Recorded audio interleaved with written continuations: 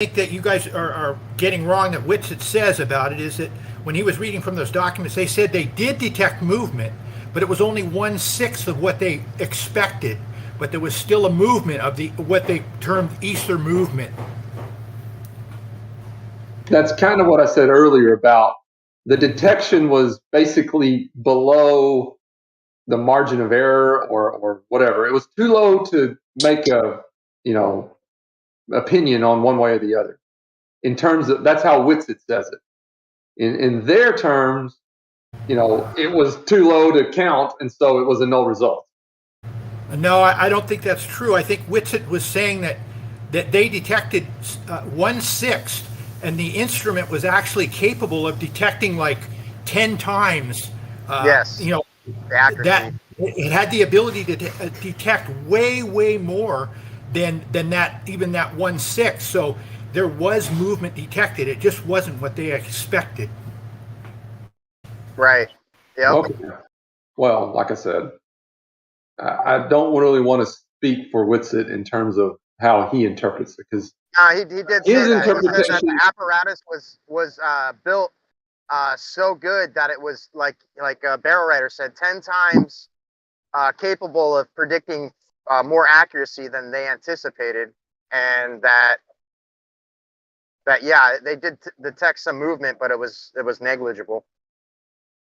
right? And then that's kind of what I mean.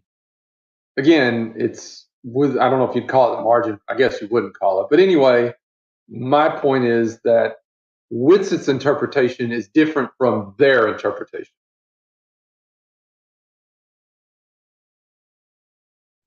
I still don't get what you're going to measure if light has constant speed in all frames, and it's not going to matter if there's ether, moving ether, not moving. Like, what's the difference? Because we didn't know. That was the whole point of the experiment. Was before this was done, it was assumed that light required a medium, and if this medium existed, it should affect the speed of light.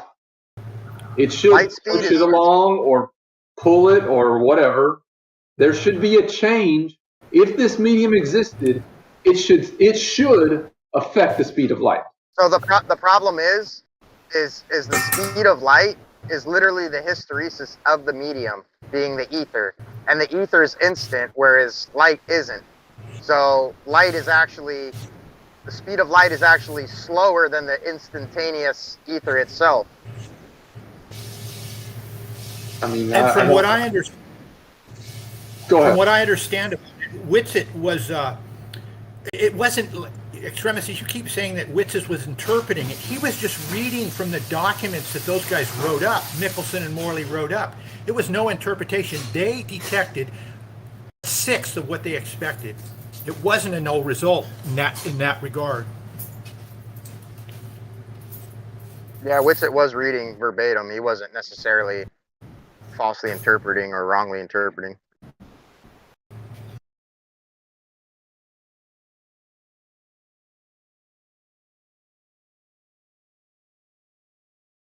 That's what I tried to tell him earlier. Whitsitt was just reading the stuff from these guys, then Well, notwithstanding what Dyslow said,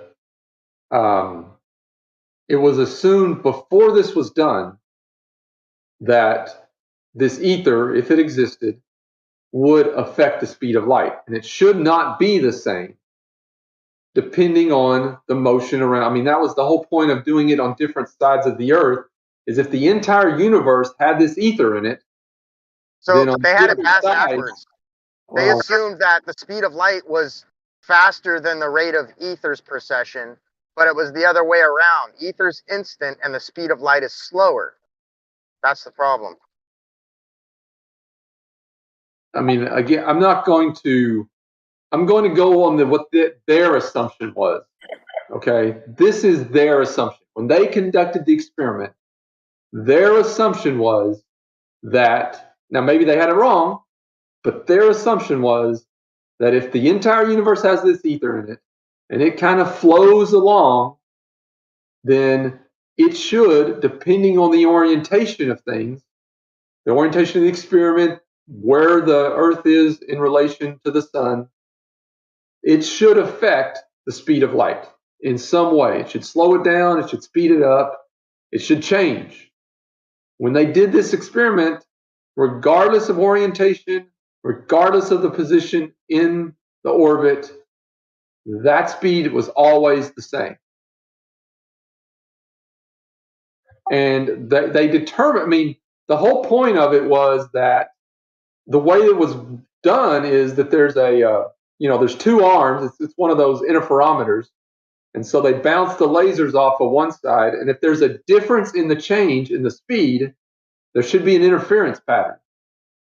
And there was never an interference pattern, which basically means there was no change in the speed, regardless of orientation.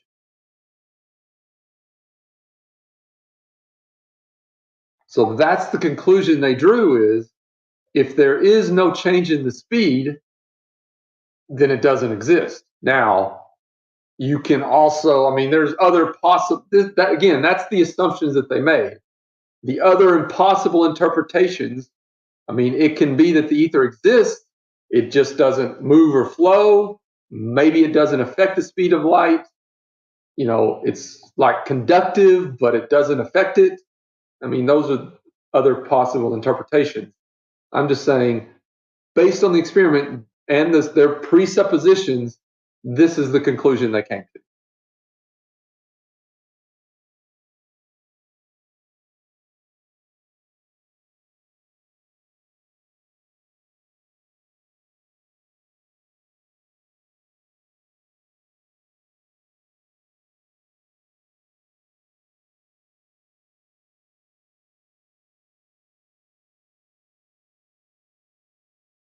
I think this is the longest you ever talked, Extremistus. Good job. Well, I'm sort of. He usually runs away. I am kind of busy anyway, but it's the part of it is I don't like it when there's an antagonistic conversation. Hostility. Yeah, I don't like that. And that just kind of makes me uncomfortable. And usually I'm kind of in the middle of something anyway. And so, I mean, it's like I got better things to do than listen to people gripe at each other. I don't like the hostile shit either. I feel like I take it there sometimes, though. I don't know why I do that. Well, and it's not, I mean, it's like there's an accusatory tone. It's not even necessarily hostile. It's just an accusatory tone. I don't like that. You're a sissy. Pussy. We were having a conversation with Larry and somebody else the other day. I think it was me and Kosho. It was actually right after you were griping, Jeremy, that you didn't want to be tag team.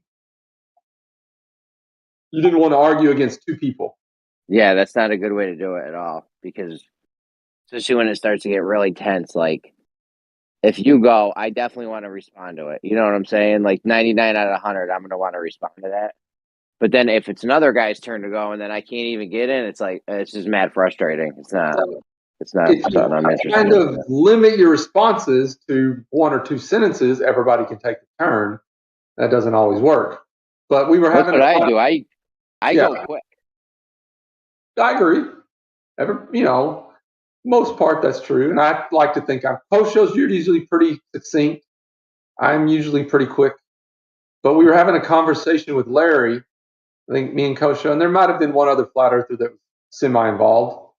And then, 30 minutes, and we were talking about dark energy and the expansion of the universe and all these, he was mentioning all these things that are wrong with the, model of the universe. And we were like, well, even if they are wrong, they're unknown. We don't know what the answer is, but that doesn't mean that we just scrap the existing model and just start over because of the unknown.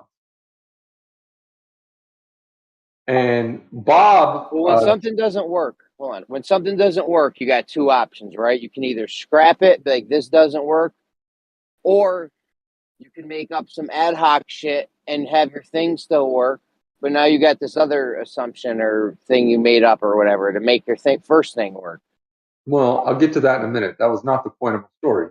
The point of my story was Bob, the science guy, came in, and he started and it just immediately went from a normal back and forth conversation with the three or four of us to a hostile, accusatory.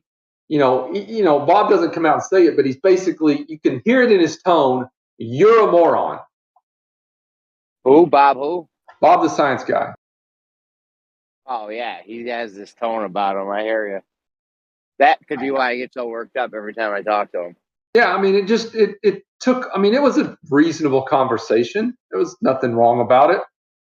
And it just took it in a direction I didn't. And the thing is, he had been in text chat, and I actually put in text chat, you don't want to be in this conversation because it'll make your head explode. I was kind of hoping that would keep him out of the voice chat. And I think it actually had the opposite effect. And he wanted to come in and prove that he's right and everybody else is wrong.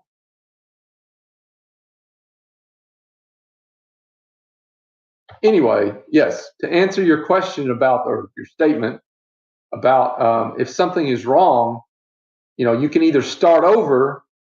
I mean, the thing is, if there are unknowns to the current model, you can develop new theories that explain those unknowns. But you kind of, in some cases, have to wait for technology to catch up. I mean, there are just some things that we cannot currently test. And so we just sort of have a theory about it, about those unknowns. And that's just kind of the way science works.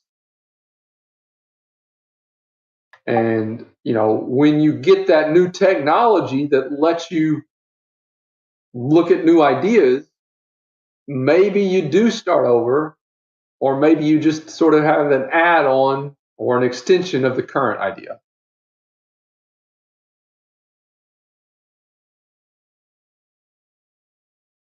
Maybe, like I said, you got two options. You could scrap it, be like, I was wrong, and scrap it, or make up some new shit to make your old shit that didn't work still work. And that's, yes. But the thing is, if you scrap it and start over, then it has to have a purpose. You can't just do it because you don't like it. You don't like where you were. I mean, if you're going to scrap it and start over, then your new idea has to, A, be as good as the old idea in terms of what we already knew and explained and predicted and all that. But you thought you knew. Well, There's okay. a difference between knowing something and thinking you know something. Okay. And when you made your model up, and had all the math and you thought you knew it. But then you found out that you didn't know it and you had to add this new thing. Well, the new idea has to be as good as the old idea in terms of making predictions.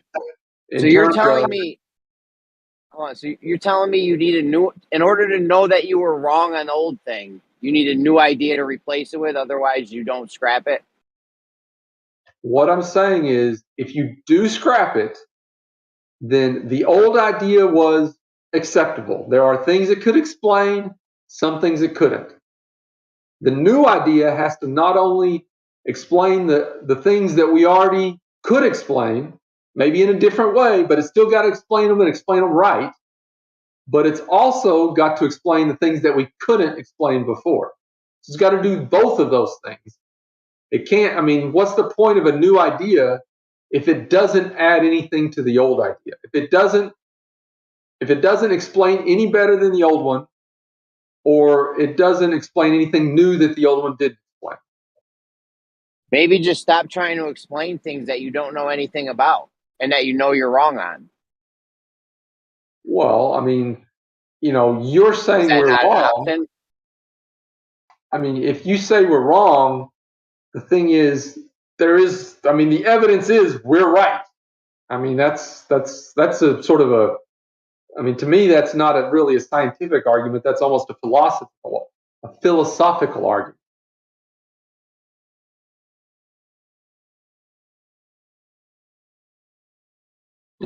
Gravity, mass attracts mass, or general relativity, the bending of space-time.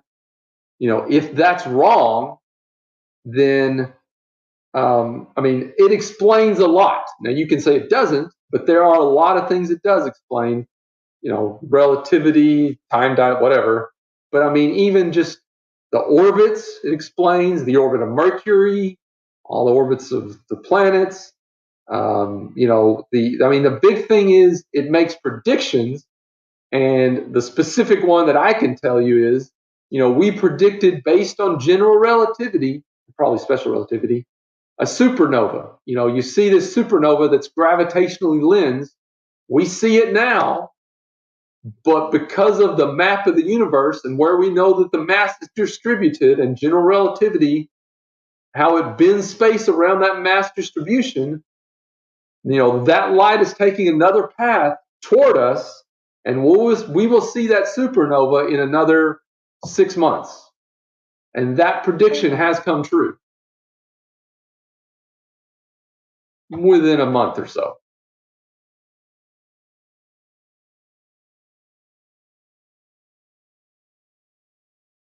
And that's notwithstanding all the other,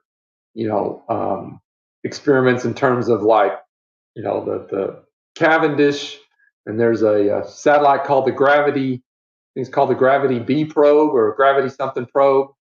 It's tested these things down to, 5 or 6 or 7 decimal places.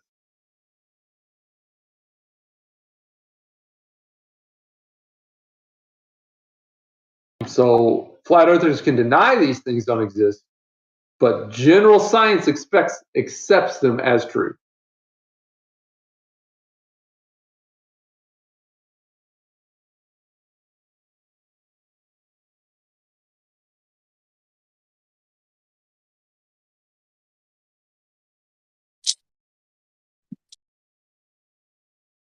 The stuff always works because you've built this mathematical and refined this mathematical model to make it work. That's fine. I don't disagree with that. But here's the thing: is if you're going to tell us it's wrong, then you can't just say it's wrong, because right now the model that we have works. And as you said, whatever backward engineering and all that stuff, if you're going to come up with an alternative, if somebody, flat earthers or anybody else, then they can't just say the current ideas are wrong, because that doesn't get us anywhere. Well, it's not me saying it's wrong. You guys found out it was wrong and then ad hoc'd a whole bunch of shit into it to make it work. No, that there's a difference between wrong and incomplete or unknown. It's the math didn't work. Hold on. Dude, the math. It works in most cases. There are cases where it doesn't. That is unknown, not wrong. There's a difference. So we have to find a better idea. And if the better idea involves starting over, that's possible. If the better idea just involves adding on to the current idea, that's also possible too. But if you're going to say it's wrong and we need to start over, we have to have something to start with. Okay, you just can't say you're wrong and just tell us to start over. That's, you figure this out. You're wrong on this, so come up with a new idea. That seems silly to me. Do you know why the math didn't work? Okay, why did the math not work? Because they were wrong. But they weren't wrong. If the math doesn't work, you're wrong, right? Is that how it works? They weren't. Or can I give you math that doesn't work and I'm right? The math is not always wrong. Sometimes it's wrong in certain cases. So if it's right sometimes, then perhaps the idea is right and there's something we don't know. There's some missing information, missing understanding. We don't have the technology. The math is right sometimes, most of the time, but sometimes it's not right. So if it's right sometimes and wrong in other cases, do we start completely over from scratch, or do we look for ways to come up with new ideas, new technology, new innovations to test where that math is wrong? That's kind of what we're doing. We're testing where the math is wrong. And it's possible that when we test where the math is wrong, we may have to come up with a new idea that starts over and gets the old math right and the new math right. That's possible. But until we get to that point, we don't really have a reason to discard all the old math that did work. That's another problem with this. This shit is all math you guys are doing. Well, that's, again, to me, that's as much a philosophical argument as anything. I don't know. The other people saw flaws in it too. What was it? Tesla said scientists these days are wandering through mathematical models that have no relation to reality. You can just make up math for anything. It's abstract, so you can just make up math and. But Like, yeah, this is it.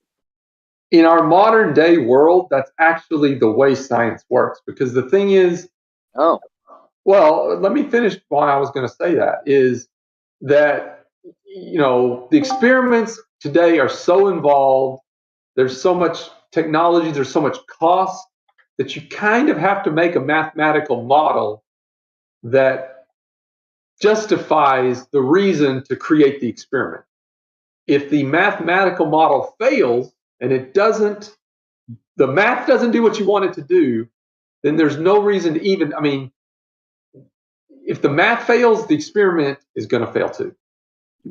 So if the math works, then maybe or maybe not the experiment works, but at that point, it's worth doing. The days of we can just put an experiment together are kind of over. The simplified view is all of the easy experiments are done, and everything is much more complicated, requires much more tools, much more accuracy. And so you've got to have the cost of everything is so much more than it used to be. The difficulty is so much more. So you have to justify all of that before you even do the experiment. That's more of my opinion than I would say true, but that's just to me the way I view it. Well, I was talking about the whole universe and shit like that. It's all just a mathematical model. Even the solar system, everything, it's just mathematical models. I don't disagree with that. Yeah. But that's kind of my point. Before you do an experiment or after this is just one big mathematical model. I asked Jace what space-time was the other day, or if space-time bent. He told me the grid system bends or something. Like there's just a mathematical coordinate system. I think that's true. You can view reality in terms of a mathematical coordinate system. That's kind of that to me is a scientific way of viewing reality. It's not you and me don't look at it. It's an abstract way of viewing reality. That's true. But yeah, you and me, the everyday person doesn't view reality that way. The scientist views reality that way. But they're looking for very specific information, and they're looking for very specific, they're looking for something specific. So they have to do it that way, in my, the way I see it.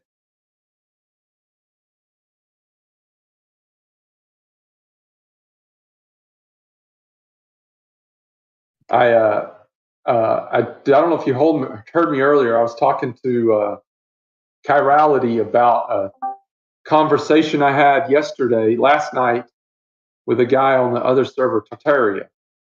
Did you hear that part of our conversation? No, I was in and out. He fucking woke me up, that bastard. No. Anyway, so basically, we spent, an hour going over southern flat routes in the southern hemisphere. And he put this video in. I don't remember the guy's name, but he put a video in, and it was all in text chat, by the way. So you could go and read it. You don't have to. It wasn't voice chat. But he put this video in that basically said southern flight routes don't exist. There's always a stopover in the north to refuel, and they fly back south. And he gave two examples: Sydney to Santiago and Johannesburg to Perth. And I basically said, hey, there's direct flights now. There's no deviation. They fly directly. The distance, here's the route, here's the mileage, here's the speed. This all matches the globe. And I think the video might have been made during the pandemic, so maybe because a lot of flight routes were canceled, so maybe they didn't exist when he made the videos made, but now those direct flights exist. And so we argued over what that means for a little while. And then, I basically said, this is what it means. And you can deny it, but it's what it means. And then this guy comes back and he says, I'm going to give you an example. I am 200 pounds and I flat my arms and start flying and I get to 100 miles an hour. And he asked everybody, and this again is in text chat, and he asked, what is my average rate of velocity change? And that was his question. And three or four of us are like, what does that question even mean? First of all, velocity and acceleration are two different things. So there is no such thing as a rate of velocity change. I mean, that is acceleration, but he was asking for it in terms of a velocity. So he was asking for a mile per hour, but he wanted an acceleration. So it was a weird question. And for 30 minutes, we tried to explain the difference between velocity and acceleration. And I'm not sure he ever understood, but somebody eventually put in 25 miles per hour per second, which is the answer he was looking for. Whether that's right or wrong, I don't know how they got it. That's the answer he wanted. So he said yes. It's an acceleration right there. Okay, well that's the answer he was looking for. It was weird. And like I said, you can read the text chat. It was strange. I mean, he was getting all flustered because we kept saying, you're wrong on your question. You're asking the wrong question. It doesn't make sense. You're confusing. Anyway, there was a lot of back and forth, and he was getting all mad because we didn't understand. But he was using the wrong term. In the end, he got the answer he wanted. So I was expecting something to kind of go back to this whole flight route thing that we were talking about earlier. I don't really know how I was expecting it to tie in, but we were talking about that. He asked this question. I was expecting some sort of, tie-in. Flights would do something for me if you could get the distance they traveled, or it's not the distance they traveled, the distance between the 2 points with them, but it really doesn't work. Well, so anyway, he comes back and says, my point of this conversation was that I cannot fly even though the math says I can. And I was like, what the fuck? I mean, seriously. I don't get it. I don't understand the point at all. He was kind of doing what you argued about. The whole math doesn't represent. No, don't rope me into that. Don't rope me into that, whatever that was. Well, his whole point was this is the number, the math is right, but he cannot flap his arms and fly. That's what he said. And I was really disappointed that we spent 30 minutes on this entire conversation. I'm not saying we can't fly because math's not right. I'm saying you guys made a mathematical model of the fucking universe, the solar system, and then went off of that. My point is that, he's basically saying math isn't reality. Now, whether you say that or not. But anyway, I was very disappointed in that conversation. Extremistus, you just did the exact same thing that guy did. Why? Because you just took a long time telling a story, right? The guy's point would have stood if he didn't take 30 minutes to explain it. It still makes sense that you can have the math for someone flying and the person, it doesn't match reality. The guy can't fly, right? But you just went into a big, long argument about it and how it made you mad. And again, the point was obvious that it just doesn't match reality. You guys have these maths, right? And they work, right? But there is no proof linking them to the actual reality. Okay. So, yeah, I mean, It's just the whole topic is so bizarre because your side is so confident in the scientists and their math and all that.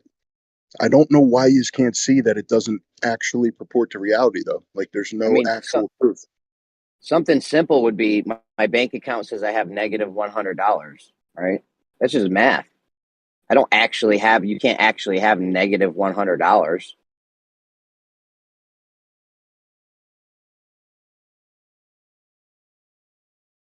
Yeah, I mean, regardless of the example, I think, Extremis, you understand the point.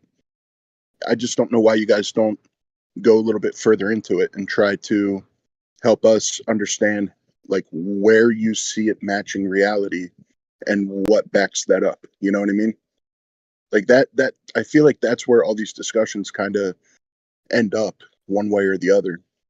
And then it just like it stalls out, you know, because we're like, well, show us, and you guys just bring up maths and things that can't be proven to actually exist in or line up with our reality as we see it.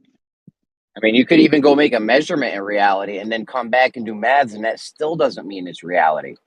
Say I'm George Hanichuk and I measure the horizon above level, above horizontal. And I come back, I do the math, I show you how concave the earth is that we live on. That doesn't make it reality. And that's with a measurement involved. Like when you brought up reality or relativity earlier, and I assume you were talking about the Arthur Eddington experiment, really just an observation. Like that,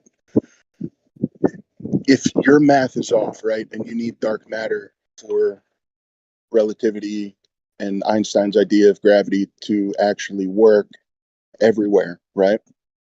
You can't really just say, okay, it works in these situations, but out here in these situations, we actually must be missing something that makes the math work. We just don't know that variable yet. So it doesn't exist, that variable doesn't exist in the things that the math works for, right? But it does exist somewhere in the areas that the math doesn't work, right? That is like the biggest band-aid, bro. Like the fact that you guys can't logically make that connection, it baffles me sometimes.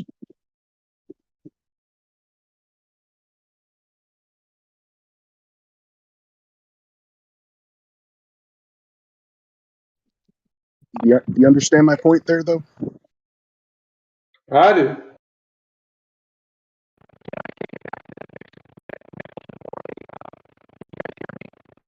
No, we cannot hear you. That was weird.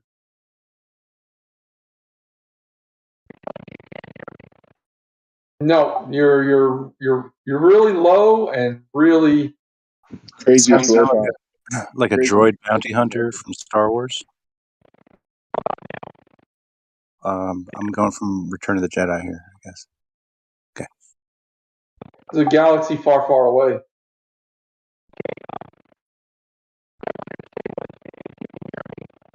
Or like if insectoids Bro, were real. it's real bad, Barrel Rider. We can't even understand it, pal. It's like That's some we're serious not- time dilation you got going on there. Yeah, it is. How about now? That's That ain't better. bad. That better? Yes, you're good. Okay. Now, I had to step away. I'd like to make another point about that Michelson-Morley we were talking about in the detection of movement. Whitsitt read from those documents that they only detected 1/6 of the movement that they were expecting. And that was either that the ether was moving around the Earth, swirling around the Earth, or that the Earth was moving around the sun. But neither was true. They only, if the Earth can't be revolving around the sun at 1/6 of the speed they had theorized that it was that it was moving around the sun. That's not what he said. He's framed it Wait, incorrectly. hold on. Can I finish? Can I finish? Sure. Okay, thanks. But this is what Whitsitt read from the documents that he had. Now, he also read that letter that Einstein wrote, and Einstein Why don't, said we, that. why don't we address that point Whoa, first?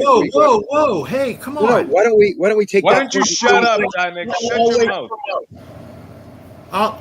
Okay, so he read those letters, and Einstein wrote that letter to that guy, and he said, "I'm really perplexed by this. I can't understand it."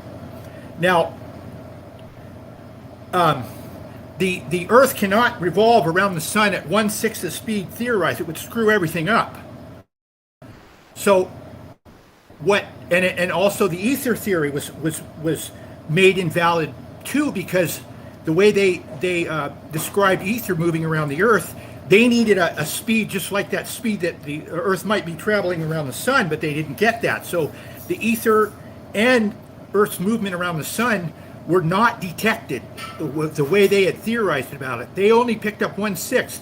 The only conjecture that I heard Whitsitt make, he was reading from documents, the only conjecture he made is that maybe the ether moves around, but it's not the ether moving around, but he talks about that rotation that causes like if you hold your hand over water and you move your hand, you'll make the water move, and that possibly because the distance to whatever it is, I can't describe it, but witnesses what was not interpreting anything. He was reading documents, and they did not detect any movement, whether ether or they only detected 1/6.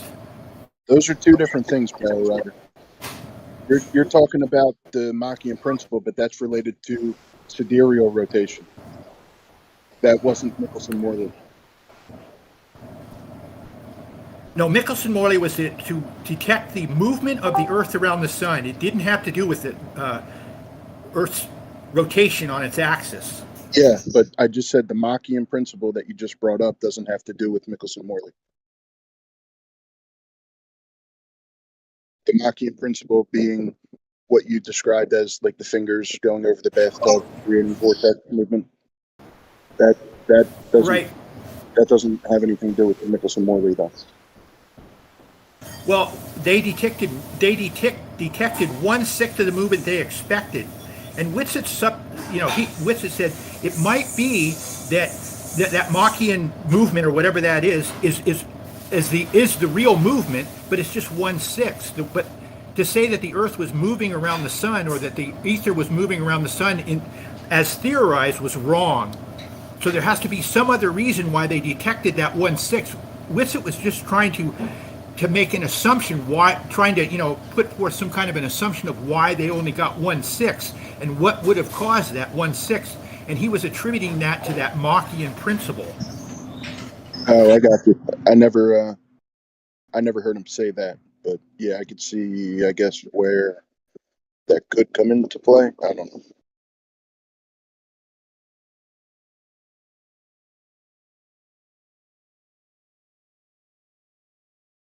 How would the Machian principle affect the speed?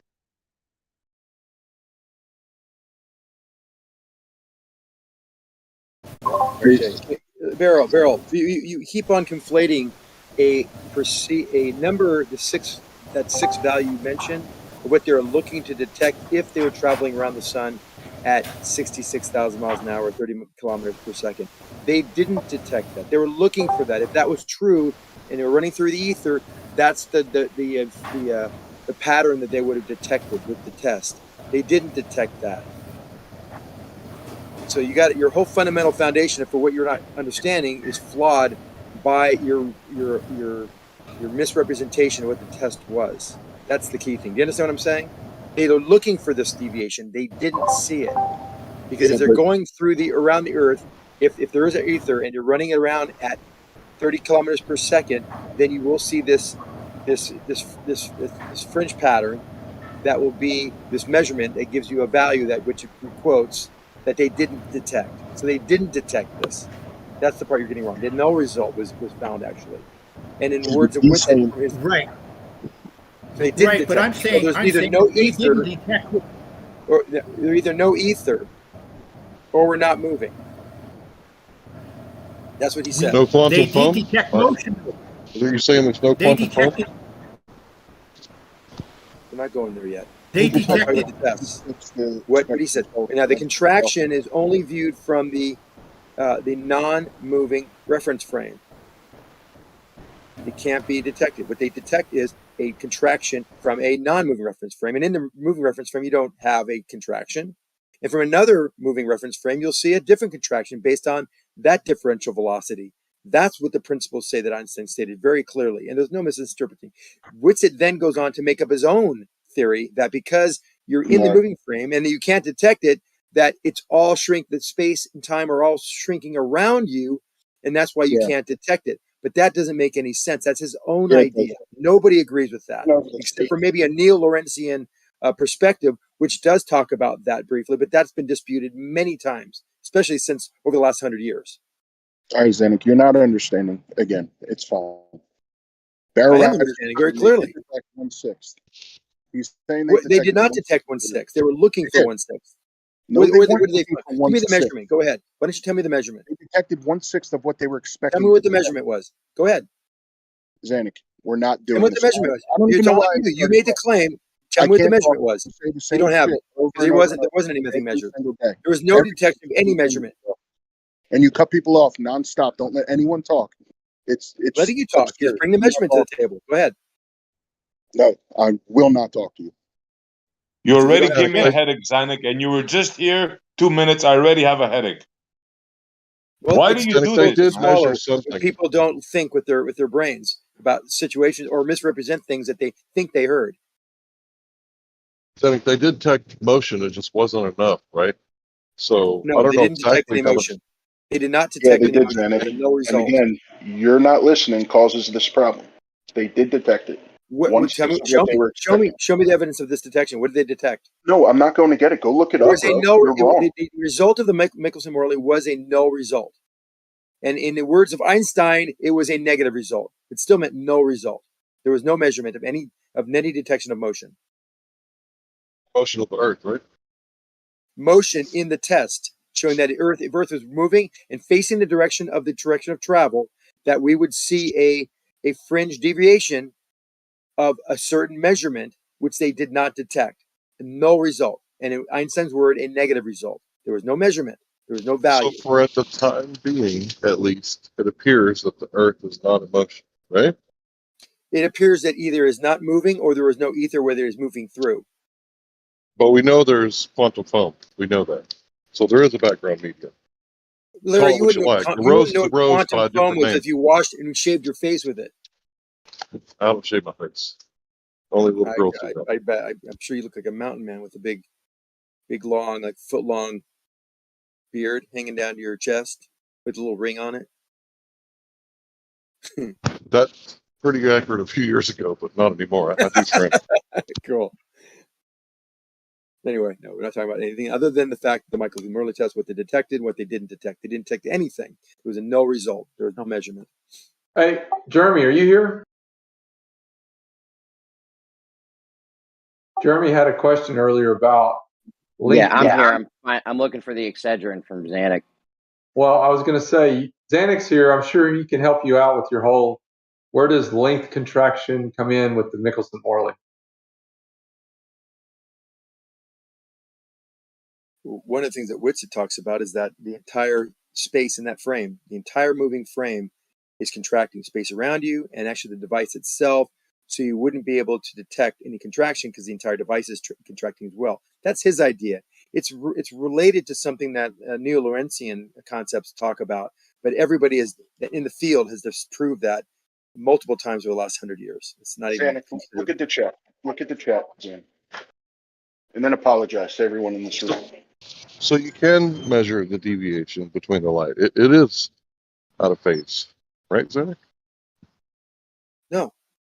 This It device was just not what they were expecting, Zanuck. You're wrong again because you don't listen ever. This could have been due to the rotation of the Earth itself, which is a different effect altogether. Yes, which is why Whitsitt brought up Machian in principle as a possibility. You said a sixth. See? You said a sixth of the measurement. There was some noise that they measured. Yes, we're not talking about that. You said they measured 1/6 of what they should. So what is 1/6 of 0.4? Yes, Zanuck. Wiggle What out is of it. 1/6? What is 1/6 of 0.4? Does anybody want to venture a guess? It's not 0.005, just so you know. You get that, right? So you made that point several times using the word and term and the value 1/6, and it was not correct. They had measured something. And by the way, with the Sagnac effect, which does give you a fringe shift as well, that could easily be done just by the rotation of the Earth itself, or errors in the device itself as well. So Yeah, that's but why I the wanted to jump Machian in earlier, principle, just to help you out with your misunderstanding of what the test was. but the Machian principle could explain that. It doesn't always have to be in favor of the model. In fact, usually things are not in favor of the model, up to 95 point something percent, right? So if you guys are always saying, yeah, I mean, it's cutting off from the bottom, but it has to be curvature, and there's dark matter because there has to be gravity, and there's dark energy because there has to be expansion because the Big Bang, and there's the inflation period, because it has to fit what we see, even though when something goes bang, it spreads out in all directions evenly, right? It has to be photoshopped. It has to be this. It has to be that. What if it doesn't have to be, Sammy? What if anything? What if is an interesting phrase. What if? Yeah, I don't know. that's what you What do should you call think, your Larry? model. What if? What if? Yeah, that's But what the standard model all is. the millions of data points that I can bring up, literally it would be millions, show that everything points to the Earth being round and spinning. For example, something as simple as the Foucault pendulum. You can explain it away. I mean, even the thing we were talking about yesterday about why there's geosynchronous That's a device for hypnotizing See, people, hold on, Xanax. Larry, I'm you're sorry doing to exactly what I'm hypnotize. accused of being done. Larry, the middle of a sentence. Hold on a second. Things like the geostationary satellites and people that do not understand the entire principle behind that. How can something go up and up and up and then not fall right back into the ground? Well, how is that possible? Because everything we test shows that to happen. Satellites. You don't go into the carbon line of perspective had a screwed up perspective on, or Napalm was very confused on, because that's just a point where we just accept that's kind of where we think that space starts. But along the way, it's a progressive degradation of air pressure, and you still fall straight down. Even if you're in space, you fall straight down and accelerate very, very fast, very quickly. So why does a geostationary satellite stay right above you? You can see it, and you can use it, and it is 22,000 miles away. And the reason why it's staying up there is because it's 22,000 miles away, not the distance, because it's centrifugal force acting on it. The centripetal force keeping it balanced with centrifugal force. That's why it stays there. That's So hard to when you explain on a flat Earth. I'm sorry, I know I gave you a pause. So when you put a satellite up there, right, you have to intricately design the orbit mathematically to get that, or the perfect geocentric position. It's very difficult to do that. It requires a great deal of planning and a lot of mathematics and all that stuff, right? But all these particles floating around the rings of Saturn are doing that, and it just happens to be happenstance that all these orbits are like locked in place and they're not really decaying to the point where we see significant difference in anything, because the rings of Saturn are always there. Pluto's always where it's supposed to be. Mercury's always where it's supposed to be. And it's all just from a random cosmic Big Bang. But yet when you guys try to do it, it requires a great deal of detail and precision where it doesn't work. No, that's not true at all. All these particles all reach their equilibriums, right? They were now at the proper orbits for their mass and for their velocities, and so there's nothing surprising there, and all of it works out almost perfectly well with Newtonian mechanics, even better with Einsteinian. And yes, there's orbits of Pluto, and everything is stabilized and everything is moving in the way we expect it to move based on the values that we give everything. Galaxy. Things we measure, Except for the galaxy. except for things Except on the for macro deep scale. space. Yes. So in the macro scale, even Einsteinian mechanics kind of fall apart, and we inject things like dark matter in those. And most of the universe that we know, most of the matter in the universe we know is mostly what mechanics dark matter. though? You don't even have a model. Injections of dark energy as well. Yeah, these are things that we're noticing the effects of, and we're calling them these names. But we don't know everything, and we have inaccuracies. But the models we have today explain things pretty well, and also predict things. When we see things happen, we go, you know what? We see this happening. We know what it is. Almost done. And then let's see how it affects this other thing nearby, and we think it's going to do this, and then they measure it, and lo and behold, it is affecting these other things that are nearby generally in the same way. Not perfect, but pretty close. So very predictive strength in in accuracy. Where is the curve? So you said action and reaction happen. What part about that does humans have anything to do with?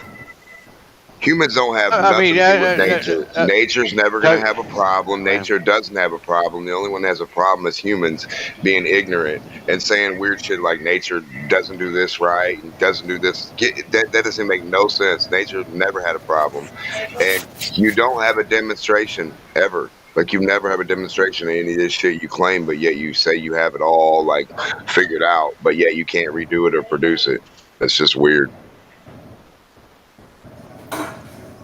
Yeah, another beautiful,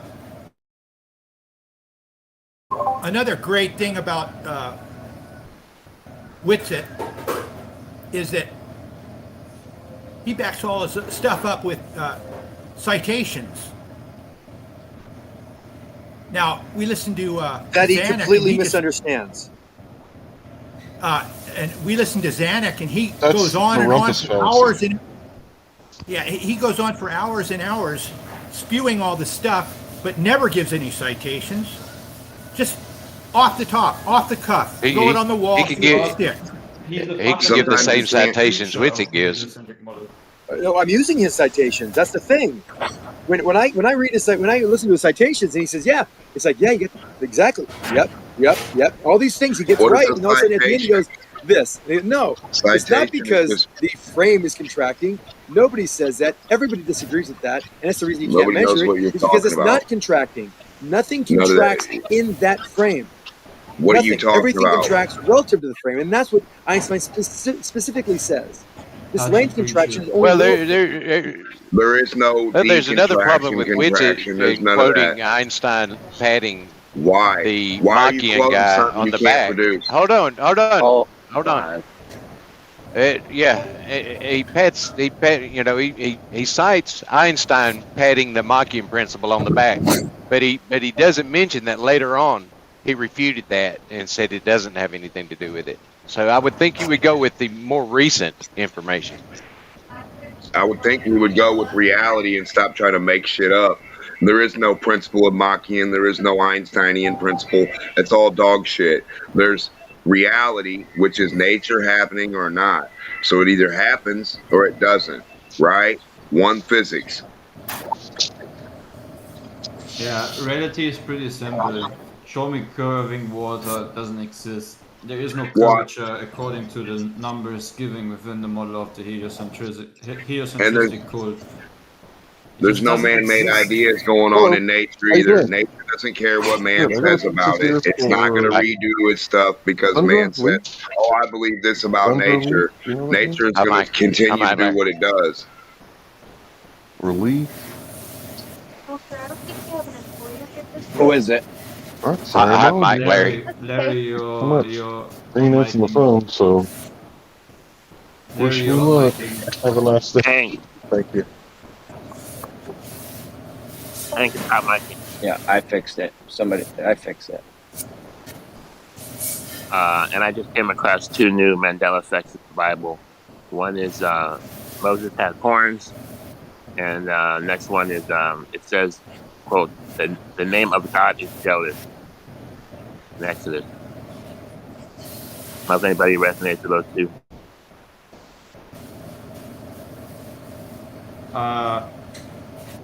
I'm still a bit on the fence about the whole Mandela thing. I have not yet to come to something that is really... Yeah, because it's beyond your imagination. That's why you don't think it could happen. Mandela's fake as hell. Listen, why we got all these man-made weird things that are not being produced, cannot demonstrate, and we go by? All the dudes. You can start naming all of them if you want. Hey, D-Mon, according to things in life, there's no proof, my friend. According to what? For all the important things in life, there is no proof. What? That doesn't make sense. Well, you guys don't have proof in science. You can't prove things or disprove things. So why would you come up with a hypothesis? That doesn't make any sense. I'm going to come up with stories and stuff I can't do anything with. Oh, great science, guys. Keep up the good work. Doing That's nothing like with science. Real science. No touch. no feel, no do, no physics, non-physical, non-contact, non-contact, no touch science. That's the shit we got now. Make up stories and say, well, if this thing was the problem for this thing, then I fixed the problem for that thing. But wait, I didn't fix the problem. There's still a problem. 5/2. We got to figure out a way to shrink this 2 to a half of 1, the integer of 4. Get the fuck, come on, man. Yeah. So the real Sounds pretty science, crazy, doesn't it? Yeah.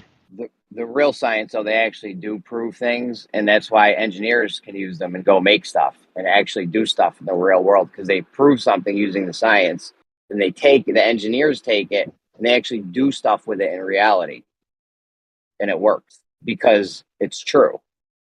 Yeah, The like lay science they drywall, did was the science lay they pipe. did was true. That's why the engineers can actually use this true stuff and make it work in reality. Like laying pipe, Jeremy. Trial and error, touchy feely, doing the stuff. You get the action, you get the reaction, you can produce the thing. So if Jeremy says I can produce all the stuff that we do in science, like he probably could. He could produce the wood, the pin, anything. He could produce whatever you could produce in the physical realm. But out of the physical realm, you're not doing anything. You're just, it's retarded, really. It's insane. Once you can't touch it, you're now out of the realm of science or manipulate it or something. You got to be able to do something with it. Right, because you can even wave your hand through the air even though you can't see it. So I don't want to hear no can't see bullshit because you can feel it. Can you touch God, Demon? I'm touching myself right now. Oh, it's a joke. It's a joke. God dang it. Can you touch respect, dignity? What's that? Yeah, I don't think anybody's not to. I don't think you can't not touch God, whatever that means. I mean, if you can touch it, then everybody's touching it. You know. Can you touch love, Demon? Hope, No, promise. you can think about it. I don't know though, because can you do science with that intention experiment thing, like the rice experiment and whatnot? Because there's nothing physical there at all. You can't touch No, nothing Jeremy, you with just that. can't do a science experiment on feelings It's and words. physical. That's physical, Jeremy. If you yell at a box or you play a speaker next to something, it's got a physical attribute. The sound is going to pump into the thing and hit it. Like something will happen. You might be rotten, making the shit go rotten from it sitting out so long. I mean, I don't know if you're going to get the attribute you're looking for, exactly, but there is an attribute reaction going on. Yeah, but some of this stuff is nonverbal though. You just like think bad thoughts or something. Then you come to think of, is it the sound of the word, or is it the intention behind the word and the sound? A frequency. You're trying to send a frequency to it. So if you're thinking about the rice, it's like being on channel QLZ. You want to tune into QLZ, not WDBR. So the rice, you're thinking about the rice being good, not bad, or whatever. So you're trying to focus an energy to the rice.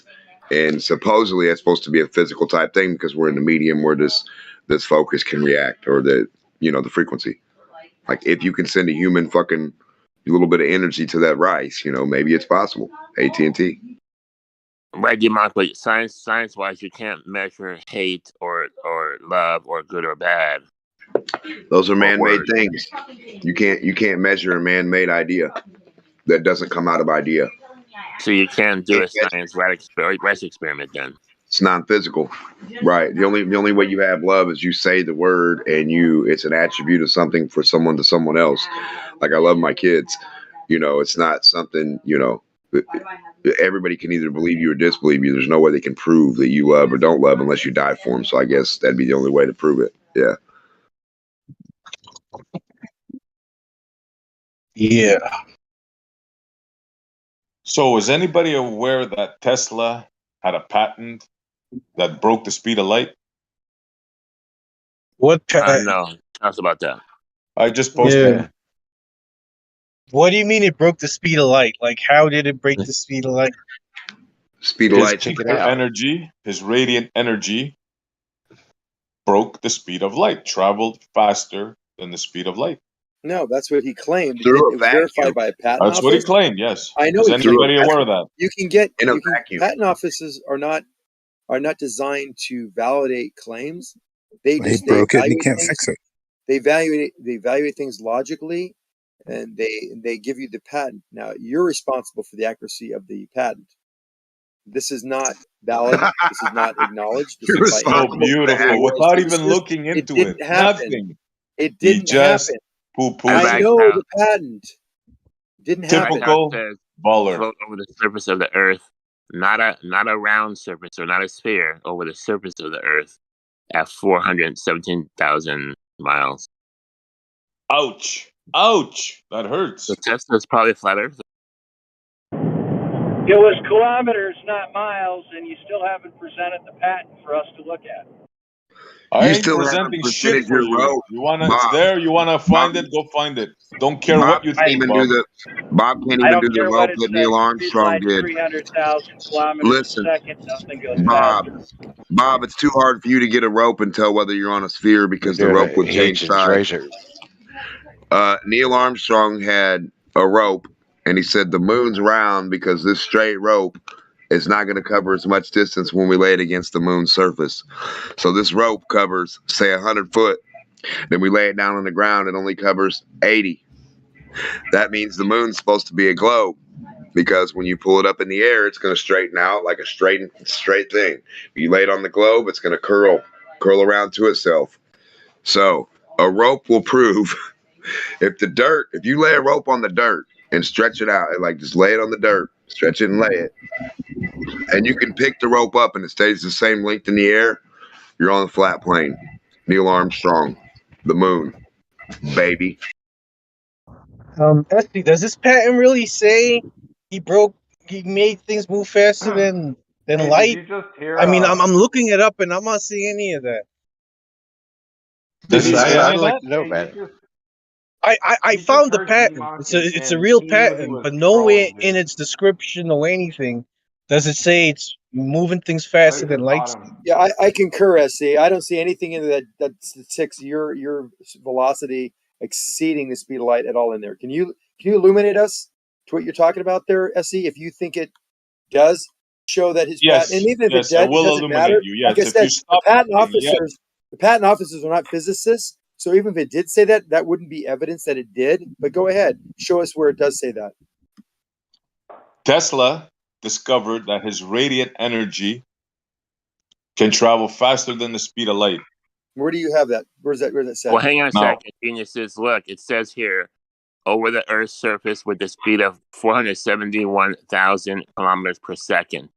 So, what is the speed of light, Genius? I saw what Essie posted, but Telephone. where did he get that from?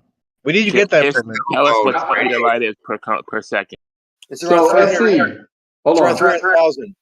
SC, I put the document in the chat actually as a PDF file. I'm looking over that. I don't see anywhere in the actual patent that it shows what you clipped and put in the text about the speed in the patent. Yeah. Light. See, where There. did you get that from? Sound is faster. let me see if I can find the article. All right, Essie, cool, thank you. No worries. But if this is true, what would you guys say? What would you guys say then? I'm just curious. Let's cross that bridge when we get there. If you can find the article, then we'll look at it. All right.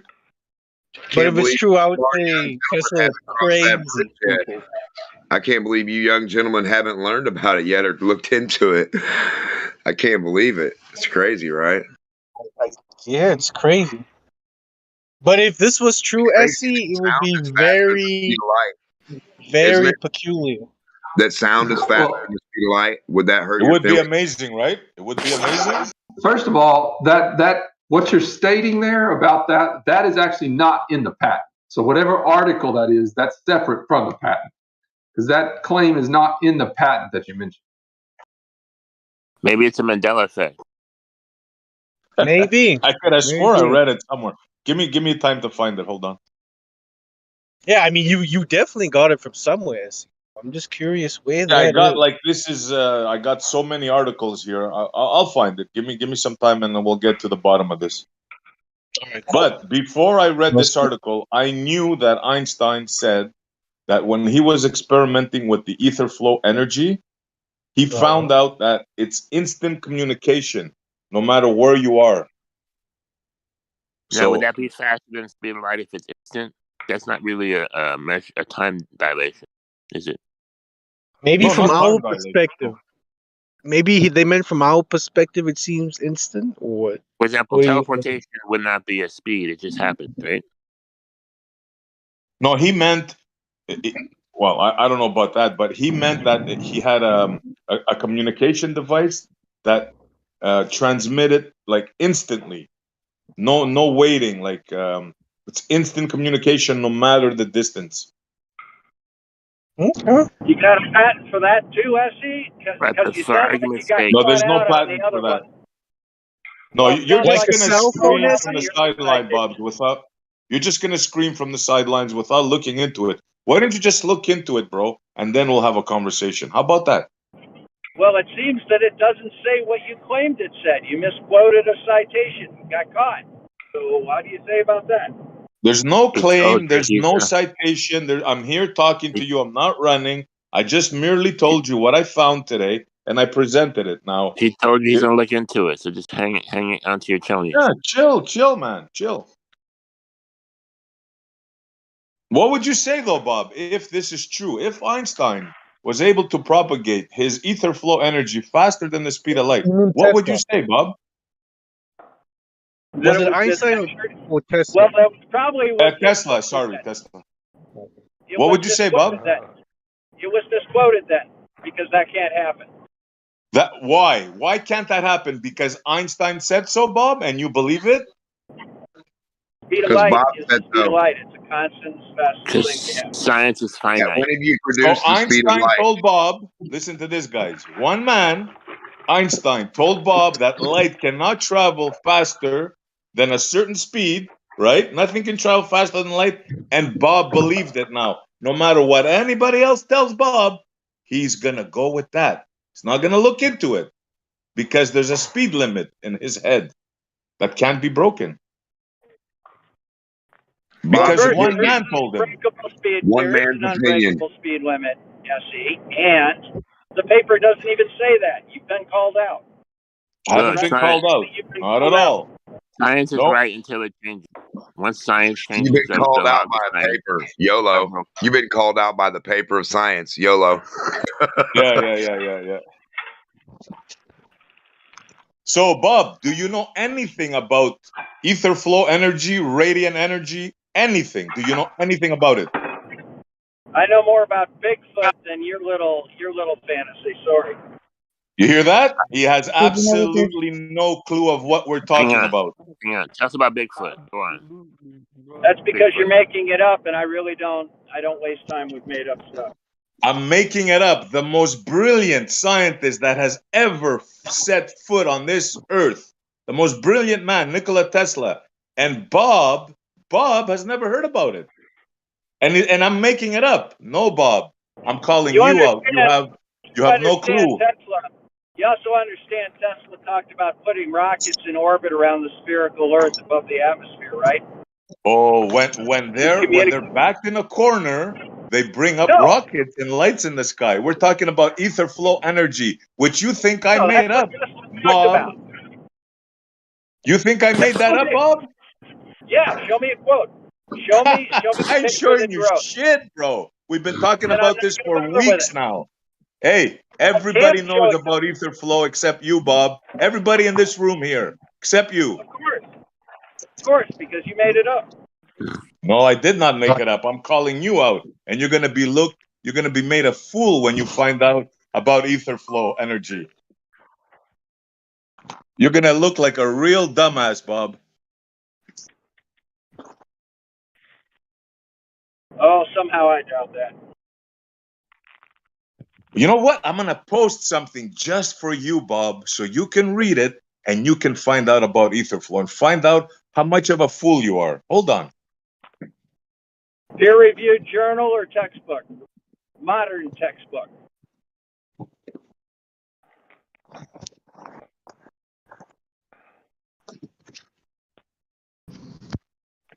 Well,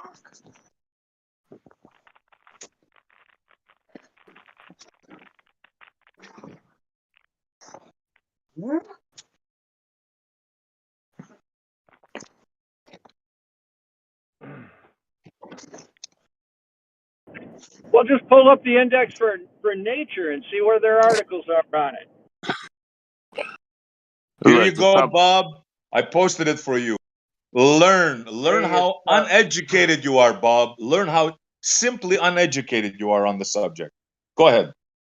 Hey, the And citation turn is red. I want you to YouTube turn red like University, a Bob. tomato while you're reading it. By the way, you gonna tell us about Bigfoot or what? Just play with my emotion.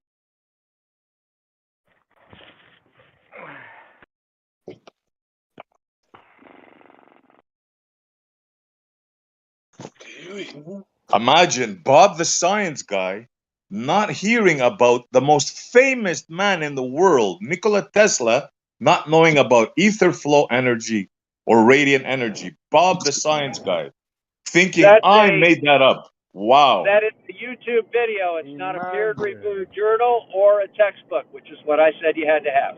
Yeah, you can say whatever you want, Bob. It's irrelevant. Not even gonna watch it. Yeah, where would You gotta we have a review it on journal about YouTube? light. So I gotta. Where do I get this light journal from? See, Who makes here's the the thing. light? Hey, you know what? Hey, When we mess with all these of people, right? all of It's Bob's really videos, not going to get anywhere. all of Bob's videos that he's ever posted, nobody can ever use those as proof of anything because it's not a peer-reviewed journal, but it's YouTube University. So Oh, it doesn't yeah, well matter said. if you post. All of Bob's That's it. work is rendered useless. We heard you. We heard you. So this is what's called the genetic fallacy. It has to be from a peer-reviewed paper or some other scientific journal. Otherwise, it's not science. That's not how science works. I could do some science in my bedroom right now, and it doesn't mean just because it's not in a peer-reviewed journal that it's not true or accurate. Yeah, but wasn't it Bob doesn't telling matter us if that it you is. just look at stuff the other day, Jeremy? Just look at stuff and make assumptions, and that's science? You I gotta just have a want to say, prediction. You gotta have a I prediction. don't think just Bob real made that fast. claim though. Can Sorry, I go be ahead, heard? man. Yeah, Yeah, go just real ahead. fast. I wanted to say that it doesn't matter if you do hand them peer-reviewed journals saying exactly what you said word for word. They're going to say, well, you don't understand it, so it's dismissed. So there's no winning with these guys, right? That also Everything wouldn't has to make be it true. you're wrong, they're right. No matter what, it has to be. Yeah, if That's it was not in a fair. peer-reviewed journal, that also wouldn't just make it true just because it's in that.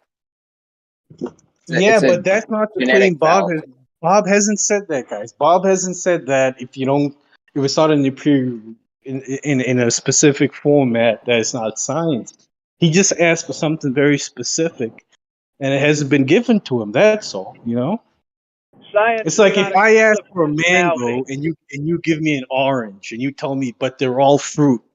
It's not what I asked for, right? Yeah, but Bob, you're going to be the last guy we check on for what science is or what's good science because we've heard your science and it's fucking ridiculous. Yeah, we can't go to So his what? YouTube channel anymore. It's not peer You reviewed. don't go to it now. So what? You guys are being melodramatic right now.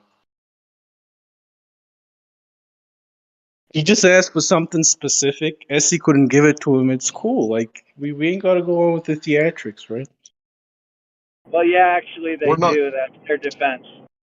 we're not going into theatrics. For the past few days, I've been passing out an article from the Scientific American, and everybody is claiming that, well, you just don't understand the words. It literally says it requires faith, right? What's Do the you guys know what article that about? means?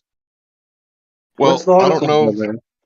I don't know. I can't tell you because I don't understand, right? According to the Globers. So if I were to post it, you just Hey, assume that I don't that's understand not it, a and you peer win the reviewed argument, paper. I'm right? not asking you to post the article. I'm asking you to tell me what the article is about. About the assumptions and indefensibility about some of the theories that they have that requires a great deal of faith. That's what it's about. Okay. Such as? Give an example. Yeah, give an example. Like a theory we have a lot of faith in. Big Bang? Flying tree. Gravity? Unification theory? So that article says there's no evidence for the Big Bang. It's all faith based. What? That's not what I said. Every Just human read the says that. article. I'm asking you. I never once said that is what you or the article said. It was a question. Okay. Just read the article. Don't question me about the article. I posted it for you for your review. Thank you. I respect you, Nate. Yeah, but I But mean, I want to talk to you about it, and I don't want it to have to be a thing. I got to leave the mic for 5 minutes to read it. I thought you could just. Well, his But reading isn't going to turn out the same as yours. You know that, right? Like if he reads a book and you read a book, you guys might not come back Just with a million. explain it in your own words. Yeah, It's that's like what I was the hoping. telephone game. Have you guys ever played the telephone game? That's Yeah, what Nate's Gophers like asking to be for. goofy with that game. Especially, They're not very good from with a it. flat earther. Have you ever played the demonstration game? Show and tell? Genetic fallacy. Stultification tactic. They do a lot of All telling, right, no I'm gonna read the showing. article, Larry. I'll be right back. I appreciate that, Nate. That's all you have to Read the do. one I just posted on CERN. I wonder if that's good enough for Bob. Have a look at that article there, Bobby boy, from CERN.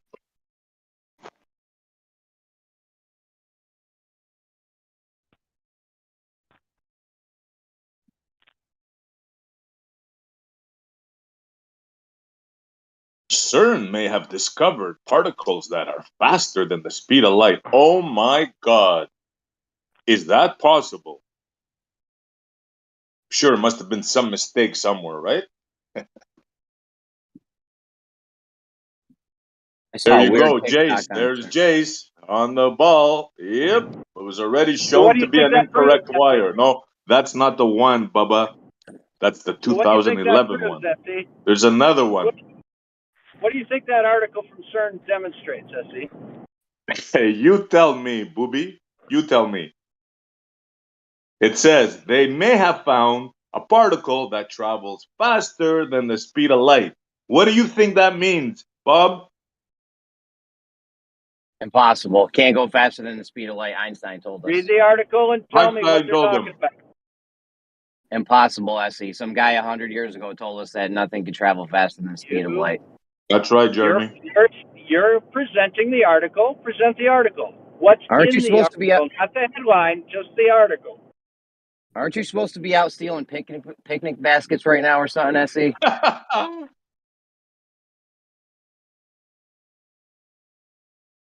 So tell me what the article says, SE. What do you think it demonstrates? Can't you read, Bob? Can't you read? I can read a headline. What does the article say? Read it and see. Not my article, man. It's yours. You read it. Get that tell me in big your own words. scientific brain of yours in action, Bob. No, you read the article and tell me what it says. I'm reading shit for you. Well, then I'm not going to bother with it. This is what you wanted. Something from Scientific America, a scientific journal, right? This is exactly what you asked for. Tell me what it says. Nate, remember when you said SE's not giving him what he's asking for? Now he is giving him what he's asking for, and I don't know what's going on still. Changing the goalpost. No, tell me what it says. Can you believe this guy? What do you want me to spoon feed it to you? Yeah. Yo, chew it up. Chew it up and You chew it, chew it up and then put it in screen. Yeah, like what are we, Feed birds him like here? a baby. Feed Here, him I'll like do a it, baby guys. bird. I got it. See, I'm it's your chewing it up article. right now. Present it. Go ahead.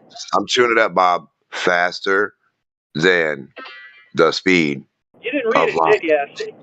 Ouch. Feed him like a baby bird, SE. Yep. Did you read the article, SE? Did you actually read the article, SE? Put on your big boy pants and read. All right, so you didn't read the article. You just found a headline. You did a little word search. And now you found a headline you think agrees with Clover's you. afraid to read. Go ahead and tell me what the article says. You forgot how to read, Bob? Put your monocle in and read it up and let us know. I'm driving. I'm not going to read it. It's not my article. You present the article. Do you wear a article monocle? in there, I'll read it. But do you wear a monocle, though? That's the real question. That shit was funny, Jeremy. Monocle, that's good, yeah.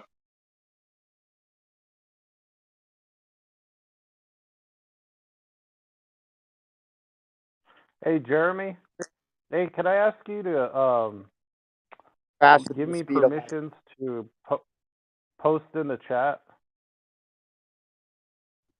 Good white. Shut the fuck What's your name? Harry Johnson. So actually, I remember this. Actually, SC. I actually remember this. And so basically, this, they detected whatever. They measured something faster than the speed of light. They basically published the results. Said, we don't know what it means, but here's the results. So everybody kind of fact checked them. Admittedly, everybody was surprised. And basically what it came down to was the equipment was improperly calibrated. There was some A equipment wire. Yeah, I think you're referring to the 2011 one, which this is may be exactly what your one. article talks about. Your article is timestamped 2011. This is the 2011 one, right? Okay. So they tried it and they found it, and of course it couldn't be the speed of light. Faster. They had to hold on. They had to check, and of course they found there was a faulty wire. Essentially, yes. Right, of course, just like the James Webb telescope, right? They found anomalies. They found gases weren't supposed to be there. They found galaxies that were formed before they should have. They found expansion quicker than they thought, and of course. They had to re-examine and check and found, oh, you know something? The James Webb telescope had a problem. This is what they do. Whenever they find something that goes against their garbage, there's always mechanical failure. It's always a problem. Well, let's see. The only thing that I'm aware of that can travel faster than light is the expansion of the universe, because that's the expansion of time-space. That's faster than light. Yeah, exactly. And they had to come up with that bullshit, Bob, because they thought it was contracting, and when they found that it wasn't contracting, and they found that it was expanding, right? That's when they came up with dark energy. It's all a fantasy, bro. It's all a story you believe in. It was contracting, SC. When did they think the universe was contracting? They thought that the universe was going to expand to a certain point and then possibly contract. But Possibly in the future. But when did they believe the universe actually contracted? Why did they come up with dark energy, Bob? Big Bang. That doesn't have anything to do with the contraction of the universe. Has everything to do with it. You made the statement that they thought the universe was contracting, and now they think it's expanding. So when did they think it was contracting, SC?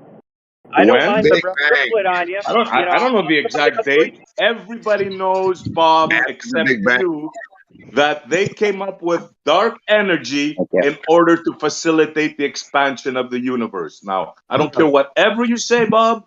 Everybody knows Are you that. saying the universe isn't expanding? I am.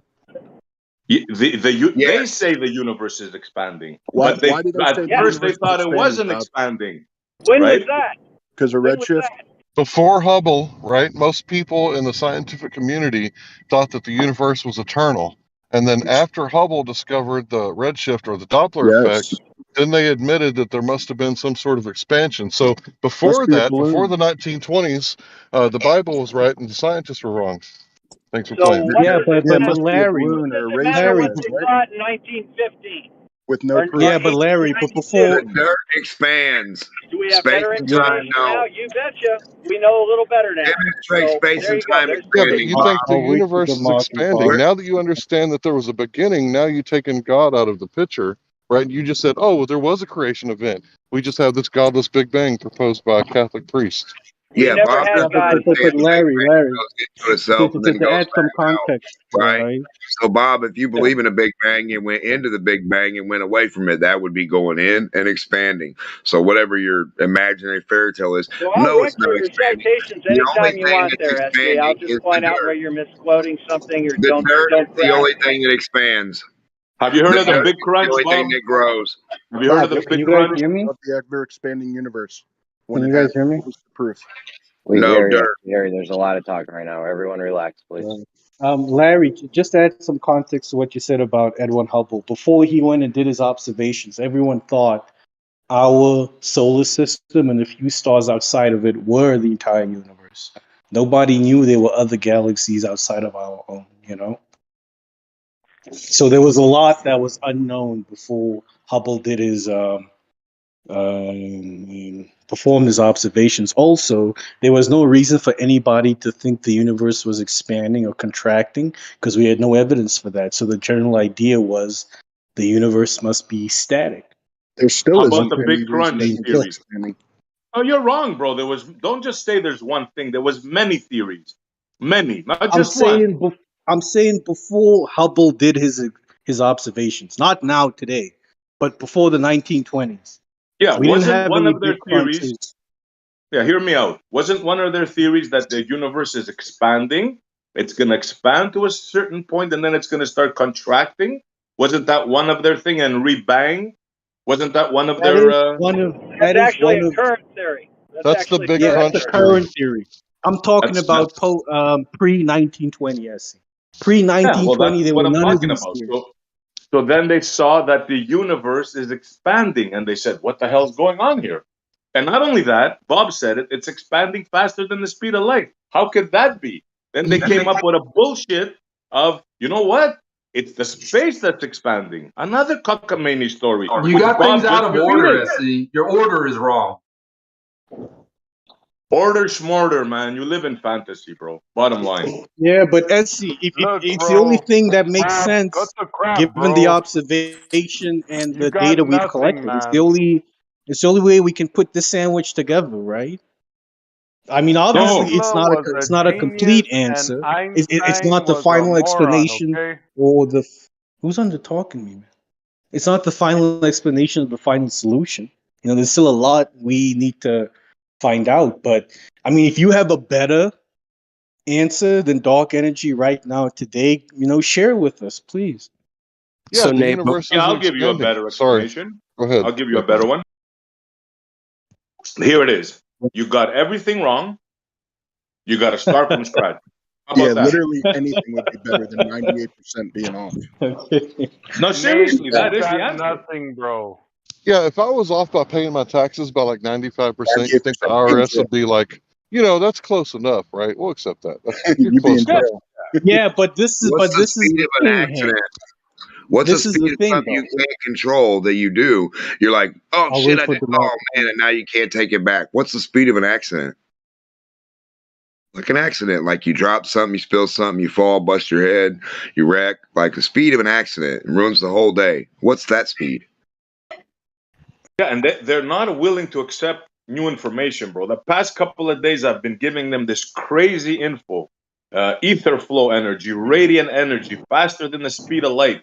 Instead of looking into it, right, they're just poo-pooing it right off the crack. Why? Because one man, Einstein, told them no. It's crazy. Yeah, they're trying to say that an expansion is faster than something. If an expansion is the wideness of something that Memes has. and YouTube videos. But, That's all you dude, have. be quiet. And You're you not teaching misquote anybody those. anything. Be quiet. So you have a space and you have something that reacts within that space. That doesn't mean that space is faster than it. That just means that the idea of space is everywhere anyway. There is no speed of space. That's the dumbest shit I've ever heard. So the thing that's in the space, in between the space A and B, will be react accordingly from A to B. It's a duration of that. You're not calculating space's speed. That's the dumbest. That's dumb. Doesn't make Crazy. Yeah. And ask them, what's it expanding into? Demak, ask him that. What's it expanding into? So just Yeah, because you see red and blue, right, and you're assuming that this is automatically motion, if you're talking about the space, right, is made of, you know, helium and hydrogen gases and other noble gases out there floating in free space, doesn't plasma create red and blue? You ever seen a neon sign? So how do you know that the Doppler effect is what he's observing? Oh, because you can't test it. You don't know anything. And science doesn't prove anything, so you don't know I anything. mean, literally, So a you do radar know. gun Science, works on the science has Doppler. proven it. And you know then, right? Right, That Nate? ain't the Science, case, Larry. okay, so you don't know, according to your own admission. No. I'm Science talking doesn't about the prove whole. anything. Yeah, science doesn't prove anything. I agree with you. So But I'm you talking about don't the whole know. Doppler. I'm talking about the whole Doppler shift in neon lights thing. That made no sense. But no, we don't know anything within the walls of science 100%. You know, within Exactly. science, So you don't within know. science, scientific language and context, we don't talk about proven things because it's Right. not It's a possible. philosophy. Right. So It's why just a jump through all philosophy. these hoops? You're jumping through all these. If you want to call it a philosophy, I'm not going to begrudge you much, but you know, leave it there. Well, right? It certainly isn't like science or knowledge, right? What do We you mean? believe things based on warrant, and that's really something that you don't get. Well, it's a belief. You have to have faith in the unification theory. No, Yeah, but according to the Scientific American. what kind of belief though? Are you talking blind faith know if you- belief or justified belief based on evidence and observation? Well, read what I posted from Scientific American. It says I read it. Okay, so you saw the part where it requires exceptional faith or something like that? That's not necessarily what they said, man. Okay, But I read what it, word and was it? they were alluding to that there's a lot of certainty placed upon things for which we don't have that high level of evidence. You know, that's what they were kind of pointing towards. They were pointing towards the fact that we see more content with making these ad hoc fixes, bandages to fix the current model, as opposed to, you know, looking at things outside of the model. You know, for example, they try to say the Big Bang Theory was something we came up with to fix the Einstein lambda model, for example, because Einstein assumed that the universe is static, only to find out it's actually expanding. And then they came up with the Big Bang thing to try and save his model. That's what they alluding to. I don't know if I agree. You said it didn't say exceptional faith. It says, quote, for a scientist to be confident in this picture requires exceptional faith in the power of mathematical unification. What are they talking about? Cosmology, right? You tell us what they're talking about, because I don't think you understand that. I don't understand cosmology. Let's see. What does cosmology mean, Bob? You tell us. You're the one saying I don't understand. Why don't you explain it to me like I'm a child? What does faith mean, Bob? What is exceptional faith? Is that like a religion? You tell me what you think it means. I think it means that it's like a religion, Bob. So what's warrant? I guess it's a war rant, Bob. No, it means that you have reason to believe something based on evidence and observations. That means you have reasons to believe that airplanes fly. You don't have reason I to don't believe believe that airplanes unicorns fly. I don't believe airplanes fly, but- Bob. I've flown on airplanes. That's not a belief I have, Bob. It's firsthand primary Larry. knowledge that airplanes fly. Larry, sorry, man. I don't see what's wrong with what it is in that paragraph. They're saying the scientists need to have exceptional faith in, you know? Because they're saying there that we must accept that 95% of our cosmos is furnished by completely unknown elements and forces. What's wrong in accepting and having faith in that 95% of the world around us, we don't really know what it is. Because that's our argument. You can believe whatever you like, right? But don't teach it in schools. don't you Hold agree, on, bro. Larry? Hold on, bro. Don't be rude. Sorry. You can believe whatever you like, but don't teach it in schools as if it's settled science, right? Tell them that you're heliocentrist, right? And you're part of the helio cult, right? And Apollo and all that stuff, right? With the Greek gods. And tell them this is your faith. This is your faith. It is not settled science. Stop teaching children that this is science. Actually, All right, but Larry, don't you agree that when we look out at the sky, whether it's the day or the nighttime, we look around us, we look at the world we live in. We don't understand 95% of what's going on. Like, aren't you fine with that? Yeah, you need exceptional levels of faith to believe in that statement. You can believe whatever you like. I don't care. Just stop tricking children with trampolines and false equivalencies. Yeah, but that's horseshit. That's horseshit. I'm Larry. asking for your opinion. Tell me. Sir. I'm accusing that guy. Hold on. No. Let You me can't address ask my me a question Let when me I'm trying address. to get an Let me answer. address my point. He said that's horseshit, right? So I'm accusing that method of teaching children about space-time as a false equivalency. So is there a difference between a trampoline fabric and the fabric that exists in deep space where there's no table of elements? Is that a false equivalency? No, it's a false equivalency. To Good give demonstration of trying to convey the concept. No, it's a false equivalency that you think that space-time is equal to whatever derp you come up with. It's not. We have very good reason to believe in space-time. We have warrant to believe in it. We've demonstrated. A You Okay, just cannot manipulate demonstrate your space-time and show me something falling without utilizing buoyancy or density. A trampoline is not space-time. Getting That's to how you guys 1919. demonstrate it. Yeah, you're still caught in like 1745, right? No, you're still caught up in making shit up. Where did you demonstrate Why don't you space-time is grow not up, time? Larry, and maybe learn something? You ever try watching a TED Talk or something? At He's just least I trying to don't trick trigger you because children. he's trigger. Larry, how do you? You know Demonstrated what? space. We've given you, Larry. Listen to me. You given a We've given you the trampoline reasons why things happen, and one of the reasons is bending because of a orbit space-time. Now, if trampoline. you think you have a better explanation of why something can accelerate toward the ground visibly and measurably, yet have no forces acting on it, I'm all ears to hear your ideas. So ideas have been brought. Sure. People that Don't, hold Not on, a people that trampoline. have hold on, Larry. People that have brains have offered solutions and ideas that have amazing predictive qualities and quantifiability. You are A just trampoline? denying things. Oh no, I don't okay, believe that. let me Okay, respond. I am going to let you respond in a You're second. not supposed But to just quantify saying I nothing. object and saying we don't know anything is You got a bullshit. quantum trampoline, damn. Okay, Yeah, we so quantify so trampolines. let me just respond. There's several things that are, quote unquote, anti-gravity, right? You can levitate things with magnetism, sound waves, buoyancy, right? So all these things cause things to levitate.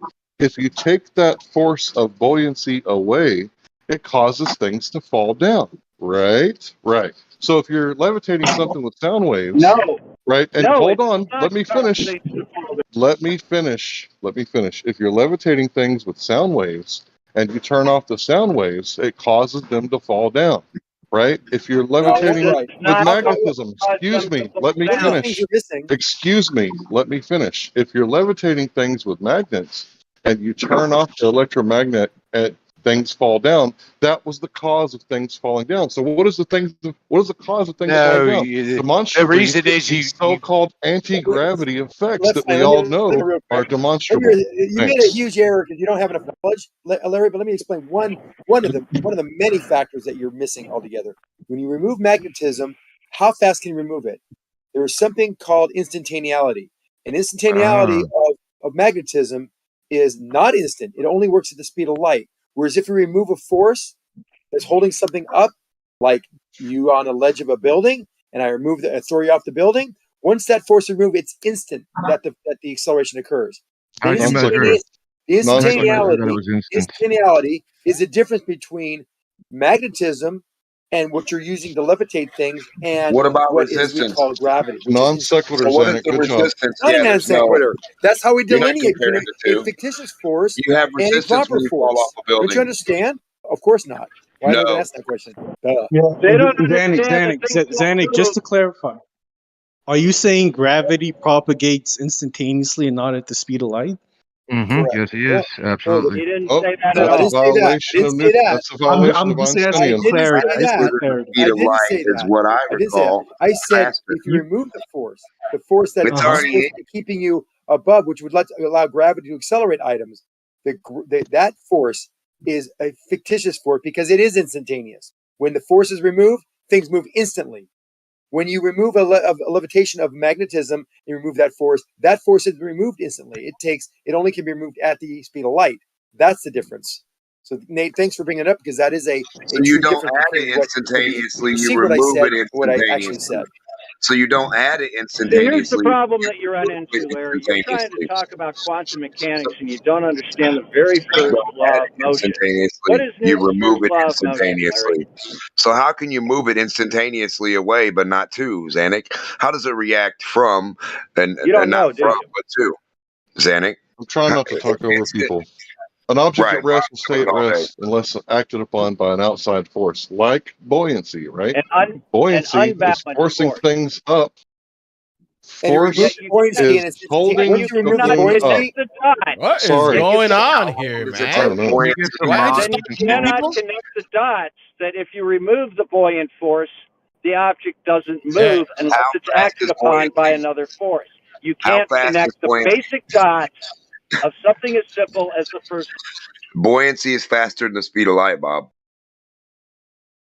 And that's where static I comes in, had to kind of electrostatics. mute a couple there because it just trampled all over your whatever you were saying. Can you repeat what you were saying? Because I did not hear. Right. So if we're talking about Newton, right, an object will be at rest unless acted upon by an outside force, right? So let's say that there's something what they call an orbit, right? It's at equilibrium. So it's neutral buoyancy. Let's say something is floating in water, right? And then let's say the whale exhales, right? He's going to go down, right? Not swim down. He's just going to start going down because he let all the air out, right, of his lungs or whatever he has. I guess the whale does have lungs. So it's going to start going down. Well, why is it going down? Because the whale's body is made of the nutrients that come from the dirt, right? So Oh it's going to God, be Larry, more. come on. Okay, what are That's just organisms made out fucking of? stupid.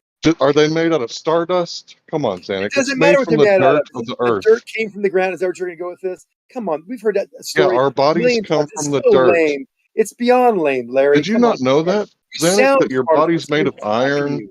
As and dumb as this thing. silicon and Yeah, go ahead. copper? Did you not know you have trace elements of all When the a whale materials? exhales, he reduces the amount of buoyant force opposing gravity, and as a result, it sinks. That's the way Right, buoyancy works. right. Buoyancy opposes weight. I agree. Buoyancy is a force upward that is exactly the weight of the volume of the mass displaced. So if you displace any mass in the air or in water, whatever that weight you displace is, because of gravity, that'll be the force upward that you are reducing or removing. It's not that complicated, Larry. You have to To have make physical you interaction between yeah, two bodies to create a force, Sanic. So no, anytime you have that's why I pressure, have And a you lot. do. And anytime you you have do. pressure involved, there's a force involved. Yes, pressure is just a force over an area. We're talking about what buoyancy is, and there isn't an actual. Buoyancy is That's why there is a interaction force. with another That's why medium. there. How Why do you do you think? get its properties? Called It has to resistance. interact with a medium, right? So if buoyancy is a force, it's going to interact with another matter to give it its Ricochet. properties. Without another matter to interact with buoyancy, you wouldn't be able to call it buoyancy, thereby Right, indicating an the upward water is pressure acting on that force. object. An upward pressure The force is object what has mass. interacts. Upward Okay, pressure force interacts I'm with it. not going to do this. Zanuck, Okay, Upward. can we get a mod? Can we get a mod? Yeah, yeah. Xan Yeah, keeps interrupting me, right? medium. Zanuck, calm down a little bit. Can we make it a rule that Zanuck and Data can't engage? Because this is not going to work out, guys. No, I agree with you. I will not engage with them. Zanuck won't let me talk, dude. No, go ahead and Well, talk. Just don't engage each other. How you about should that? one-on-one Or each talk to other the room. because no one else will ever be able to say anything. If you Yeah, guys just do. talk to the room. It'll just never happen. What I'm saying is that the property or what we attribute to buoyancy has to interact with another medium to quantify its qualities. That requires a two-body interaction. You need something to interact with it physically. You want to have action at a distance. You want to have action at a distance to explain a phenomenon. What is exactly that phenomenon, Zanuck, that you're trying to attribute buoyancy? It's called gravity. Well, how do you prove gravity? In this case of buoyancy, how do you do it? You asked several things. Things have weight. What? Weight. Yeah, so weight. Now you're presuming the gravitational field is No, causing measure weight. We measure You're it. presuming the gravitational field is causing weight. That's another presumption. How do you prove the gravitational field causes weight? We In the absence put of something on a gravity, scale. there is no weight. That's how you prove it. Correct. Okay, so if there's no weight, then it has no resistance, which means it has, like, for instance, if I put a bowling ball in space and punched it, it would fly across the room super easy because there's no weight to it, no resistance, no force. It doesn't matter the material matter that it's made out of, it has no resistance to inertia, no opposing force to cause pressure change, or in this case, it's weightless. So when it's weightless, it has nothing acting on it. So you can't apply, Just throwing words out there. They don't you have can't apply that in this scenario. In the case of buoyancy, buoyancy is dictated by the matter that it's interacting with. Correct. That's how we call Gravity is the That's 0 how point of properties. That's the force. only way we can devise something. So invoking a magical phenomenon that we don't see, that you can't test for, but you presume to be the cause or the can I mechanism. respond at some point? Bullshit. So, I asked yes. to test the gravitational field to can I prove that it respond? causes weight. Can I respond You gotta without have you faith. ever talking to me? Okay. So yes, the water has weight. The object has weight. Both those have mass. And whatever the weight difference is between the volume that they they occupy will determine what the buoyancy factor will be. And the force of that buoyancy is due to the fact that these objects or matter have weight. So if the as compared to displacement having of the what? water is a certain weight, that will be the force acting up on the body. Directly, exactly the amount of As weight compared to of having that what? displaced matter will be the force upward based on gravity, based on the weight which is caused by gravity. Mass What times, is and by the way, you said something about a bowling ball in space. It still has matter. It still has inertia. So it has resistance to acceleration. Doesn't matter if it has weight in space. It doesn't have weight in space. All we're talking weight about in is a space? force acting on it, which is required to accelerate it, regardless if it has Weight weight or in not. space. Compared to So what? again, I'm going to give you an Xander, example that is designed from hold your on, own Data. model. Let He me. didn't He's answer your interacting with question, me, though, right? Data. No, he didn't. Of He course, didn't he answer never your does, question. dude. He never does. Well, I'm just saying, are we going to skate past the fact that you asked him how Go to ahead. substantiate gravity, and all he did was basically tell you what buoyancy was? Exactly. No, I said it has. I said objects have weight. That's the show. That's the proof that gravity does exist. So the proof of gravity is weight. Yes. So if you have an object on the moon, a 179-pound man on the Earth, and you take him to the moon, he's now 30 pounds. He still has mass as you describe it. He still has resistance to inertia or resistance to any kind of force because there is a gravitational field on the moon that gives the astronaut weight. Right? You agree with that? That's your model, right? Yeah. So here's the thing. I can pick up now that astronaut that's 29 pounds because he has less resistance because the gravitational field is less. In other words, if I punch him, I'm still going to feel the resistance of a 29-pound matter resist my force. But if I have no gravitational field, it's completely weightless. It has no resistance to force. It doesn't matter how heavy the object is. I'd be able to fling it as long as my gravitational force was different than the object's. In this case, I had greater resistance and greater force to that object. Meaning I'd have to have some sort of resistance to force if I'm going to interact with an object in space that would have no resistance to force. Because essentially, if we both have no resistance, it doesn't matter interacting with each other. We would have no. There's no force there. There's nothing to interact because you just said gravity causes weight. You just said gravity causes weight. Weight would be a resistance to something and also a pressure. If you remove the gravity, there is no resistance to anything and there's no longer any pressure. The matter is there, the mass is there that you describe, which is mass is the quantification Stop of eventually. mass is I'm almost done. Mass is the No, you're not done. You're quantification. just going to do this. I'm almost done. Mass is the quantification of matter and this material that you need to describe. So it's just a quantification. Mass is not like anything Talk special. more. Continue. I mean, just don't stop. Mass is just a quantification of the object, material matter, The and its amount of size. How do the you amount get? of How are force you required to determining move weight? something is based on the amount of mass that object has, not its weight. How are you So if determining weight if if it it's has all moving? mass is a quantification of material matter, right? That you just do ascribe weight to it based on the density of the matter or the material matter, the construct of No, its made. we do not. If you're on a moving object, your weight If you would never remove a stay the gravity same. field, it has Wrong no answer. properties. Why The is everybody material that talking? you have is given its properties by the interaction of the medium that it's around. So if you're claiming there's a gravity field here and the matter is interacting with that gravity field, thereby giving it weight, you remove the gravity field, there is no more weight, no more resistance, and it doesn't matter the mass. So I can It doesn't respond? matter the mass of Been the going, object. it's It 5 has no minutes now. resistance to anything. Guys, he's been going for 5 Gravity minutes. is the zeroing out of everything. Gravity is in the center of everything. It is zero. It is But now the we have zero DMOC, of so it's everything fine. You want to go and answer automatically. for me or not? It's I mean, in I'll give you the everything information that might help you. automatically all the time. So I'll give you the information. I don't if you think want to they listen want an to it. answer. I I know, don't think but they want I'll an give it answer. to you anyway if you give me like 10, How do 15 you seconds. get weight? So, DMOC, please. Fuck. So if you have a mass on the table in your living room and you have some way of put this on rollers, very, very efficient and low friction rollers, and you were trying to accelerate this 1 kilogram mass across your table at 1 meter per second squared, it'd take 1 Newton of force. If you went to the moon, it'd take the exact amount of force to do that exact same test. If it was in space, there again, same exact amount of force. 1 Newton of force acting on the 1 kilogram would accelerate 1 meter per second squared. Now you're talking about something on a vertical plane. Now in the vertical plane, this object has weight on the moon and has more weight on the Earth and has no weight in space. So moving it up and down will take a little more force based on the weight. You're counteracting the force of gravity. We know gravity exists because we can drop things and see their acceleration. And when they're not accelerating on the surface, we see that they have a force acting on a scale, which is called weight. I mean, it's very simple, and a simple test you can produce. So how did you prove gravity? How did you prove gravity? Everything you said was begging the question. Was that the time for you to jump in? I drop something, therefore gravity. Something is something is inertial. It's inertial and therefore gravity. No, I didn't say you. Well, I just got done telling you very accurately and easily about what the difference between inertia and gravity's result in weight is, and you're just throwing it out. Laterally, we have a resistance to acceleration. That is a property of mass called inertia.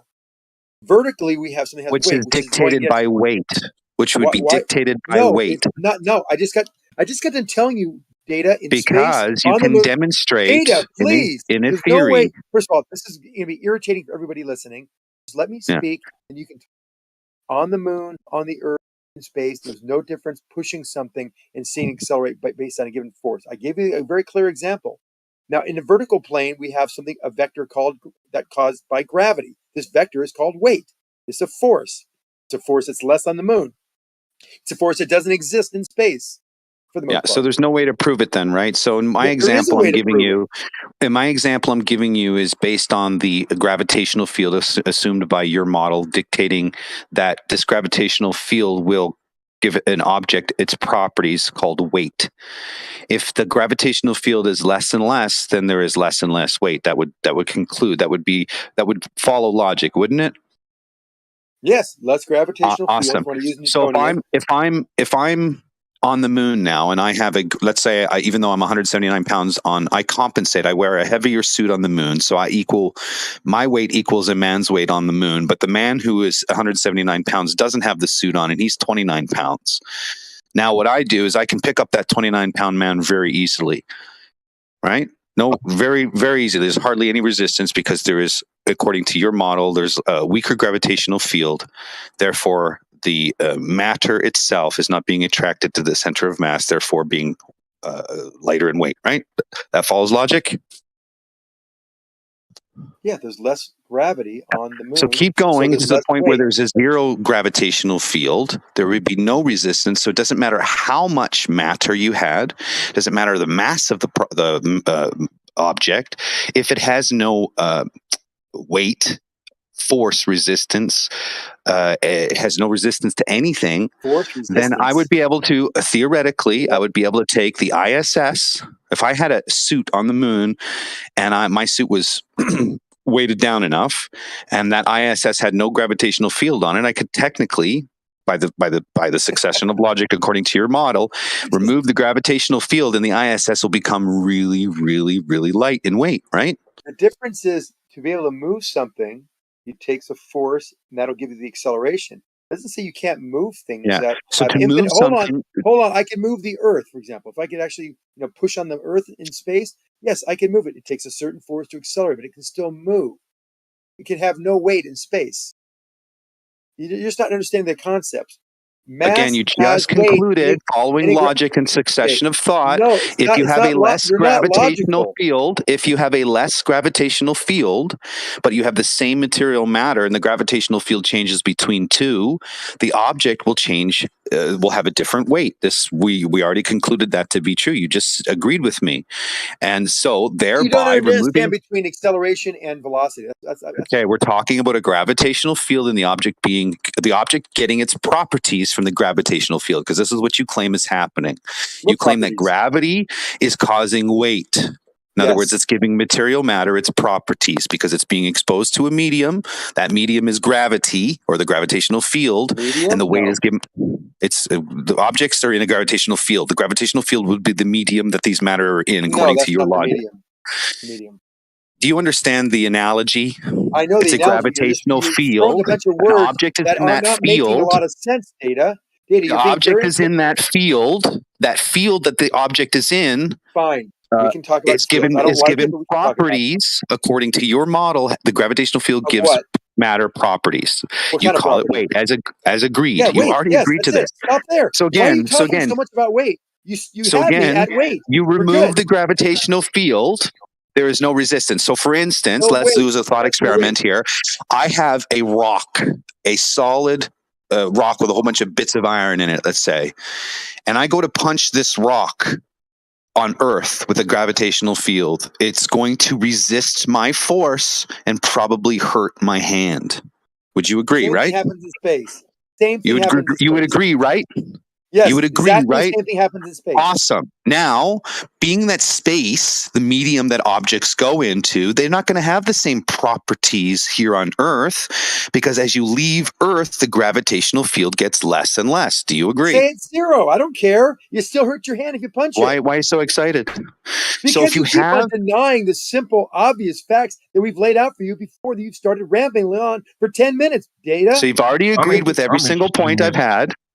You've already agreed with every single. No, but you're saying that when it's in space and you punch it, it's not going to hurt your hand. It's going to hurt your hand exactly I'm saying the same. if the gravitational field, if your claim that the gravitational field causes weight, then it means if we remove the gravitational field, there's no weight. Now the matter is still there, but the matter has no resistance to anything, which was dictated by the force of weight. Not true. Okay. Again, The force of weight. The force of weight is the vertical. The force. Okay, The force of weight is the resistance, Can right? you stop for a second? The Is it force of the possible? weight is the resistance. So if I pick it up, what's going to resist me is the force of that weight, not the force of gravity, but the force of that weight. You're claiming that the gravitational field gives the object its weight. I'm saying that the force itself is the weight, because if I change the weight, I can change the force. Do you understand? I can't change gravity in this experiment. I can change the weight. If I change the gravitational, let me finish. If I can change the gravitational field in a thought experiment, then I reduce the resistance or force that this weight causes. This would follow logic reason, as you agreed. If I entirely remove the gravitational field 100%, that means there is no weight and there is no resistance. If there's no weight and no resistance, there is no There's no weight, force. no resistance. Say that again. There's no weight, there's no resistance. Say it 5 more times. We've already heard it 10 times, maybe So 20. you understand my position? Don't say I'm wrong. Come back with an actual concise response. I will. Come back with a concise response. You've already agreed, following logic and concessions, that if we remove the gravitational field, there is no weight. If there is no weight, if there's no weight, there's no force If we remove the resistance. gravitational field, there's no weight. We all want to hear If that. there is no weight, there's no force to resistance. Say it again. If there See is what no happens? weight, there is no force to resistance. There you go. I'm going to say it over and over again until you remember it. Say it again. Say it again. If there is no weight, there is no force to resistance. Say it one more time. If there is no weight, there is no force to resistance. I think Zan's going to have some trouble kind of like combating this, and I don't see him being So successful. let me respond. Thanks for letting me have about here. So yes, you said it about 20 or 30 times, maybe more, that if you remove the gravitational field, and we'll talk fields, I don't have no problem with that, that objects have no weight. But then you go out to say that if there's no weight, that it has no resistance. You said that several times as well. And I that's where I disagree with you. If it's in space, it still has mass. That object still has mass, which it does. We both would agree. If I was to punch it, like you said, in the ground, you're going laterally. You will hit your hand and it will hurt. And it'll leave a mark. It might break your bones. If you hit that object in space, the same amount of force, it will also break your hand, even because there is resistance in space. It's called inertia. Inertia is a property of mass. Weight is a property of mass when exposed to gravity. We're going to call it fields, that's fine as well. But we know that things have weight because you can put something on an object on a scale and it will register weight. That doesn't deter or detract or change the fact that that mass still has inertia and that inertia is still present in space. So everything you said is just bullshit, wrong. Some parts are right, the fact that things have weight and things that don't have weight in space, if they're not exposed to gravity. But you're missing the point about inertia. That inertia is a property of matter regardless Which direction of could you hit the object? You said what if you come from a certain direction? Which direction? If you hit the object in space, you break your hand. Just like you break your hand hitting it on the ground on Earth. No difference. You see it done? When I'm finished talking, like I just So you had a dead space there. So mass, your quantification of mass is an observation of an object that has properties, which would be size, the material matter or density, and the resistance to acceleration. These are the quantifications of mass. It's not a special word that you can invoke to negate. Okay. It's a quantification. In other words, you can't have one of those. Let me finish, brother. You can't have one of the properties remove from an object and then still call it mass. In other words, mass, like you said, is resistance to acceleration. The material matter that it's made of, right? So those material matter that it's made out of has been given its properties by the medium it's in. Do you understand that? No, that's wrong. Everything Okay, you so said explain to me And then you how got it wrong. an object you quantify as mass is given its properties. What gives it its properties? What gives it, by virtue of it being massive, it has inertia. That's the definition of mass. Yeah. What gives it inertia? What gives it inertia?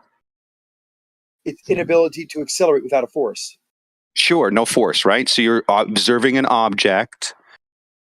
You want to quantify the resistance to this acceleration, which means why it has resistance is because it has properties given by what you claim to be a gravitational field. No, that again, wrong. That's not So what we're you saying. said yes earlier. Now No, you're saying I didn't. no. I never said that gravity gave it inertia. Gravity gave it Gravity gives the material matter properties, which weight. you call weight. If an object has weight is not inertia. If an object has weight has inertia. If weight has properties like resistance to force, it would be the same thing as resistance to acceleration, because an acceleration is a force. Do you follow? It's not a force. Oh, it's not a force now. No. Okay. No, So if we have an object, that's moving through space. Force causes an acceleration. If an object is moving through space, but it has no gravitational field, which would means it has no weight to it because there is no gravitational field. As you stated, that weight is caused by gravity. If an object is moving through space and it has no force to it, nothing, let's say it's magically moving just by magic itself, and it interacts with an object that has force and resistance, the object will just bounce off of it, right? With a force. Yeah. The point is, it has no impact. It'll have no impact. And most likely just shatter on spot. But it would have no impact on it, no force on the hitting object. In other words, if I had an object in space traveling, really stupid right now, Data. No, if I had an object, everyone in this field, I bet everyone in the flat Earth community would disagree with you right now. Again, if it has no gravitational force or field around it to give it its property of a differential pressure or matter, where it's given structure, it has no force in it. Material matter it will just crumble. There's no properties of force or resistance in the matter itself, because you're claiming that the field. You're claiming that the field that it's in. You're claiming that the field that it's in is giving its property called weight. No, which is a pressure differential to the medium that it's in. If you remove the differential pressure, that it won't have any impact. The material itself will have no. The material itself won't have any physical property where it would cause any force or change, because it has none. It's weightless. Well, yeah, weightless in a gravitational field or without a gravitational field. No, it's not in a gravitational field because it it's has weightless. No weight. Then it has no weight weightless. in a non-gravitational field. So if it has no weight, it has no force, and it has no resistance. 30 minutes. It's an empty interaction. It's an empty data. Shut up for a second. I gave you a space, and then you asked me if I gave you space, and I said yes. And then you talk for 10 minutes incessantly. Just stop. Yeah. We've been going at this for 30 minutes on the same thing. We need to move on. Yeah, let's move on. Yeah, please, by the love of God, let's move on. I agree with you, see, as I sometimes do. So, Data, again, gravitational field. Move on, dude. Non-gravitational field. Move on, dude. Still has inertia. Move on, dude. You can't prove gravity. You have presuppositions. That's it. Doing it again. Okay, because they asked you to move on. You're an idiot. They asked you to move on. You got no argument. You're just full of insults. You got no argument. You're full of insults. I do have an argument. I'm trying to talk to you. You always keep on talking. Move on. You lost. We're moving on from this topic. Data. Moving on from this topic. Field, there's no weight. I agree. I have a question. Does lightning travel? I know it's a crazy question, but there's a reason. Does lightning travel at the speed of light? No. It does not. You sure? The light travels at the speed of light, Lightning? but the lightning doesn't. When you see lightning, right? Do you Right. see it at the speed of light? You see it at the speed of light. You don't see it move at the speed of light. You see The it at the speed electrons of induction. that flow, the electrons and current that is flowing from the clouds to the ground or the ground to the clouds, that The rate of flow induction. is not the speed of light. Just like current in a motor winding, let me speak. It has inductance and resistance, and that L over I time constant is actually a physical number that tells you how fast that current will rise to whatever potential would be for that resistance given the voltage. So that there is a time it takes for that current to propagate, or the electrons to propagate through the medium, and it's not the speed of light, but you see it at the speed of light.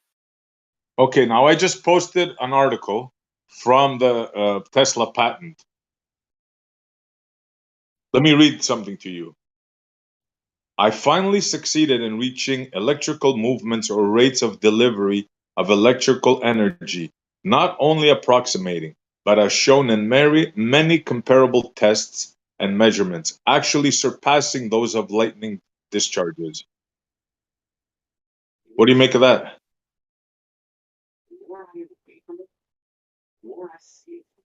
In the patent, which you people asked me to, there's nothing in the patent. How about that? What do you think of that? He made lightning faster than lightning. Is that what you're saying? Yeah, The electrical discharges, SE, are not moving at the speed of light. Do you not? What part of that don't you understand? I mean, clever man. So what? So not significant. Nothing to see here. Move along. Nothing to start on your finger doesn't move at the speed of light when you walk across the carpet. Why you know is it significant? Why did they kill him? Well, Tesla said that he found that he was able, in reaching electrical movements or rates of delivery of electrical energy, not only approximating, but as shown in many comparable tests and measurements, actually surpassing those of lightning discharges. We see that every day in motors. In motors, current flows faster than lightning. Lightning discharges are not very fast. That's why you can take them on slow motion photography and see them propagate. You see this all the time, from the clouds to the ground, the ground to the clouds. You can actually catch it on with consumer products. I think he's talking about Wi-Fi, Xanax. It's not visible. I think he's talking about action at a distance, buddy. I don't think he's talking about what right the in hell same is room. wrong with you? Shut up, idiot. We're talking on a phone right now, Anyway, and our voice as you is heard I going said, faster than the it's speed not of that big a sound. deal. So I think, things, yeah, I lightning know. does not It's not move hard that to fast through the comprehend. air. You're Okay? talking through a Not that phone fast. right now, Xanax. And anything breaking it is not a Faster than big the speed deal. of light. Thank you. Electrical current, Xanax, faster This than is like light. this You're is like talking a with it right welcome now. to stupid Yeah. school. Yeah. Stop being stupid then. Start learning. Do you know, Demo, why this is significant? Why we're talking faster than the speed of light and you guys don't believe it with electrical current? I don't know. You tell me why you think we're not talking fast as the speed of light right on our phone right now. The thing No, that not SE that. No, you don't want to talk about speed of electrical current being faster than light? That's what the subject is right now. Oh, I'm fine with nature being variable. I'm fine with anything being faster than anything sometimes. Oh, okay. Totally Oh, okay well, with it. Xanax the only one with the problem then, right? Well, Xanax So we very have religious. Tesla telling us, we have CERN telling us, but we have the internet boys here on Discord saying, no, it can't be possible. And not only that, their own theory says that space travels faster than You the didn't speed of really light. ask them straight So up. it's yet. really incredible to see this. You didn't really ask anybody straight up if they believe stuff could go faster than light sometimes. Sure as hell did. You didn't. You just Okay, poked do at you the believe you things poked can at the travel corners faster and than the assumed speed of light? I'm asking you everyone's now. model. I'm asking you now. Do you believe that anything can travel faster than the speed of light? Yes, I just said yes. What do you? So you're going against Einstein then? Why don't you ask Zanuck the question and see if he actually disagrees before Zanuck, poking around? Zanuck, does anything travel faster than the speed of light? Can you be more clear in your question? Oh my god, dude, that's so What about clear. that big? Zanuck, What about that's super clear. instantaneous velocity? Well, Anything. it's Listen to space. anything he said. space expands And this faster. guy's the one who says, "Don't go to stupid school." Well, no, Zanuck, you no, were no, asked a direct, clear because question, bro. well, I'll answer. I'll answer it with yes or no. Just yes or no, dude. We don't need your history, man. Nothing travels faster than the speed of light. That's the absolute speed limit of the universe. But the universe can expand faster than the speed of light. That's the way I can explain it. You see that? Dialetheism. Law of non-contradiction or fucking cognitive dissonance there, buddy. That's not an You can't object have traveling you fast can't as the have the light. same thing to two different things. You Well, can't that's make an because assertion. your brain is not You can't large make enough an to understand what's assertion. happening. You can't make an assertion that the speed of light has a measurement. Try and say which one you believe, if it's possible or if it's not. What about instantaneous?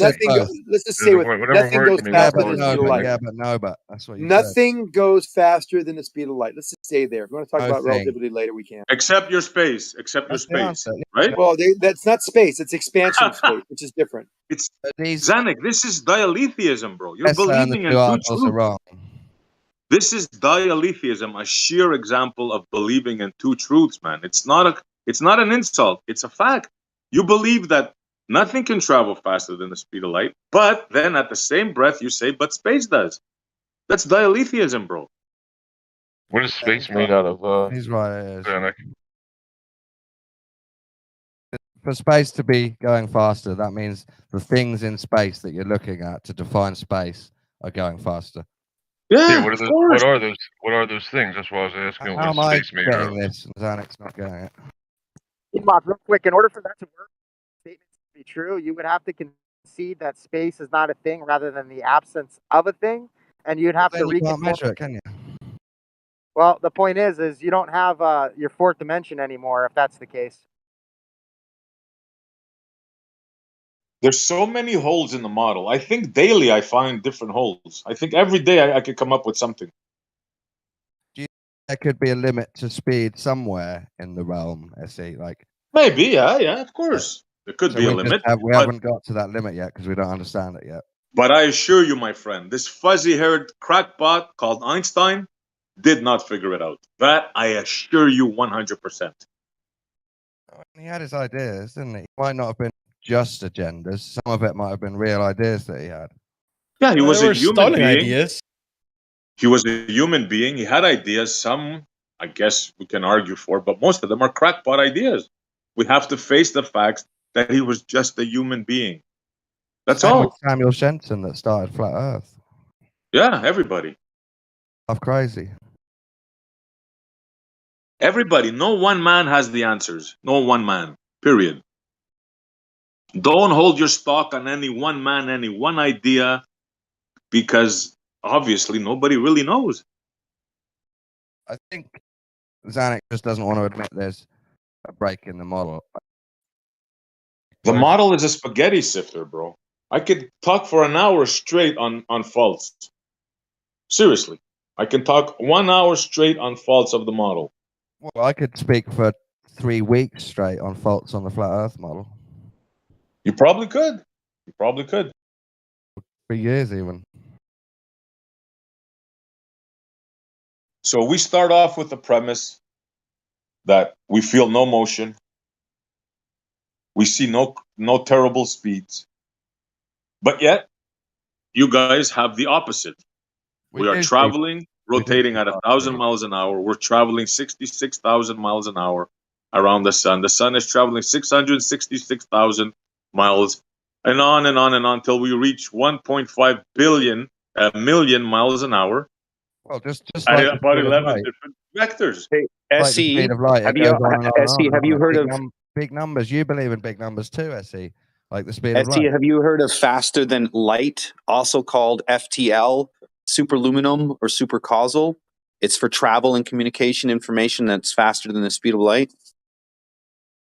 I don't believe I heard that from anyone except Tesla, but please tell me more.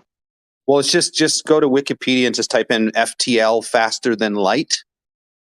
And it talks about superluminal and supercausal travel and communication or conjectural propagation of matter information faster than the speed of light. And then it goes on to talk about the special theory of relativity that implies particles with zero rest mass may be the only particle that travels at the speed of light. Nothing may travel faster.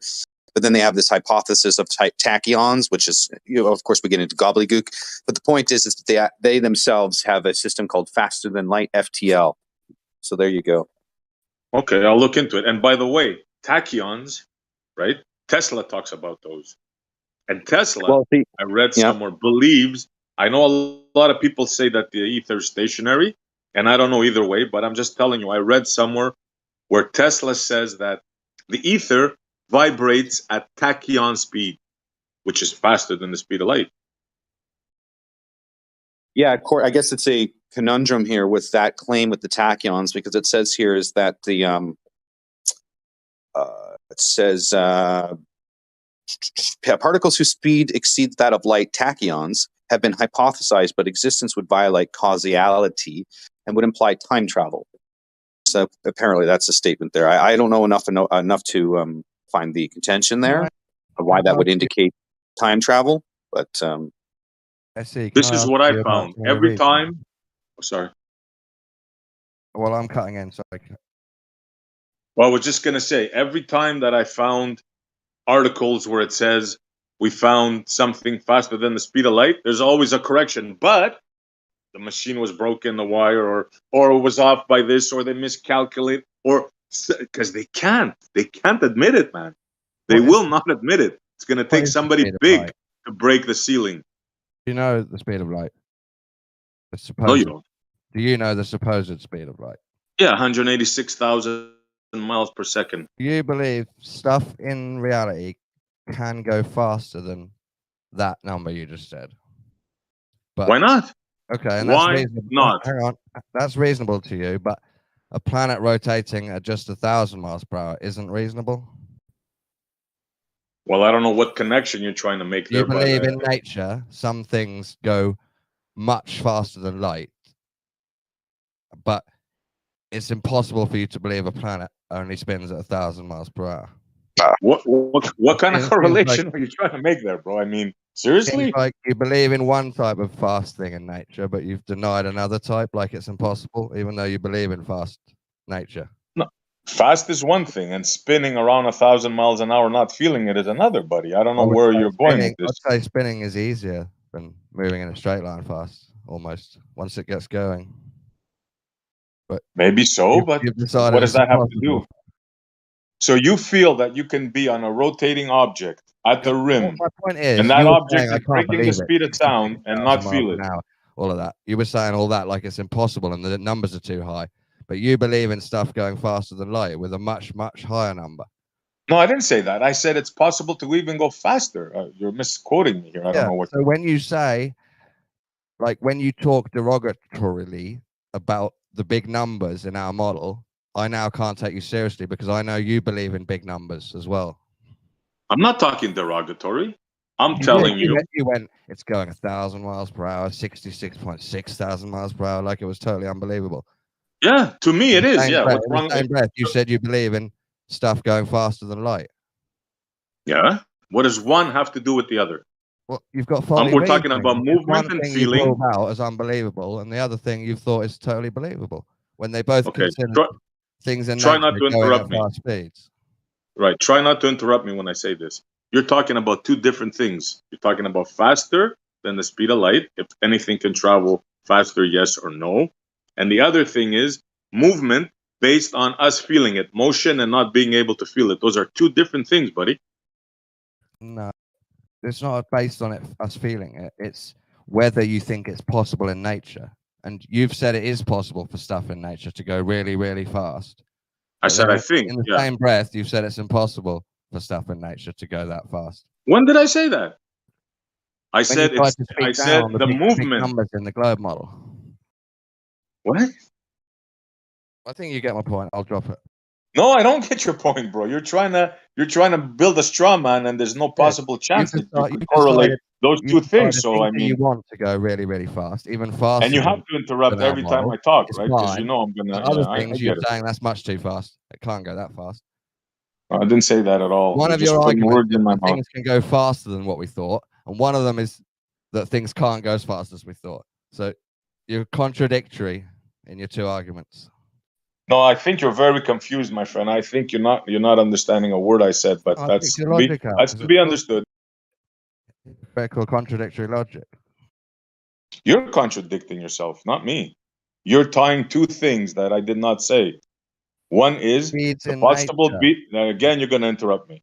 One being the possibility of exceeding the speed of light, and the other one is being able to detect motion on a moving object. Those are two different things, buddy.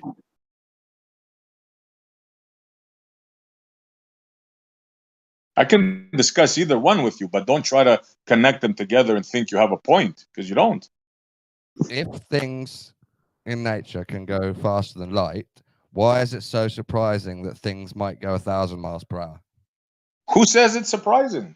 Yeah, that's just like you've seen a bullet, right? Like you've seen. So why you know a bullet can move fast? So why don't you believe that you're moving as fast as a bullet right now?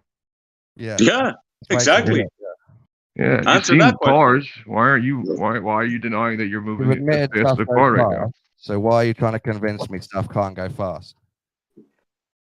So you're trying to convince yourself of something. I don't know what you're trying to do here, but I'm telling you, it's not working out, I bro. believe in fast stuff, different types of fast stuff. And if I believe in one fast thing in nature, I know that means other things in nature could go fast as well because of the scale. Could Yeah, go no fast, or doubt. you're asserting though that they are going that fast right now. Like no, I'm you're saying asserting that I am recognize moving that fast right now. Not that I could be moving that fast, but that I am. that you could be. That's all I want you to recognize, that you could be going.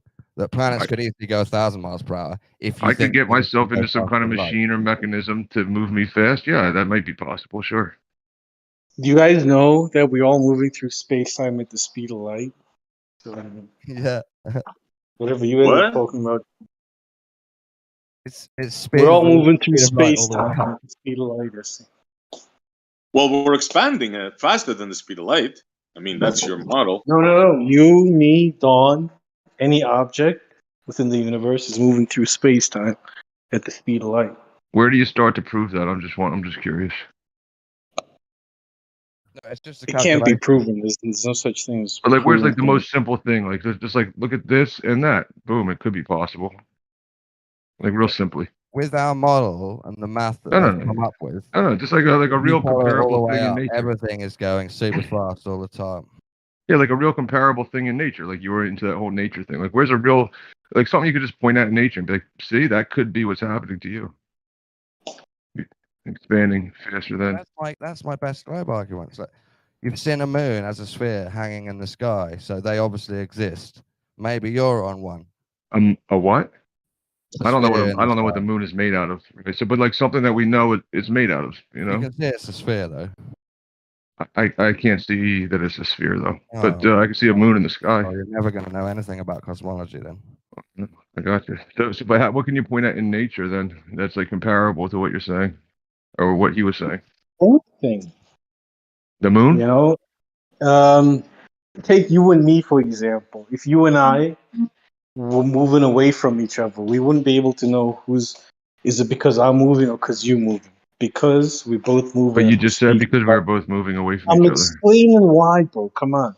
So the reason we wouldn't know who's moving away, whether it's you or me, is because we're both moving at the speed of light.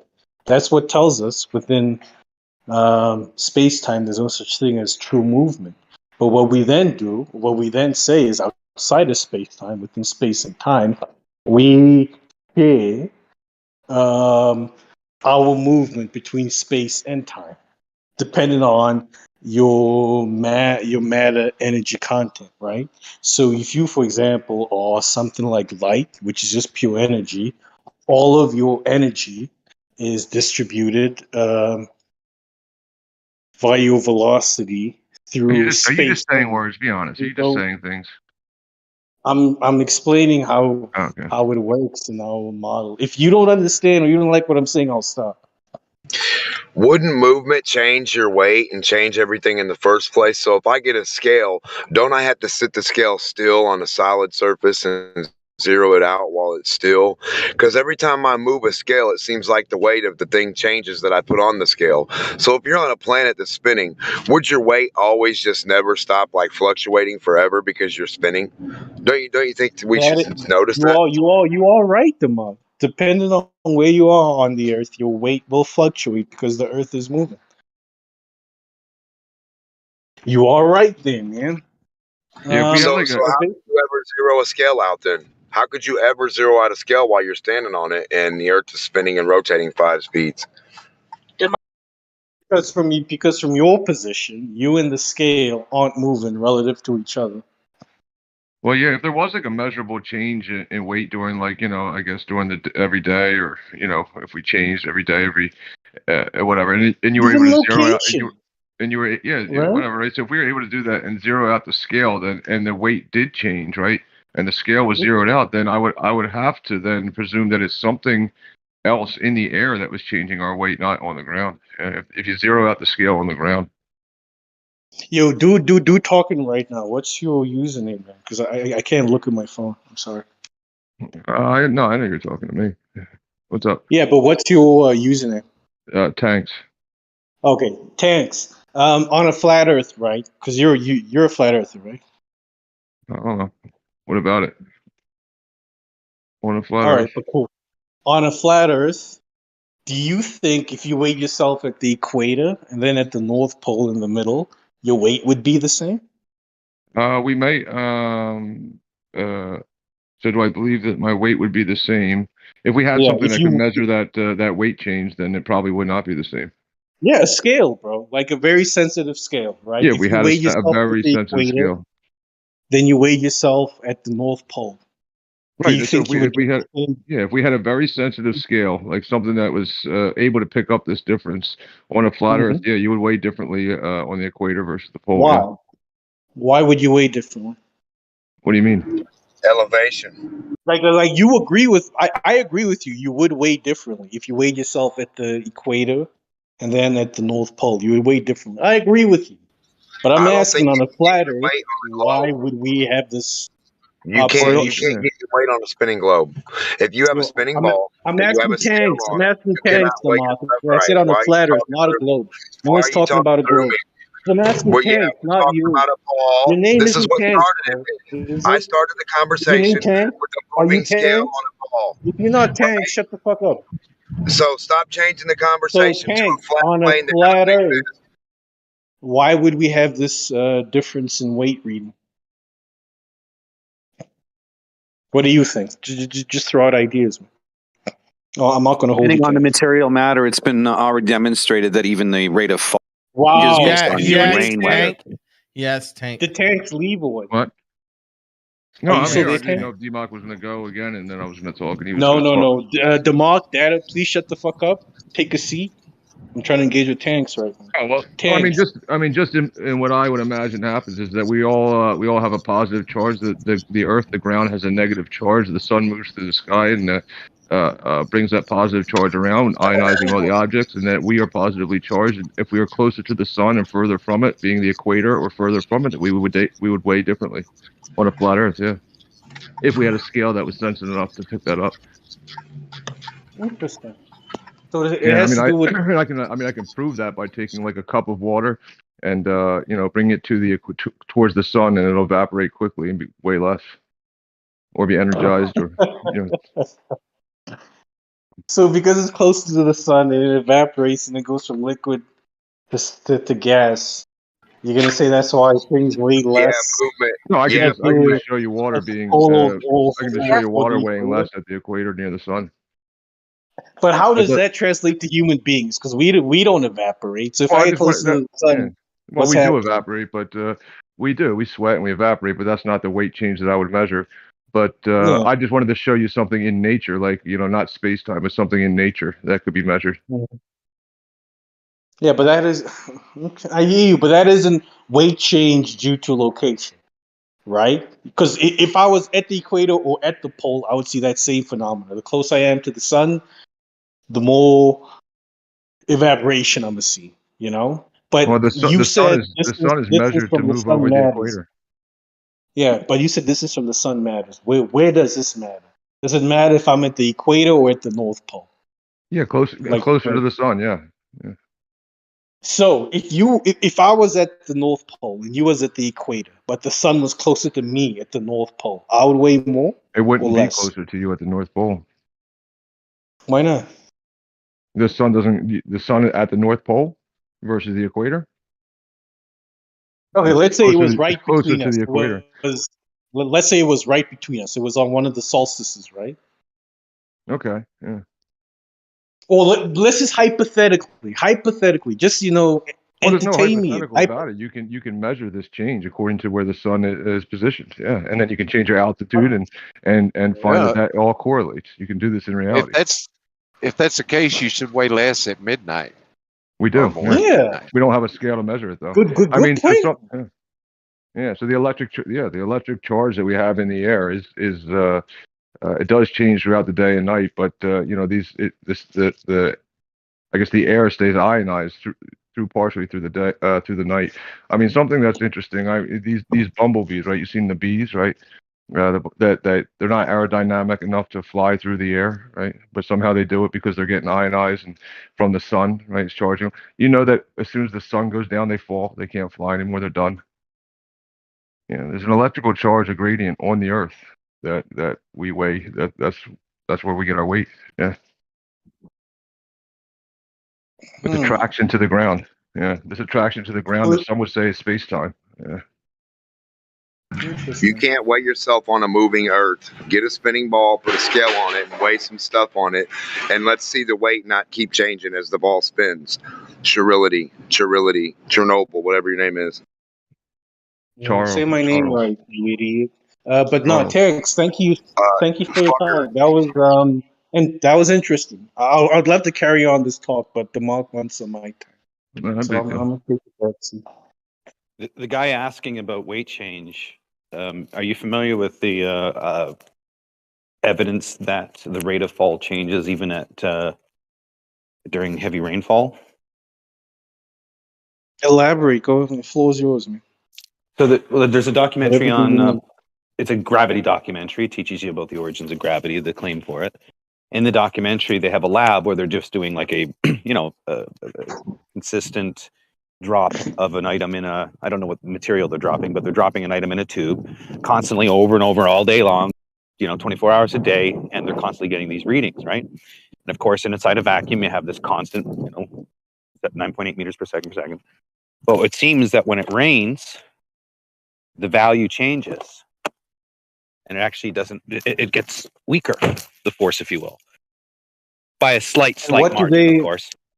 So the whole point is that hypothesize is the they don't know. mechanism. They don't know. They're just observing the phenomenon. No, they do know. They give a description of why. They're observing a phenomenon and they make a speculation towards it. And they also do a measurement on the mountainside. And they also show that gravity is affected by the material matter, in this case where they were in the mountain. So you have all of these variables, weather conditions, and material matter that can play a role. Now, whether it's a positive, negative charge, like the other guy stated, and whether or not there's a greater positive charge during these events, or during a greater, you're next to more material matter and so forth. I mean, they also write that if you're doing any kind of, let's say, plumb bob work next to, matter is such of a mountain, you can actually have the plumb bob be attracted to the mountain, therefore deviating off to a certain degree. So you have all these effects that are surrounding the human being. So to attribute it to one cause when there are many influences, I think is just kind of, you want to compartmentalize it for layman's terms, but I think it's much more complex than just a mechanism you call gravity. I tend to agree with you, Data. There's a lot more going on than what we are aware of. All we do know is what we call gravity's one of the factors influencing what we see happening. If we try and perform an experiment and we control for as many variables as we can, and we allow gravity and something else to be our variables of influence, our variables of effect, then it tells us that gravity could be one of the causes of this happening. But there could be many other causes. But because we can only control for a few, and there are causes we aren't even aware of, that we can't even control because we don't know they exist, whatever answer we get doesn't prove anything, right? It just provides evidence. It's an indication that this could be what's going on. The problem with it is Well, the problem is you're labeling it as gravity, but there's no way to vary gravity. All you do is all you can do is manipulate the matter, the material matter, and subject it to the environment. So those are the only true variables we have. The effect that you're attributing, the emergent effect you call gravity, is asserted as gravity, but it's not validated because you cannot vary gravity itself to validate it. All you can do is vary the environment and the material matter, and then watch the phenomenon, watch the effects. I have to agree with you there. The part I don't agree with is you saying we can't affect gravity. Gravity is a word that describes a mechanism, right? This interplay between matter and the background that surrounds matter. That's all gravity's talking about, this interplay. And like you said, if you manipulate the mass, the matter, there seems to be some sort of effect on the things around it. But like you also said, that doesn't tell us that manipulation of matter is the sole and only cause. There could be other causes, but because we don't know everything, because we didn't create the universe, because we're just born into the world, we can't say that beyond a shadow of a doubt, 100%, it is this, right? We can't prove it. Well, what you can do is, what we like to do is make constants, right? These constants are, air riddled, but that's all we can do. I mean, if you're looking at Newtonian, understanding Newtonian motions are just local. Everything is local to a certain degree. So it's deduced from a local environment, and then you infer that because it's locally induced, that it therefore as above, so below. And that's where I find more of a religious aspect towards gravity as opposed to a scientific aspect of it, because it's invoking something. Still, they don't know what the mechanism is, but they want to call it gravity. And they're invoking this phenomenon, but no way to test it. I hear you. Because we see things. I was going to say, sorry. Oh, I thought you were done. I was going to conclude with the Einstein's observation of the star during the eclipse. I mean, that would be the only validation of in modern science of a theory being matched by a hypothesis, right? Or sorry, observation matching a hypothesis, and that to me is not proof of gravity. But yeah, it's not modern proof, science but claims. That's what they like to use as proof. No, they don't use it as proof. They use it as evidence. That's what I keep coming back to. Because we don't know everything, and we can't control all the factors or all the variables. We can never provide proof within science. We can only provide evidence, right? Number one. Number two, I kind of agree with what you were trying to say there. Because we see things happen locally in a certain way here on Earth, we kind of come to the conclusion that if it happens like that here, if I go to the other side of the universe, it should happen the same way. Whatever, constants or scientific laws we have on Earth, we feel they should apply everywhere in the universe. But, it's kind of an assumption we make because we have no reason to believe otherwise. We don't see things act different when we look real far out. Obviously, we do. That's why Newton was succeeded. We do see things differently that don't but match. I didn't interrupt you. Even if you think I'm wrong, I feel a lot of what you say is wrong, but I don't interrupt you. So even though, I do understand we can only see a small part of reality, we can only see so far before we reach our cosmic event horizon.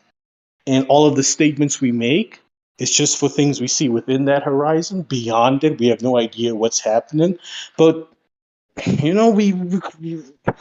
we just kind of have to assume that beyond it, things should be the same way as they are here. We have no reason to believe otherwise, right?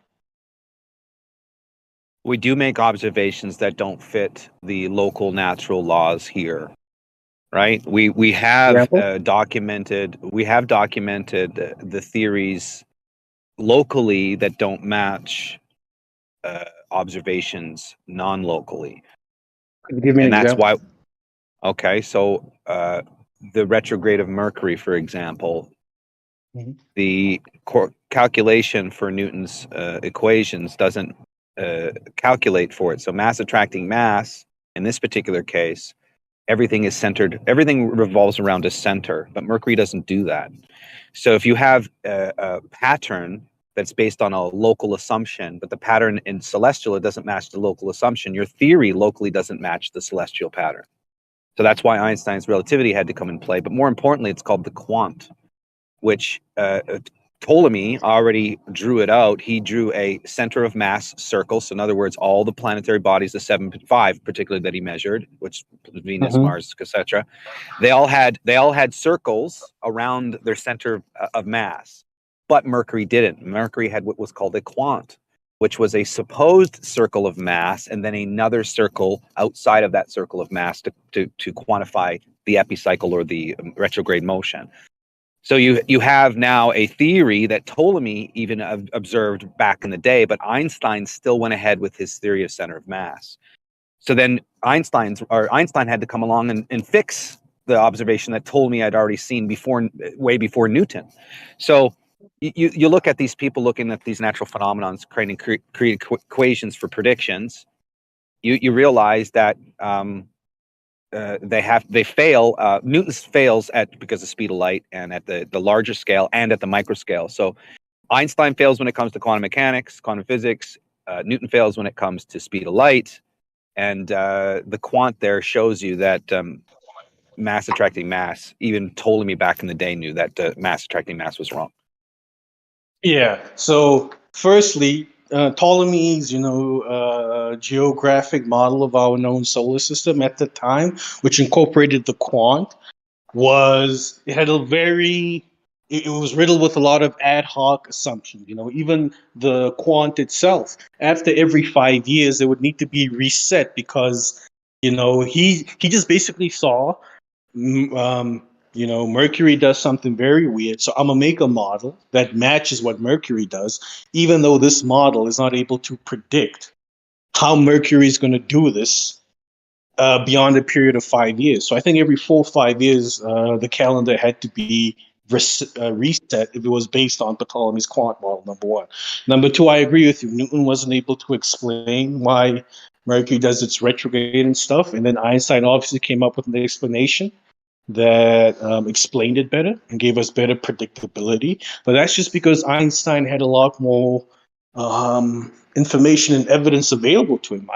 I think if the shoes were swapped and Einstein was alive before Newton would have come to the same discoveries Einstein did, Here's the thing, it's the though. same Here's way the thing. today. There are things we don't know, which tomorrow our kids are going to know. And all of that doesn't speak to there being any inconsistencies locally as compared to things outside of our known universe, right? So locality in science just speaks to the idea that as long as two regions of space are connected by a light signal, they're considered local, meaning if you were in place A and I was in place B, as long as we can send information and the information can reach us within the boundaries of the speed of light, then it's local. But if you're in a region of space where light can't reach, right, you are beyond the cosmic event horizon, for example, then there isn't any locality because there's no way for me to communicate with you because I can't send information to you faster than the speed of light. Well, thank you for killing superposition, then. Nice job. I like it. How do you know? I got a question. How do you know there's anything there then?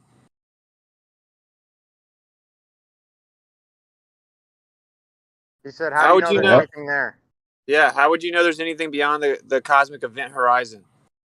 We don't, because that's exactly why. We don't consider it local because we don't know if there's anything there because we can't send any light signals beyond the event horizon and get them back. That's why we call any region beyond the event horizon non-local. We cannot communicate with those people. So you're describing something that doesn't exist? I'm describing something that we can't prove or provide evidence for existing or not existing because it's in a region of our unknown universe we can never reach. You don't provide evidence for something not existing, dude. Yeah, that's I gave both. Basically, what I'm trying to say is it's unfalsifiable. I can't tell you whether or not there's anything beyond the cosmic event horizon because I can't go there and come back. I can't send a signal there and expect it to come back. It's non-local. Yeah, I got you. Why do you believe something's there then? I don't believe anything's there. I don't know what's there. I don't know if there's anything there. That's the whole point I'm trying to make here. That's why we say regions beyond the event horizon are non-local. We have no idea I don't think what you kind made of a point physics is though. going on there. We have no idea if anything's out there. It's non-local. You didn't really necessarily make a point. I mean, you spoke with a No, lot of you just chutzpah. didn't I'll give understand. you that, but that's about it. Yeah, but you didn't But understand my point. I can see it went But over your oh head. no, his point is to create this area where they can say, "Well, we think that physics is the same everywhere, but it's possible that out there in the vastness of space, everything changes, and there's a whole new world of physics. So Isn't therefore, that an honest position to hold? it's We don't know.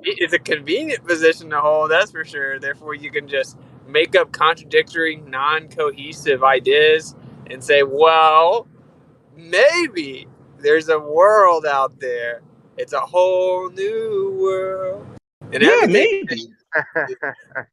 Yeah, it's a big maybe. We don't know. It's a maybe, and from that maybe, Very unlikely. our hang on. From that maybe, our imaginations run wild. But we don't know. No one's saying for sure it's proven. It's a maybe. We have no That's idea, just a and that's Disney an movie, honest dude. position to hold. We don't know. Did you know Einstein said, "I never used rational thought to come up with any of my ideas"? Yeah, it's clear. It's very clear that Einstein said a he has lot of zero things. rational logic. Einstein also said that that my gift of fantasy has I forgot exactly what he said, but he said like his gift of fantasy is has served him better than his ability to practically think. He also said like in like 7 different ways that like imagination is superior to knowledge. He said that to come up with all of his ideas, he never once used rational thinking. And Tesla spoke heavily against that. He said the scientists today are deep thinkers, but incapable of thinking clearly. And I think he was referring to Einstein when he said that. Yeah, he said you can He think deep might have. and still be quite insane. Maybe Einstein was his contemporary, so he might have been talking about Einstein and those people. Who knows? Tesla you want to help also me out with says this? that Do you want me to help you out with this? achieved faster than the speed of light travel. Who's the guys guy know that? talking there? What's your name? The guy with the who's bringing up the question there? Who's the other guy? Not the flat earther or the glober? I mean, what's his name? Nate. Clarity. Which one? Nate, I think. Right now he's Clarity, but his What, name. me? No, it's chirality. Chirality. Yeah. Yeah, what's Okay. Which is the mirror inverse image of something. So you know Newton had access to Ptolemy's work and knew of the quant, right? But yet still stuck. Apparently, modern science still stuck with mass attracting mass, even though they had this anomaly since the days of Ptolemy. So, do you want to give me a reason why they still went ahead with mass attracting mass, even though they saw the retrograde of Mercury and it wasn't following the theory? Because Newton's model of the solar system was a lot more accurate and a lot more predictability than Ptolemy's. Yes, the retrograde of Mercury was an anomaly, but it was one of the few as compared to Ptolemy's model, which was riddled with anomalies. There were so many things in Ptolemy's geocentric model that didn't make I'm sense. talking about that the they mass had to attracting mass, redo- right? Mass attracting mass was and a Newton's fundamental. mass attracting mass is what they explains had our solar system. So why didn't we follow the guy that was proven wrong? Yeah, that's a good one. So what I'm Wait, saying can I please ask Nate a question, man? Please. I just want to know Nate's answer, okay? I'm sorry, but I'm about to lose service. Okay, Nate, according to the official story, the people that came up with the heliocentric model, they did so with philosophical motivation. According to the official story, they were sun-worshipping sorcerers and alchemists, and they had an occultic sun. This is the official story, Left Lane. I'm sorry it hurt your feelings, okay? So Are you the talking official about the ancient Greeks or? No. We're talking about the Copernican principle, the heliocentric model, not the Greeks, man. Okay, they were sun-worshipping occultists, admittedly so, and this is how they came up with their model. This is what they say. So then you'd have to agree that it was very lucky of them to be able to come up with a heliocentric model based on philosophical, ontological BS, basically, right? Because that's what they say. Like Newton said that gravity is inexplicable and it must be the act of God. Okay, you guys can come up here and be like, oh, Newton would have known in Einstein's time. Newton was such a genius. He saw all this physical. No, he said it was God. He said gravity was the act of God. Okay, but anyway, the point I'm making is they were sun-worshipping occultists and alchemists, and they kind of all worked together through these different trains of thought, and then they came with heliocentrism. So in your paradigm, and you guys won't want to absorb this, but it's just subjective, they had to have gotten really lucky, and they weren't actually using like scientific evidence and physics. They were using like a philosophy, and just so happened to get it right. And hundreds of years later, we proved them right with actual science. That's what you have to believe. It is. Isn't that kind of funny? Not only What that, is the question? Newton Is was that kind of searching funny? for the Is that the philosopher's question? stone. In other words, he was searching for immortality. And another thing people don't know about Newton, he wrote more about religion than he did about physics. He was a But that's well known. highly religious man. That's actually well known. Man. They That's all well want to known. find out the source, right? But The source, like what was the question? Whether I find that all funny or?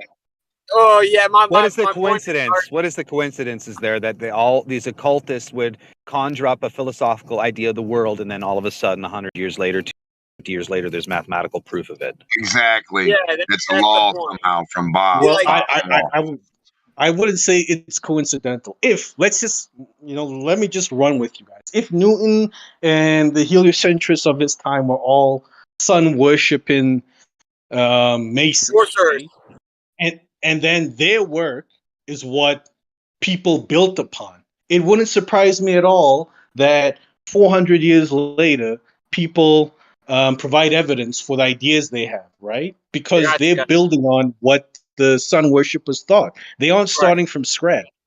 Right. It So wouldn't here's be what you have to coincidental. say then. Here's what you now have to say. If someone in 2023 has a religious motivation to come up with cosmological claims, you have to consider them valid because that's what gave you your current belief. And without people doing that, you wouldn't have it. And even according to Einstein, so in the early 1900s, according to Einstein, you wouldn't have your belief if it wasn't for fantasy, imagination, and the lack of rational thinking. So when people come on here and speculate, you guys actually have to admire them because that's how your entire model was birthed.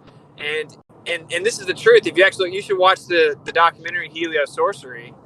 But I mean, it breaks it down, but you can go verify yourself. You should already know this. It started as an ontological premise with the Greeks, and heliocentrism was an ontological, philosophical, sun-worshipping, occultic, sorcerous theory. That's all it was. It was just a theory based on philosophy. Okay, so you guys have to agree that is pretty coincidental that they came up with that. Every single prominent figure of heliocentrism was a sun-worshipping occultist in their own words, and they just so happened to get it right. Do you know what affirms that as well is if you look at that 108 ratio, and even badastronomy.com talks about Christian Huygens using it, Aristarchus using it. So there's a sacred number 108. And that number 108 was multiplied by the size of the moon in the ancient days. So back in the ancient days, before modern science could send beams and all this whatever, they assumed that the moon's size was 2160 in miles, let's say. If I multiply that by the sacred ratio 108, I would get the distance to the moon, right? So what are the odds that I can apply all the sacred geometry to the observations and get the distance to it, and all of a sudden it matches modern science? There's something suspicious about that to me. Oh yeah. Yeah. And what about that's a good point. point. What about? Sorry, go what ahead. about what they? Sorry. What about what they said about when you read? What is it? The Zohar? No, it's one of those Jewish mysticism books. Kabbalah. The Zohar talks about the ball as the Earth is a living ball. The Kabbalah teaches that. Yeah. Yeah. So they say that like modern science like is in agreement with like Jewish mysticism. So I keep trying to tell you guys that you have a faith. You have a faith in dark matter. It's just like me having a faith in a sky daddy. There's no difference. Well, there is a difference. Actually, your position is logical and actually invokes sentient, intelligent designs, and theirs is bullshit and stupid and incoherent. But like, what I want to point out, that's a great point, though. They actually built their model off of sacred geometry because they were sun worshippers, and this is what they say. This is what they said. Okay, so basically, what are the odds that this tiny speck of dust in this ever-expanding universe of nothingness and random chaotic happenstance, where we just so happen to have sustainability and an habitable environment on the Earth, but it must be one of thousands, and it's just lucky, and we just think it's special because it's all that we experience, but it's all random, blah, blah, blah. What are the odds that that little area of sustainability happens to reside within a realm of perfect sacred geometry, as the sun-worshipping alchemists just so happened to come up with hundreds of years prior to any potential validation? I mean, be honest. Be honest. That's suspect, bro. And yeah, the whole Mercury retrograde thing being a problem for heliocentrism. I remember arguing in 2016 about geocentrism, right? Leaving outside this, I was leaving alone the shape of the Earth. And they were saying that, you can't explain the geocentric model because of retrograde. That's a huge problem. So what they do is they take their problems and they project them onto us. Like, why wouldn't you fall off of a stationary plane tens of thousands of miles in circumference, right? It's like, wait a minute, wouldn't you fall off of a spinning ball before you would fall off of a stationary plane? So every time that we ask them, like, hey, where's the edge of your Earth, right? Where's the geometric horizon? They're like, well, where's the edge? Why don't you fall off? Retrograde's a problem for you guys. They're just projecting all of their problems onto us. And then when we point out 95+% of their model they invented, they're like, well, you just don't have faith. You don't understand. I think projection requires they actually understand. It's funny what you just said, Winston. There's a meme about that a couple of years ago. I just posted it. Have a look. Yeah, so Mercury's retrograde is not a problem for heliocentrism. It's perfectly explainable in the heliocentric model. It's geocentrism that has always had an issue with it, and there isn't a geocentric model, a working one, that explains it. The closest they came was Tycho Brahe's model, but even that doesn't explain it properly. Chirality, he just told you that the model was made hundreds of years ago and then confirmed. Like, seriously, you don't find any on that. They are not skeptical about the their same model we whatsoever. use, and the model wasn't confirmed today. It was confirmed during their time. That's how they came up with the model, because they were able to make a model and test it. It's not like the heliocentric model only came about, during this century. So I do that. I got a Glober challenge. Any Glober in here right now can bring up things that they're skeptical about their own model. I would love to hear. I want to know where they tested it at. I want to go test it too. I want to go to the lab where they got it sitting. Don't you think it's funny that there's a model of a Universal Studio in the 20s that looks exactly like what the Earth looks when they claim they went up high enough? Don't you find that at least that suspect? Well, not only that, when he says that they confirmed it years ago, our Miller sphere is what he's referring to as evidence of their presupposition. In other words, the Miller sphere puts the individual at the center of the Earth and everything revolving around it. And in this case, if you have a circuit course and you're on opposite sides of that circuit, and you have a Miller sphere on either end, it will appear as if you can have that opposite circuit give you an indication of a sphere nature. That's the inspiration of the sphere, essentially, is the Armillary sphere and what it dictated.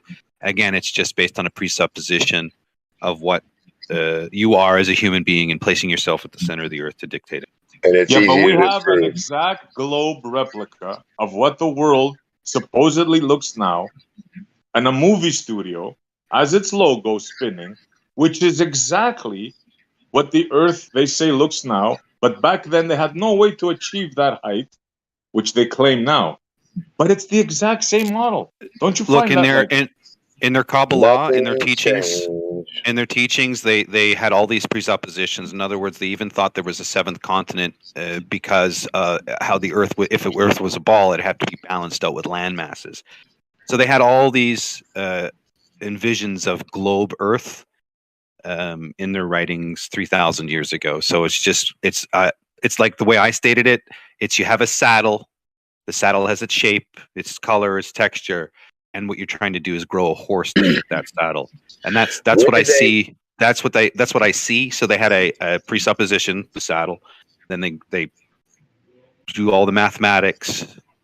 Yeah, the saddle should be a scale, and the horse should be the spinning globe, and we should be able to go to the lab, spin the globe accordingly, all the different directions, right, all the different speeds, and put our scale on there and start weighing stuff, and we could No, put it's our more like marble on the scale, and the marble is always going to be, it's going to just be sitting there. We're going to zero it out on a moving object, which isn't going to happen ever. Then we're going to put our marble on there, and we're going to get a weight.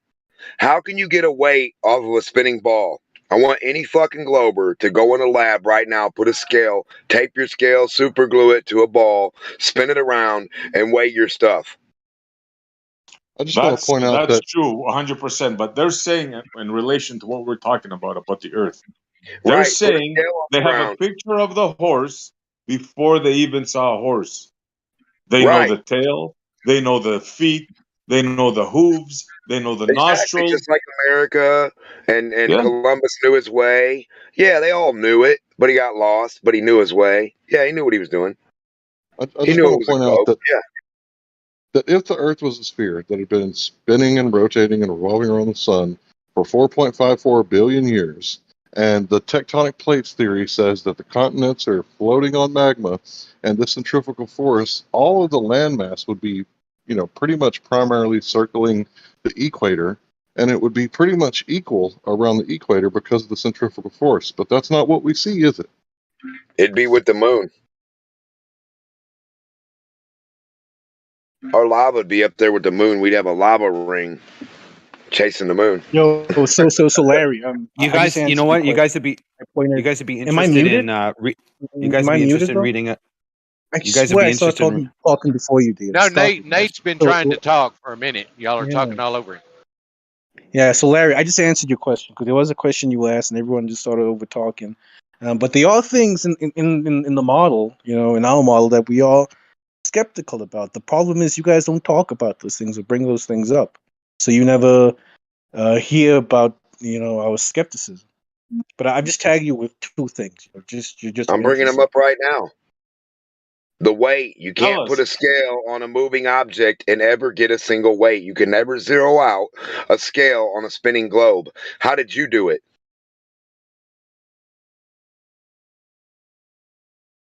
Show us your model. We have a scale. We have the dirt. Show us how spinning, moving dirt, you get a weight on your globe. Longitude, latitude, elevation. Show us your scale. Work accordingly on a spinning ball, please. Hey, Nate in Left Lane, am I coming through? Yeah. Are you guys like, are you open to the possibility that the model's wrong? Yeah, I mean, we know the model isn't perfect. There are things about it which are wrong. There are things it can't predict. It's not a complete model. No, like, are you open to like the spinning ball being wrong? There's a degree to which I'm open to it. There's a probability it could be wrong, definitely. Okay, so check this, bro. So they claim that the Earth is a tilted, wobbling, spinning like testicle, right?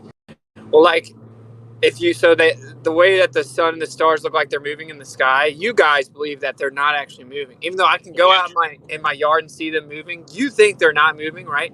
So anyway, you know that they claim that the Earth was gradually slowing down over time because the gravity of the moon is causing the tides, and as an overall system of the sun, moon, and Earth, the Earth is actually being pulled against its motion, and so it's slowing down over time. This is the official paradigm that you believe.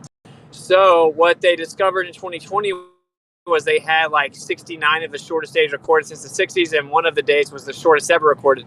Then in 2021, the shortest days, although getting shorter than the previous years, the shortest day was still longer than the shortest day recorded in 2020.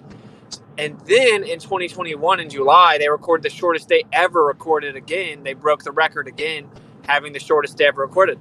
Now, according to you guys, what that means is that the Earth is spinning faster and then slowing down. So according to you guys, the Earth was slowing down, and then in 2021, sped up and started going faster than in 2020, and then in 2021 it slowed down again, and then in 2022 it sped back up. So can you guys explain how that works without violating the law of conservation of energy and momentum? Do you just blindly How believe much? it, or How much? How much are you it doesn't talking about? matter? It doesn't matter. Yeah, it does matter. It does no, matter. if you actually understood the law of conservation of energy, you would know it literally doesn't matter. Yeah, I understand that other forces could be acting on it, causing it to slow down or speed up. Okay, what is it? What is it? Tidal forces, different things like that. Tidal forces don't work. No, that doesn't work to explain it at all. Tidal forces would be making the Earth gradually slow down over time. I just explained that to you. So, my point Yeah, here you is said words. you don't know I'm the going to answer. rename. You come in talking about sun worshippers and all this bullcrap. I'm going to rename you Wits It Twisted, because that sounds like what you're doing. Well, how do you keep See how something mad he going is? at a You see never-ending how speed? they don't How is like that that even their possible? heliocentric model came from sun-worshipping occultists. And to me, that makes you weird, because I didn't come up with your model. I didn't make it up. I'm not a sun worshiper. I just actually studied the history of your model. The fact that you deny it and you call me crazy for just objectively recollecting what happened with the model makes it abundantly clear that even you deep down think your model's crazy subconsciously, because all I'm doing is saying what the model says. But anyway, can you address the other point? Can you just say you don't know, but Yeah, you just I'm still not. have blind faith that it works somehow? Yeah, I'm not addressing anything you got to say. You're not Okay, so addressing resistance either, because you think you have conservation of a spinning ball that just keeps itself spinning at a rate and never stops or slows down, but you can't demonstrate the idea of that. Like, it's weird, right? this is what's funny, bro. This is what's funny. This destroys your belief, right? This is the big problem. According to the scientists that you worship, your priesthood, they say that this is a problem, and that GPS is no longer going to work, and that we're going to have to change all of our calendars and clocks, and we're going to have to add a negative leap second. But we can't do that to fix the problem because it's so sporadic, and it's slowing down, then speeding up, then slowing down, then speeding up, and they don't know what's going on. It's considered mysterious. And I've read through the articles. Every proposed solution doesn't work yet, according to your own side. So you just instinctively said something about the moon. You have no idea. You've never looked into it. You don't know the answer, but you have this blind faith where you just assume that there is an answer. And then you say that Wouldn't there I'm also be a twisted. problem? Isn't that weird? Yeah, it's a problem with everything for them. Like everything, it's a problem with every bit of relativity or idea of anything in reality that they claim. All of it. Let me help you guys out. So this is some of the things that they came up with. One of them was, see, the Globers always say the moon or something must be doing it, but they don't. That's not an option. They've already factored in the gravitational relationship of the moon in the tidal theory, and it's supposedly slowing the Earth down over time. Okay, another religious response I got from a Glober was instantly to say that it was what did they say? Oh yeah, melting ice caps. That the melting, because you can have an introduction of energy or you can have a change in the distribution of mass, right? So if you changed the mass but had the same energy, it would cause it to go faster. If you kept the mass but then had more energy, it would cause it to go faster. You guys get it. Anyway, exactly. I explained to them, no, actually, if the ice caps melt, then according to NASA.gov here, if the ice caps melt and change distribution of mass in the ocean, it would cause the Earth to slow down. All So their calculations are off because of this.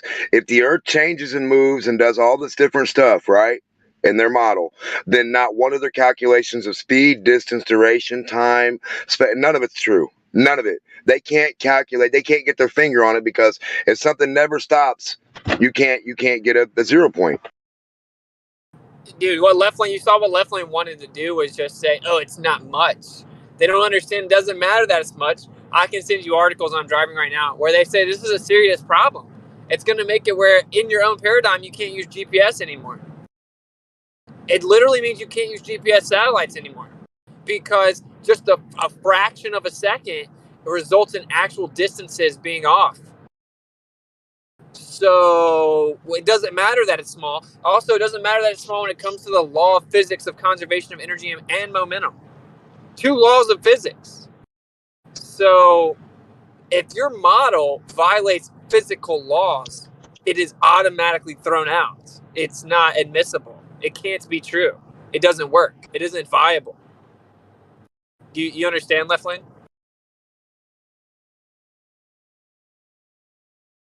You guys got nothing for this. I'm gonna just beat you guys over the head with this for the next What? week. No. Sorry, man. I was distracted with something. You're not You left know, lane. okay. If you just talking to the left lane. I wanted to mention something No, to Witsit I as already well. said I didn't have anything to say on it. I already Yeah, picked that Cooper's up. religious, Have you looked at the equation of time yet? Because the Okay, equation go of ahead, time Nate. Now let's don't will go to that. substantiate you. Let Nate respond to Witsit. Yeah. Nate, save I was Left just Lane religion for him, I was please. just gonna say that when it comes to conservation of momentum, it depends at what kind of system you are looking at. So if you're looking at a Earth, Moon, Sun system, yes, the Earth might seem to lose or gain momentum, but that momentum could be gained or lost to the Sun or to the Moon. As long as within that whole entire system it is conserved, there is no law being broken. Number one. Number two, laws of physics get broken all the time. It's the same way people break legal laws. Like We what? have anomalies today in observations within quantum mechanics, for example, that break certain laws. We know that within general relativity, due to the fact that the universe is expanding, energy is not conserved over time. These are laws which do get broken because these are laws that were made a long time ago and we had limited information. And now, as we're exposed to more information, we see that these laws, which we thought were unholy and untouchable, are not actual laws. They are not universal. They are not Well, they're not concrete. constant. They're not constant, Oh right? my Yeah, God, they are dude, is not this constant. We right now? are, seeing these things. I don't know if you guys know about CPT violation, charge time parity violation. That's something that violates more than one conservation law. I mean, these are things that do happen. Wait. So are you saying? Wait, just to clear, are you saying that the Earth could spin faster without additional energy or change in distribution of mass? I never once said that, Whitson. Oh, that's what's The whole implied. That's what you're the implying. So. whole that's not what I'm implying at all. What I'm implying is if the Earth's momentum does change, you have to look at the whole entire system it is within. It could be losing energy, mass, or whatever to the sun, moon, or something else No, they within the already solar looked at system. that. They already looked at that. That doesn't work. It doesn't explain What it. do you They mean? already looked at that. They already looked at that. They Yeah, already but tried I'm to not see if it talking was. about why it speeds up or slows down. That I'm not sure. I haven't looked into that. What I'm talking Isn't that about weird? is Does that make you whether or question it not at all? what I'm talking about is whether or not the Earth could lose momentum or gain it, and whether or not this violates a law of physics. Okay, I does don't that know make why you the Earth question? is speeding up or slowing down. Does that make you question your model at all? Does even for a split second, have you stepped back and been like, wow, I believe the Earth is spinning and it's a ball and it's slowing down and speeding up sporadically from year to year? Did you even What step I'll back tell and think you about is it? it's something I've never thought about, and you bringing it up is very interesting, and I'm going to look into it, Whitson. But I'm not just going to sit here and decide because Whitson said it that, whoa, I got to question everything now, and the model's been falsified. That's just silly. I'm going to No, look into it. It's it's very not because interesting I what said you are it. bringing up. I do encourage you to look into it, but it's nothing to do with me saying it. This is your paradigm saying it. It's always the flat earthers who have to come tell you guys what your belief is, but this is just what mainstream says. That they don't understand it and that it's mysterious and that ice apps can't explain it, that the sun and moon and earth relationship can't explain it, and that they don't know what the answer is. Okay? And that Yeah, it's there are a slowing lot down. of things we can't explain, Whitson. There are so many things you don't even know we don't know. There are things I could bring up that you've never heard of that we just can't explain.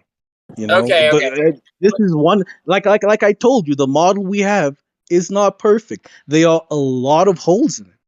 They are, but you guys rarely bring up those holes. That's why you It's don't not hear us even talk about viable though, them. Nate, be honest, bro. It's not viable. It doesn't work right now. We don't have an explanation for this. You know why they're scared to come up with an explanation? And they admit this too, okay? It's because they don't actually know what's going on. And so if they try to put all this effort into coming up with an explanation, well, next year we may record an even shorter day or an even faster day or even longer day. So let's say next year we record a shorter day, but it's like 2 seconds, 2 full seconds shorter. Well, whatever you come up with right now to explain like a couple milliseconds is not going to help us explain 2 full seconds. So they're like Something that hasn't basically. happened. Yeah, Whitson, I have no Dude, explanation your for belief system is that the ball Earth is slowing down and speeding up left lane. That's what you believe is happening. That's what you believe. Okay, we measured that the Milliseconds. stars. It doesn't matter. Do you not know how big the Earth allegedly is? If it's slowing down or speeding up by milliseconds, that's a big change in energy, left lane.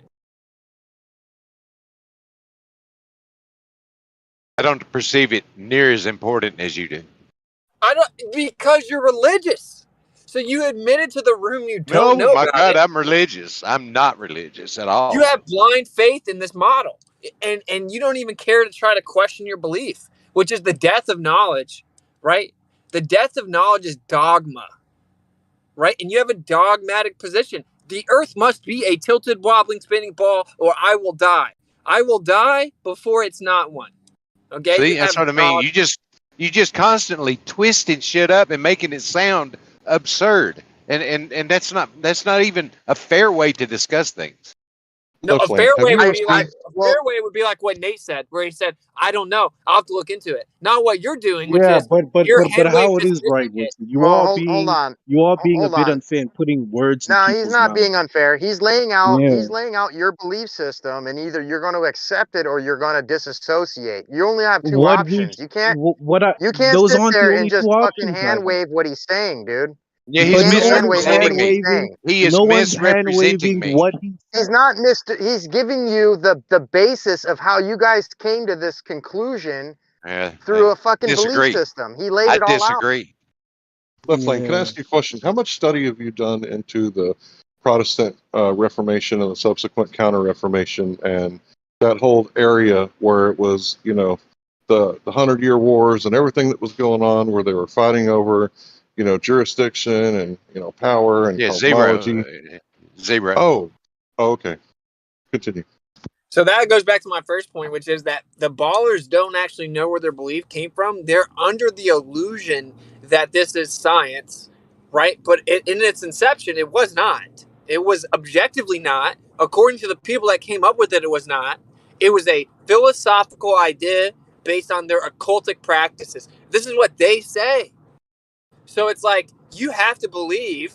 This is why ignorance is so damning, because you don't know what you believe yet. So you can't have a justified belief because you don't know what it is. So there's no way you can get to the justified part, right? It's like you don't even know. This is objectively what it is. If I wanted to go back to the globe Earth, what I would have to believe is that, people hundreds of years ago, not using science, but using sacred geometry and occultic sun-worshipping belief, came up with the idea of the heliocentric model and just so happened to get it right. And that hundreds of years later, we proved them right with science. This is what I would have to try to spin in my head to go back to heliocentric ball.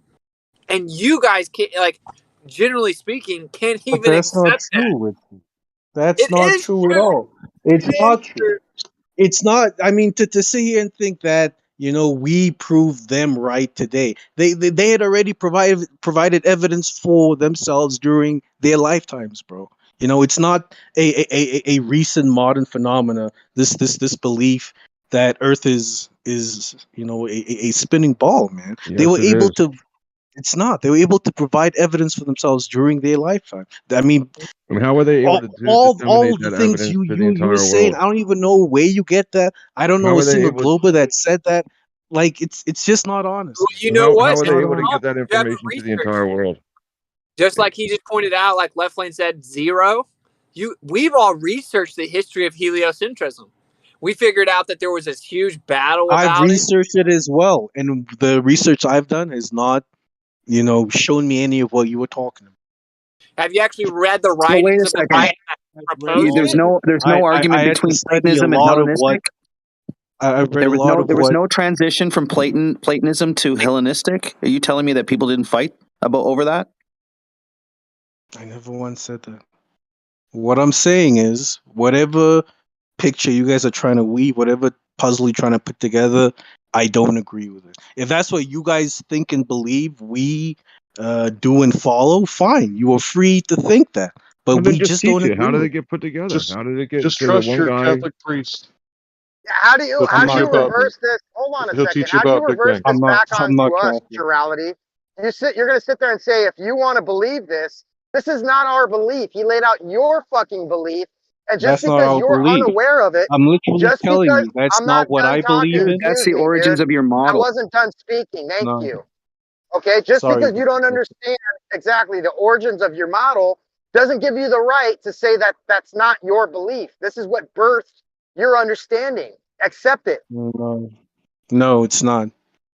I don't believe that. No one I know or associate with believes that. It's just not honest. I'm sorry, man. Complete misrepresentation. Yeah, But well, you just admitted that it's you've a done no borderline lie. research. You know, it's just Left not Lane true. no, I've done shut research. up, dude. No, Left Yeah, Lane it's just a admitted he's borderline done lie. no research, and now he's jumping in saying that it's a misrepresentation, even though I you don't have just to do research to know that you're misrepresenting my position. Oh, you don't Yeah, have you to do. your You have position. to know your mean, position Know that it's first. being misrepresented. That's your if argument. you're that dishonest, Left Lane, why are you even a fucking mod here if you're not even going to be honest with yourself or us? Yeah, the dishonesty is not coming from me, boys. Yeah, Yes, it it is. is. You just said that you didn't know, you didn't research it at all, but you know, but you That doesn't simultaneously mean that I'm a know that complete we're. fucking idiot, Witsy. Okay, I didn't even say that. I'm saying you're simultaneously saying you know that we're wrong about it. No, you're wrong about what you're saying about what I believe and how I believe it. Wait. How do you know I'm wrong about the belief if you haven't researched it? I don't base what I understand my reality to be on the Jesuits or how heliocentric came into being. I base what I believe in the Big understand Bang? my reality to be point, based on my observations and my personal experiences. No, you don't. No, you don't. But Left Lane, that's not my point anyway. My point is that if the heliocentric model is true, okay, you believe it's true, okay? Let's hypothetically entertain that it is true. Hypothetically, if it is true, the historical timeline is this. There were people that came up with it without the science, and they had a metaphysical and philosophical motivation. And they just so happened to get it right. And hundreds of years later, we've proven them right with alleged science. That is what the heliocentric model belief is. If you don't know the history of it, you wouldn't know that. That's so You admitted dishonest. you don't know the history. It's either they either did think it was revolving around the sun or it wasn't. Wait a If minute, they did, it's Xanax. a 50-50 chance. It's not that big of a stretch to think they can figure it out. Xanax, Even by guessing. what? Even by guessing, Hold it's not on. that big of a stretch. Hold Come on, on, you're being Xanax. ridiculous. Wait a minute, Xanax. You're saying that what Whitson is saying is incorrect. He said that they got it right 500 years ago, and then we confirmed it with, television and NASA and the government, right? It's not What's that. wrong It's not that about what he just extraordinary. said? It's not that extraordinary. He makes it seem like this. They came up with this without any tools at all, thousands of years ago, and we just remember proving it right today. It can be either is or it isn't. It's a 50-50. It's a 50-50 guess. It's not that extraordinary that they got it right. No, it's It not. isn't that extraordinary that Modeling they got it right. the hold on. Modeling the universe is a 50-50 shot, is what you're saying? How so? Come on, Xanac. Explain. Yeah, couldn't we say we were revolving around the moon? I thought you were asking somebody else. No, Well, is because it sun-centric? Is it Mercury Mercury-centric? they know Is it either Jupiter-centric? Is it Earth-centric? I mean, there's more no, than they thought two it was. options. Can I read Zanuck? Do you guys mind if I read Zanuck? So I was trying to like answer, but nobody wants to let me talk. There's two But nobody wants to concessions let me here. talk. I had an answer for you. There's two concessions here by Ptolemy. I'd like to read them. I'd like to read them to Zanuck. Yeah, it's your I'd turn, like to read Data, them as to Zanuck. usual. So you understand our position. We'll let you read it to Zanuck, but Zanuck needs to be able to respond Sure. to that point. Be concise, Zanuck. No, it's not his turn. So this is from Ptolemy's book, right? And what I mean by the origins of your model, there has to be a concession there. In other words, there has to be an understanding of limitations. I'm going to read you two things from this book that you can go read for yourself. The first is number 4, which is the Earth. Sorry, that also the Earth taken as a whole is sensibly spherical. Okay, that's the first thing. There's an admission there. I don't know if you understand what I'm trying to read there, but there's an admission of there. Taken as a whole is the admission, is that each section that they're putting together, they have to take as a whole, which there's consequences for that. And I'll read on. Number 5 is that the earth is in the middle of the heavens. These are two presuppositions that they immediately make. Do you understand that? First of all, to get the earth spherical, you have to take it as a whole, number 1.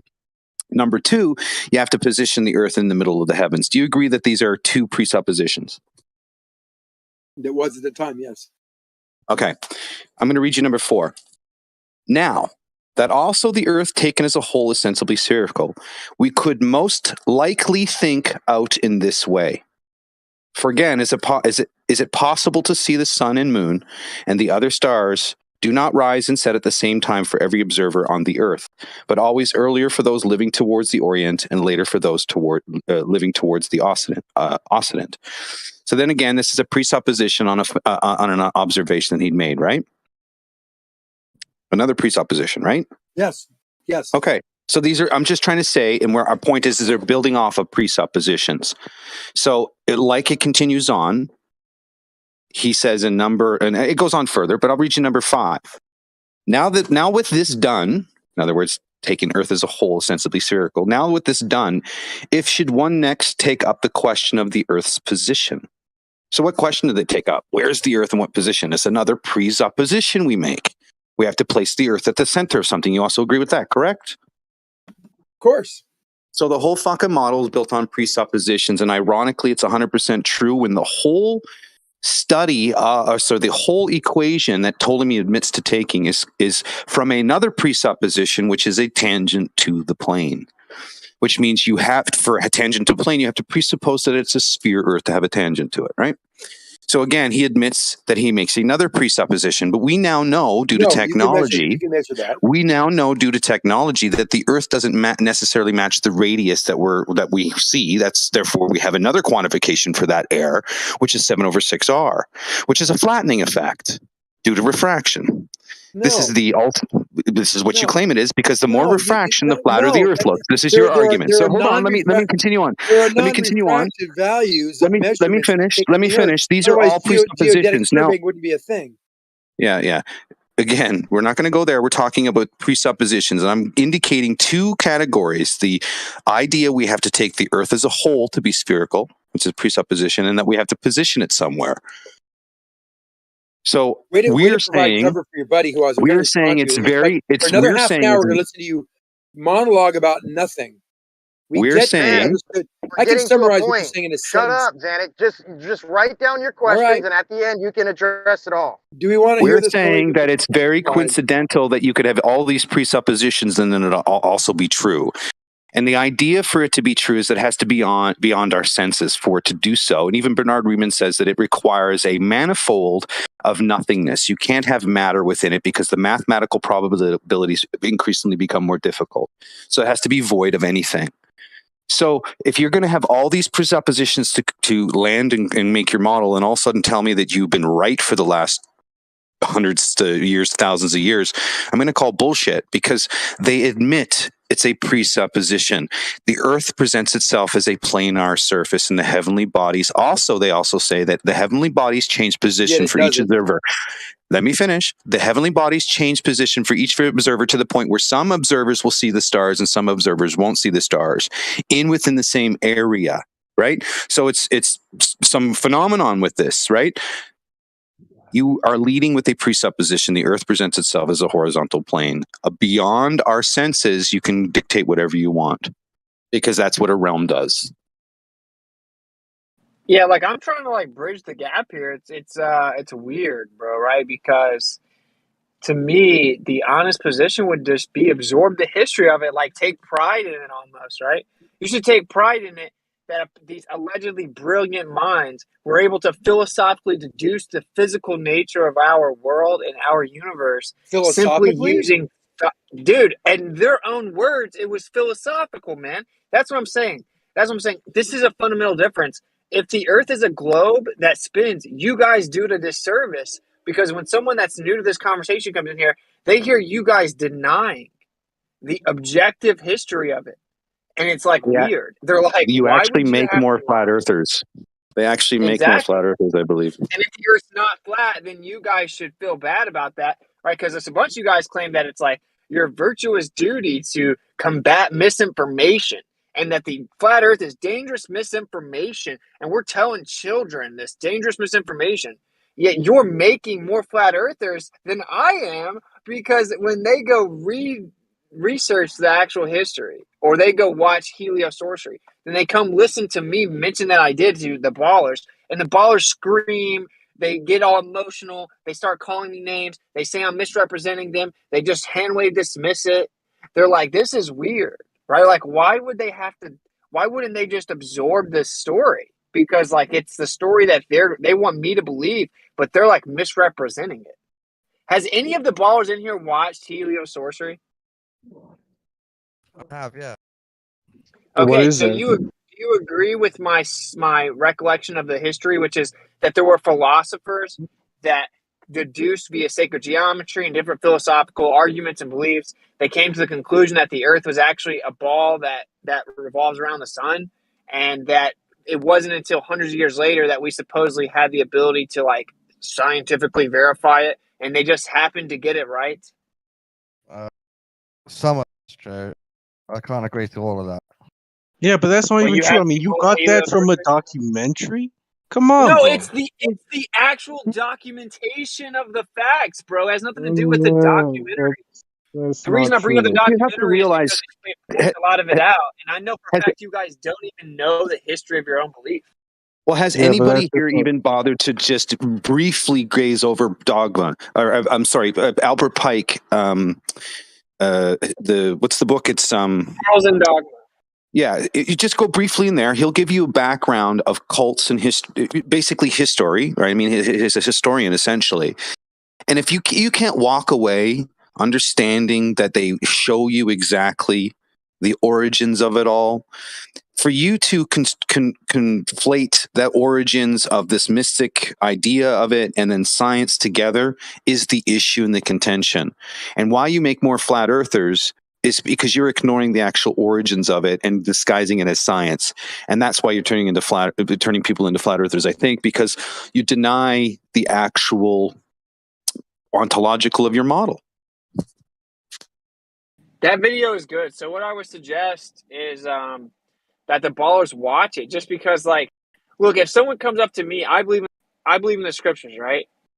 I have like a nuanced position, though. I think that they're very grabbled and messed with. We have to get to the Hebrew. A lot of stuff's been taken out, maybe even added, blah, blah, blah. People come to me with new information that seems to be contradictory to the mainstream depiction of the Bible. You know what I do? I go research what they bring to me if I do not know it, because I have a belief that the scriptures are legit. So if someone brings me evidence about the history of the scriptures, or they bring me evidence as to a contradiction in the scriptures, I want to go see what's going on, because I don't want to believe something that's not true. Yeah.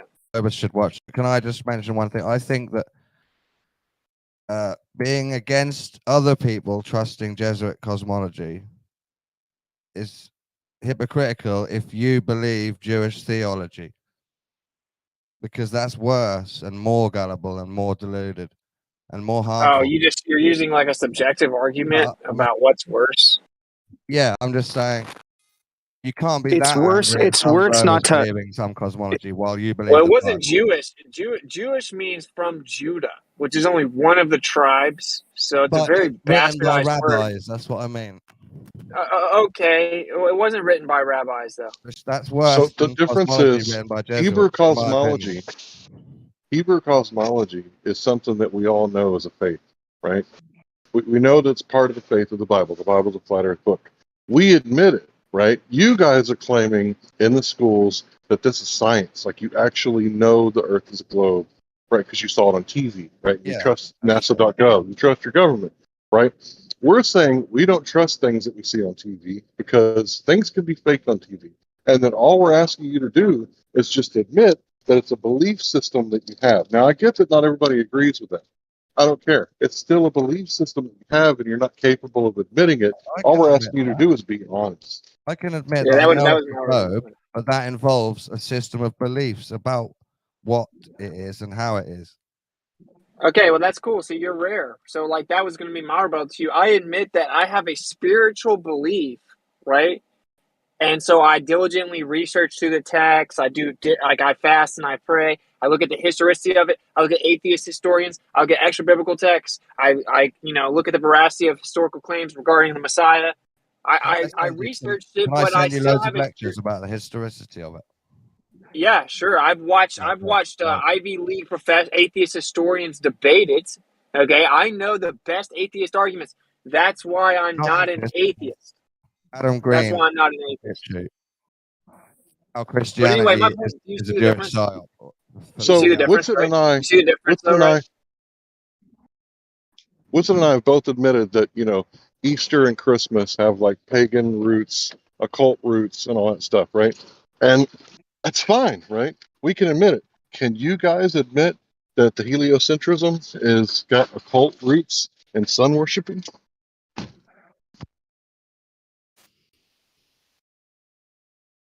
No. Oh yeah, So there's you mean definitely a huge component ho- to. Oh, that was the biggest pause, bro. I was trying to answer. Oh, sorry, I Go ahead. didn't think anybody was going to answer. Yeah, go ahead and answer.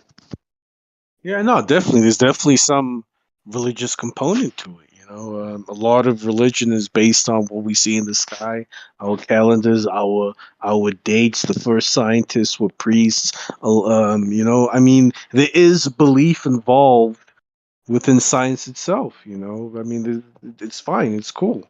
But what you guys are trying to say, this whole story you're trying to paint of the model and its falsifiability only being something that came about when governments and NASA existed isn't true. Oh yeah. Well, then how did I mean, I asked it earlier. Then how did the information get disseminated? How did the whole world learn all the information then? It's the same way the whole world found out about Christianity or Islam. People traveled across the whole world and shared information. They shared the good knowledge. news of the globe. If you want to say that, yeah. I'm asking you. You said that.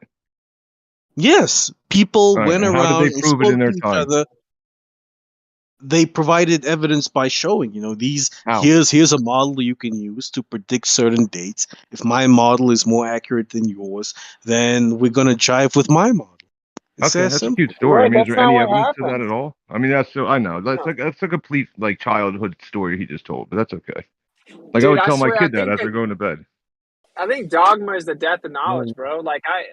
Nate, this is the thing, right? I think I would have a beer with you, right? Like I would play pool with you, I'd have a beer with you. I think you're a fairly reasonable person overall.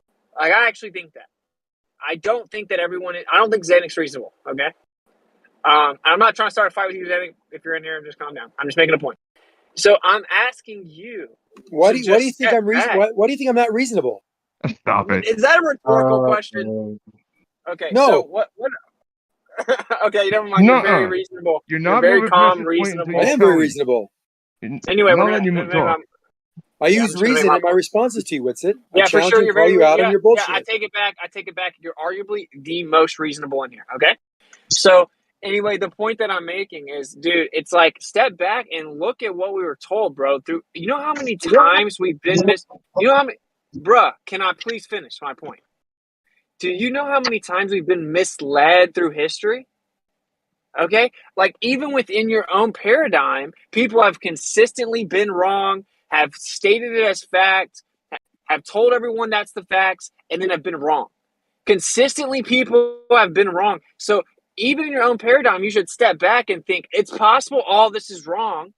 Okay, because at the time of Einstein, when he proposed space-time, he got laughed out of the Royal Society for daring even pretend that there was some alternative outside of Newtonian physics with an absolute framework of ether. The idea of anything else being the case was ridiculed and mocked, and Einstein was laughed out of the room. Now, according to you guys, he was correct. Everyone else was wrong. All the science was wrong. All the physicists were wrong. All the electrical field theory was wrong, right? And actually, Einstein was right. So in your own paradigm, the one person that was ridiculed and mocked as going against all the science was allegedly correct. So you have to adopt that type of belief intrinsically within your worldview. Why would you not step back and be like, let me really look at the history of it?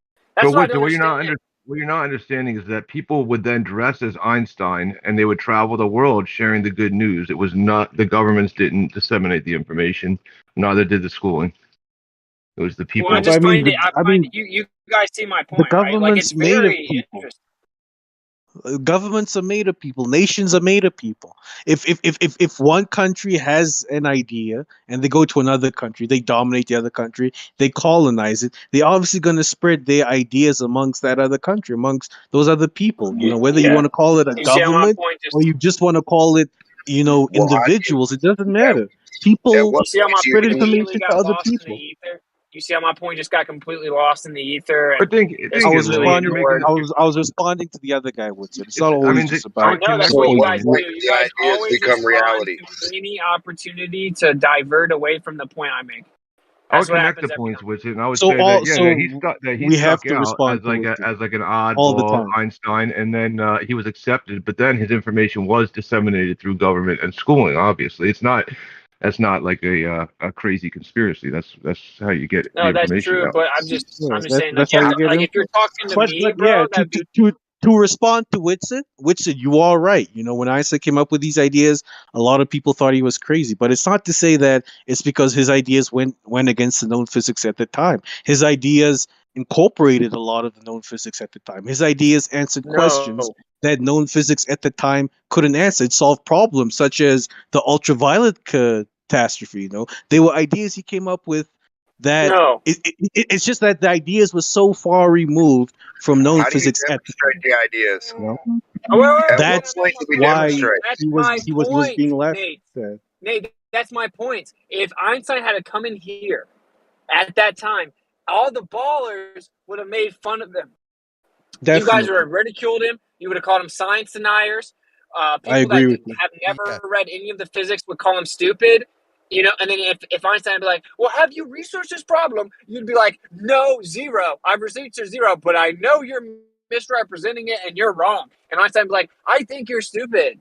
I think you're dumb. I don't think you understand what you're Not talking about. necessarily, but I agree with you. We would have read Einstein's papers, and from that position, from an informed position, we would have provided critique. We wouldn't have not read his papers, been ignorant towards it, and started talking shit. That's not what happened. They read his That is what papers the and they ballers thought do. that's well, we're talking about Einstein and what happened there, What's the right? I've only speed of read action a and couple of They reaction? pages of they Einstein. I've didn't never really not read a read his full paper. papers and then talk What's shit the to speed him. of They reaction? read his You're papers, correct. and because at the time his papers were just ideas that didn't have any observations or experimentation They still supporting don't. them, no one took them seriously. They still don't. Well, actually, it did have observations. That's patently false. Like when Einstein first proposed it, he was actually using observations and showing his interpretation of them.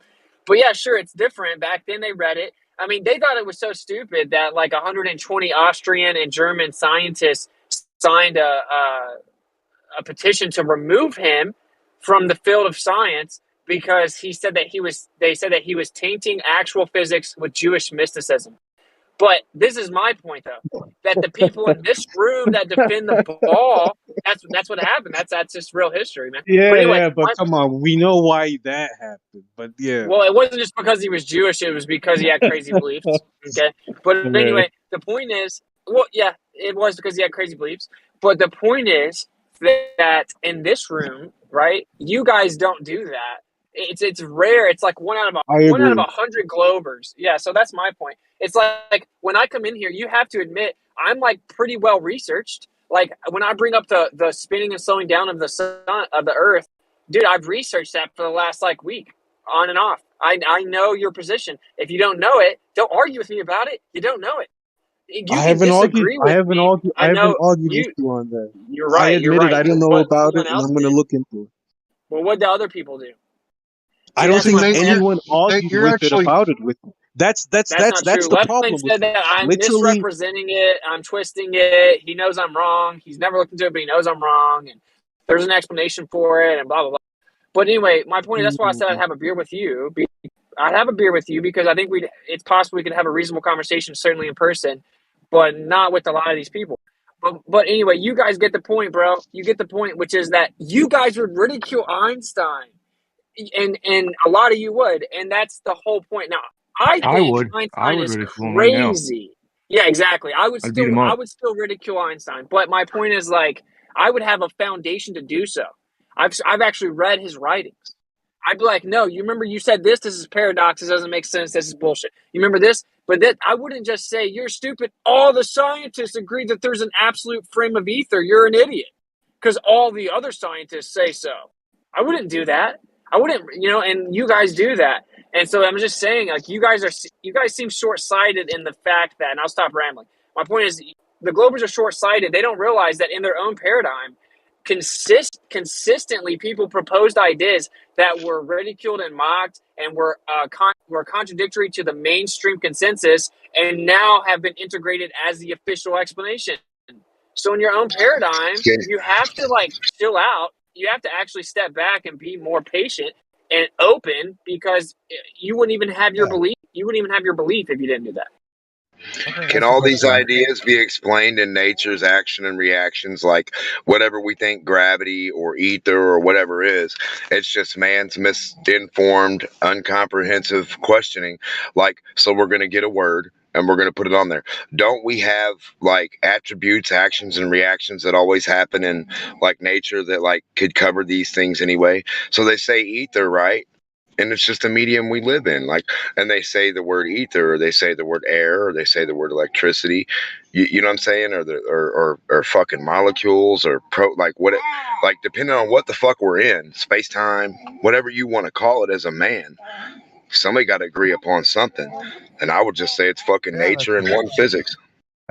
Yeah, I don't think it's just that they don't just come up with a word though, right? Like, the ether had like numerous different interpretations, but they were very intricate. Like, Tesla described the ether; it wasn't just a word. Like, he So described what's it the with like simplest way to describe it is what I'm asking. The simplest way to describe everything for you and me. Background You medium. say ether, what is it? it's a background medium. So it can be air. No, Air, it's still there when you suck out most of the air. It's still there. Can you tell us although I think more that the about air it? is a modality of the ether. So, but Suck out air. yeah, What if air is not What what is a you? background medium? What? Yeah, exactly. What do you? I mean, air can be just electricity, and your misunderstanding of it. You know. So when you say suck out the air, I don't think you're ever sucking out electricity, right? did someone Demok, just say what? air is a background medium? Dude, no, it's a background to the material world. Yeah, You can't Demok, show me nothing, not even with a Demok, vacuum. There's no such thing. Hold Demok. on. There's no such thing as sucking out stuff. You're never going to suck out stuff. Everything that exists here within us. So even in that chamber, this stuff still is there just because you claim to suck it out. But like, you agree that a lot less of it's there?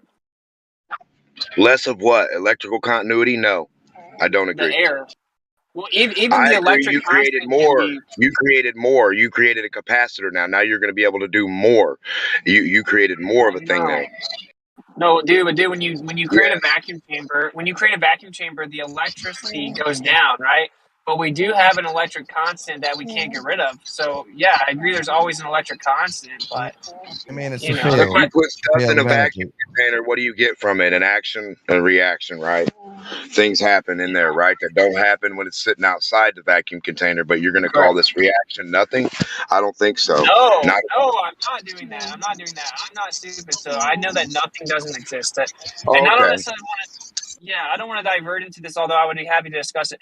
But like, I just want the Globers to acknowledge that the way that you behave is unfruitful, even in your own paradigm of beliefs, because your belief has been built upon consistent challenging of the mainstream consensus, in which you guys would all ridicule them because you have a surface level understanding of a science, popular science article, right? But the truth is that your whole belief system is built upon the necessity of people contradicting the mainstream consensus.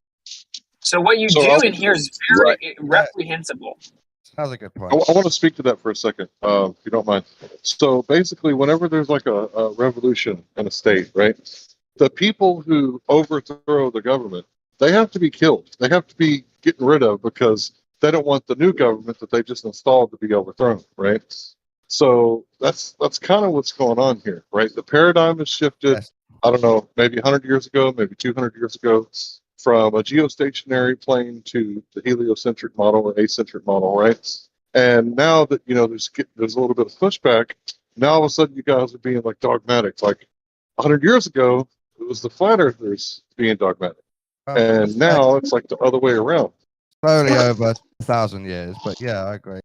Yeah, listen, the globe Earth is an Sorry, archaic, it scientifically hasn't been disproven settled for concept. 1,000 years, No, right? it's been It slowly was, discovered over, but I agree, a few hundred years settled. I don't know. Yeah, I mean, those same people who promote the globe are the same people who burn people as witches. I mean, it's the same people.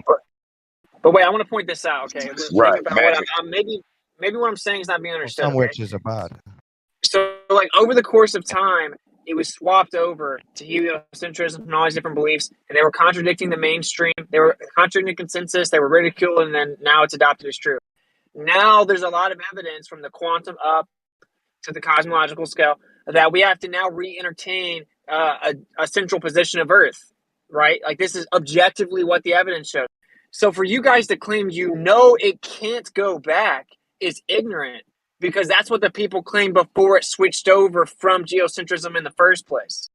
Do you guys get the actual point that I'm making? You can talk all big, and since time is just relative to our lives, you have no accountability. You're just going to die. So who cares how crazy and reckless you talk on the internet, right? But in reality, your own paradigm would refute your position. You now see what I'm saying? You would have to acknowledge that it's possible that we thought we had it all figured out, and then we've changed it and thought we had it all figured out, and now we might have to change it back because we didn't actually ever have it all figured out. And that's what the evidence is showing us. So you guys should, when I talk to physicists, bro, like when I talked to an astrophysicist a couple months ago, he told me that my opinions, he finds them fascinating. He said that he finds my opinions fascinating, and that he agrees that it's very possible we have the whole thing wrong. We have everything wrong. He said it's actually likely that we have the whole thing wrong. This is an astrophysicist from a prestigious school. Okay, Yeah, moving that's directly what backwards is that's going what to the be difficult physicist for said humans. to me. Sorry, that's what the physicist said to me. He was a third-year physics student.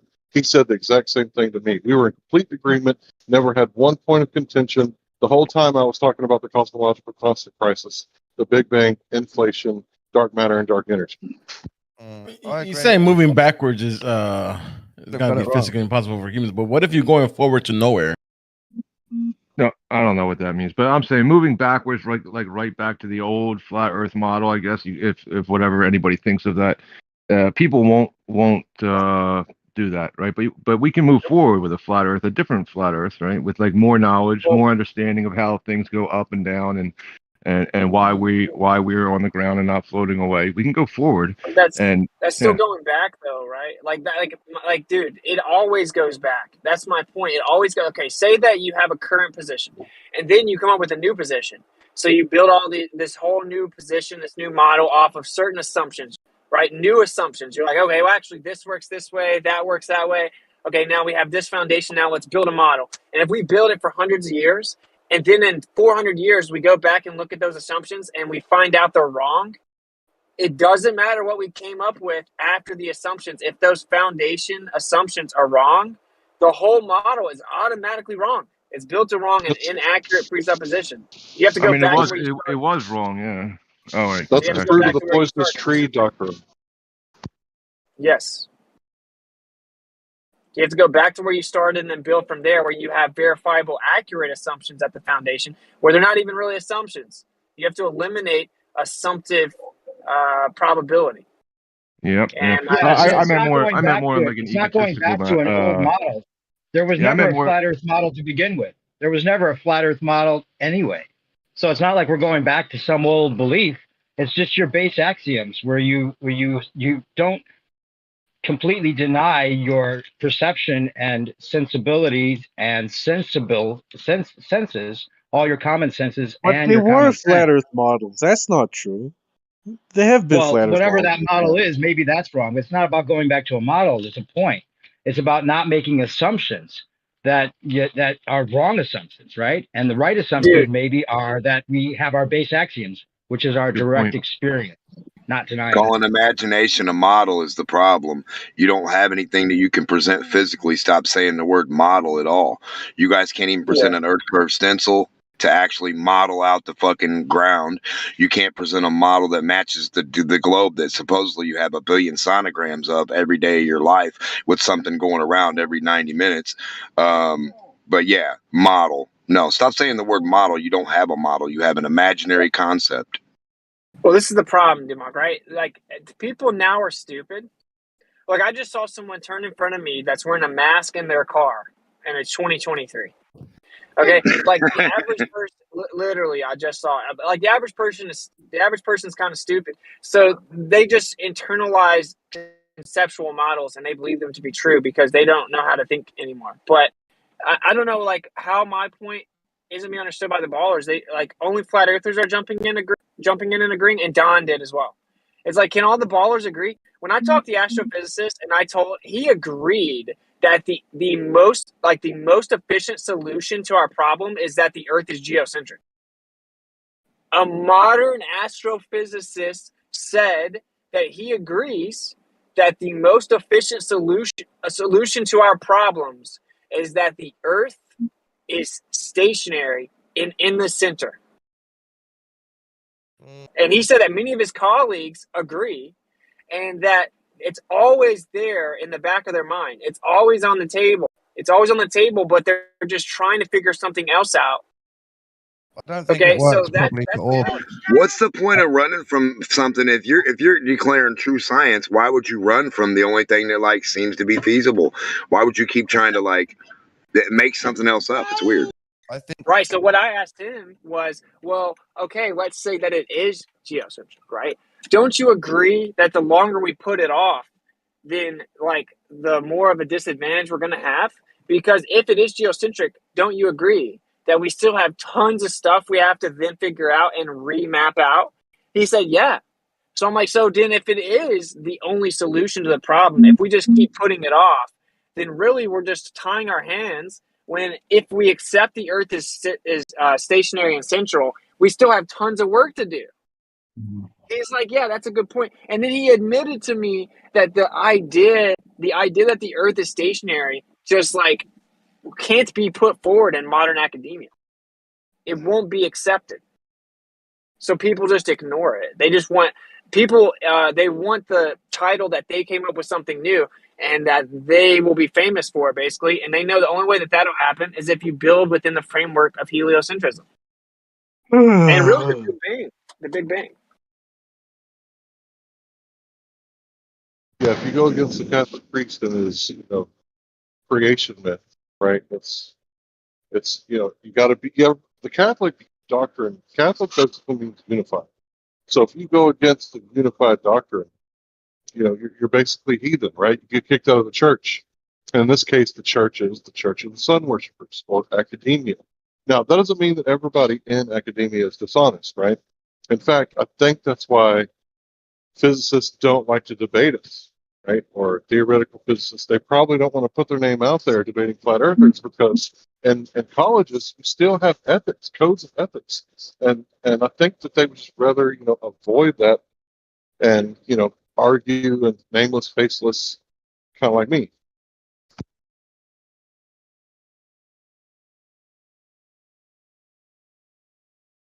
I was trying to stay quiet and let a baller answer, but they're not answering. No, they can't because like I don't know. I just whatever, bro. It's like I made my point. I don't want to be super reiterative. Yeah, but you got to also they're not ballers anymore. Which is they're anti-flat earthers, so they're not normal people. Yeah, but isn't it weird to identify via being anti something? Like, why would your identity be anti anything? I don't know. I'm That's weird. That's hella I weird. guess. Am I? I don't know. I'm my anti-vax. identity. The fact that I don't inject myself with chemicals isn't my identity. You know what I'm saying? True. Like yeah. I mean, I guess to some extent, that's a good example, I guess, because like you do go. Sorry, I'm trying to find the pickup. You go. I went around trying to help. There's another person wearing a mask. Like, bruh. And I'm not gonna lie, man. Statistically speaking, there's a proportionate relationship between melanin and masks. And I think there's probably an interesting psychological study of history of trauma that's tied to. I don't understand. I see the same thing around here. And they turn into like vampire zombies. Yeah, I'm with you on that. Well, I I just don't think know. I don't know I'm about saying that that. like darker Basic skinned people antenna wear where you pick masks the sun more up. often. I definitely think agree. I think Yeah, it's I because know. of a childhood trauma. I mean, like a Yeah. history of trauma. Yeah. I knew what you were saying, and that's what I noticed as well. In my area, I see the same thing. I see all the, I guess we're calling them melanin people. I don't know, wearing them, Well, I just think and they're more yeah, melanated. Yeah. yeah.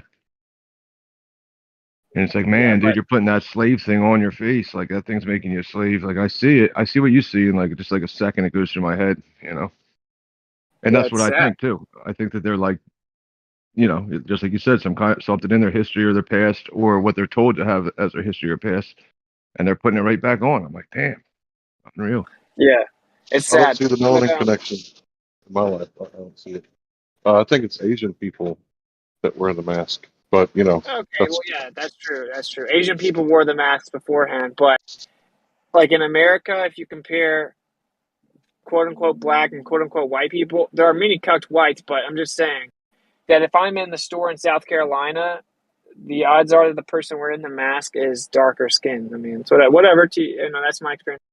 It doesn't mean anything. Yeah, it doesn't really mean anything, but I notice it No, too. I'm Yeah. just saying it's interesting. Yeah. So anyway, I've just seen two today, back to back, and they were both melanated. So anyway, back to my actual point, which is like, dude, when I talk to the actual credential people, because I get ridiculed, right? I get a lot of appeal to credentials. There are a lot of appeal to credentials against me, right? Which is basically it's the fallacy that you say, well, you don't have the proper credentials, so your argument can be dismissed. Your argument must be wrong because you don't have the proper credentials to speak on this subject. That's called an appeal to credentials. It's a fallacy, right? Because obviously, if Nikola Tesla comes in and talks about electricity, and then you say you don't even have a degree in electrical field theory, that doesn't mean that what he's saying is not true.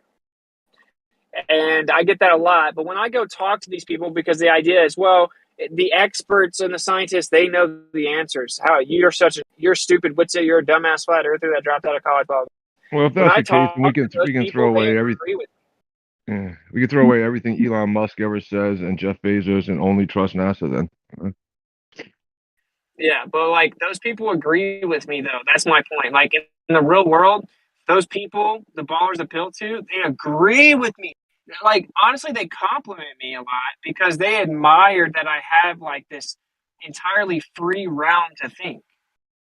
You know what I'm saying? Where like I have no bias because like I can just freely think. I can change my mind. I don't have this like intellectual academic pressure to confine myself. And you can tell they live vicariously through me. They enjoy our conversations thoroughly. Where I will question everything that they say, and they're like, "Wow, I've never even thought that was something that could be questioned." But they're very like respectful and like there are some people with credentials in the anti-flat Earth realm, sure, but like in the real world, people aren't like that. I think the ballers should really soak this in. Like you guys aren't even representing your side. You guys are anomalous. Yeah, but the people that are making the credential fallacy, right? They'll turn on the TV and see Bill Gates talking about you know what and you know who. And they're like, oh, yeah, Bill Gates, he's so smart. He's so rich. He knows everything.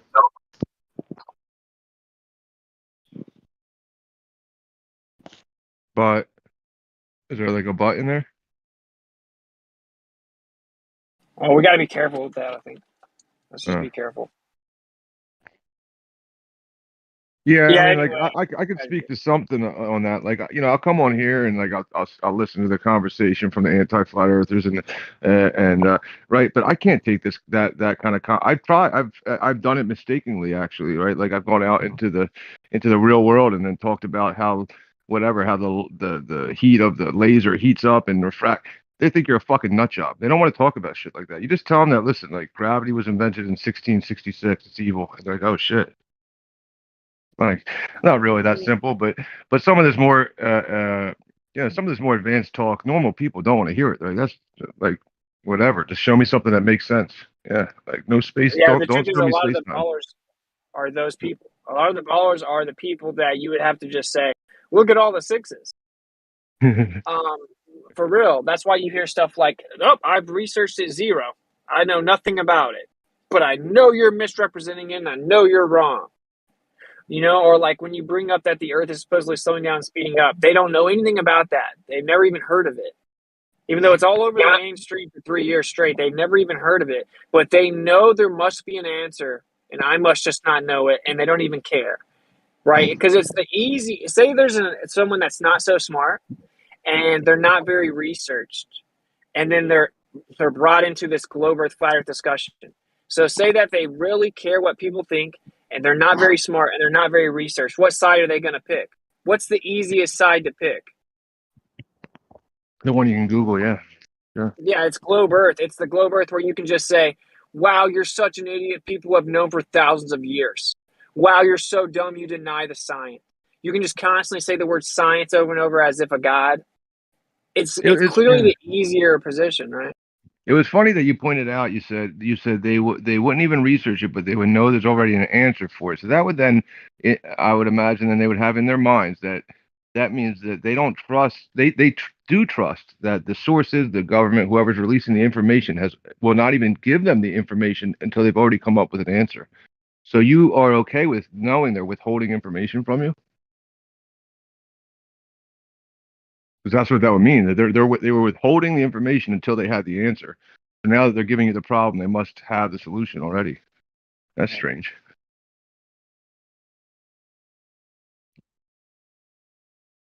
It just speaks to how well designed the whole thing is, the house of cards that it is, because they have it so that if you start doubting it or considering some of the things that we're saying, then it's all out the window for them, because then they have to start considering all these other things. They can't give an inch, because then they may have to give an inch more or another inch. I mean, there's people that at least question the moon landing, but then they'll still say, okay, and I don't know how long that lasts for people that are really being open-minded, that they can question whether the moon landing was faked, and then still believe the Earth is what they're telling us. But if you start to tell them the consequences of that, not too many. If you start telling most of them stick to everything, that they have to accept everything, the Tesla car in space, all of it. That's what gets entertaining, because then we can press them on that, and they have to make excuses for this dumbass shit that looks obviously fake, and they have to stick to it, because if they pull one card out, the whole thing falls. That's how it's designed. It's so brilliant. Yeah, they'll back off the fake moon landing, because then if somebody starts to jump the gun and explain to them the consequences of that it's because the Earth is stationary and a level horizontal plane, they'll go right back to saying, you know what, I'm done looking at the moon landing. It's probably just something I missed, and I'm sure it's real. I'm sure they did it. Yeah. Yeah, they'll run away. We've gone though. We've already done our job, in my opinion. I think that we've normalized the conversation, and the people that were laughing at us to begin with are now running away from us because they don't want to talk about it. And that's all we can really hope for, because it's too much of a paradigm shift for most people. They've made big decisions in their life. They've gotten to a point where they don't want to question their paradigm, because they've built their life on that paradigm. And it's rare that you find somebody that's in their older ages that has a life established that will engage in this topic open-mindedly, because it's, again, our whole society is based on this house of cards. It's like, you hearing that, left lane? You hearing that, left lane? Let it sink in, buddy. Yeah, because are you saying that because I think that left lane is on the side of the flat Earth? Is that why you're saying that? Why you're calling last out? night? Go ahead. I didn't hear last it's just night. because he just openly denies shit, even though he doesn't know shit about it. He'll just outright fucking deny it, like he did to Witsit. Yeah, well, last night, Kosho said that actually makes their argument stronger, because it's based on this house of cards. I think that's what he was saying. I don't know. So I'll just tell a real quick story. Last night I was at work, and I was talking to this guy, and he was telling me he was autistic, and he was saying that he's not really the type to fall for a cult. And I was like, oh, bro, you're in a cult right now. You just don't know it. And so we started talking about, like the moon landing. I was like, oh, you believe in the moon landing? He's like, oh, yeah. I was like, the Apollo missions, huh? It's like, yeah. And then we started having like a little bit of argument, about cosmology and how it's not science, and I went over the scientific method and stuff, and he just kept and kept arguing for the cosmology, of course, the standard model. And by the end of it, I said, "Did you see how vehemently you argued for the standard model?" And he was like, "Yeah." I was like, "So you're in the Helio cult?" He was like, "What?" I was like, "Apollo, the sun god, Helio, the sun god. You're in the Helio cult." And then he raised his hands and said, "I'm in the Helio cult. I'm in the Helio cult." And then the girl who was listening, she was kind of being quiet and just listening. I saw her face as she walked away. She was like, "What the fuck?" Because he started saying, "I'm in the Helio cult." Yeah, I don't know. I think that the Baller should real deal watch that documentary, man. And I'm making a few They can't. documentaries this year. So I'm going to be in 2 documentaries, and I'm going to make 2 documentaries. And one of them is going to be me sitting down with a bunch of different astrophysicists and astronomers for in-person interviews about geocentrism. And I just think you guys really need to inform yourself on your position. I'm not trying to come across like talking down or anything, or like we're better than you. I'm not saying that. There are some ballers who know their position decently well, but the vast majority of you guys don't, bro. Like, you don't know the You are history better and than stuff. most. So it just seems like we're not able to have a good conversation because we're not really on the same wave. Because you're less religious. That's how you're better than most globers. No, I'm not better Okay, than well- anybody. I'm a piece of shit. But Oh, it's true. the Most OD, globers are completely deluded retards. I can't hear you that Yeah. well. That's not The what we're ODG saying. That's not what movie we're looks saying. good. Well, You that's heard actually him? most What we're Glovers don't even think about the Earth. So, as it pertains to the people who have actually seen the real flat Earth position and looked into it some, but still say stuff like sunsets couldn't happen on a flat Earth, right? Yeah, like I consider them to be very religious. I think that's bad. I think that dogma is bad. I think even like spiritual belief that's flooded with dogma is bad. Like, I'm not very dogmatic about my spiritual belief, much less like my cosmological position. I just think that dogma is like the death of knowledge. Weren't you a Trinitarian? Weren't you raised Trinitarian? I was raised that way, yes. Yeah, I was too. And it's funny because neither one of us believe that Jesus is God, right? But look at the rest of Christianity. So you and I and others like us who are entertaining the flat earth stuff, and even some agnostic flat earthers, right? We're able and capable of taking in new information and changing our minds. But to these dogmatic people, these dogmatists think that's bad, right? Like, you changed your mind and now you've flipped your cosmology. Oh, that's bad. But wait a minute, isn't that what you're supposed to do in science? You get new information and you do away with the old theories that don't work anymore. Like, no, let's just put a band-aid on the theory to like 95% of this band-aid, duct tape, rubber glue, super glue, and we'll strap that to our car and trust our lives with it. Like, no, you don't want a tire that's 95% super glue. I never changed my mind. I just didn't realize why my mind was made up originally, and that it was all based on a stationary Earth and angles from horizontal.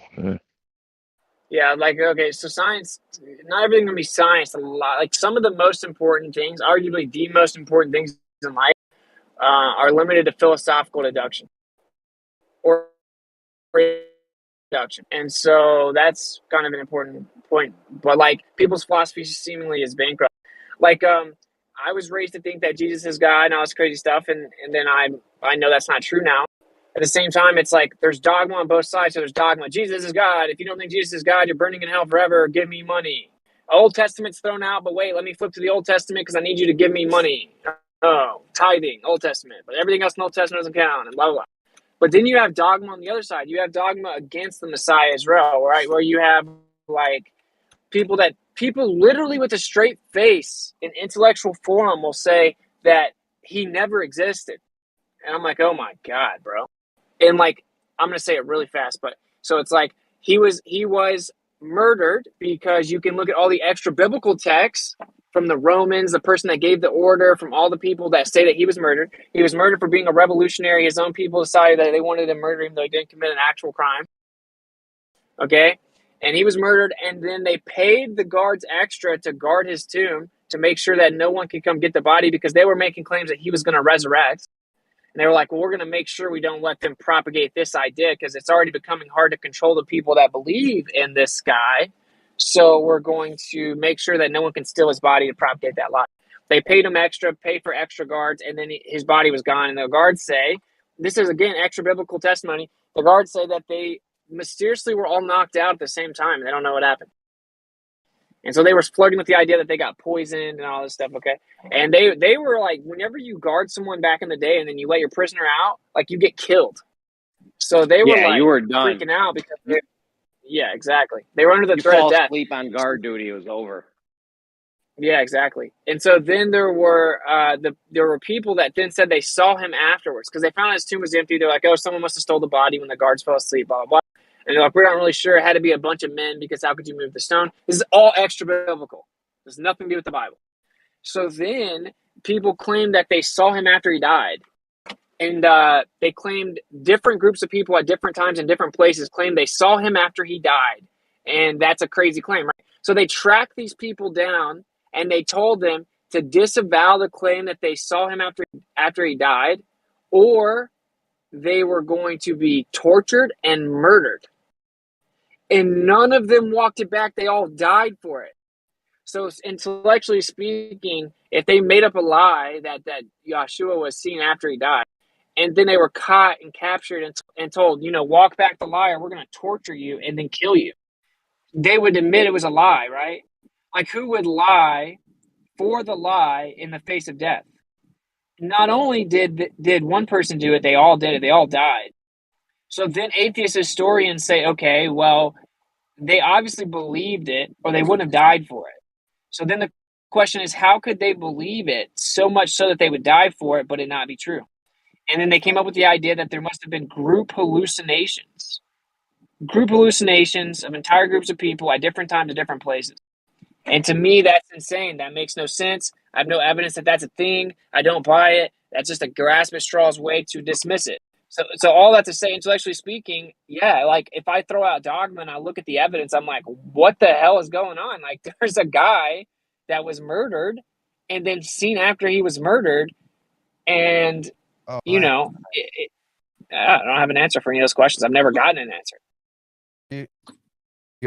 I was with you until you nearly said you believe in the resurrection because his cult said he resurrected. And that's when I think it becomes faulty logic. So you believe that the people would make up the lie and then die for that lie knowing it isn't true? Of course, yeah. Especially retell it later that they all were a witness. Like, so long ago, you can't take witness stories as real. Well, no, in the terms of history, we only have certain things. So we look at the idea of history being fabricated. If it's going to be fabricated, we have an entire list of things we look at to see if it was made up. One of them that works in the favor of the scriptures is like of this story is the first people that saw him were women. So the first recorded testimony were women, but back then the testimony of women was inadmissible and held no weight. So if you were writing a story and making up a lie about people seeing him, why would you say women were the first one to see him? Because back then the testimony of women were completely useless. They didn't consider it valid at all. So that is actually a mark in favor of the scriptures because a liar wouldn't put women as the primary witnesses. And then again, you're claiming, to me, I just disagree with you here, which is where if these people in a cult believe this guy was special or something, and then they all made up that he resurrected, that they would all die knowing that they were about to be tortured and killed for something they just made up. Yeah, somebody ain't gonna go through with that. You might have a couple guys. You might find a couple guys that are willing to go through with that, but you're definitely.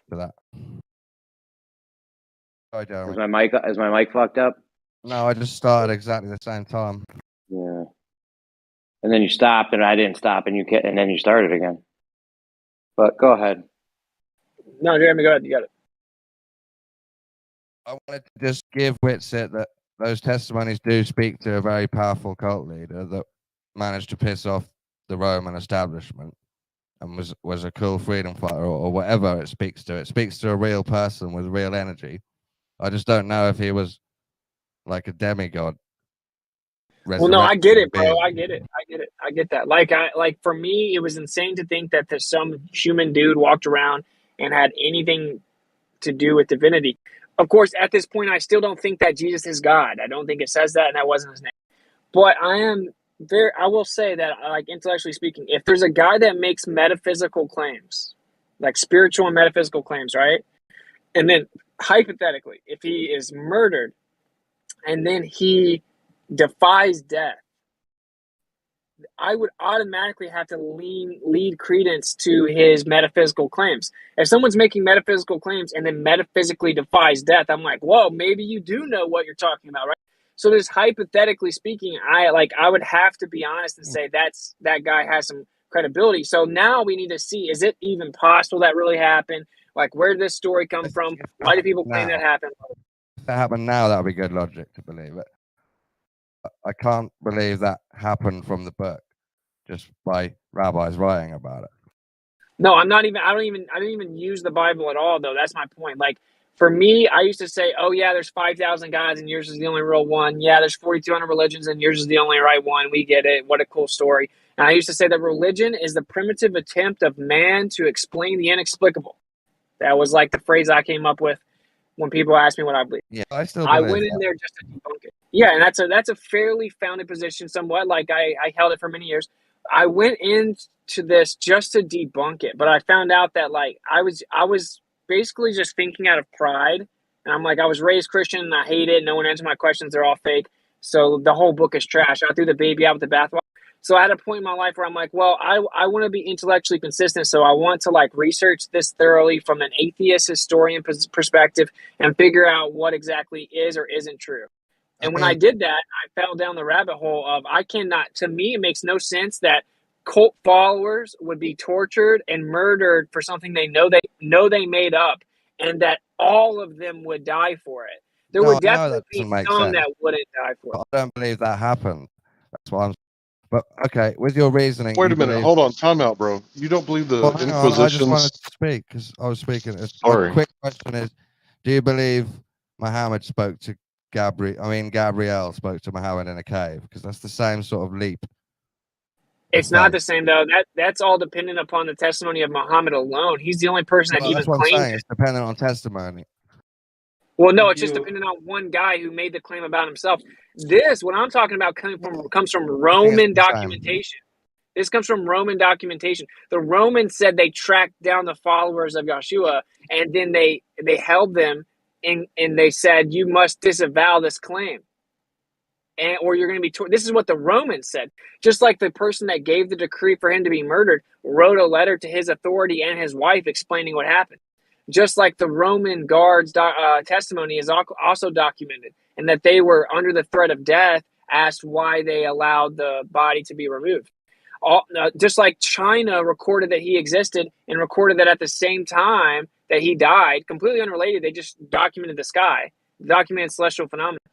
China says that it got dark during that same time that it got dark over in the Mediterranean area when he died. There's just a whole bunch of extra biblical evidence that's like really crazy. I mean, the idea that someone defied death is crazy, but like we still have to look at the evidence, honestly, right? I mean, Not to mention the 12 to 20 million Christians who have been killed under the Soviet Union regime, or even put in gulags because they would not change their faith. They would not deny Christ, and they have. But you can say that about every. You can say that about every believer. You could say that about every believer. You could say that people that believe. There are people that have been. There are real stories about people that have been imprisoned in these gulags for over a decade, or I think even 20 years. we know that. We're not disagreeing with that. People were put in the gulags for going against Einstein. It was called the Einstein scare, right? When they were going against Einstein during the Soviet Union, those doctors would be put into like insane asylums and gulags and all kinds of stuff because they were saying that Einstein was wrong. So I just want to say that this argument that I've been making recently, it's like if you believe the world came about by natural means and there was no designer or anything, then what you have to believe is that all these creatures here on Earth, their bodies come from the dirt and the nutrients that they eat. and the food that they eat creates their body. So literally, there's dirt walking around right now somewhere in Texas, and it calls itself Larry, right? So the mind-body problem is like a huge problem because the scientists alone, without a creator, can't explain consciousness. That's true, or dreams or intuition. But just to, like, the reason that isn't the same is, like, we know that people will die for something that they believe in. Okay, people will die for something that they believe is important and they truly believe in. Right, just like people were locked up in China for going against the pandemic. People will die for what they believe in. But the question is, why did they really believe they saw him after he died? People will die for what they believe in. They died for this claim. But the claim was that they saw him after he died. So the question is, why did all these people, different groups of people at different places at different times, why did they believe that they saw him after he died? That's a crazy question. I looked into it. The atheist historian said that they had group hallucinations. That's the best that anyone's come up with. Just a real quick question. How do they know for sure that he died? He sat there forever after he died, and they actually pierced his side, and water came out. And if water comes out, it shows that the density of your body relative to the blood has shifted because you're dead, and that's why water comes out of you. Yeah. Fair enough. Yeah, and I also have an atheist doctor that also lays this out, that he definitely died. So, like, when you start to use like these intellectual standards, because it's like historians can't just throw out their historical standard because of a bias against the Messiah, right? Like, that doesn't make sense. They have to stay consistent.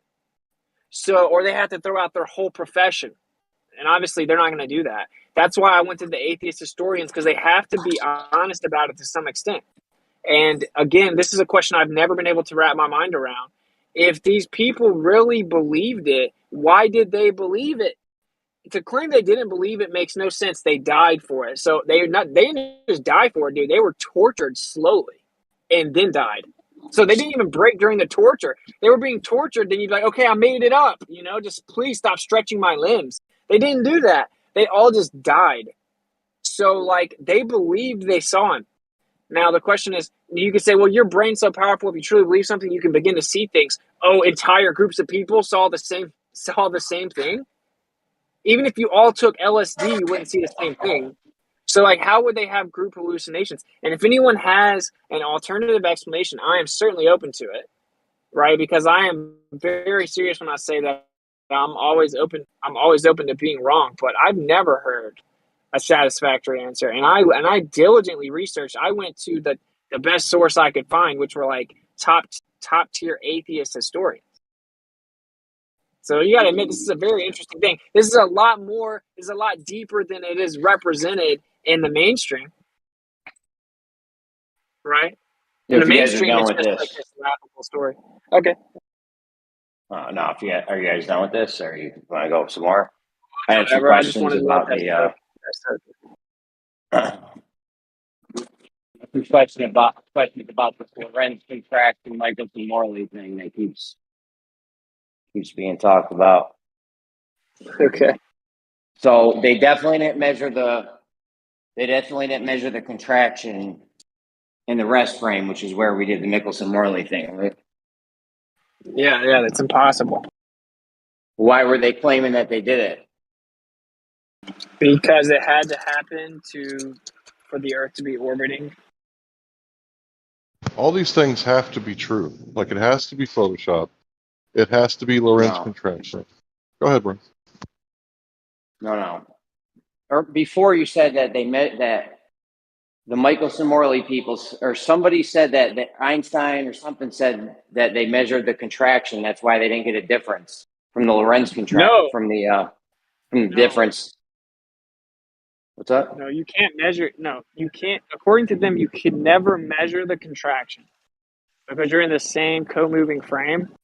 So they're not saying that they measure it. They're saying Einstein said that they came up with a methodology of interference which would precisely measure the fringe shift of the time difference because of the Earth's orbit and the light moving relative to the Earth's orbit. They didn't see that. So they said, oh, the apparatus contracted to make it look like there wasn't a difference. Yeah, but you but if can't it measure did that contract, but if it did contract, we wouldn't have been able to know or measure it. That's correct. That's what the theory says. Yeah. Are they saying that they measured it, and that's why we didn't get a fringe shift? No, they can't measure it. You can't. The whole claim is that you can't measure it unless you're outside of the Earth in a different frame. So, what was the whole point of this Michelson-Morley thing you've been on about for weeks now? I'm just curious. To believe the current model, you have to believe that the Michelson-Morley apparatus contracted just the right amount to make it look like the Earth was stationary. That's the official explanation. Contracted no, if it did contract, it can't be the official story because there is no contraction in this frame. What do you mean it can't be the official story? It objectively is the official story. Well, the official story is Einstein says that. Hold on, guys. The official story is that Einstein says that. Go ahead. I don't need to rebut. I don't need to say anything. Yeah, dude, because it's you're making it more complex. If matter and that matter is moving at the speed of light, it will contract along with the space that it's in motion with. So you can't tell it apart. So if you're moving in with that matter that has that motion close to the speed of light, you'll contract with it. And the only way to get out, the only way to measure that apparently is to be outside of that moment of motion in space.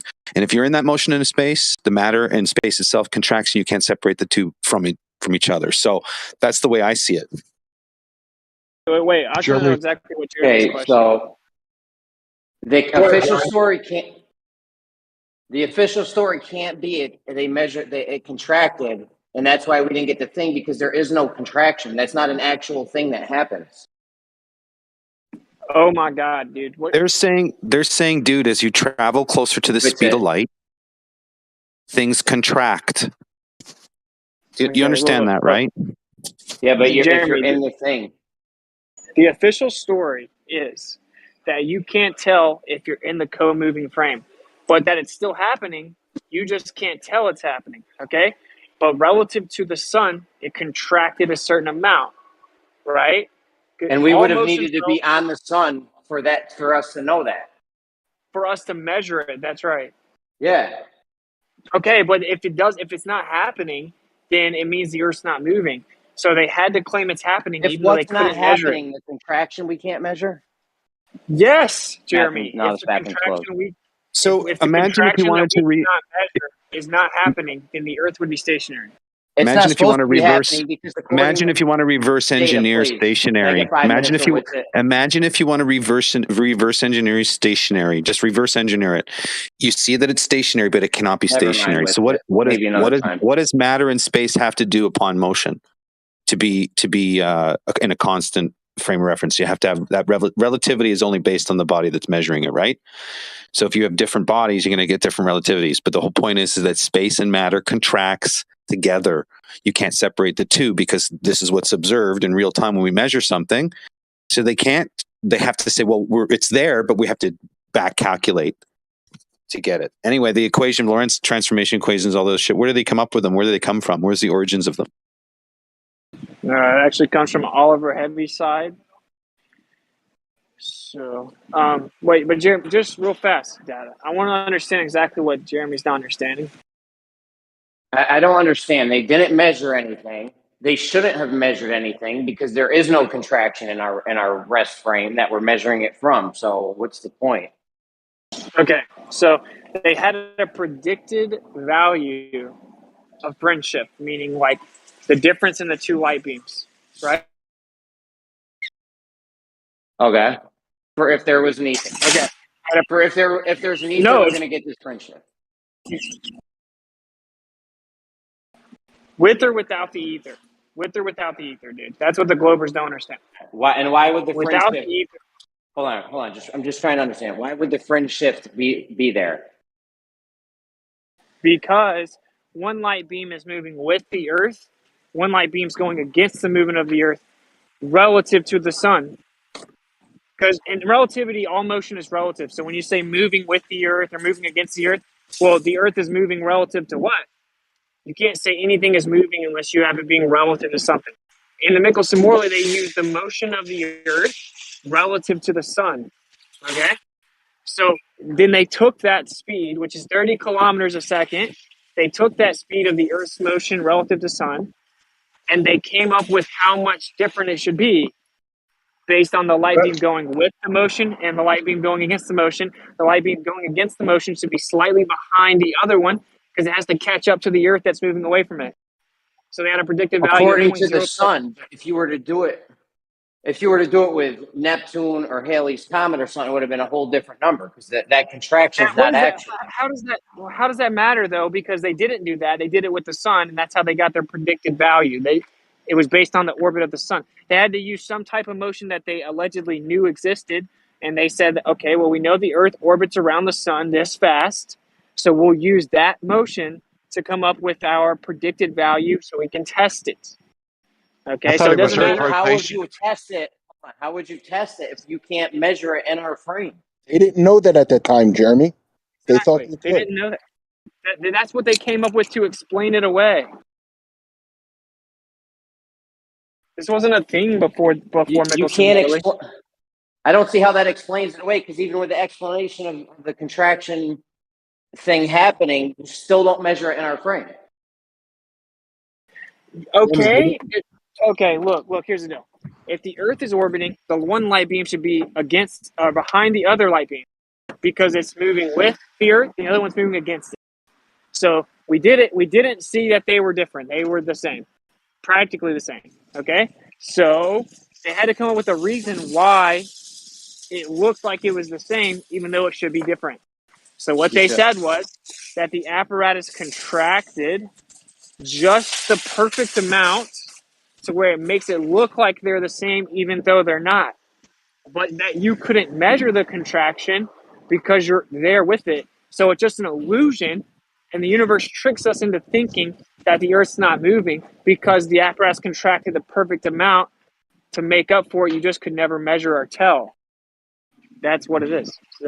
So this didn't affect this contraction thing. Hold on, this contraction thing didn't affect Michelson Morley at all. Because even if that was a real thing, we wouldn't even have known about it because we couldn't have measured it in our frame. So, Jeremy, they said it. They said that this had to happen. Is that correct or no? What I just said? Listen. They said that this is what happened. So we can measure. Hold on a second. Let me just get 5 minutes of what's. Can you listen for 1 second? One sentence, bro. Okay? They said that this happened because the alternative is we're not moving around the sun. Okay? So they had to say that. And they didn't know that they couldn't measure the contraction at that time. They had to come up with it afterwards. Do you understand? But it had no result at the time of the experiment. I don't know what y'all are talking about coming up with. Okay, Wayne. We know for a fact you don't understand this at all, so please stop. Jeremy, have you seen you know what a green screen is, right? Well, they make something called green suits. Okay, you can put on a suit, like a green suit. You can stand in front of the green screen. You'll be invisible. Okay. If I put on a green suit and stand in front of the green screen and you can't see me, does that mean that I'm not there? No. Exactly. So, like, the fact I'm physically there has nothing to do with whether or not you can see me, right? Hey, Witsit, kiss my ass, you little shit. Okay, well, I'm sorry. Okay. Awesome. Show a little life left lane. So, listen, I don't understand how this contraction thing is playing in. We can't measure it. So, either way, it's not going to affect us at all. Bro, why are you arguing this, Jeremy? Wait, did you not hear what I just said? Okay, No, Jeremy, if you can't measure me being in front of the green screen, does that mean I'm not there? No, it means you're there. Okay, so they're saying that even though we can't measure it, even though we can't see it, it's still happening. Okay, but I know, but what does this have to do with the result of the thing, though? Okay, so they're saying that, well, look, we're going to use the Earth's orbit, and we're going to shoot this light beam relative to Earth orbit. So Earth's going straight. So we're going to shoot something to the left, going against the Earth's orbit. They use the direction of the Earth's orbit. So the light beam going against it would be behind the other light beam going with the Earth's orbit. But it was not. So they had to come up with a way to change it. So there should have been a difference in time. The light beam going against the Earth's motion should have been slightly behind the other one. It should have taken longer for it to get to If the there's a medium. Why? Only if there's a medium. Because of the orbit of the sun. Hold on. Through a medium, Jeremy. No, Through a you're medium. dumb, That's dude. why. Please stop. He's Please leaving that stop. out. Maybe another time with it. Yeah, and the ballers we're can't not- even hear me. Think about this as a perfect example. The ballers can't even hear their real position laid out because it triggers them, which goes to show that even they know deep down that their position's stupid. Why I had a legitimate question. Unbelievable. Kiss my ass. Yeah, I had a legitimate question, and you just dismissed me. No, you The didn't. result, You just knocked yeah. the pieces off the board. No, You said, why no, is I this, why are said you even I had a talking about legit. I said they had a result at the end of the experiment. At what point was it disputed, or did this contraction thing come up? Okay, right afterwards.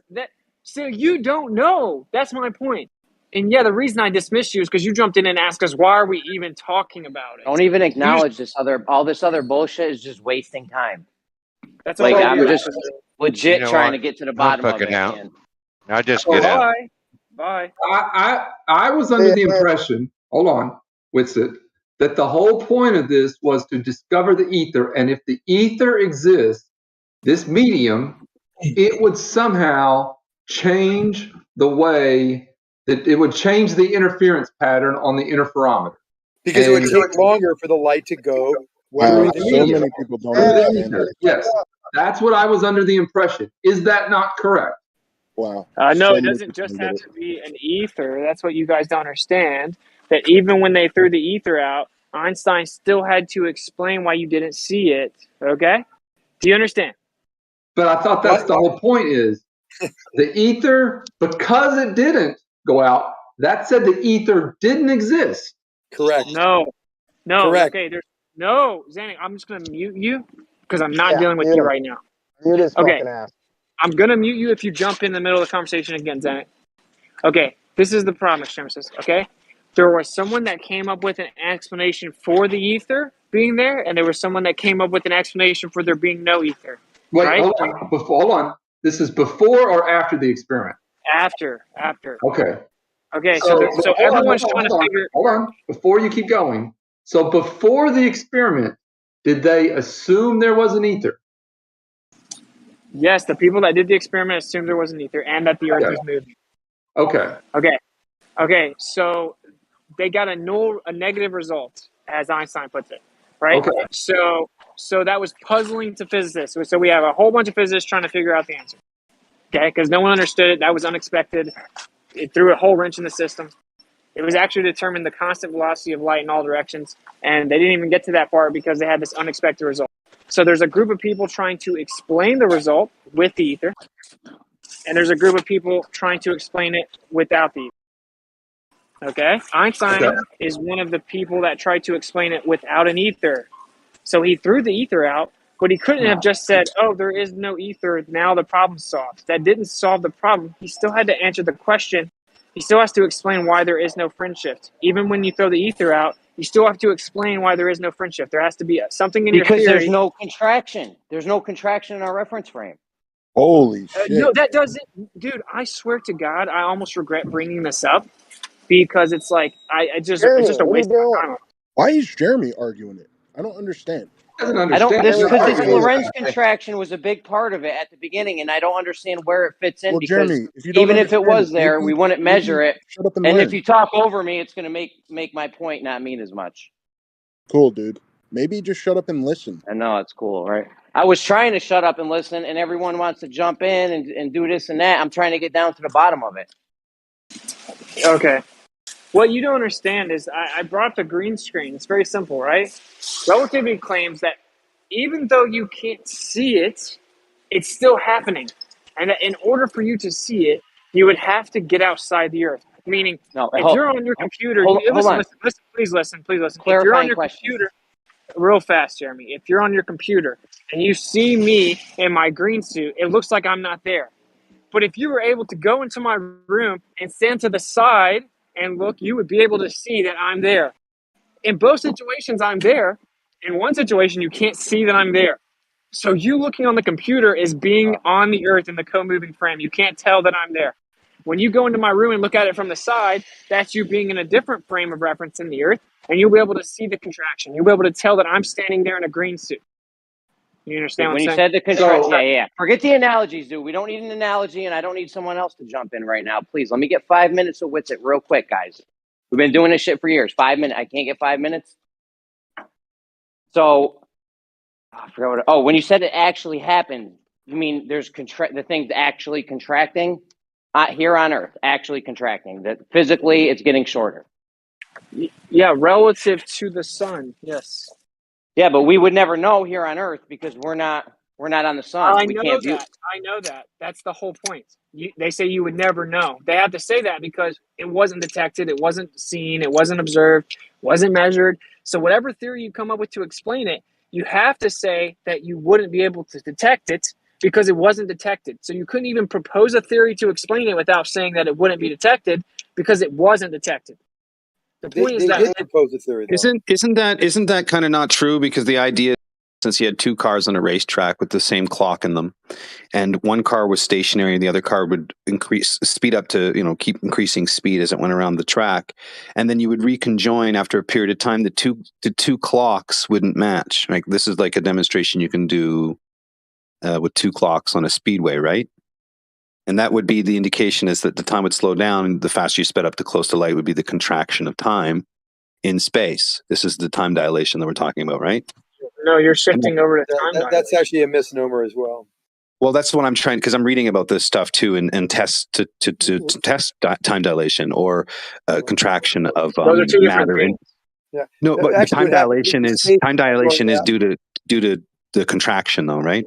Well, they're intrinsically tied together, but Can I one answer is real quick? detectable Because I've been and quiet. one is not. Hold on, Zanuck. I'm talking to Witsit here. I can give you a better answer, though. No.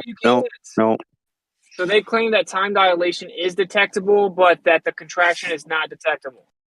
So that's a fundamental difference. So as we're talking about whether or not it's detected, time dilation and length contraction are greatly different, although intrinsically tied together. Does that make sense? Well, that's what I'm saying. So that's what I'm saying, is that when objects speed up to closer to the speed of light, they contract, right? In the essence that you can't detect it visually, but with a clock you can detect the contraction through time dilation. That's the way I understand it, right? That is kind of what they say. Yeah. Data from another reference frame, they contract. So I mean, according to them, you can detect the time dilation so in the same how frame. You never know what you're talking about. If you want to know the answer, I'll tell you. Hold on. Witsit. So if you can't tell that it's actually contracting, how the hell did they know that it was actually contracting? Because they assumed that the Earth was orbiting the sun, which means that it had to be contracting. No, they never said that, and they did. The only people that talk about this is people speaking from the perspective of neo-Lorentzian physics. So we're talking about what Einstein said specifically. Can I finish? Let me say like 2 sentences, and I'll be quiet. I promise. You talk for everybody. You take the floor like it's a Witsit show, and nobody else can have a thought here. I'm trying to answer Jeremy, and I'm trying to answer Data.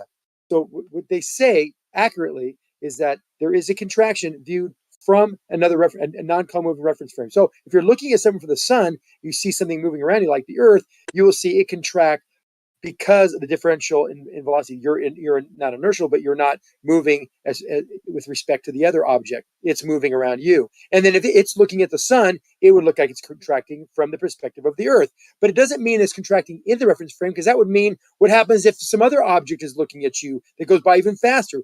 Like the third object that I brought to the table a couple weeks ago is that when you have something even faster, it sees an even greater contraction. So which contraction is real? So Einstein says this very specifically. No contraction is happening in the moving reference frame. It's only happening, and is real as viewed from another reference frame, either not going as fast or going faster. It's relative. Okay, I get it. You don't understand it. I don't know how I do understand it. Hold on, Witsit, real quick. How can you say that it's real? And if you had actually, how can you say? Hold on, real quick. I was trying to get an answer as well from because how can he say that it's real if he hasn't even experienced it? You view it from outside that reference frame. From any But they didn't do that. reference frame, you see it. It can also measure time dilation in a similar fashion. But they didn't do any of that. They didn't go outside the Earth and observe anything. Okay, the answer is The answer, Einstein explains the answer, but Zanuck is incapable of comprehending Einstein, okay? So that's not our I problem. understand very well. No, you literally don't. Einstein explains in his paper on page 61 in Relativity, Special and General Theory that the time difference should have been observed. And although exceedingly small, it would have been observed decisively with the interference that they were using, okay? But that it wasn't. So Lorentz and Fitzgerald rescued the theory from this difficulty by proposing the idea that the object contracted in the direction of motion just the sufficient amount to compensate for the missing time difference mentioned above, okay? Yeah, but Right. we're When talking you about say they did the Pat, experiment that and was they something that was used actually the disputed hey and Zanuck, I know you heard me because you by stopped. every. well, You are I was ruthless. talking first. Me and you started at the same time, and Zanuck jumped in after. Unbelievable. No, I didn't hear that. Go ahead, Jace. Go ahead, Jace.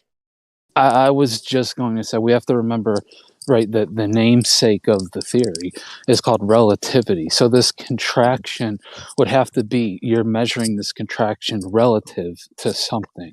It's not, you're just taking a measurement in your frame relative to nothing, you're measuring contraction.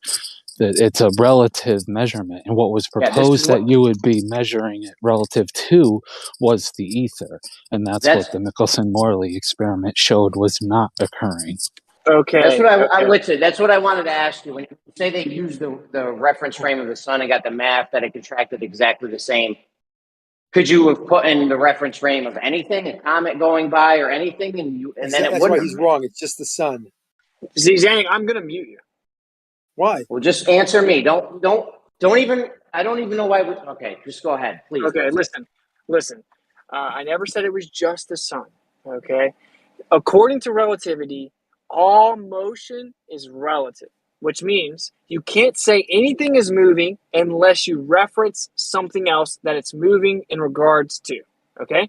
So we say the earth is moving, but you have to say relative to what? The earth is moving relative to the sun, and it's moving relative to a comet, and it's moving relative to Jupiter, okay? It's all relative. And relativity claims that nothing in the universe is stationary. Everything is moving. Relativity also claims that anything in motion contracts in the direction of motion, and that it's more noticeable when you approach.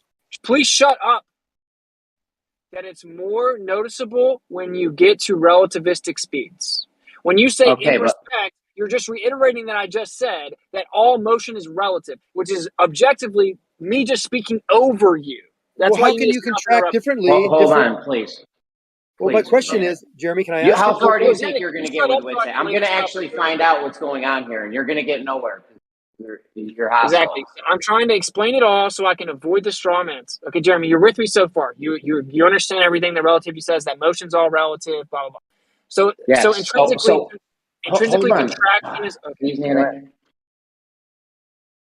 So when you say they took the motion of the sun and used the sun's reference frame, did they do anything different in the experiment? Because I just as well could have took a comet or an asteroid or Pluto or whatever and just plugged those numbers in, right? And you would have it would have been a different amount of contraction if you did that. But they didn't do that. They used the orbit of the Earth relative to the sun. That's what they used. They used 30 kilometers a second motion of the Earth. Well, what's the Earth moving 30 kilometers per second relative to? The sun. Okay, so they used the Earth relative to the sun and the Earth's motion relative to the sun to get their predicted value. That's what they use. So when someone brings up Jupiter and they bring up comets, they are objectively using red herring fallacies. That has nothing to do with what we're actually talking about. In Michelson-Morley, they didn't use a comet. They didn't use. No, shut up. In Michelson-Morley, they didn't use a comet. They didn't use a Jupiter. They didn't use a spaceship going by it. They used the sun. That's where they got their predicted value. That's why they did the test 6 months apart and all throughout the year in different orientations by mapping out the Earth's orbit and where it is in that time of the year. And then they got different predictions based on where the Earth is in its orbit, and that's how they got the predicted value. Okay? Yeah, but they didn't do anything. But they didn't do anything different if they were using something faster, like the numbers. Did they do anything in reality that would have made the numbers like, okay, they're using the sun's frame of reference here, but What would they have done different if they just wanted to plug in new numbers for Jupiter's frame of reference? It wouldn't matter because it would still always contract that perfect amount relative to whatever you're taking the motion of. So you're never gonna. Okay. So what is the point in the? Okay, that's why I was still trying to don't get quote Einstein. So they think that I'm just talking about neo-Lorentzian and it has nothing to do with relativity because they don't know their own belief. Einstein explains very clearly that Lorentz and Fitzgerald proposed this as a solution to the difficulty, and they were trying to save the ether. Okay, then Einstein says we see that according to relativity, also this was the right answer. So he says that the answer for Michelson-Morley, according to relativity, is also contraction. He says it point blank. He says that according to relativity, we see that this was the right answer. Okay? It's different with interpretation, meaning that it's the same claim, but it's interpreted differently. In neo-Lorentzian, it's an absolute contraction relative to the ether, which is an absolute frame of reference. According to Einstein, it is relative to motion alone, has nothing to do with absolute frames because there is no such thing as an absolute frame of reference.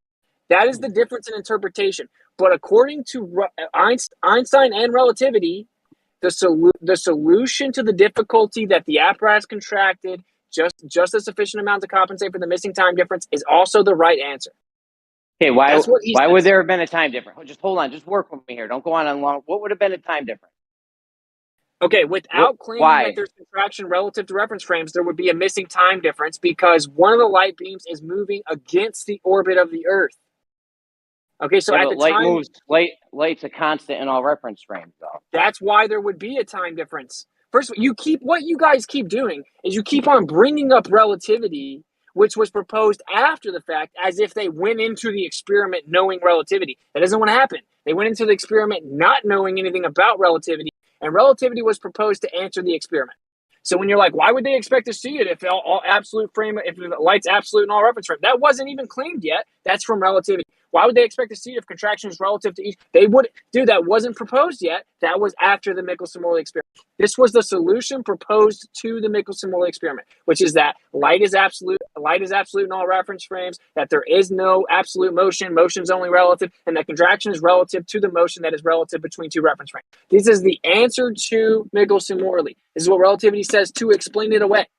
Okay?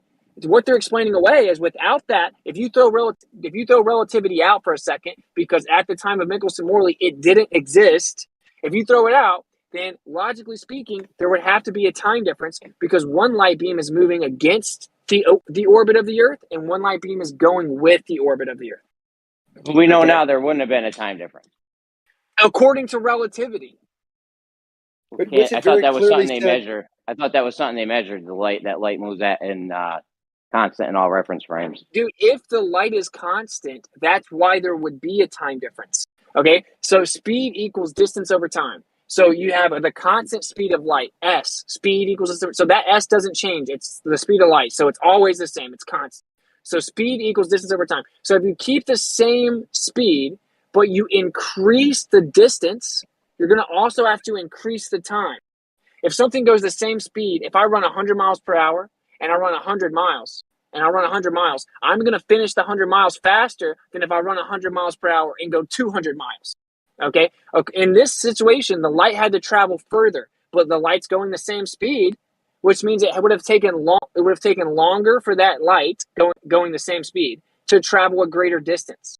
It didn't. So the solution via relativity is that distance contracted to be the same length for us as the other light beam. The other light beam. Okay, so we should do this and get a difference because the light has to travel farther. But we didn't because it contracted. That's the mainstream excuse. Correct. From another reference frame. But we wouldn't have been able to measure it though if it did contract. There is no contraction. That's not an actual thing that happened. Measure the time dilation Hold on, Janet. Hold on one more second.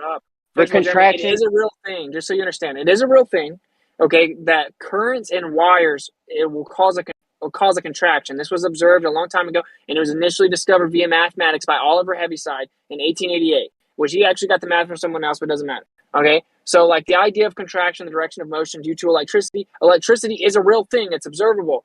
But to then say, well, oh, electricity does this. So what they did was they assumed, well, everything's made up of electrons. Everything's technically electric, which means that all the matter should also contract as well as the electric current, because they had to explain it.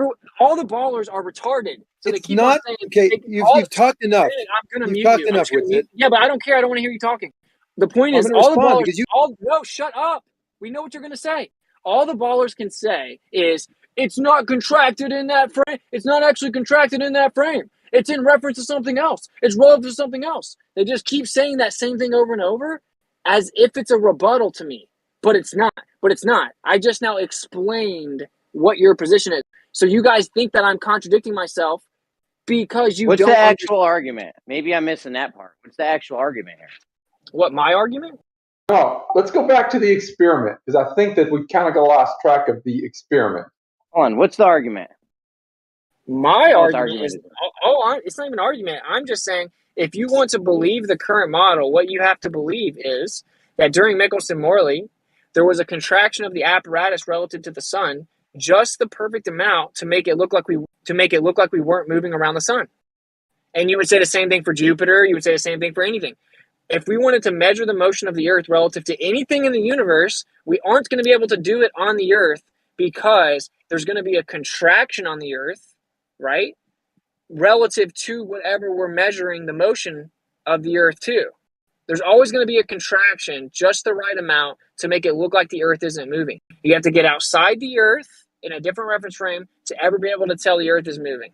That's what it says. So to believe that the Earth is a spinning ball that revolves around the sun in 2023, you have to believe that when Michelson-Morley tried to measure the effects of the Earth's orbit, they couldn't, because the apparatus contracted just the right amount relative to the sun to make it look like it wasn't moving. But again, this is the. I thought there was something else to it. All right, never mind. Go ahead, guys. My bad. Thanks for Are you 5 done, minutes, Jeremy? guys. I'm gonna go Thanks ahead for and the 5 unmute minutes. Zanuck. Sorry, I muted Zanuck several times during that conversation. It was because he wasn't governing himself. Go ahead, Zanuck. Well, he's obviously going to say the same I know thing. he was He's done. gonna He say was that paused, and I have a contractions are question.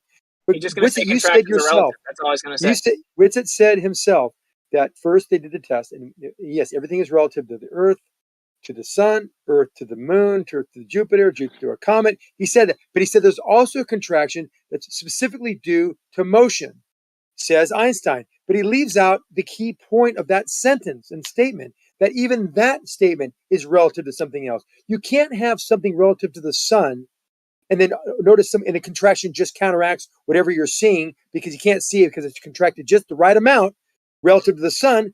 But then someone else observing you from a comet would see a different contraction. So how do you know when you're looking at whatever you're looking at in your reference frame?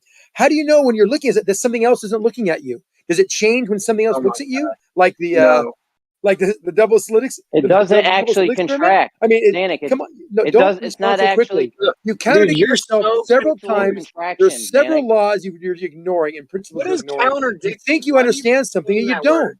You don't understand You just words. don't. Witsit, you Stop just don't saying understand it. contradicting, please. That's a stupid word. There's no Okay. actual contractions, Danik, right? What's it? The thing's not actually contracting. There's no contraction in that frame. I don't believe there's contraction. There's no contraction in that frame. Danik, Period. we know. I Jeremy. already said that, dude. I know, but then you said there was a contraction that because of time dilation, it just the right amount allows for contraction in your frame that you. Okay, Zanuck, you can't just please. interrupt as someone goes to respond. Okay, this is the point. I already said it. I explained. They're going to jump in and just say, Witsit doesn't understand that it's the contractions relative to something else, even though I explained that with my first sentence. And then they're going to say I'm contradicting myself because they don't actually understand it. And then what did Zanuck do? He jumped in and said, you keep leaving off that it's relative to something else, and you keep contradicting yourself. He did exactly what I said he would do. And we're going to sit here and listen to him monologue and pretend he's teaching us? Hell no, dude. I know what they're going to do because they're remedial, okay? So, again, according to relativity, you cannot say anything is in motion unless you're comparing it to something else. All motion is relative. So right now we're talking about the It's another Earth. death blow to the globe. Yeah, right now we're talking about the Earth orbiting. That's the motion we're talking about. So if we're talking about Earth's orbit, then that means it's relative to the sun. Okay? The Earth supposedly orbits the sun. So if we're looking at the orbital motion of Earth, it is automatically relative to the sun. Okay? So when you jump in and you keep saying it has to be relative to something, we know, we already covered that. It's relative to the sun. Okay, they are claiming that in the Michelson-Morley, when they were doing it 6 months apart in different directions based on the Earth's orbit, that every time they did it, that apparatus and all the space on Earth and the Earth itself was contracting in the direction of motion around the sun. It was contracting just the right amount to compensate for the missing time difference. Sorry, I'm going out. To compensate for the missing time difference. It's not even a complicated idea. If you jump off your mic again to say, what you don't understand is that all contraction is relative, and it doesn't contract for the co-moving reference frame. It doesn't contract for you on the Earth because all motion is relative. You can't say you're just repeating what I already said. Stop Okay, let's say they did the experiment. We have the same numbers, so regardless of what we're going to use on the reference frame, we're going to be using the same numbers, right? Like the results of the actual experiment, the numbers you got. The contraction is the numbers are gonna always be different based on whatever the reference frame is, right? So like, it's based on velocity. The amount of contraction is based on velocity, and then velocity is based on relative motion. So the velocity of the Earth in its orbit is relative to the sun. So then you're going to get a certain amount of contraction relative to the velocity, which is relative to the sun. Okay, it's all relative. Everything is relative according to relativity. The point is that they use the Earth's orbit around the sun to get their predicted value, but then they got a negative result, which means in that scenario, when we're trying to detect the actual orbit of the Earth around the sun and its effects, then there was a contraction in that relative reference frame that made it look like it's not orbiting the sun. That is the official explanation. They don't understand. So there would have been a measurable difference if Earth was orbiting. There would have been a measurable difference in the time in the time thing, right? If the time there it was took no contraction. You see how he's still saying that? Look, he's still saying the same thing, right? There's a contraction based on only velocity, not relative to anything. That's what he's saying. I'm saying. I've made it very clear to the whole room, and all the flat earthers heard me say it, that according to relativity, there is no such thing as motion unless it's relative to something else. Simultaneously, Einstein claims that everything in the universe is in motion, and there is no such thing as at rest. Nothing is at rest. How the hell would he know that? Listen, we should have got it different. This is one more thing you don't know, and you're just playing mind games. So listen, if the Earth was orbiting the sun, we would have gotten a difference in the speed of the light, different lights, depending on which way they were going in the tubes, right? Not the speed of light. No. The time it took the light to go a greater distance would have been longer. Yes, the one going parallel, the one going perpendicular or parallel would have been different times for both of the lights, right? Yes, but relativity says that it wouldn't be. Hold on, bro. Hold on.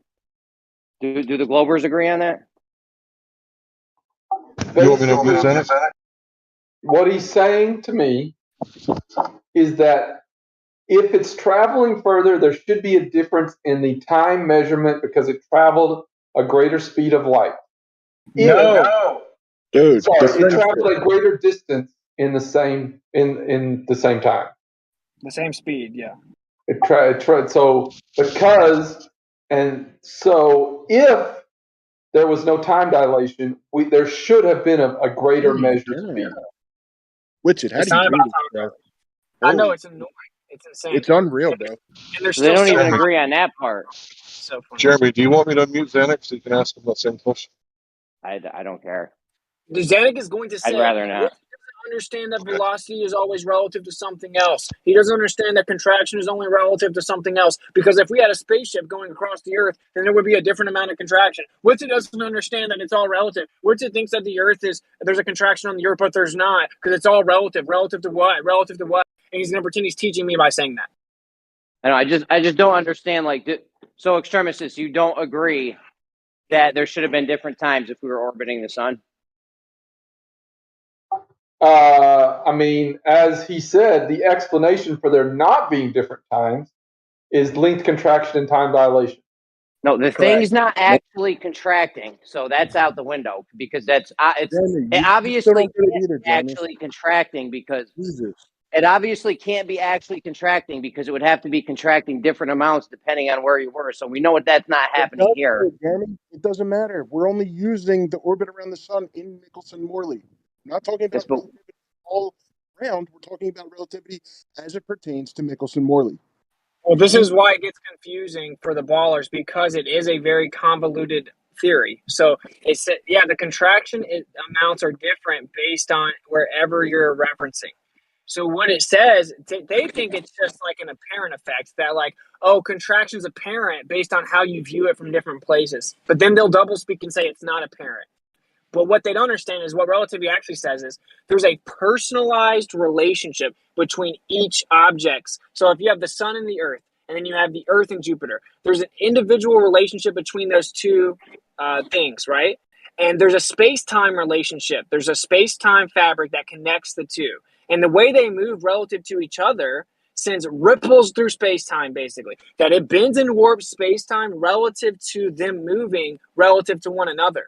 So how much the space-time bends and warps in the Earth compared to the Sun and the Earth compared to Jupiter are different, but they happen simultaneously.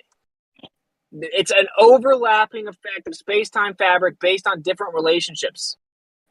Okay, that's what it says. That there's a real physical relationship of space-time, and that it contracts objects a certain amount based on the relative motion.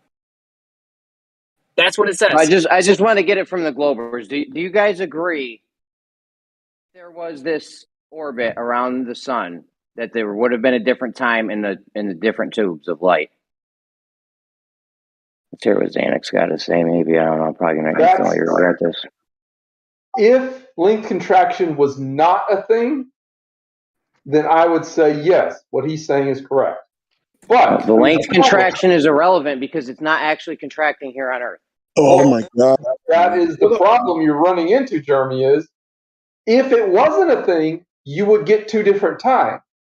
You don't get two different times, so therefore, from the globe perspective, from the globe model, length contraction is a thing. All right, can I say something before Xanax says anything real quick? I have to say, just real quick before Xanax says anything. I've heard Xanax explain his position on this many times. And I just want to make sure everyone pays attention because he'll say, if I'm not wrong, that there is no contraction from the reference frame, but there actually is a contraction from another reference frame. So you have to pinpoint him on the contradiction because he's saying that it actually is contracting, but because you can't measure it from your reference frame, it's actually not contracting. So it actually is or it actually isn't. You have to make that difference. You can't just say because of another reference frame would measure it, and then you're saying that in that reference frame there is no contraction. Well, there either is and you can't measure it, or there isn't. So make sure you make that distinction. Yes. And also the bigger point that we need to make with the ballers here is that they think that this whole thing proved there was no ether, which is the constant misinterpretation that we get every single time this is brought up, that it proved that there was no ether, which was not the case whatsoever. Completely not the case. Okay. And we have to squash that if we can't have anything else. Go ahead, Dan. Can I have my piece now? Witsit misrepresented what I said. Yes, we do agree. And he even said this all the way to the end. Then he, as always, he'll make this false conclusion and take things out of context. We talk about the moon, sun. We said this already. Sun versus the Earth, moon, a comet, a spaceship, whatever. And we all agree that there'll be different amounts of contraction based on those velocities, relative velocities to the Earth. We all agree. Witsit and me both agree on that. Where I don't agree and what I wasn't very clear because he said this pretty clearly early on. Straw man incoming. Maybe I heard it incorrect. Let me reply. He said that there is a contraction due to our velocity through space. Then he just said it is relative to something, but then before that he didn't say it was relative. He said we would have a certain amount of contraction because we are bending and warping space-time by getting to relativistic speeds, and that we wouldn't notice it because it would contract just a precise amount that we wouldn't see the contraction in the frame based on that velocity through space. Is that what you said, Whitson? No, no. All Can contraction. you please reiterate that concept? Because right now we're on the same page. I don't know why there's an argument. If you think time is Listen, I relative, had one simple question for you, Zanuck. I had one simple question for you. If we're rotating around the sun, if we're orbiting around the sun, and we do this Michelson-Morley thing, do we expect there to be a difference in time of the two tubes with the photons? we see there will be an interference pattern that will reflect the speed through an ether. If light requires the ether to travel through it, because now we'll have a higher velocity one way through the ether than something at a 90 degree angle. Okay, so we didn't see that, and then you guys said length contraction. No, we didn't say that. Then we said no ether. That was a no result. They were looking found, and that means no ether. Now the length contraction came afterward, as Whitson also said. That's incorrect. Zanuck, with or without the ether. Zanuck, with or without the ether. There's no ether. Fine. Would we have detected a difference in the time of the two tubes of light because we're orbiting around? No interference pattern through space with a observation in that reference frame for traveling at any velocity relative to something else. Okay, so look. What? So now what? Let's do this. Let's say that there's no relativity because that was proposed many years after the fact. Okay, that was proposed 18 years after. So put relativity on pause. We have Michelson-Morley. So if there is no ether, but we don't have relativity, but we throw out the ether, should there have been a time difference? Yes or no? I'm sorry. If there's no ether, there is no time difference. Why? Because light is constant in all reference frames. That's what makes the time difference. It would be. Wow, Zanuck, you're so that makes bad. observed time different for another reference frame, not from within a reference frame. The fact that light slow down in the reference frame. What makes the time difference? Time does not slow down in the reference frame. And why do you think going speed of light bends space and time? Oh my God, dude! Wow. Oh my God! It's It first of all, it doesn't. All mass bends and warps space time according to you. This is what you don't understand. Right, but going through this is space, what you don't understand, dude. Keep on saying I don't understand. I don't understand. Do this you agree that, by the way? there would Not be everybody else. Do you agree you are that there would showing be you a don't understand. difference? We're just Do asking you agree? Yeah, we get it. You're overly confident. It's called Dunning-Kruger. Do you agree? Oh my God, how ironic! Do you agree that there would be a difference in time if there wasn't length contraction? Yes or no? Dude, he's not listening. He didn't hear what you just said. Okay, I'm like, until the ballers can answer the question, then they should be disengaged. Well, you're not making yourself clear. What time? What are we looking at? We are. What the? Okay, you have a light beam going one direction with the motion of the Earth. You have a light beam going against the motion of the Earth. Okay, the lights go in the same speed in both directions. Right. If there isn't length contraction, would we observe a difference in time of the light? Yes or no? No, there's no difference in the light either way, whether there's contraction or not. So if there's no contraction, if there's contraction, there would be there wouldn't be any contraction. There wouldn't be any difference either if there was contraction. No. If there wasn't contraction, would there be a difference in the time? No, why would there be? Because one light beam is traveling further. With respect to what? Holy crap! Jesus, oh my God! See how you're double speaking now? You really don't understand what you're saying. Speaking. Seriously, you don't listen. Wow. It's going in a velocity respect to something else, and it's not going. You just keep saying the same thing over and over. It's so bad. But you're saying the same thing. I didn't like the opposite. You're making the argument that I was making earlier when extremists told me that if you're on a train and somebody shoots a light on the moving train that's going 100 miles an hour, it's going the same speed. It's going the same speed whether he looks at it from inside the train or I look at it from outside the train. Correct. Zanuck, it's in relation that means to the sun. The train contracted from your point of view on the park bench, but the light still traveled consistent, the same speed in both reference frames. That's how we know that the object contracted. But on the train, there is no change in time. There is no change in length. Nothing changed. I think Whitson still agrees with that as well. No, here's the point that I'm not going to let go by, okay? If you have the light beams that are perpendicular to each other and one's going against the assumed orbit of the Earth, okay? Now, the orbit of the Earth is relative to the sun. So if your response is relative to what, you sound retarded. I said Earth's orbit. I said Earth's orbit. I said Earth's orbit. which is automatically relative to the sun because No, it its just means the orbit. path you're taking. It could be relative to to Jupiter or No, anything the else. Earth is orbiting the sun. Fine, to the sun. Yes, gotcha. Okay. So if we shoot a light beam perpendicular to the Earth's orbit, then there would be a missing time difference if there wasn't length contraction. No, that's not true at all. You're just dumb. You're just not No, smart. that is not what Einstein specifically Dude, says. it's There wouldn't literally be. objectively true. Like you Jace, can't can you even jump in disagree real with quick? it. I don't know how Really else to bad. explain this to him. Then He's why just did not Einstein? Why listening. did Einstein say that according to the standpoint of relativity, also the solution to the difficulty that Lorentz proposed was the right answer? Can we use Because it? Can we use instead of a photon? Because if Can there we use is an a absolute baseball? reference frame, See there is that? ether, then there would be a delay. There No, would be a that's not what he said. contraction According to we We look at the relativity. He said according Zanuck, to you son of a bitch, dude. relativity. You heard me. You heard us both start talking at the same time. Then you stopped, and then you heard me not stop, and you started again. You son I didn't of a hear that, bitch. Jeremy. Sorry. Everyone heard it. Okay, listen. Wait, Can I replace the photon with a baseball and pretend we throw a baseball at a wall at 200 million miles an hour? No, you can't do that. No, wait, Jamie, All right. please give me a second. Dude, wait, we had All him in a very important point, okay? This is very important, right? So when I said, why did Einstein say that according also to the standpoint of relativity, the solution to the difficulty proposed by Lorentz was the right answer? Zanuck's response was, because if there's an absolute frame. Right. It says according to relativity, Zanuck. How are you? Yes, If according I said, to relativity, Einstein yes.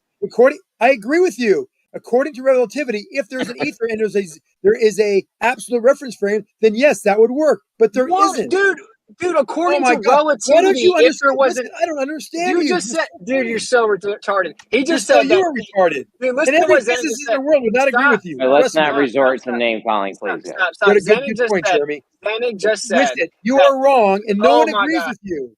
Zanuck just said that, Zanuck, according to relativity, if there was an ether and an absolute frame of reference, relativity specifically says that isn't the case. That's why I'm agreeing with you, because if you had an absolute reference frame, Yeah, you you're could measure yelling it. back and forth because you guys there are isn't. agreeing, Zanuck.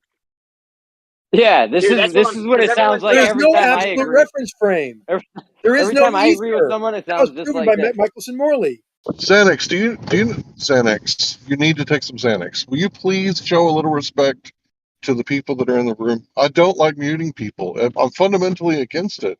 But if you can't govern yourself, I mean, you have to be governed from the outside. Just Yeah, relax, we don't want to have bro. to mute I anyone. We want don't you want to to have. talk. I I don't like understand. muting I people. was I'm responding to his fundamentally question. against it. I'm a liberty-loving son of a bitch, and you make me get feel it. bad when I mute you. So, look. I get it, but I was responding to his question there. I thought I was being very polite. Because everyone Although here, yelling, I was polite. Zanuck, you just said that. I said, okay, why did Einstein say that according also, that means that there's a claim over here and that this is also the claim over here. That's what also means. He says, according also to the theory of relativity. Now, what does relativity say? Relativity says there are no absolute frames of reference and that there is no absolute frame of reference of an ether, right? So it says, according also to the theory of relativity, the solution to the difficulty that Lorentz proposed was the right one. Because he's marrying the two together. He's talking about, even though relativity specifically says there are no absolute reference frames, if there was one, that would be the right solution. Dude, that's not what he says. That is what he says.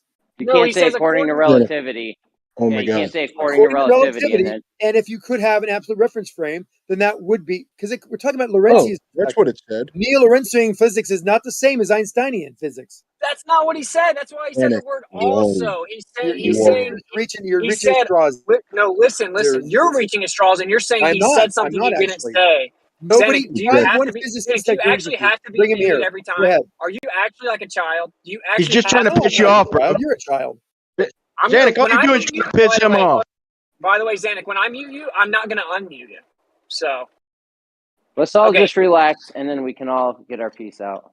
Well, I'm trying to be relaxed, but every time I go to respond, he interrupts. So it's very simple. Okay, it's insane that you're trying to do this right now. He says that according to relativity, also, which means there's this Lorentzian claim over here, It's claiming this happened. And he's saying that there's another claim over here that I'm proposing called relativity. And that also from my theory's point of view, also, meaning there's this Lorentzian view over here, and also, as in as well as in my claim, also in my claim, okay, that solution was the right one. Okay, so it has nothing to do with if there was an absolute frame or if there was ether. That's the whole point. He's saying they're claiming there's an ether. Lorentz came up with an explanation for it over here. And we see that also from my point of view with relativity, that solution was the right one. Also, from relativity standpoint. Okay, so he's saying that relativity also says there was a contraction in Michelson-Morley. In Michelson-Morley, the difference is how we interpret it. The difference is the interpretation of time and space and time. That's what he says. And what does that mean to you? What's it? What it means is that relativity claims that the answer to Michelson-Morley's negative result is also that there was contraction in the direction of motion, but that there is no absolute frame Relative to compare to that motion to. But there is no absolute frame to compare that motion to. So okay, how do you get a contraction then? Then he explains it in the next paragraph. He says it's all based on what reference frame you choose in this particular case. And in this particular case, they used the sun.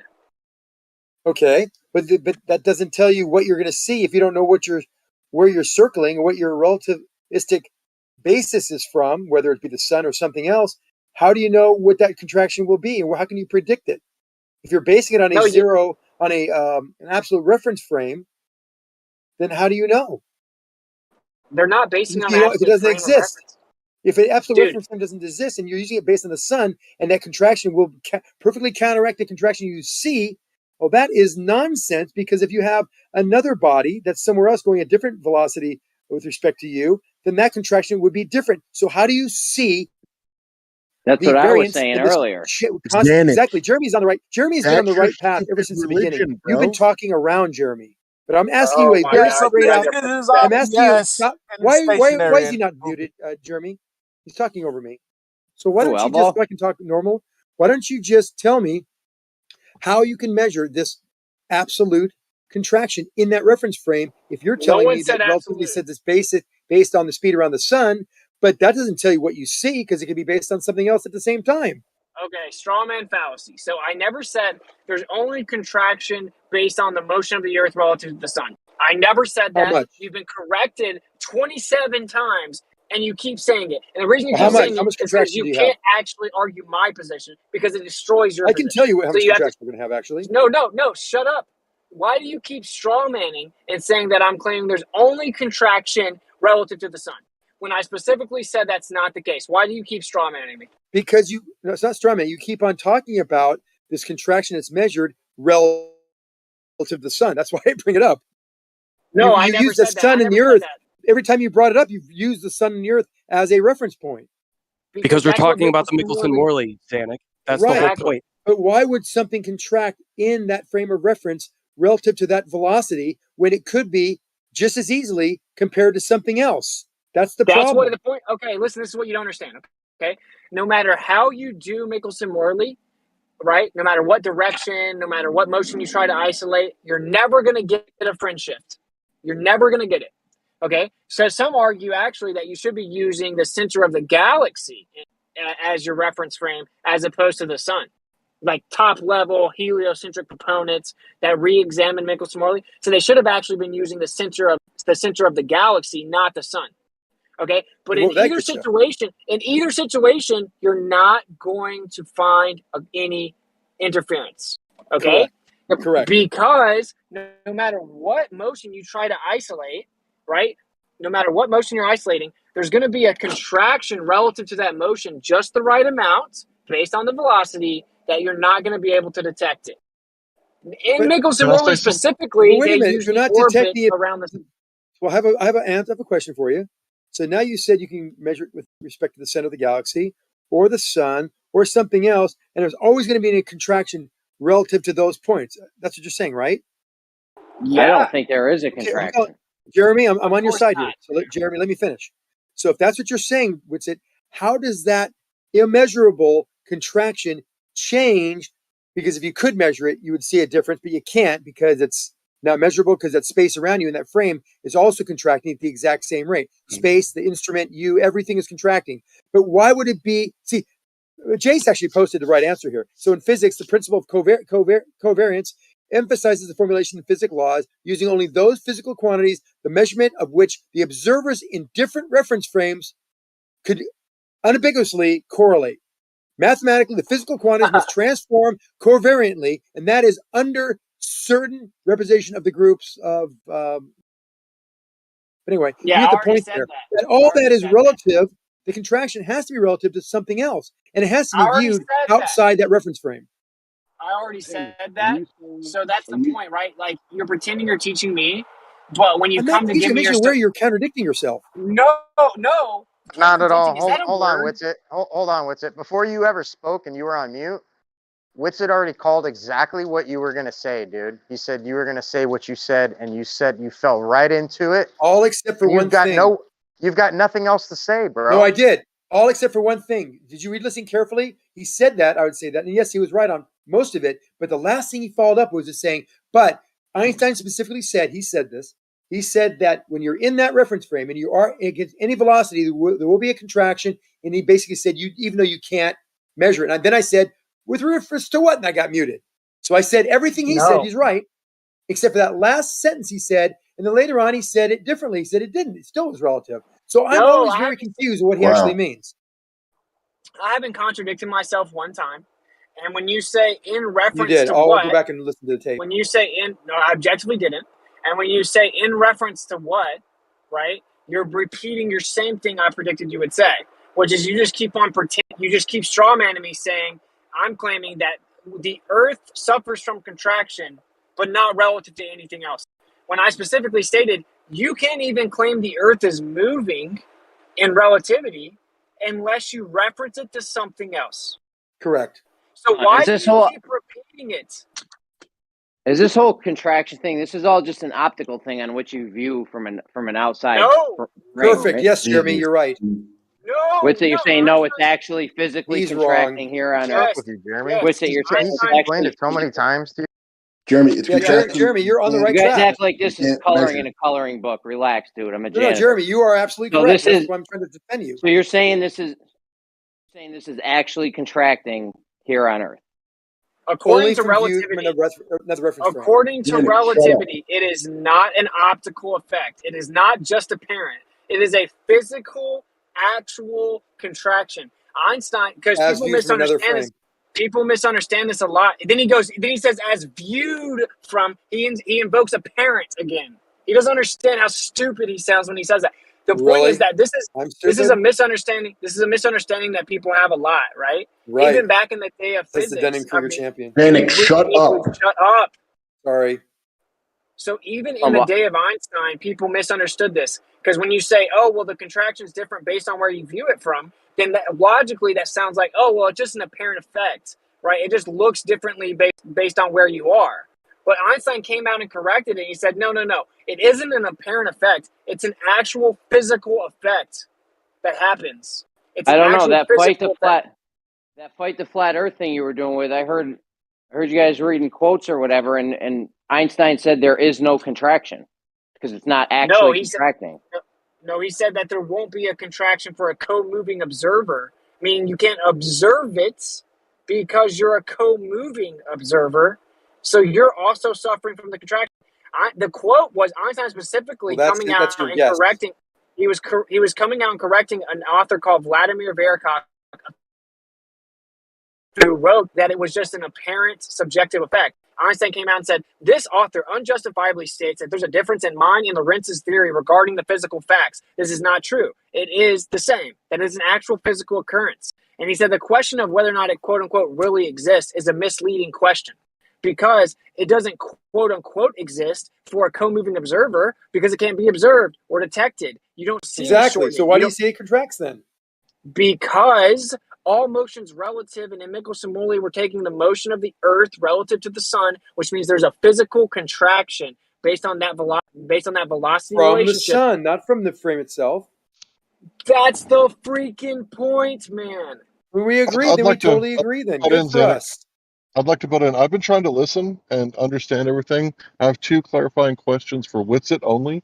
I apologize for interrupting. Witsit, number 1, if you're moving, then the reference frame is causing the ruler to move in and out, depending on what you're moving, and it basically creates a rubber ruler effect, right? So you can't measure it?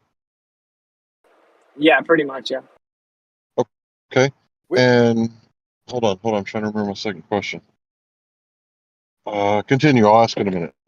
Well, let me Yeah, and give you that's a the point simple I was trying to analogy make back to that Witsit, is that he says that, and that's not what Einstein said. That he did not say that the reference things contract in the reference frame, or that things are contracting so that the entire frame is contracting so that you can't measure anything. Nothing would have changed. That It's is what he only says. with respect to another reference frame. So that's why I keep on Okay. saying it. Okay, I It remember doesn't my second physically, question. as Jay says right here, it It's doesn't always in physically happen. respect to another reference frame, Xanac. my God. Wow.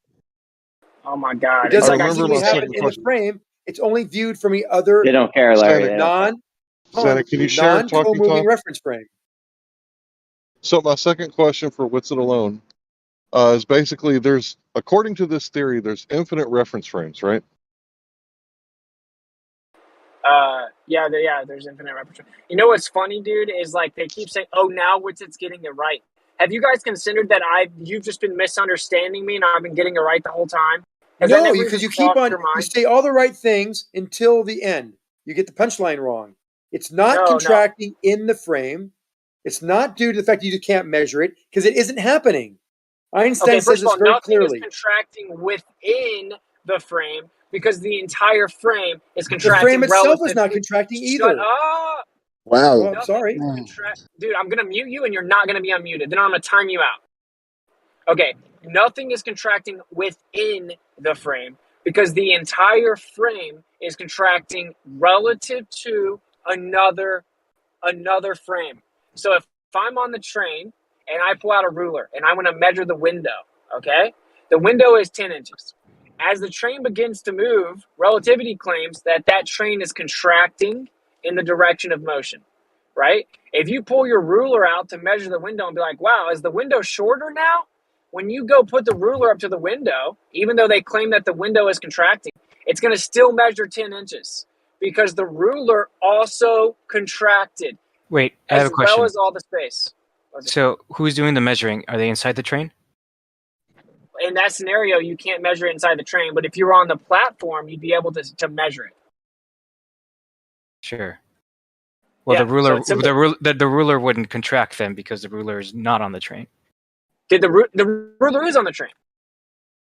Oh, okay, yeah.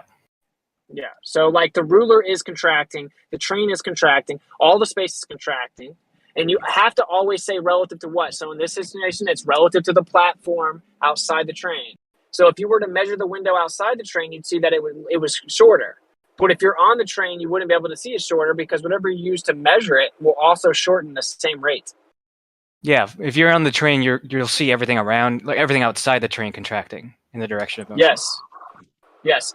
But this is why it gets often confused that it's just an apparent effect. You're like, oh, well, if I'm on the platform, it looks like it's contracting there. But if I'm on the train, it looks like the platform's contracting. Relativity claims that in physical reality, they're both actually contracting. Everything is contracting in motion, and everything is in motion, which means everything is contracting. Now that Yeah, it's a separate but wouldn't you get a conversation of different? how can Hold you on. detect it. You get a different contraction though, depending on how fast you're moving.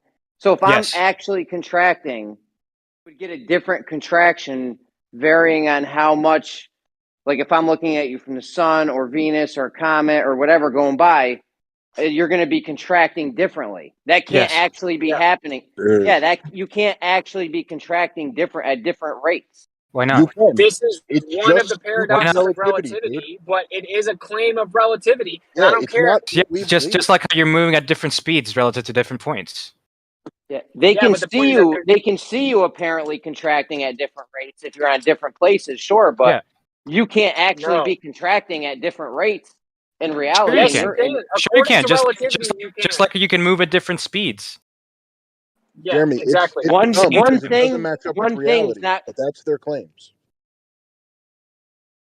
If I measure a car driving on a road, it's going 50 miles per hour. If I'm in a helicopter and I measure the speed of the car relative to the helicopter, it's not going to be 50 miles per hour. The car is just doing one thing, though. Yeah. The car's only doing one thing. That's what I mean. It can't be actually doing those speeds. So it can't be actually contracting that different amount. It's just relative to you. It's an optical thing. It's not optical. Einstein said It's not optical. It's real, but it's relative. The car can't be going different speeds all at the same time in relation to itself.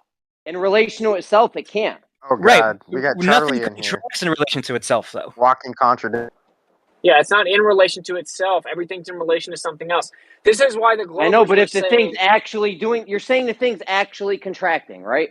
That's what Einstein said. Yes. Okay, Einstein's saying the thing's actually contracting. That can't be the case because it would have to actually be doing different things at the same time. It's just like a law of non.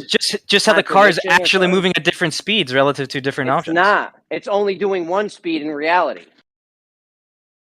No, but how do you measure speed? You measure it in relation to something else. You measure it in relation to the ground. Okay, so. This is a conflation of actual and measurement. This is why the ballers were saying Jeremy's getting it right because they don't understand that it's not apparent because it is a very hard thing to wrap your mind around because it sounds insane. But that isn't the point. This is how people just really struggle understanding that. For example, in electrical circuits, you could have different levels of voltage for the same point relative to different what you call ground. It's like whenever you have quantities that require differences between 2 points, you get this effect. That's what relativity means. That's actually where all this came from. Was actually that electricity and like a current in wire shows contraction in the direction of motion. So whenever they had this problem for Michelson-Morley, very brilliantly they figured, well, we could actually take this contraction and apply it to all matter. But then they had a problem because they're like, well, we'd have to change intermolecular forces. We have to change electrodynamic theory. Everything would have to be different because that doesn't really work in our current paradigm. So they tried to change the intermolecular forces. They tried to do a test where one of the arms was longer and then measured it, but it didn't contract. So they had to throw out this neo-Lorentzian ether where there's an actual physical contraction in the direction of motion and that it's an electrodynamic effect. They had to throw this out. Einstein took the math and took the idea and still applied it to Michelson-Morley, but he threw out the whole absolute frame of reference, the ether, the electrodynamic difference. He claimed that all objects are changing relative to their motion in space-time.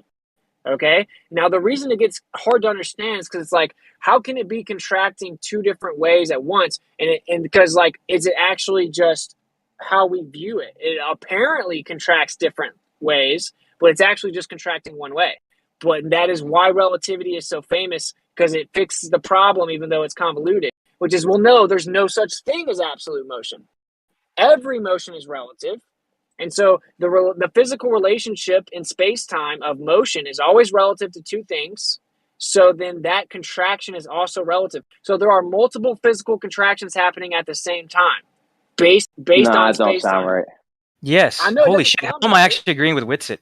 Wow. Oh, wait a minute. Hold on. Wait, just for the audience. Whitsitt's not saying he thinks there's actual contractions. That seems to be the impression some people might be getting. This guy's saying he agrees with Whitsitt. He's just explaining he's what telling you their the theory position would say. What the theory is trying to say, as opposed to the misinterpretation of the theory. Okay, He's just explaining it. He's not agreeing that there's an actual appreciate that he's accurately just describing for the theory. anybody that's totally confused at this point. Which is Lorentz didn't go along. On top of that, hold on, I'm still talking. Lorentz didn't go along with special relativity for a long time. He didn't agree at all. They borrowed the Lorentz contraction, and it wasn't something that Lorentz was on board with at all. He was opposed to it. So it's not like, oh, Lorentz came up with this for Einstein. No, Einstein stole it, basically, borrowed it as an explanation of saving the heliocentric model. So if you believe in the heliocentric model, which is the most important point which it makes, is that you have to believe that time slows down and that things actually contract, which is what I said that Zanuck was going to contradict himself on, and he did. Things actually contract within that reference frame, even though you can't measure it from that reference frame. Things actually are supposedly contracting from that reference frame. Now, I'm not saying I think they contract, but that's what we're supposed to assume. And then we're also supposed to assume we can't measure it, so it gives them the out. It's a conflated way of saying it. It's contracting but not contracting at the same time, and then having it be a reference frame thing, so you can never prove it. Yeah, according to relativity, I'm everything is contracting right now. Like you're contracting, I'm contracting, the car's contracting, the street's contracting, the ground's contracting. Everything's contracting based on it moving through space. And how much it's contracting, there's a whole list of how much everything's contracting. You're contracting different rates based on how fast you're moving on the earth relative to different things. So everything's contracting in the direction of motion, everything that exists, and that it's almost negligible until you get to relativistic speeds. And this is So I don't care. I just want people to know what their belief is. Okay, Jeremy. Well, you still understand it, man. You're arguing against me like I'm claiming it or something. I'm not arguing with you. Relax, man. You just be going on and on sometimes. You can argue with me if you Jeremy, want. it's weird, bro. Like you Everyone need to know might be on it's your weird. dick. I'm not though. So It's weird, Jeremy. What's well, weird? you're not understanding it. That doesn't make me. I know in the I'm wrong having an issue and I can't get no questions in because you'd be going on and on. Yeah, because people I'm still very aren't getting it. confused because when I saw the fight the flat earth thing, I don't know about anyone else, but I walked away from that thinking there is no contraction. Remember last time you were on Fight the Flat Earth or whenever, I don't know when that was, but I walked away from that thinking there is no contraction because at Fight the Flat Earth, we're at at the end of your citation saying there's no contraction, and it was just left at that. No, that's not true. No, there's no contraction relative to what? Wow. Yeah, so I corrected him and showed that the sentence right above what he thought was his home run, Einstein says that it's always going to be relative to what we choose in that particular case and point as the reference. So in that case and point of Michelson Morley, they chose the sun as the reference so that they could use the orbit of the Earth around the sun so they could make a prediction. So in Michelson Morley, the apparatus contracted 0.04 fringe shift relative to the sun. So you're saying they measured the contraction? They measured the contraction in this? No. That's what they're claiming. They're claiming they measured the They're contraction. saying you can't measure it because you're within that reference frame. But if you could get outside your reference frame, then you could measure it. But it's actually not happening. We're going to do the same measurement and then use a comet going by or something, and it's going to be a different speed, but I'm going to get the same measurement. It's going to be there is no measurement. If you're on the comet, you're going to see the Earth contracting a different speed. So if you measured the Earth's contraction from the comet, it's going to be a different value than if you measure the Earth's contraction from the sun. So this effect has been not directly measured, but it has been seen with light. So this is what, for example, blue shifting is. Oh, well, allegedly. Yeah, they also claim that nuance prove it. So Let me explain something. Jeremy, you have to be in the sun to actually see the contraction. Otherwise, you will never see this contraction. Or at the comet. So the Globers are actually running around saying that shit is contracting at different rates simultaneously. Yes. Yeah, so they have to say that because it can't explain. The whole thing was that they were trying to measure the Earth through the ether, right? The movement of the Earth through the ether in orbit around the sun. Because they didn't get the friendship that they thought they would get. And in fact, there's a video I'll give to you that explains that there was a 1/6th of the result, which could actually mean that there was an ether. But regardless, now they have finer instruments that are getting less and less of a friendship. But regardless of that, they could the actual interpretation that Einstein said could be the case is that the Earth wasn't moving, right? So all this stuff about contraction. All of the stuff about contraction is just under the assumption that the Earth is moving to try to cover up the fact that they didn't get the friendship they thought they would get, right? So that's correct. All of this stuff, right? And so they can't measure it from that reference frame, right? And that's their convenient way, we would say, of saying, oh, well, you just can't measure it because you're within that reference frame. What if you get outside of it? Well, is it actually happening? No, it's actually not happening, but it is happening. So it's a total contradiction. It's not. If it was actually happening, it would be objectively happening. You can't say it isn't happening and that it is happening at the same time. It's not a contradiction. It's just saying that it's a relative effect. What's so difficult about understanding an effect that's relative? Well, this is it actually happening from in that reference frame? Is it actually contracting? It's a relative effect. Doesn't matter. Right. You can, I'm asking you objectively, is it actually happening or not? That's like you're asking me, is this voltage actually 5 volts? Right? When the answer to that question is relative to what? See how they do it? See, this is what I'm relativity not does. doing a trick. It's just you don't understand that somebody claiming this quantity is not absolute, it's relative. You don't understand what that means. But this, No, I this is the do. problem. I understand you don't why think it's how it's devised to Hold make on. you answer that way. So you don't think it's actually contracting at different rates all at the same time? No. It is just as contracting, just as how you can measure different speeds for like a car, depending on where you are. Not actually contracting. We know the car doesn't have multiple different speeds at once, right? It's just going the same one speed.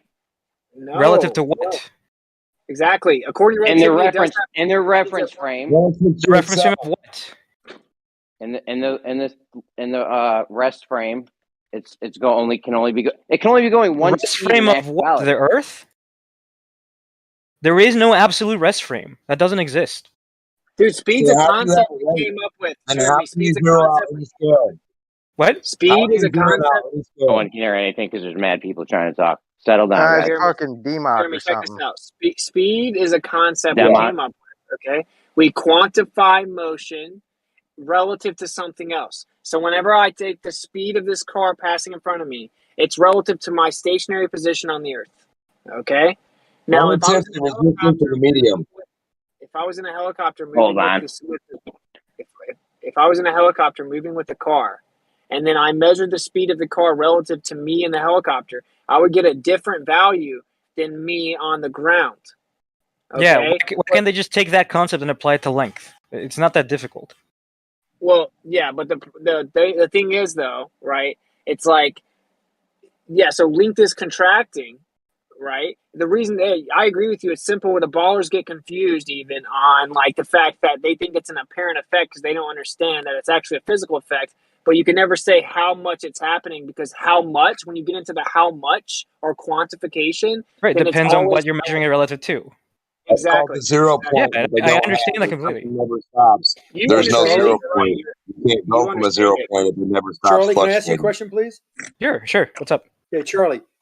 Everything he says is true. I think you jumped in a little late. He says actually in that frame, the frame is contracting. We talk about The frame of what? No, the entire frame is contracting in the co-moving reference frame, regardless of things moving around you. He's saying that frame, as it's moving through space, is contracted. Frames are an abstract object. Frames themselves don't contract. He thinks it does. That's where he romances us, saying these things that we all want to hear, that we all agree on. That it's all relative. I've been saying the same thing as well. We all say the same thing. But then he says, that's his crescendo, but we can't measure the contraction of that entire frame because it's immeasurable because everything is contracted uniformly in that frame. And you're right, it's abstract. It cannot be measured. And it doesn't happen either. Oh my God. This is what I actually say, okay?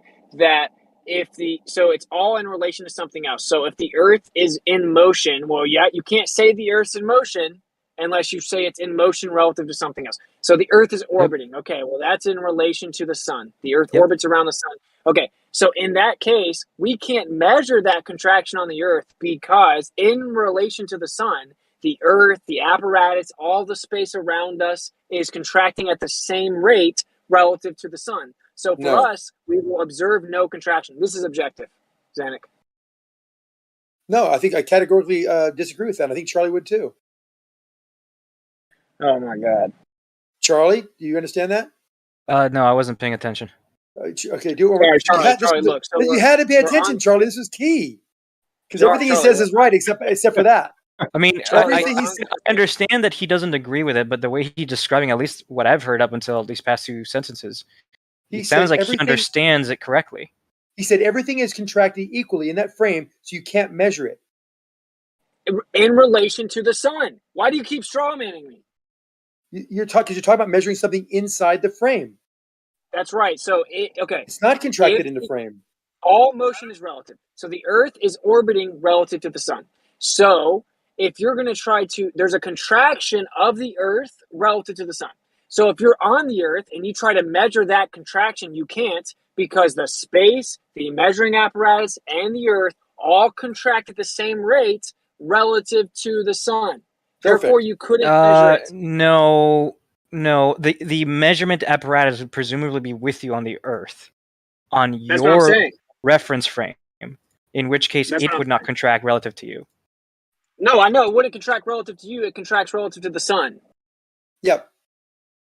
I That's agree. my point. That's my whole But no, point, dude. but the biggest point is this: you're saying something's contracted in that reference frame, the moving reference frame, that you cannot measure. And I'm saying, what value would you get? You're saying, oh, I get a value that's reference to something else. But what if I have an object going by it much faster, near light speed? It would see it. It would be able to measure from it. It would measure obviously a greater contraction, right? But what would you be measuring in that reference frame? Would it also be contracting uniformly, reference to the comet? And which one is which one is valid? Dude, your frame, if you're a co-moving observer, it's always contracting uniformly relative to whatever you're comparing it to. We How all do you agree to understand that. that? Okay, so in But you made it. You said the frame itself is a physical Michelson contraction in the frame. specifically, they were using the Earth's orbit relative to the sun, which means in Michelson-Morley specifically, there was a special amount of contraction relative to the sun. No, there was actually a light pattern they were looking for if you're moving through ether that they did not detect. Okay, so you're just on repeat now. You can't even address the point. So, wasn't a contraction. I wonder how long it's going to take you guys to realize I've been right this whole time. Probably a long time. This is a good one to actually bring up now because yes, we didn't see that object contract within our reference frame because we are in the moving reference frame, the co-moving reference frame. So we don't measure any contraction. We didn't see an interference pattern because we're not moving through ether. There was no difference. We don't know how fast. No matter what you say, Danik is going to disagree. If you said something he believed in, he would disagree with you. He's just prime example. Prime example of it. We're reading your textbook to you, and you're fucking disagreeing. Let me state it differently. Witsit, do you think in any way, shape, or form that without any of the reference frames being considered, that when I'm moving through space at near light speed, is my reference frame contracting relative to me? Is anything contracting in that reference frame? And we can or cannot.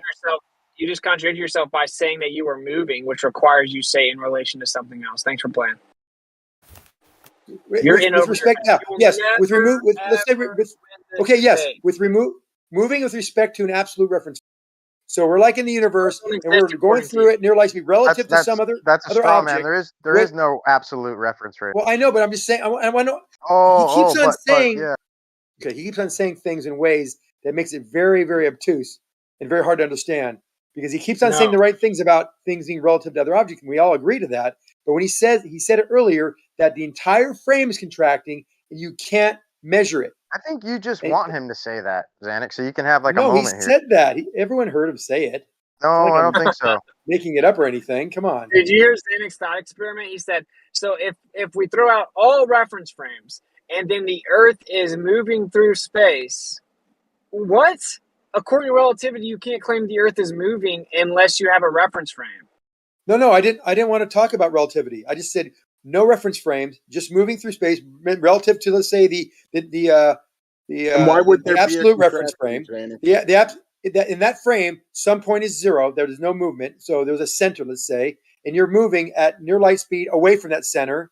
Would you measure inside that spaceship? Would you measure any contraction? Why would you? You're throwing out. Yeah, I don't think you would. But I mean, he just doesn't understand this. He doesn't get it. I do understand it. You're being a wordsmith here, and you're saying the right things up until the end, and then you're contradicting yourself. Now, the last thing I heard you say, I heard you say was actually pretty close to right, because you said everything was with respect to something else. You said even this reference frame that you said it's contracting, but it is contracting reference to the sun. And I would agree with you. And if I look at it from a comet, it's contracting reference to the comet. I would agree with you as well. So why is there argument? Witsit can't get to the next step until Xanax approves, right? That's what we're dealing with. No, because everybody has been ejecting to this. Even Jace has been ejecting. You're getting close, Witsit. You're just not getting it on the money. Yeah, Witsit, you're always right. You're always right, except for the very last thing you say. Except for the conclusion. Yes, that's it. Well, we disagree on the interpretation. If you read the biography, of Einstein, Ronald W. Clark, right? He explains that after the Michelson-Morley, there was only a few solutions possible. The first of which was that the Earth is stationary, which meant scuttling the entire Copernican principle and was unthinkable. So it wasn't even considered. I consider that one. Okay. So of course we have a different conclusion. I consider the most logically viable option. You do not. So you go as far as fair to enough. claim an entire new world of physics. Okay, fair enough. So you have a different conclusion that I don't agree with. I get that. But one more thing. Let's go back to real physics and real reality, special relativity, etc. Yeah, the moving reference frame, the non-moving reference frame, just like you said, relative to the sun, relative to a comet, relative to whatever, in that capsule, in that reference frame that's moving, is anything physically contracting? How would we know? No, I want a definitive answer. I mean, not relative to anything else. Hold on, not relative to anything else. Just in that frame that is moving. It is moving. We know it is moving because it's relative to the sun. But we're looking at. But I'm inside that frame. I'm inside that capsule. Am I able? Is anything truly contracting? This dude just said. What the hell are you talking about? He just said we're moving not relative to anything else, and then he said we're moving relative to the sun. Okay. Well, no, I'm looking at it. I'm just inside the capsule. It is moving. I said it is moving relative to the sun, but we're just in the capsule, not looking at anything else. Just can we measure contraction, or is there actually contraction occurring? Not referring to the sun. Dude, if I went down the street right here and I went and grabbed some Jameson and I chugged it, I would still be able to destroy you in this debate, Sam. Don't do it. You have physicists and chemists on board here that all are confused. Although I'm making a glass of wine. They've been private texting me. I've been hearing it back and forth. We all don't know what you're saying because you keep on changing your story.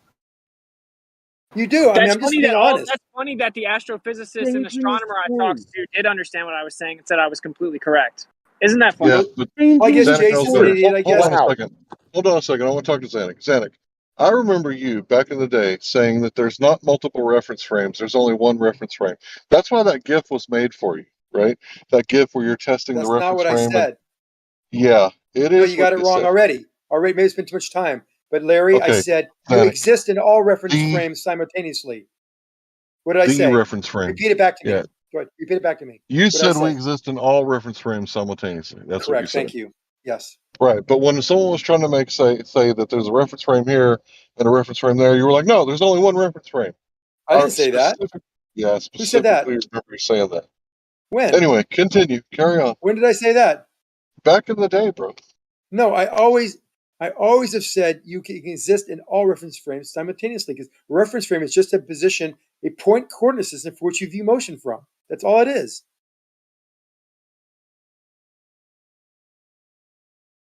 You could be looking at it from a rotating, accelerating, or a stationary inertial reference frame. It doesn't matter. All those points still exist in all reference frames because they're points in a point coordinate system. Not that hard to understand. Anyway, so Winston, I really appreciate your patience and explanation, helping me get a better understanding of these infinite reference frames. And, it doesn't actually happen, but it has to be happening, right? And there's infinite reference frames. It's really convoluted. It's so convoluted, right? Because we can argue about what time is for eternity till we're blue in the face, right? And then you add like space-time in there and some sort of continuum, some sort of fabric, but it's not a fabric. This stuff is just the most, it's maniacal. It's just, why would someone even propose this? Yeah, it's pretty insane. I got to carry these groceries in, so I'm about to go on mute.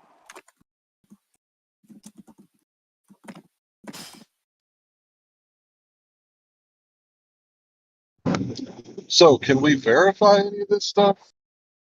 Like, is this stuff like falsifiable? The stuff we've been talking about for the past hour?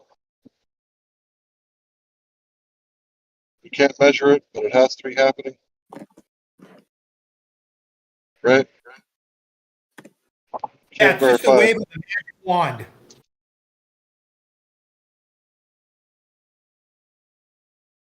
What? I said it's just a wave of the magic wand.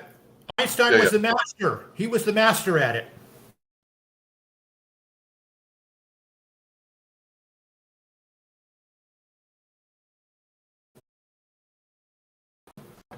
to me, it's just so ridiculous. Like, you guys talk about all this stuff about Einstein, and all I'm saying is that if it's, you know, more dense in the medium, then it's going to go down.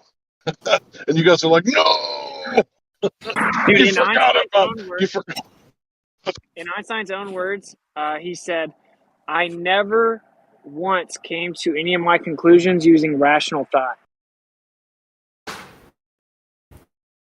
Yeah, that's why people who talk about theoretical astrophysics, they say you have to suspend your disbelief, right? They say you basically, talking you have about to that some scientists that he knows are confused.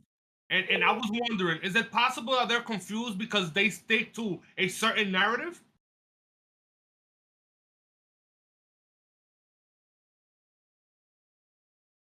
The scientists I talk to all agree with my my interpretation of relativity. They all say I'm right. So,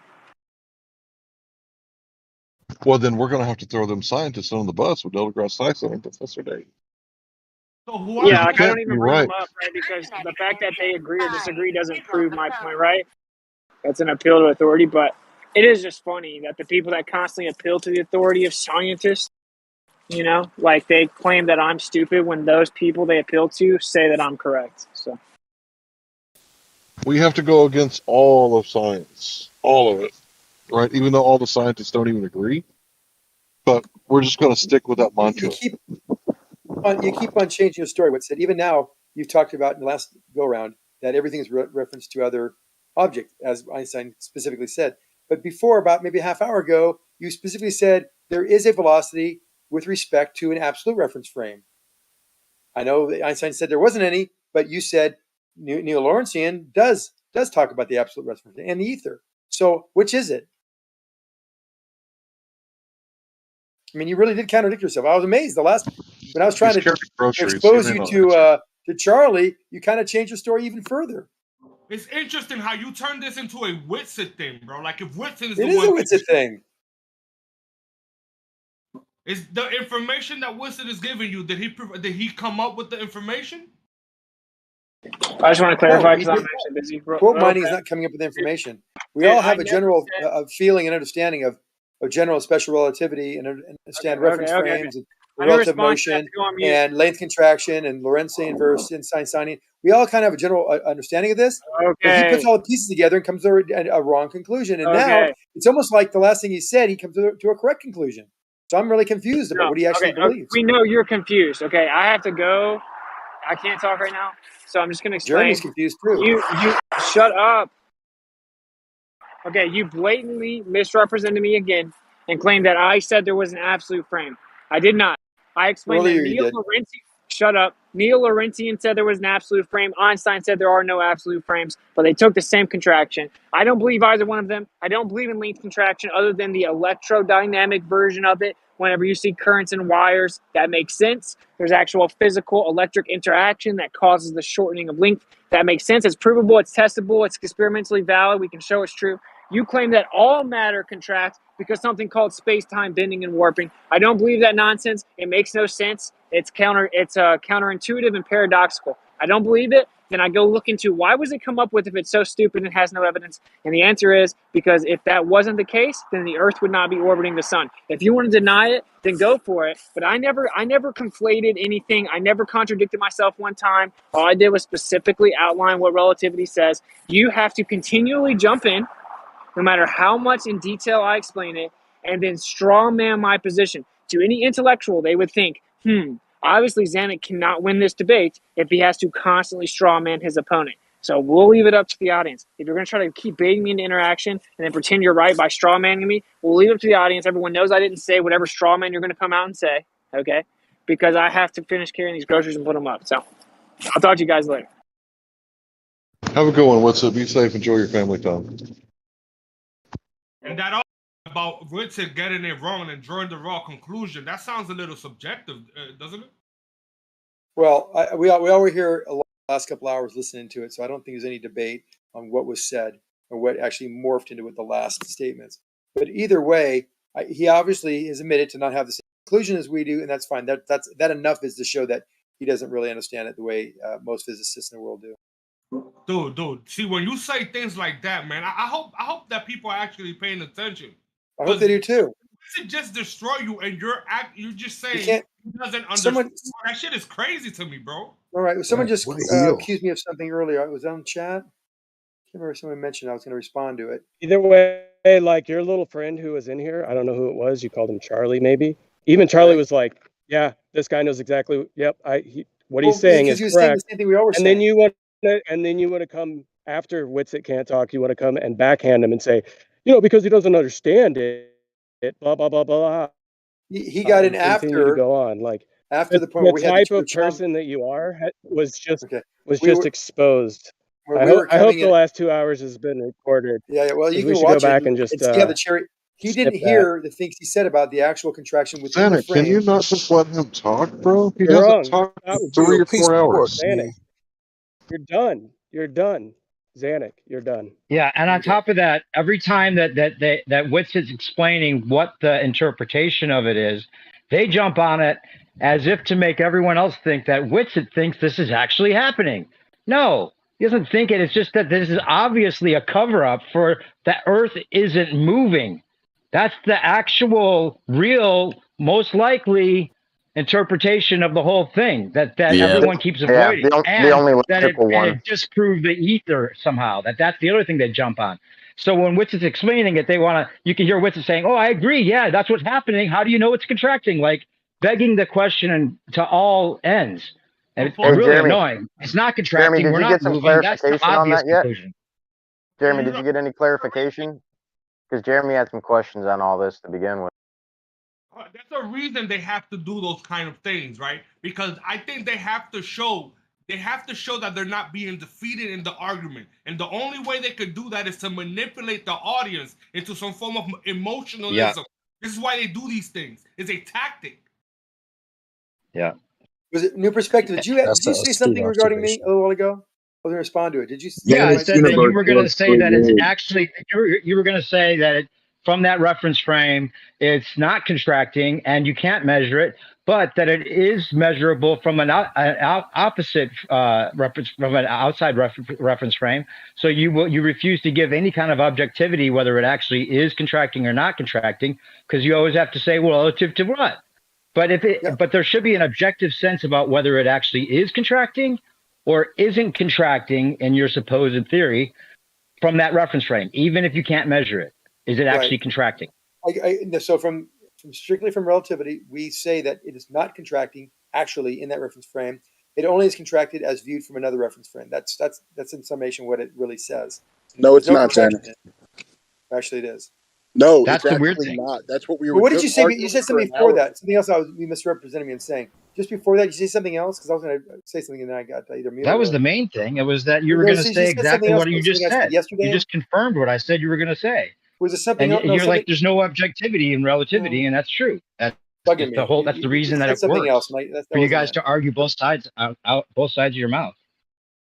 No, I'm not arguing both sides of my mouth. He made it very clear that because I asked him very clearly earlier, and then this last time he actually said no, everything is relative. So I said whenever something is actually contracting, he's always saying yes with respect to another reference frame. So it's got to be measured from another reference frame. It can't be measured in that frame because he says the frame is just bullshitting now. I can't tell. Yeah, but just because it can't be measured doesn't mean it's not contracting supposedly, right? He said it's contracting uniformly. He said that, meaning that you can't measure it in the reference frame because it's contracting uniformly. That's not the answer. But just because you can't measure it doesn't mean it's not supposedly contracting. Well, that's what you're saying, and that's what he says, but that's not true. It's only measured from an outside reference frame. But if you can measure it, then it would be actually contracting. And you're saying from within that reference frame, it's actually not contracting. Right.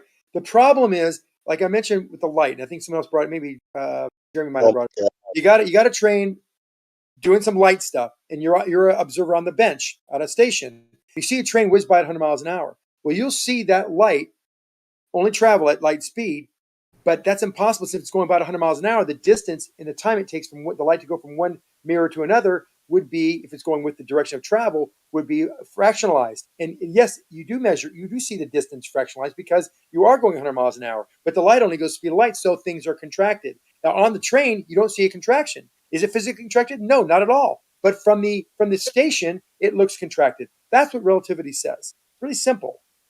I mean, in that respect, motion contract, but there's no contraction. no, That's you're more looking at likely you're looking at the when there is a train. contraction. It, but it we looks just from have your point. It's not looking, doublespeak. It's It's so just two dumb, and it things. doesn't matter. By the way, Mm. guys, it literally changes nothing. Like, I don't know why the other side is arguing against Witsit so hard on this. He nailed relativity, and even if he was wrong about this one tiny thing, it changes nothing at all. Literally nothing. It's all exactly the same. Well, it's all begging the question anyway. None of it's happening. Yeah. It's all just a because way it of all getting boils around down the to Earth all not moving. bullcrap. Yeah, it all boils down to It does changes the audience Yeah, mind you can't be wrong. to convince Well, it that does. Wixit is wrong. That's the point of it. Well, it boils down to can we measure our moving around the sun, and by that Michelson-Morley experiment, facing this device into the direction of travel and not seeing an interference pattern, we then You'll say, never be well, wrong no about result. I guess we're not non-physical, moving, non-happening or stuff. So doesn't Xanik. matter. Xanik, you're so it right doesn't. about You're right. stuff You're you right. can't And that's the demonstrate. wisest thing Xanik, said hold so on, far. you're It right. just doesn't You're matter. right You're about everything you can't demonstrate to us. You're so right. You'll never be proven wrong about what you can't demonstrate and whatever you just said that makes no sense that you can't demonstrate ever. But even in regards to Michelson-Morley, it was their excuse for why it looks like we're not moving. So either way, regardless of whether Witsit's right or the other side, Everybody's it correct doesn't matter. on what they can't Well, either we're demonstrate. not Listen, moving, I'll say or it there's no again. ether. If Which you is guys it? can't demonstrate it, you're the so thing that right. we're There's no need. disputing doesn't change that. Xanik, there's What no I'm saying. argument with you. Right. We agree Oh, I know with what I your was going to say imaginary before. relativity I just of thought of it Xanik's now. world. Yeah, it was the Well, he started Xanik's talking about universe works like paradox. Xanik says. We Is agree. that DMOC talking? I can Yes. barely hear him. Xanik's world, Okay, sorry. Go ahead. Xanik's world works just like Xanik's universe. Just how Xanik says. Now, is anybody in Xanik's world but Xanik? No. So Xanik's always correct. We got Let you, me know when Xanik. you're done, DMOC. Let me know when you can demonstrate something. Okay. Well, Witsit, that's what I was thinking about. So when Witsit said we're in this paradoxical situation and we have contractions only viewed from a reference frame that's moving or not moving, etc. The thing that I keep dawning on me when we talk about paradox Can we is the whole demonstrate what you're talking bending about? of warping of space-time as you're moving through it at near relativistic speeds. But that doesn't rectify any of the facts that we can actually observe on the Earth. He said that before you left. Xanik, you're What I want to say is that everybody's correct. I'd be the pretty paradox butthurt too really, if I were you. the paradox really, are you hot micing? The No, paradox Xanik, really you're right is an about object being that's wrong. falling. You're so It has right about no being wrong. forces acting on it, but still can be measured to be accelerated You're to the not hearing ground. me? We agree. So we say that the ground is accelerating up to it. And that's the paradox that really started all this. Yeah, Bending Dr. over Seuss, space-time we is agree. the reason for that. Hold on, bro. I think it's very important for us to let Xanik talk because I think he's doing something that we guys are not paying attention. He is going to snitch on himself. Just let him talk. Let him talk. Everybody pay me $5 if he says free fall. Don't let him talk. He just goes on and on and on. He never stops talking. I haven't talked very much. I got something to say. So basically, objective reality doesn't exist if it's all relative in this infinite reference frames. Thanks. I agree. What Witsit has said. That's the way they do it. What Witsit has said to us and shown us using very good references, it all makes it really clear in my mind. And look at how many people are in here right now. I'd say this one truth is that Witsit is so hot right now, like Magatu said in that Zoolander movie. Draw it out, This whatever is you so see in your hot right mind. I want to see that picture. Can I? How come nobody can picture what's in anybody else's mind? I would love to, though.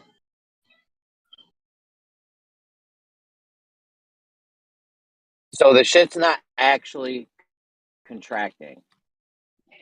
Well, It's staying the that's same it. size. It just looks like it's contracting from an outside reference frame, right? That's the thing is that No. they want to say it is and it isn't at the same time, which is what relativity does. Yeah, Jeremy, are you asking in their framework or like from a flat Earth like point of view? Yo, your mic cut out. Yeah, slow bear. Your mic is bad, bro.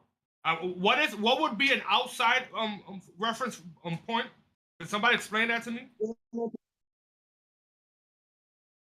Anything moving compared to that thing. So like the Earth's on orbit, or if you're on a comet looking at Earth. So they're saying that you have to capture the Earth from outside of the Earth. From that is the reference frame that they're arguing for. What? I don't even know what the argument is at this point. What is the outside reference frame? Hey, Jeremy, do you need to be off the spinning ball or? Jeremy, was the answer sufficient for you? Did you get a satisfactory answer from what's it?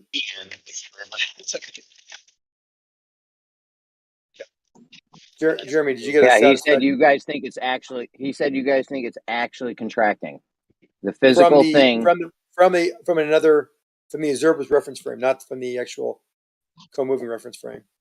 No, he said it is, but you just can't measure it. It's actually happening. You just can't measure it. Well, then he kind of walked that back at the end. He said, "Oh well, everything is relative. Every motion is relative." So he kind of actually kind of covered it up. No, he didn't walk it back. He doesn't agree with it. Okay, it's like more like you walked it back a little. I don't walk it back. I'm not walking anything back. So Jeremy, he said very clearly that it's all relative. You lied right there. God, you guys are. You're a liar. I'm not you lying. Admit that so now. all Jeremy. So all motion is liar, relative to something else. So he said, yeah, like the sun relative to the Earth, or the Jupiter relative to the Earth, or a comet relative to the Earth. Wherever you're on, looking at the Earth, the contraction on the Earth will be relative to the speed difference between you and that object. And just like you looking at that object, you see the same contraction. So shit is simultaneously.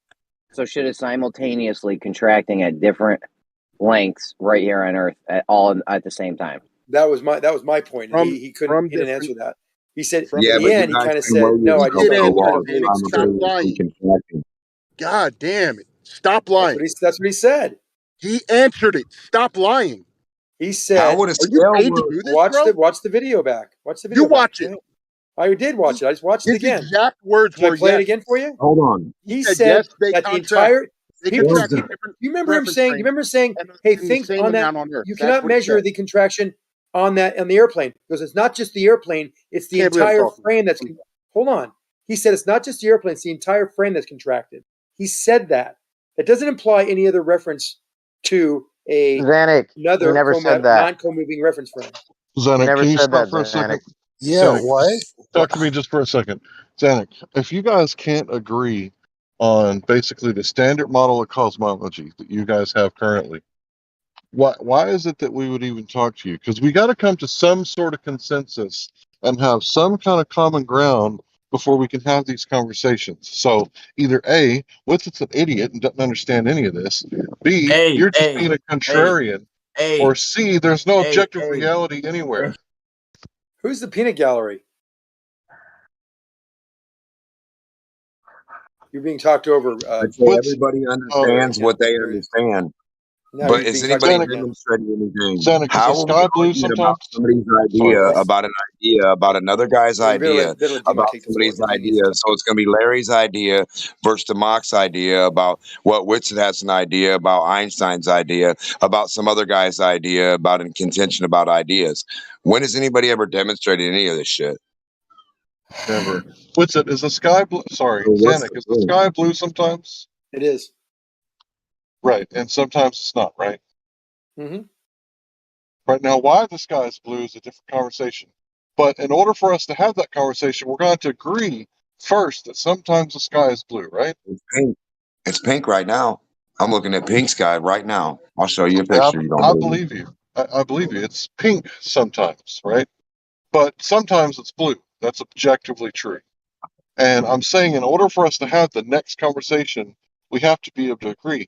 Is it, Zanuck, your desire to where we can never have that next conversation, that we always must disagree on the standard model of cosmology so that we go in circles, so we're not talking about geopolitics and the fact that we're on the brink of World War III? Is that what's really going on here? Or can we just agree with Whitson that even though he doesn't necessarily agree with the standard model of cosmology, he's at least repeating back the correct pseudoscience? Is that possible, Zanuck? No, because his words matter, and he said it earlier before the last several paragraphs he mentioned, that we talked about objects being able to be measured on an object in a co-moving reference frame. He said, no, you can't measure. It's not a matter of being able to measure it because the entire frame is contracted. That's why you can't measure it. That's not true. That's not correct. That's true. You can't measure it. Should I put it back on the tape? Something's happening that you I'll pull don't it back know on is the tape and we'll happening. go listen to it together.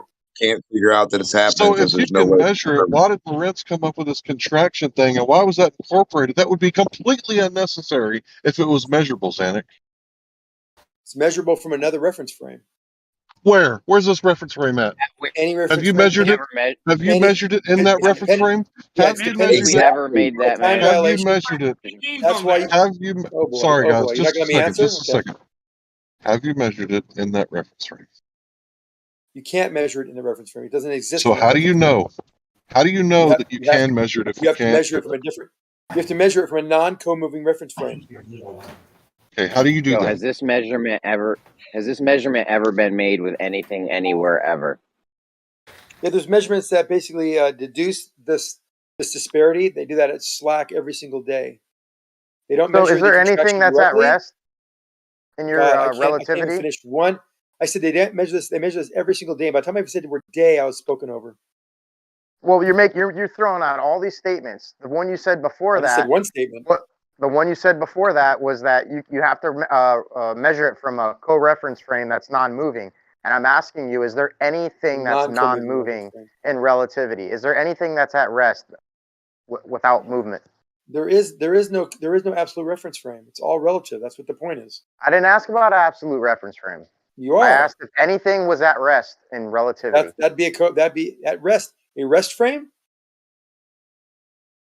Is there anything that's frame, non-moving? The rest frame is described as one that could be still moving, but with respect to the moving reference frame, it is at rest. Doesn't mean it's not moving. It just means it's not moving with respect to the. Is there anything in relativity? Are you listening to me at all? I don't think you are.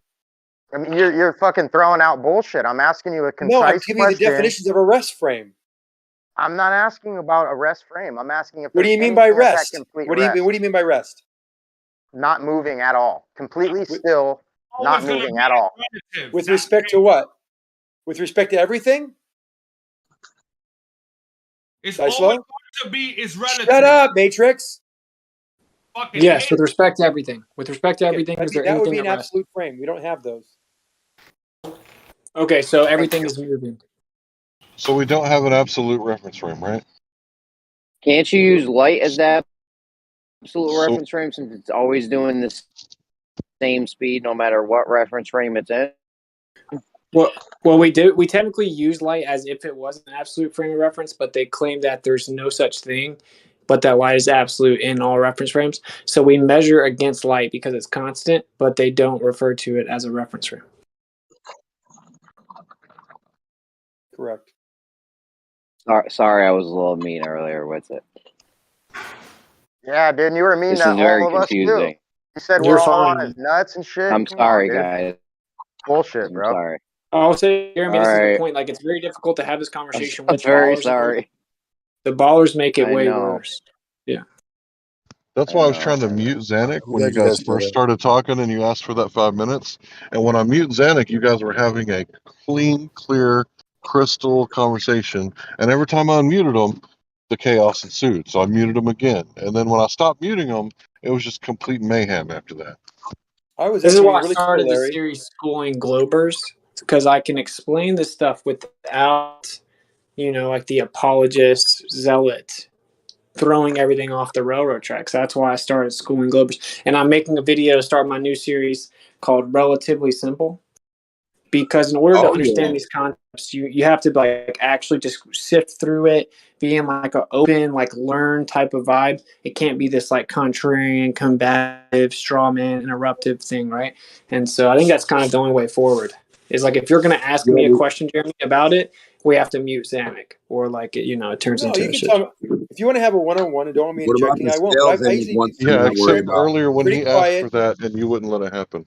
Yes, I did, but we got a scale and a cup of liquid. You can put the scale and the cup of liquid on your any moving reference frame. And if you have a scale, right, and I take a scale and I move it, I cannot weigh my stuff right. I want to buy and purchase the right amount. And I start rotating the scale and move it around and move it across the floor and lift it up and lift it down. What happens to the numbers on the scale? Hello. If I take a mechanical or a regular scale and I start moving it around, the scales of justice. I don't keep them. I don't keep them at a Scales of 0 point. I justice, move them nigga. around. What? Yeah. Listen to what I'm saying. If I move the scale of justice around, it's mechanical. I move the scale of liquid around, it's mechanical. It moves, it's fluidity, right? If I move a regular scale of electrical continuity, right? Pressure, temperature, that type of scale, right? It's all doing the same thing. If I move them, they're never going to read anything proper. How could they? They have no 0 point. So if I'm moving in space on a planet, spinning, going, doing all this shit, how can anyone put a scale on the ground and have it 0 out?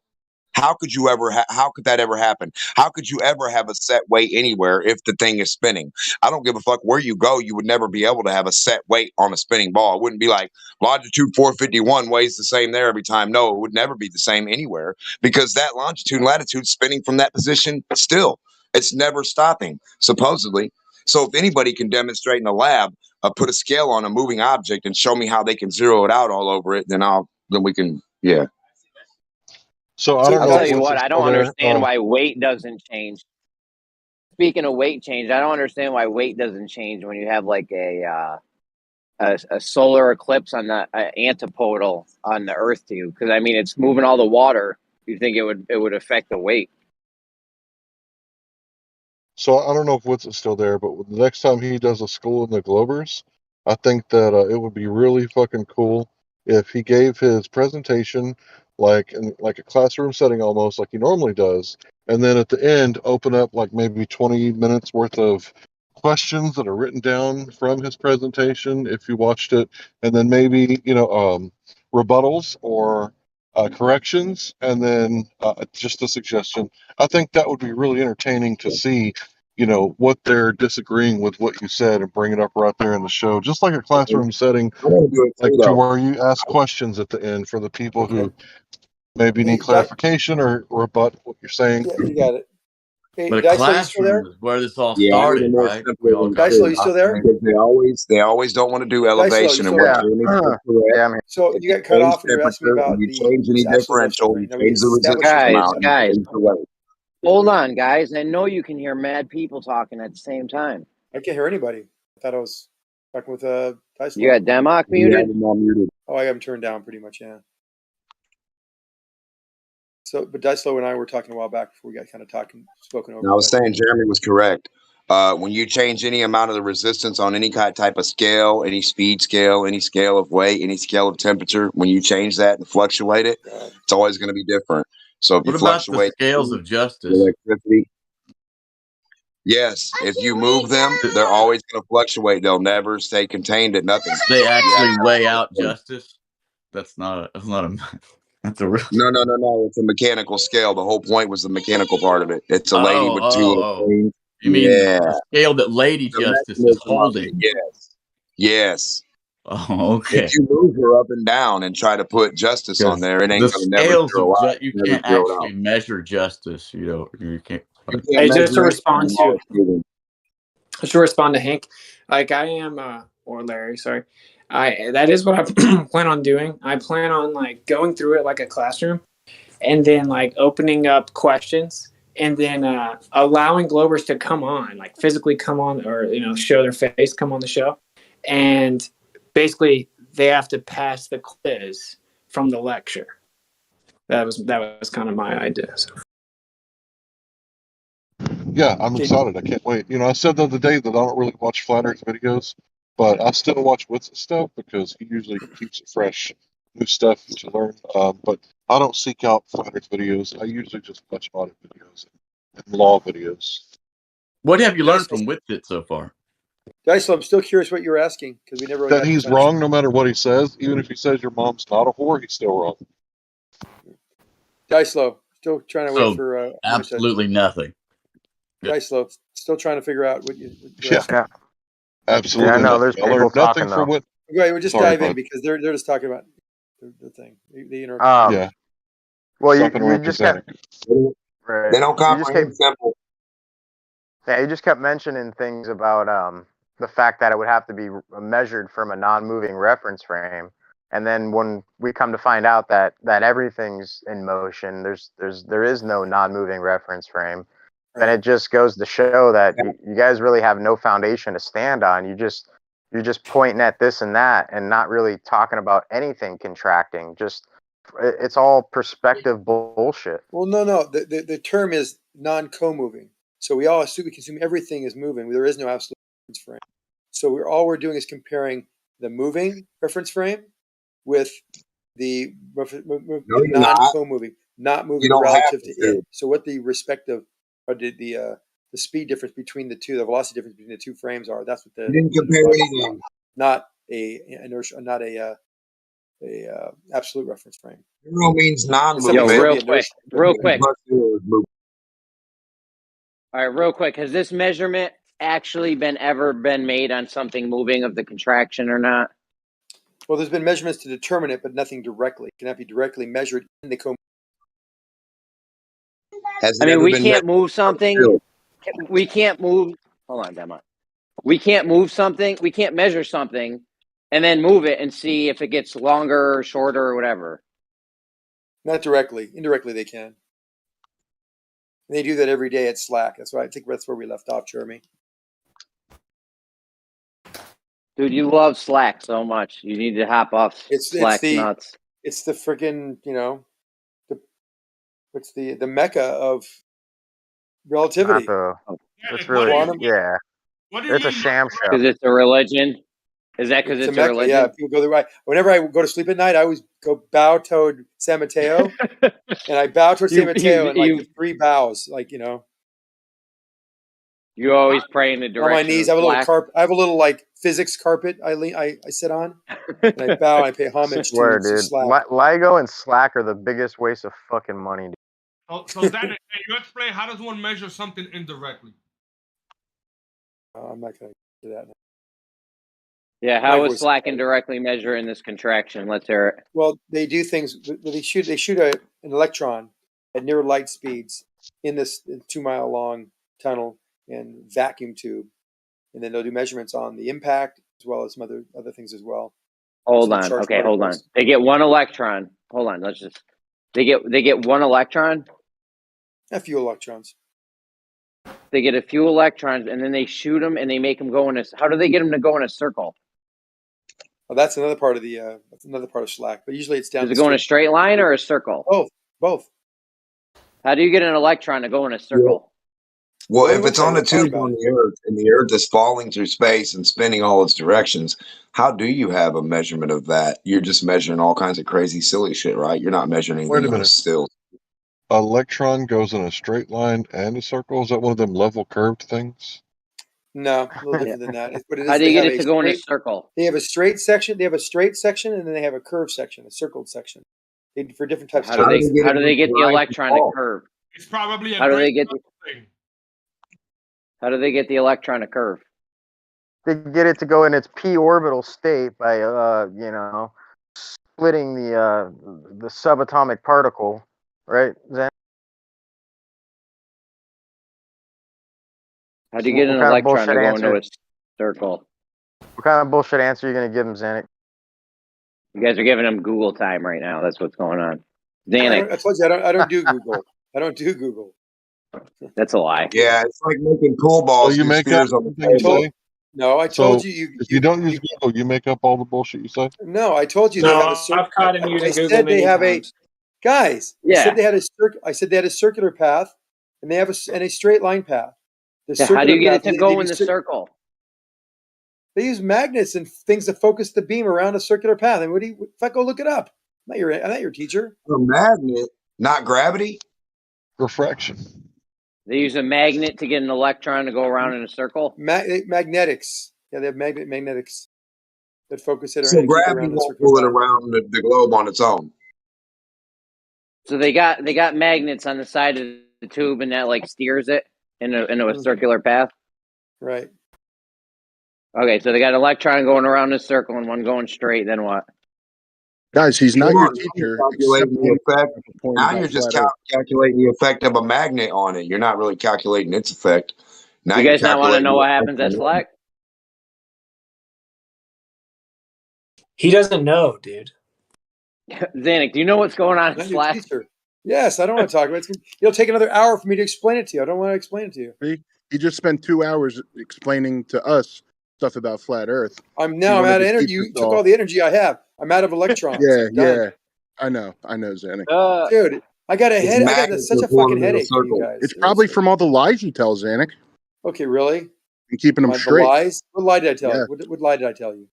Dude, you're You said You said it's all the actually lies. measurable. You made the claim. What lies did I tell you? You said it's Go ahead. measurable, Hey, Big Mouth. but you Big Mouth. can't Tell me what measure lies it. I told you. Go ahead. Everything you said that What lie? No, Witsit name one said. thing. Name one relax, thing. You made the guys. The claim. recap. Back it up. Back it Zanuck, up. the recap that you said what Witsit said about Back it up. relativity. I just did.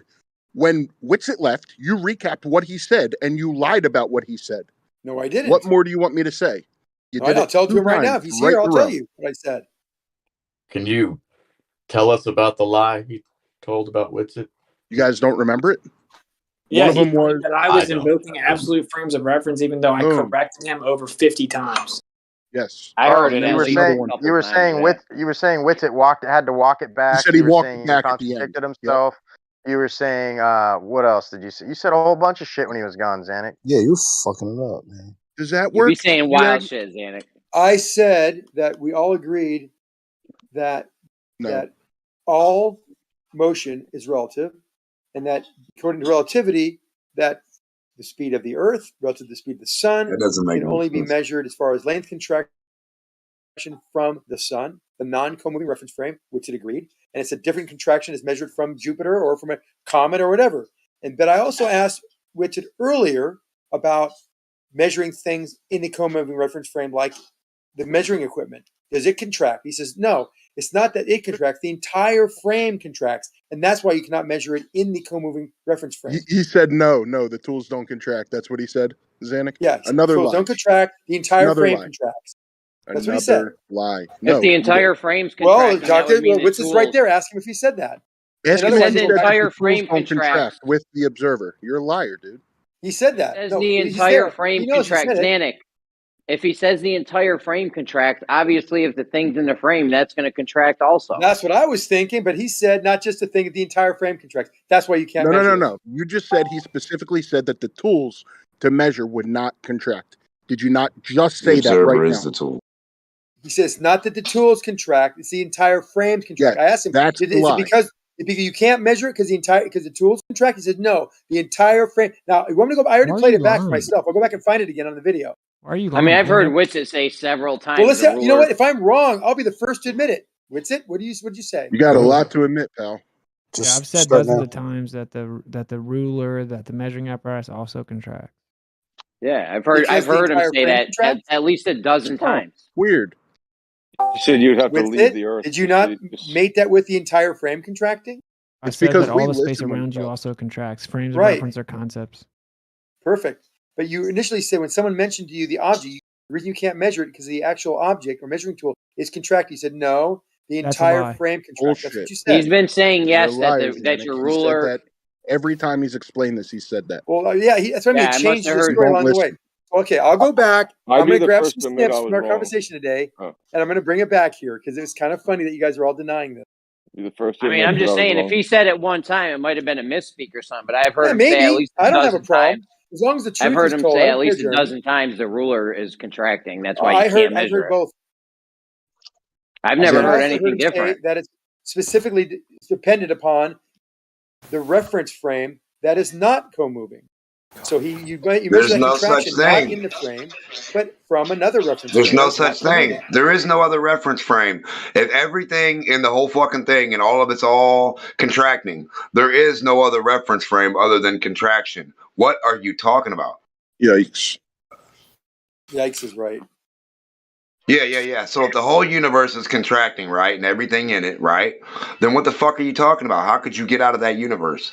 Who How are said you that, going to though, get out of the D-Mac? universe to look in and see a third person perspective on contraction you God. can't get out of? You'll never get out of it if that's the case.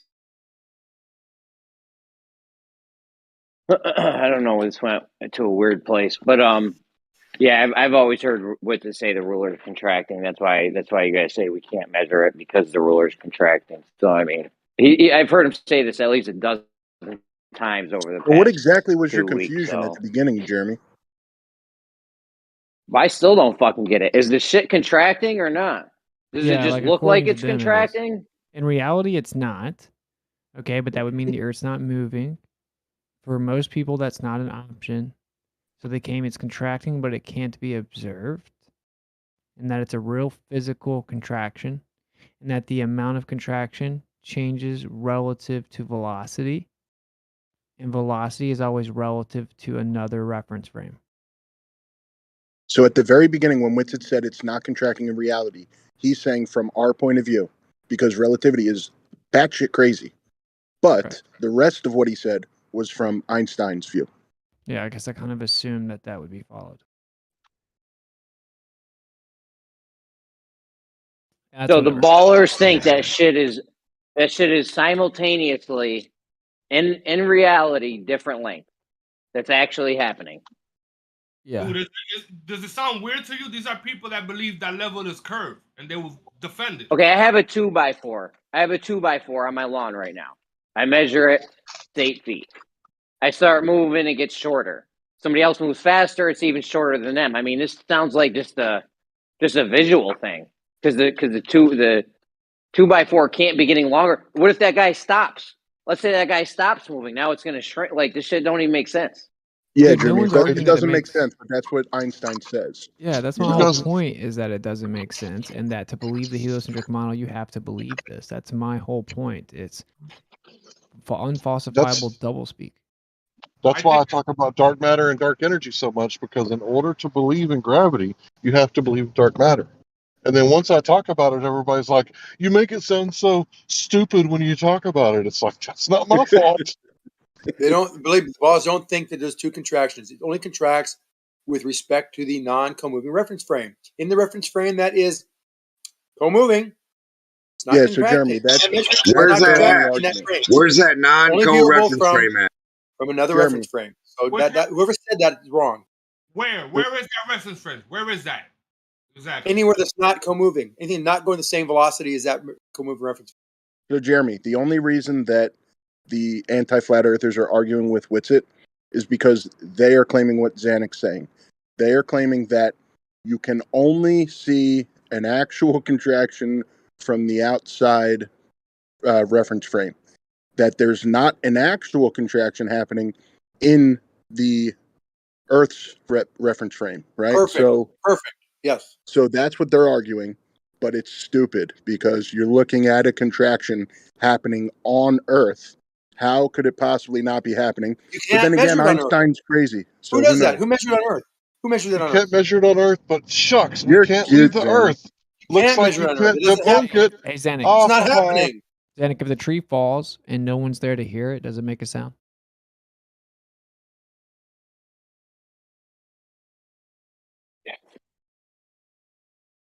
Does it make a sound? If some people believe the Earth is flat, he can't answer it. Yes, it makes a sound. If the tree falls, it absolutely makes a sound. Sorry. Correct. Just rephrase it with if a tree is free falling, does it make a sound if it's in free fall? Instantaneous sound, or everyone gets the faster point, than the right? speed of Like, light? even though we're not there to observe the sound, it still makes a sound. Like, the physical reality isn't dependent upon if we observe it or can observe it. These are two different things. That's why I use the green screen analogy. If I put a green suit on in front of a green screen, it looks like I'm not there. Just because you can't see me doesn't mean I'm not physically there. You could then come to my room, look at it from the side, and you'll see green screen over here, Austin in a green suit in front of it. Okay, so like our ability to observe it is independent of what's physically happening. Not really.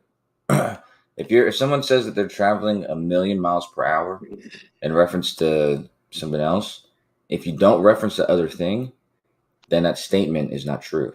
Already said that. Where have Right, you said that's the same concept though. Unless you're referencing the other reference frame, that length contraction isn't actually happening. It's only happening in reference to the other reference. Okay, I already said that. But I literally already explained all of that though. Why you pretend you're teaching me something? Well, I don't understand why you're saying that it has to physically be happening.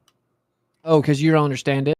So relativity claims that everything in the universe is in motion and that there's no such thing as at rest, but that all motion is relative. In order to quantify it, you have to have a reference frame, but everything is in motion and nothing's at rest, which means that everything's contracting in the direction of motion. In order to know how much contraction can be measured, you have to know what reference frame you're observing it from. Okay, so then what was your previous statement then? That, you were saying, that you were physical saying, reality is not synonymous with our ability to observe or measure it, which is why Einstein specifically says. So now he's that, saying it again. He's finally exactly. That's admitting what I'm saying. That you're contradicting yourself. This is why you some guys of are this dumb. You guys are just dumb. Oh my God! Yeah, You know, length they must contraction just be trying to was wear you out actually with what led Einstein down the path of special relativity. He Yeah, said Nicholas all Moore, things yeah. are contracting because they're all in motion. If you guys are That's claiming a false that, statement unless you fill it with relative to something else. if you're claiming that the physical contraction is dependent upon our ability to observe it, then you're claiming that it's just an apparent effect. That's what this sounds like. Some apparent effect. No, now I hope everyone's listening That's to this. exactly Now what we this finally sounds got like. it. Exactly. No, it is an Einstein apparent effect. specifically There's no said it was difference between actual. there's no difference between apparent and actual. Just so you know. Oh, wow. My God. What's Wow, up, y'all? Zen. What's up, man? All right, we're Y'all done. want to let Wow. y'all want to let Kosho air his grievance of contradiction? I mean, you heard a direct challenge. Why don't y'all address Absolutely. that? Go ahead, Kosho. Okay. When you're saying when Zenek's saying that he's saying that like it depends on the reference frame that's being viewed from or being referenced to. It's not about someone being there to be able to measure it or observe it. It just matters that that's where it's being referenced to. So when you're saying that things are constantly moving, you know, in all reference frames and all that kind of stuff, that statement on itself doesn't really is not worth anything. It's only it only makes sense Where's if the you reference a contradiction? specific reference frame. I already said that. What did? But then, What two? Okay, but what two things did he say that contradict Come on, himself? Don. Let Wissett You and He said all Don, you things said contract if you they're in said. motion. That's what he said. Hold on, guys. Yo. And said Kosho has a grievance. Let's let him air it out with Witsett, guys. Please give him guys like 5 minutes. So let me free lead for him. here. Kosho, you did not address the grievance I was referencing. Could you tell me what two things Witsett said that contradicted?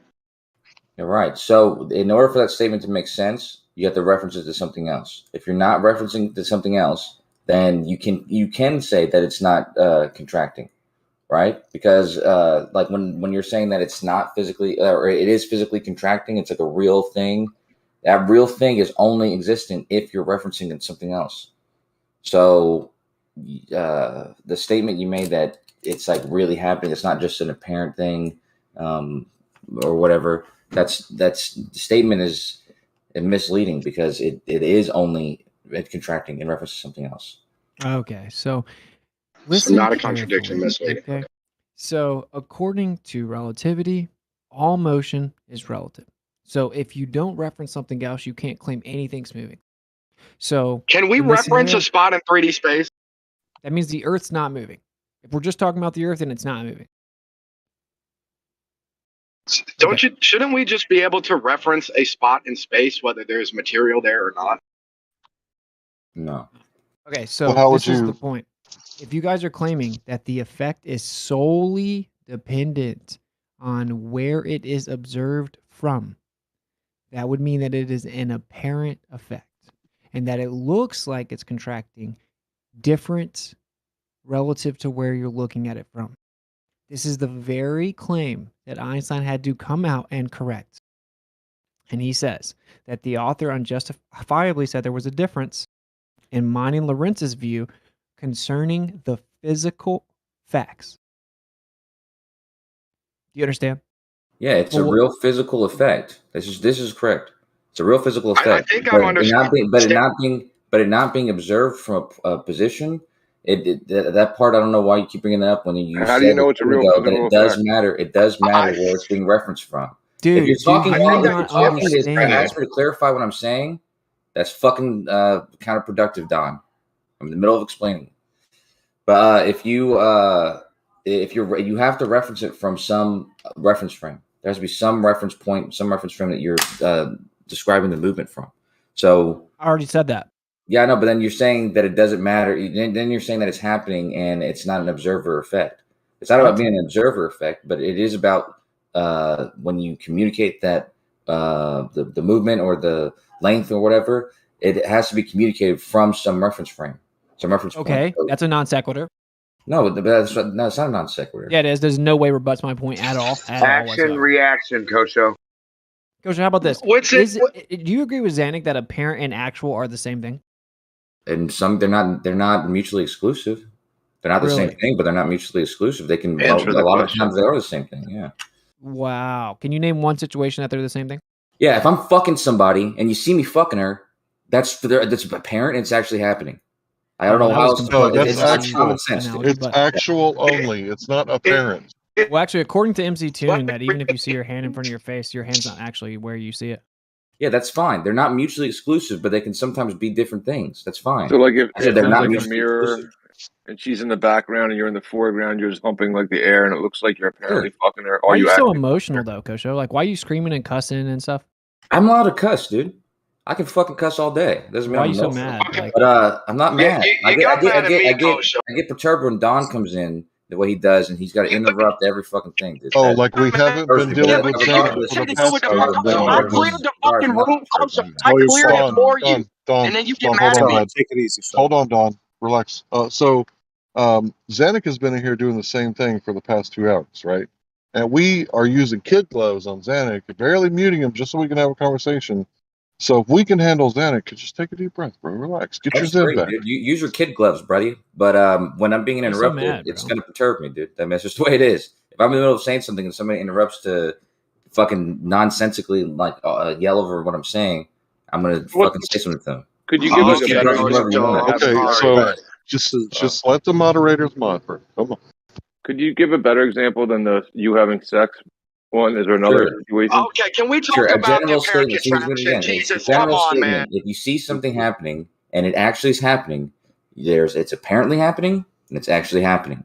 That's fine. There's plenty of circumstances where something's apparent and it's not happening, but those two statements are not mutually exclusive. Something I want the other one. Be actual. You might not have an example. No, Einstein came out specifically saying that it is not an apparent effect, that it's an actual effect instead. It isn't just an observer-dependent apparent effect, and that it's an actual physical contraction, and it happens based on the relationship of two reference frames and the space-time in between the two, and that there's a physical contraction in the direction of motion, and that the amount of physical contraction that happens is different for each relative reference frame. Yeah, but that's the contradiction. Is you're both saying that it's not apparent, right? But that is an apparent effect. But you're fucking that absolutely is an apparent effect. It's actually happening, but it's happening in reference to only that reference frame. It's not apparent. Apparently, it's not happening from other reference frames. Okay, but that means just because you can't observe it. Look, it's just like if a car is driving, and you measure 50 miles per hour, and then you're on a helicopter moving beside it, and you try to measure, but the helicopter's going 50 miles per hour. It's like that you can't measure a speed. It's like it's not moving, but it is actually moving relative to the ground, according to relativity in reality. Or the outside, or the sun, or the helicopter. It's not. According to relativity, everything is moving, right? But in order to ever say this is moving, well, you have to like reference something else. But so according to relativity, everything in the universe is moving. There's not one single thing that's at rest. But in order to quantify that movement, you have to put it in relation to something else. That's how you are able to quantify it. Yeah, but what you said about the helicopter, could you help me, man? What you said about the helicopter, okay? Person viewing it from the helicopter. Once you use their speed in reference to the ground, it doesn't matter that you're in a helicopter. So that's irrelevant. But if you're only referencing the helicopter and you're only referencing the car and they're both going the same speed, then the speed that it's going is actually zero. I just said that. I literally just said that. Exactly. Why are we wasting this time? That's the point. I brought it up to make that point. It's not actually going 50 miles per hour. I literally brought it up to make that point. And this is what the ballers do. They then pretend they're teaching me the point I made. Yes. But then you're contradicting yourself then. It's every day. It's literally contradicting yourself then. No, I'm not. Dude. You have not pointed out the contradiction. Stop, Don. If you can say that it's going 0 mile, dude, Don, just fucking obey. Give me a turn, buddy. Hey, I gave you a turn to point out the contradiction, and you didn't. You summed it down to misleading. I gave you a contradiction opportunity You fucking said it was misleading. Dude, I'm trying now to you want respond to to go the thing back. that was just said, dude. Just stop for a second. If you're in the helicopter and you're claiming that it's going 0 miles per hour, right? Then that's a perfectly fine claim. It's not actually going 50 miles per hour, just like the contraction. It's not like that contraction is actually doing something else when you're only describing it from a reference frame where it's not contracting. Okay, so once again, according to relativity, everything in the universe is in motion. There's no such thing as truly at rest. Okay? There's no such thing. So when we say like an inertial frame, a rest frame, well, that's just relative. There's actually no such thing as at rest, right? There's no such thing as absolute frames. So everything is contracting relative to velocity, and all velocity is relative to another reference frame. So in Michelson-Morley, the apparatus contracted a certain amount relative to the sun based on the orbit's velocity of the Earth, the orbital velocity of the Earth, which is relative to the sun, which means that there was a certain amount of contraction relative to that Earth-sun relationship. It's a very simple concept. Okay, yeah, that's fine. Okay, so that means that if the Earth is orbiting the sun, then the Earth is contracting a certain amount in orbit, and that everything on the Earth is contracting, all your measuring apparatuses are contracting, and the space around the Earth is contracting. It's all contracting the same rate relative to the sun. So if you're on the Earth and you're going to try to detect something based on that orbit, you're not going to be able to do it because of the rate of contraction being the same for the whole reference frame of the Earth. Well, you're not going to be able to do it using light. That's what you mean. No, you can't you can use still any. do it. You just can't do it using light. No, you can't do Show it us. using a physical measuring apparatus. Show us. You can do it using plenty of other things like Observations of the sky. No, the redshift. You can see how fast you're moving away or towards the sun. Yeah, he said no, but then brought up observation of the sky. So No, I'm saying no. You can't use light. You can't use light to be the meter, but you can use like the same thing with the speedometer. Speedometers don't just use light; they use redshift. Is red total non sequitur. Light? Yeah, what are you shifting with redness? Light, right? Yeah, but they're not measuring the speed that light's moving. Is what I'm saying. They're measuring. So what are they measuring, and why do you keep using They're measuring the redshift? redshift and they're seeing if the thing's moving closer or further from them. Do you agree that if The you're shift on the of light? Earth moving relative to the sun, and there's a certain amount of contraction on the Earth relative to the sun, so if you're trying to detect that motion of the orbit relative to the sun from the Earth, you won't be able to do that because the entire Right, Earth. but you can do Witsit, can you get a minute with me here? They're gonna overtalk me, blah blah blah. You know, but I need a minute with you, man. I think I'm hearing everything you're saying. Oh, you've said the same shit 100 times, and they keep coming at you. I mean, it's like so simple. You could DM but him. I think, yeah. Well, fuck you, man. Hey, but Witsit, is it hypothetically observable from outside? Like if you're on the, you get what I'm saying? Yeah. From a different frame, and it seems like everybody's saying yes, right? But then they don't want to admit this conundrum that you're pointing forward, and he keeps saying that you're contradicting yourself. Can you hold his feet to the fire and get him to actually state the two things that you're contradicting, or get him to fucking concede, dude? This is killing me that they come at you like this. Well, every time that you ask them to do that, what they do is they strawman what I actually say. And they claim that I'm invoking an absolute frame, and that if we just talk about the Earth, not in regard to anything else, then there is contraction. They just blatantly strawman me so they can pretend that they're smarter than me and that they're teaching me relativity and I don't understand it. It's just a tactic. So there's no, it won't ever happen because Well, it's what's the shift? Well, can I help get some clarification? What's the shift coming from? Is there a middle ground where, I guess I'm Some trying to ask, can there one-on-one be an time with it. frame, but not a like not an absolute frame, but there still is a greater frame that you could measure this from, right? You could get like outside the Earth's orbit or outside the solar system, and this should be like a measurable, right? Yeah, in theory, yeah. They're refusing middle ground, though, right? Because we can't agree on simple things to have the more difficult conversations because they know they're going to get smoked. Larry, we can never even get to the like, is this a valid explanation, or is the stationary Earth a better alternative? We can never get to that point because they argue about what their actual position is. It's weird. Yeah, I hear Okay, them well, look, contradicting. for what it sounded like, I'm not sure if they can Kosho, so whatever. from what it sounded like you were saying, which it was when people were saying that it's not actually happening, you said no. Einstein's saying it's actually happening, and this is what people are arguing with, is because the claim that it's actually happening without the description of in reference to a reference frame.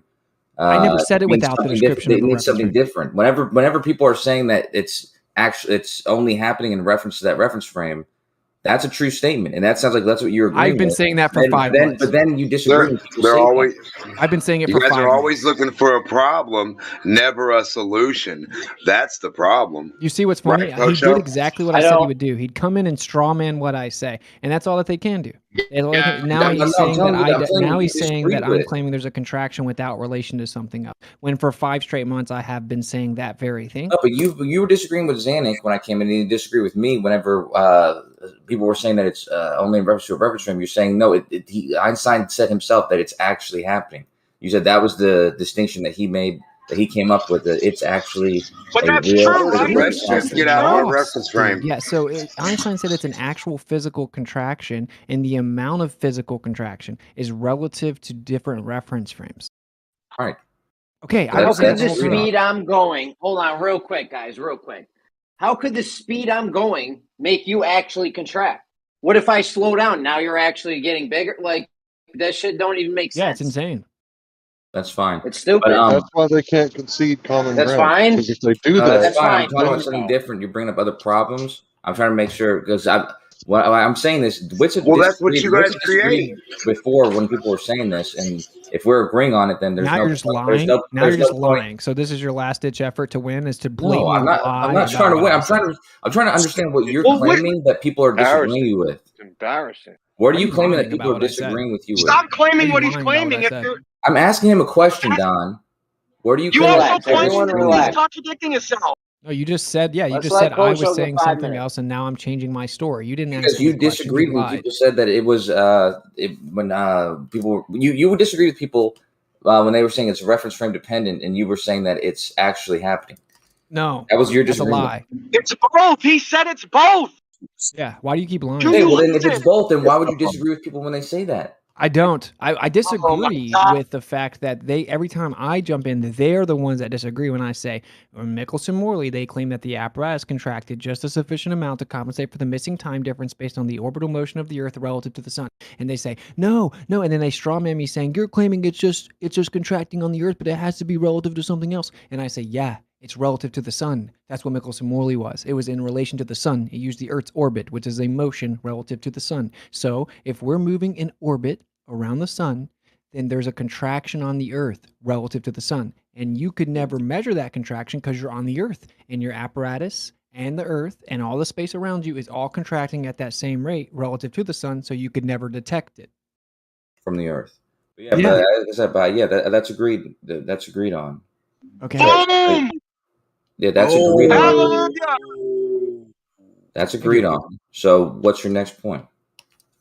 Well, every time I say that, according to Michelson-Morley, according to relativity, Michelson-Morley had a negative result because the apparatus contracted in the direction of motion around the sun. Everyone says, no, that's not true. It doesn't claim that, because they're ignorant and don't understand their own Okay, behavior. well, what's your next point? Not what's we're not trying to air to what people. That say. is the only my whole point this entire time That the is that Earth to isn't believe that the moving, Earth that you is have revolving around the fancy sun. contraction. Yeah, that's my only point. Yeah, It's sorry. been months of I'm just actually trying to throw out to the audience, here's what the options are. If you think that the Earth is orbiting the sun, then when you look at Michelson-Morley, what you have to believe is that the apparatus contracted just the right amount to make it look like the Earth wasn't orbiting the sun. And the Globers hate when I say it like that, so they impulsively and instinctively have to disagree. And so it's been 3 months of me just dragging them around.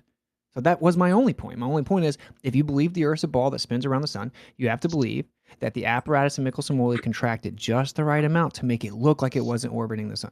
But you can't measure it, but you know that it was the right amount, right? What's it? It's not a coincidence. You understand that, right?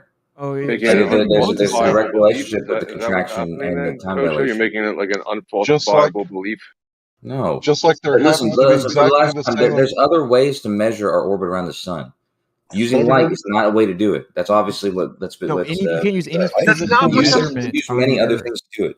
You can't use any physical measurement on the Earth to measure the Earth's orbit. You can look at the sky and say, well, if the Earth is orbiting, then that's why the stars change position. That's why the sun changes position. That's why this and this and this happens. Stellar aberration. You can make all these claims and then say, well, that's because of the orbit, if we assume the orbit. Well, you cannot use physical measurement devices of any kind to detect the Earth's orbit of the Earth. You can use an extremely sensitive gyroscope. You want to bet money on it? Lasers. Yes, you can use an I want extremely. lasers. You're wrong, Kosho. Kosho. Bet money. Drop the citation.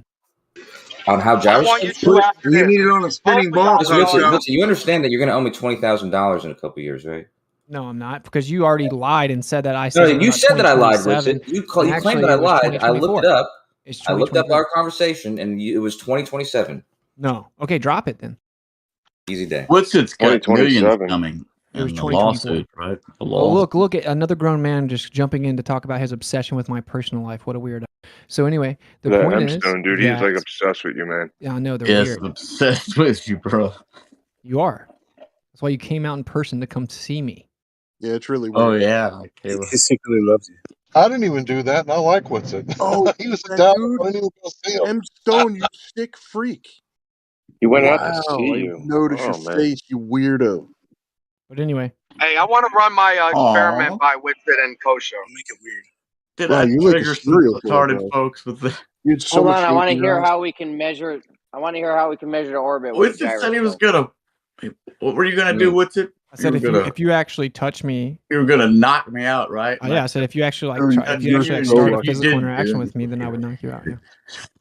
I wish You you would would get have in my knocked face, us out. spitting, threatening me, and then calling Yeah, me you a were bunch of just I names and tapped saying, you "Let's on go." the face. I pushed you around a little bit. You didn't do You didn't anything. push me Pushing around, you but around? You were No. scared out of your mind.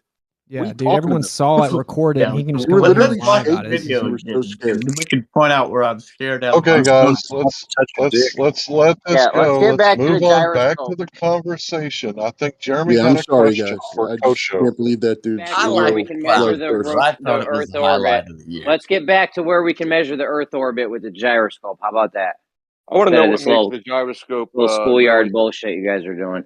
Yeah, what makes it more And let's all sensitive or calm less down a sensitive? little bit too. There's a lot Yeah, of that'd over be talking. good. Everyone relax. I don't want Witsit to Yeah, beat we've up all the been globe and lied beat up to. people at the same time. I want him to just beat up the globe. But what makes the gyroscope very sensitive? Like, what can you adjust? What do you mean? You just have to get an extremely sensitive gyroscope.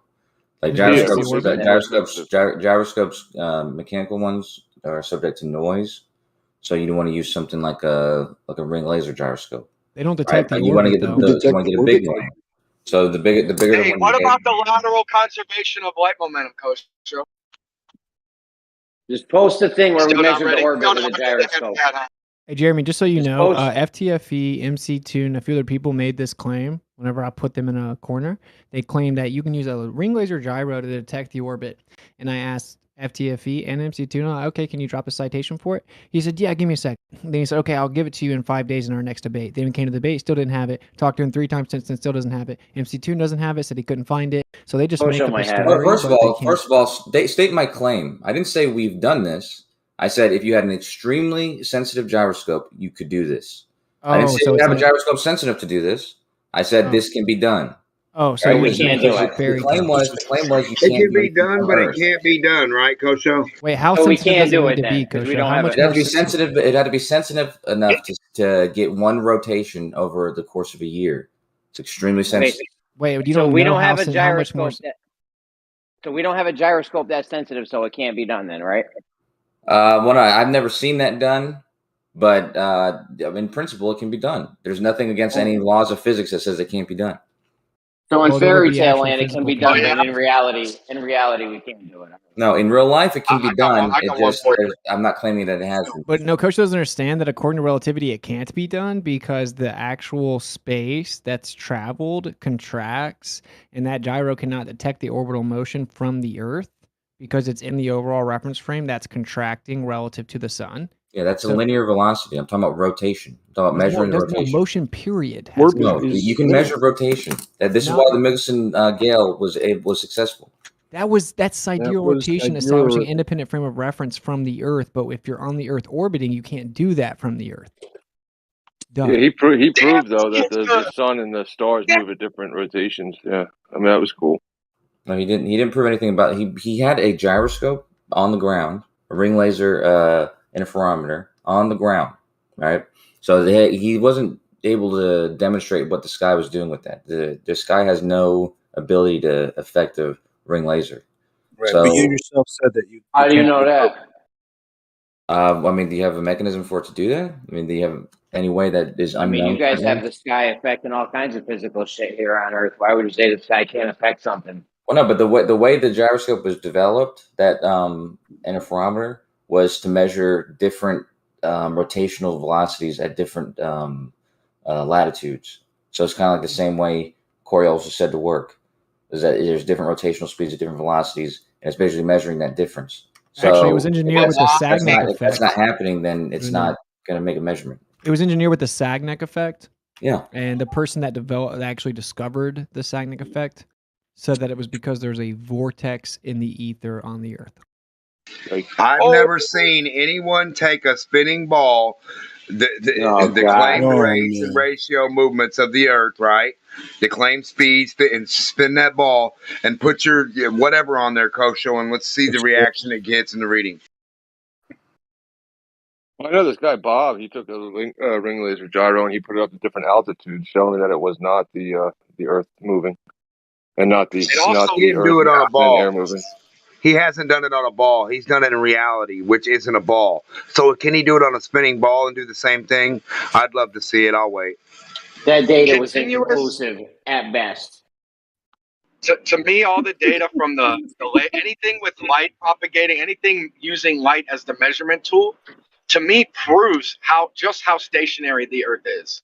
You would get so much extra noise from all the galactic, intergalactic movements, and we sit there and write it off with these explanations, these contractual explanations. Same as a scale. This shit. Yeah, if light cannot be pushed in the direction of propagation, if it always moves the same direction of propagation, but then we say it can conserve lateral momentum. Well, wouldn't that kind of open the door to let you know that the problem is with the propagation speed? You don't sit here and pretend that light can't get pushed around, because it gets pushed around sometimes. But why doesn't it get pushed in the direction of propagation? Oh, well, it does, but it can trade the wavelength and all this. Think about your special pleading. That's the special pleading right there. You have no explanation as to why it conserves momentum one way in one vector and a different way in another vector. You have zero explanation for it. Kosho's going to come up with something right now. I haven't been listening.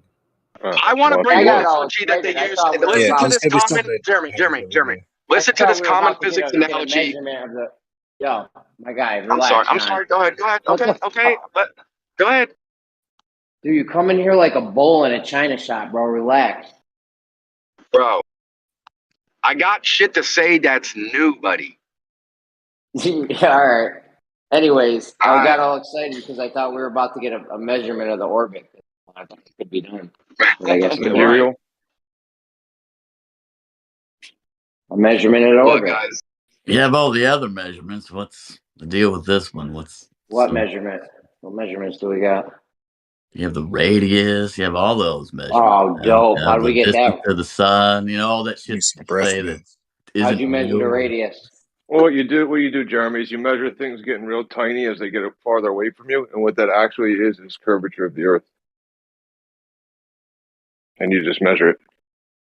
Stone, how do we measure the radius? Hey, do you guys know the Come on, Don. Let's see. I don't want to interrupt, but you're fluffing around. Okay, you're goofing We're around. about to get there. How we measure the radius right here? We've been asking him for about 5 years. Jeremy, we have all the numbers. I'm sorry. You know how we get the numbers. You've gone through this for years. You're stuck on stupid. You're stuck in this echo chamber. You should probably. How do we do it? How do we do it? I didn't hear you. How do we do it? Sure, yeah, this is an echo chamber. That's why you're in here on the opposing side, and we're about to argue about this radius I'm on the measurement. opposing side. Okay. Just echo the facts, man. How did we get the radius again?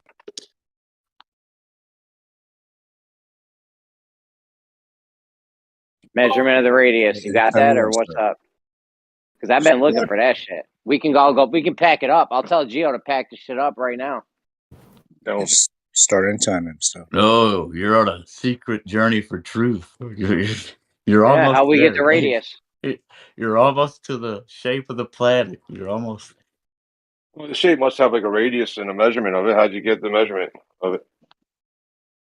How we get the radius? I just Stone, said you have all the measurements, man. You just denied them. I said, what would make this measurement any different? I've never seen anyone measure the radius. Never seen anyone measure the radius before. This would be brand new for me. You've never seen a lot of people do a lot of things. That doesn't mean it doesn't exist. I don't think it exists. You think it does? I mean, if you can't provide it, I understand. That's fine. Go ahead. It's been provided. All of this shit's been provided to you over and over and over again, man. By people with PhDs in the subject, by professors, man. Anytime you're ready. I've never seen a measurement of the radius. Anytime. Never seen a measurement of the radius. Any kind of positive evidence, Jeremy, for your flat Earth, we'll welcome it. Sand. Do you have a measurement of the radius? Yes. Any kind of evidence for your flat Earth? Oh, you start with the measurement of horizontal. You trust like horizontal, right? Like a straight line. I horizontal straight line. I trust that the Earth is spherical. Right, so you got this horizontal straight line. Where's the drop, right? Like the curve, the radius. How did you measure the drop from the horizontal? I'm not here to teach you things, man. If you want to know things, do you think asking somebody on Discord is the way to go? Yeah, I think so. Yeah. Well, what's up? Stone, let's be honest, man. That's probably why you're ignorant. Yeah, that's probably why you got a video on your phone. You got a video button you can show us. It's probably why you're in here, so you can show us all your lies. You there? It's not like a trick question. How'd you measure the radius? It's like I Google it in 3 seconds and let us know. Really? So you can Google it. Yeah, Google it. Find out. Yeah. Well, don't let me stop you. Psycho. So you don't have a measurement of the radius, Stone. Is that what you're telling us? No, I'm telling you, we have all the measurements, Jeremy. What is the big deal about the measurements you were asking for that would be any different than the other measurements that you deny? Give me a measurement. Give me a measurement of the radius, and then we can go on from there. That's how this works. You know the measurement of the radius, Jeremy. You've been in this conversation for how long? Hey, Stone, what is the radius? How long have you been in this How'd they get it? I'll conversation, fight Jeremy? through this guy. What'd you do in Jim server? How many people how'd they get the this measurement? to you at length in Jim server, Jeremy? How did we get the measurement? How did we get the explained to you measurement? in depth? What's the radius again? I can't remember. How did we get the measurement? Yo, bro. You don't know. No, thanks. Go ahead. You got this. So I mean, I just you're crushing M Stone. Yeah, I know. Right? I know. That's all. It's M Pebbles now. So you're denying all measurements. You're still denying the question that I was asking. You were asking for a specific measurement, and I was asking. Are you agreeing to go like answer why for that answer? Like if he answers one question, and you is will different than any of the other specific measurements we have. Are you going to? Is that what you're doing? You're agreeing to go. What is the radius? How did we get the radius? Are you hammered, bro? Yeah, you just claimed we had a measurement of the radius. You just we have a measure. We have measurements of all that shit. I didn't How far get to it is finish. to the sun, how far it is to the moon. We have all those measurements. One. Okay, you just said we have a measurement of the radius. Let's see it. What do you mean? Let's see. You just said we have a measurement of the radius. Show it to us. Let's see it. Why? Why do I need to show you anything? You know we do. You know we do, Jeremy. That's how it works. Somebody makes a claim, and you haven't seen a measurement of the radius of the Earth. This is not an echo chamber because you made a claim. It's your turn to laugh, M Stone. He just projected. Like I've been in this. See how this is not an echo chamber, guys? Please. Let Jeremy. You see how this is not an echo chamber? You made a claim. It makes it that much harder because then you guys go, then he goes again. You see how this is not an echo chamber? Because you made a claim. Yeah, you made a claim, and now we're holding you to that claim. We're not just going, yeah, Earth radius measurement. What? No, we're I holding made a claim you to that that claim. you forsake all other measurements, and that no other measurement that we give you is gonna all of a sudden go, oh, I agree with all those measurements now. That's what I was saying, Jeremy. So I guess we're done, and you don't have. I guess we're done, and you don't have a measurement of the radius. That's fine. We can move on. Okay, Jeremy. That's fine. How long have we been talking about this and you don't know the radius of the Earth yet? Never seen a measurement. Never seen a measurement of it. Never seen a measurement of the radius Absolutely of the not. Earth. Okay. Absolutely not. And you don't have one either, obviously, so we can move on. Yeah, no. He's the moving on. Moving on. Moving on to more shit you don't know about and we'll talk Shut up, weirdo. about for years. Well, maybe we'll move on to another claim you'll make and won't back up.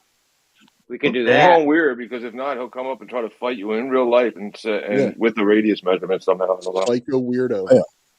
So it's more of a I feel better about that than I guess. You're unhinged. Any way you want to take reality, man. You're crazy. So, anyways, does anyone have anything productive to talk about? Yes. I'd like to talk about. We were getting to the truth, man. We talk about Jesus for a while. I got a good point about how we can know that he's dead. You talking about the guy from Big Lebowski? Oh my God. Hey, Zeus. Hey, what's going on? Nobody fucks with Jesus. Oh, I thought you were calling me Zeus. Show, man. Maybe you help me out offline. Man, I know it gets messy in here, man. He didn't help you out. I heard about your trip to Texas. He abandoned you. Shut the Abandonment. No, he abandoned himself because he couldn't have stopped some money. You want me to help me kick Jeremy's ass, don't you? No, you're breaking up, Don. I heard about what happened in Texas. You wish you heard about what happened. I just found another flat earther in the wild. Continue. Osho flat out abandoned you. Yeah, there's a lot of flat earthers. It's amazing, actually. They say that there's all these like everybody's a glober, nobody's a flat earther. I met a few flat earthers in the wild. Yeah, it's weird. In the wild. No, they say that because we live on a globe and everybody's an actual globe. Gemstone, shut up. But You can't give a single measurement, Stone. Psycho.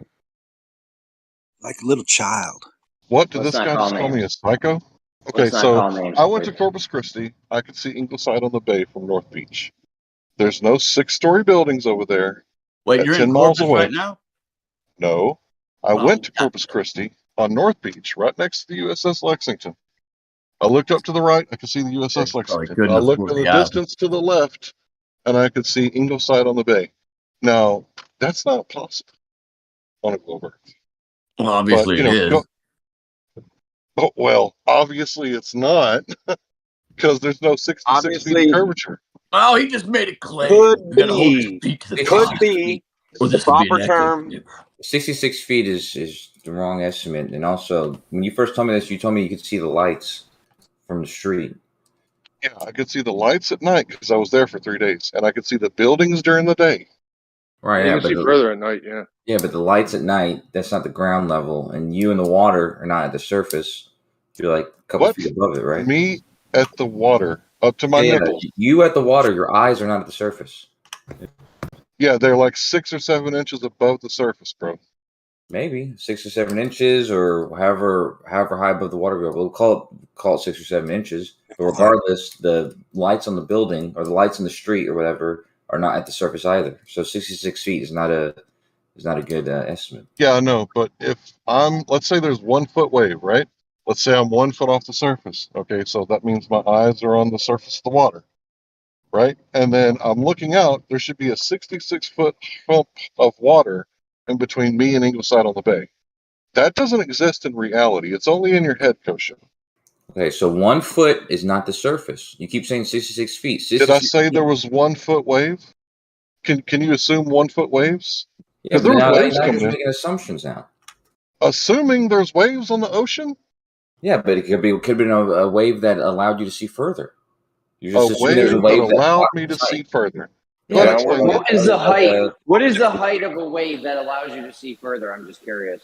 6 foot. If he is a foot above the water and the wave is the crest of the wave is where his body is coming out of the water, then the surface of the water is actually below that, isn't it?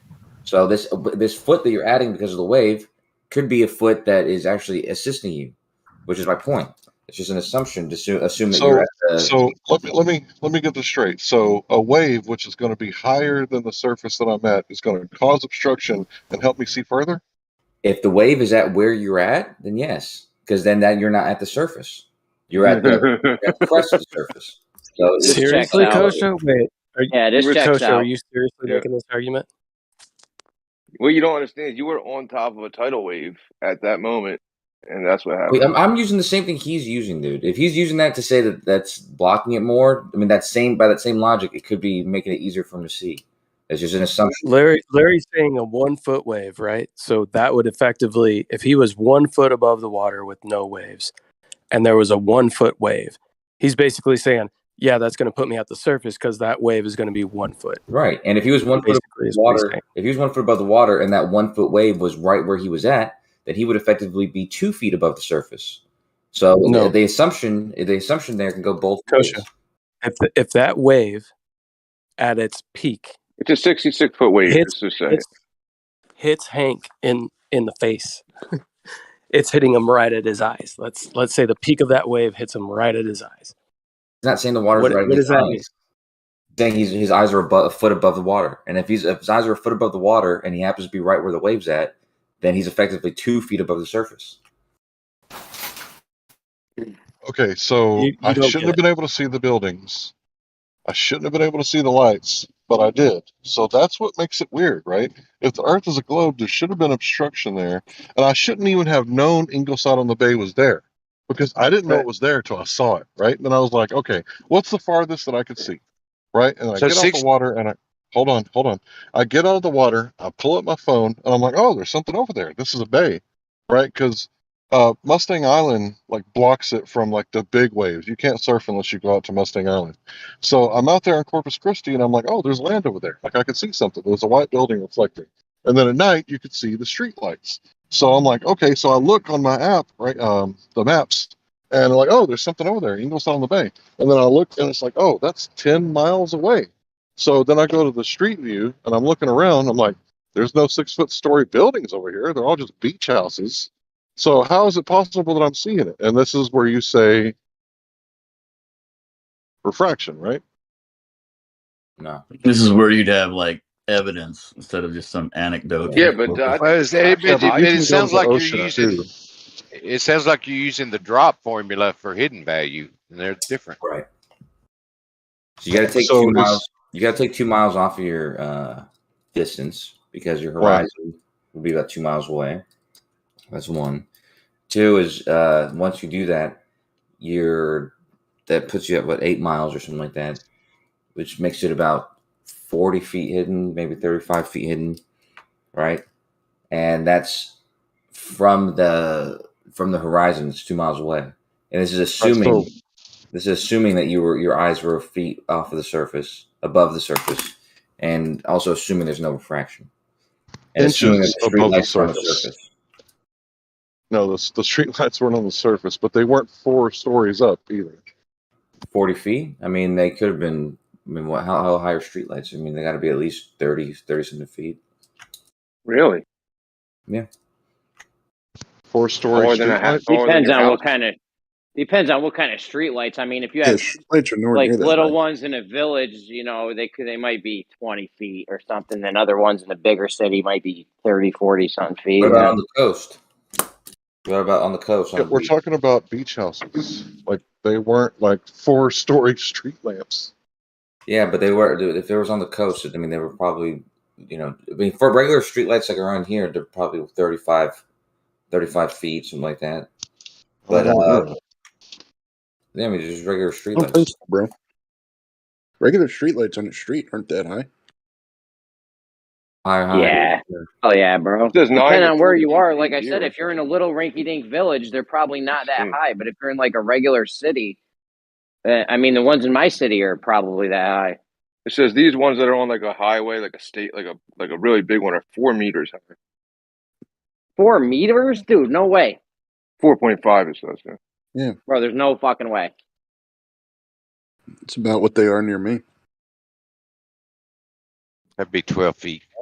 Yeah, no, 4.5 is like 15 feet high. Well, little higher than 12 feet. Dude, that Probably means 14. a dude would be able to dunk. The guys that can hit the back of the backboard, the top of the backboard, they'd be able to jump up and touch the street light. Come That's on, like guys. 2 people in the world, Jeremy. It says here that they're typically 6, 8, 10, 12, or 15 meters. 15. Yeah, as I clicked, it says more. Yeah. So what's 15 meters? Yeah, that's what I'm saying. It varies. There could be little teeny rink, because I have those around me too, little teeny rinky-dink ones where a guy probably could jump up and touch the top of them. But then there's other ones where no human being is going to be able to jump up and touch the top. Yeah, if it was 15 meters, that's a lot. That's 45 feet high. Yeah. Those are the really big ones. Those are the biggest possible. Where would they be? Probably on like a expressway or something. Bro, they're just in my city on regular streets. Yeah, they're just on regular streets. For some reason. What, on regular, like, suburban streets, Jeremy? Those ones aren't that high. I mean, I wouldn't say suburban, but more of an urban type setting, even though, yeah, they're dumb high. There's no way. I'm curious as to how you guys were started talking about how high streetlights are. Never mind. Kosho derailed us. Perspective, right? It was perspective. Kosho derailed us. No, this is what his observation was. Whenever he said when he first told us to me, that's what he said, that he saw these street lights from being in the water, specifically being in the water. So the average street light is 16 feet tall, right? So how does that math work out from Hank's observation? Sorry, Larry's observation. I would just use the streetlights that were there. He said he was in Corpus Christi on the beach. It's not hard to find out how high the streetlights are. I was at Corpus Christi. I was looking at Ingleside on the Bay, which I didn't even know was there. And then once I saw it, I looked it up on the map and identified, oh, that white building is what I was looking at. Just pull out your flat map.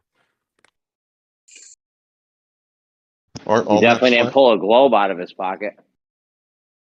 Yeah, only retards do that. Hey, a little teeny. I represent that. Little teeny globe.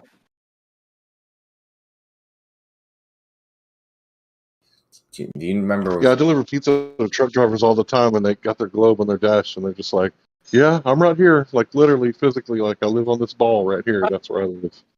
That's funny. Like Hey, I refly the globe every day. Do you remember what part of the beach you were at, or what bay? I mean, I was exactly at North Beach, right next to the USS Lexington. So if you see the Lexington, I was looking up and to the right, and that's where I was. Oh my God! Can you just say by Ingleside Beach? You said. Can you just say refraction? I was at North Beach. You can see Mexico. You're looking at Ingleside Beach. Can you just say refraction so we can? Can you just say refraction so we can get right down to it? Well, no, I mean refraction. But no one said refraction. Refraction is going to be included in what was there, but I don't think there was some extreme refraction or anything. But I'm just saying. But you said that what you saw was probably at Ingleside. That's probably. No, it absolutely was Ingleside on the Bay. Okay. Okay, so we see too far. That's because of what, Kosho? Why do we see too far for globe geometry?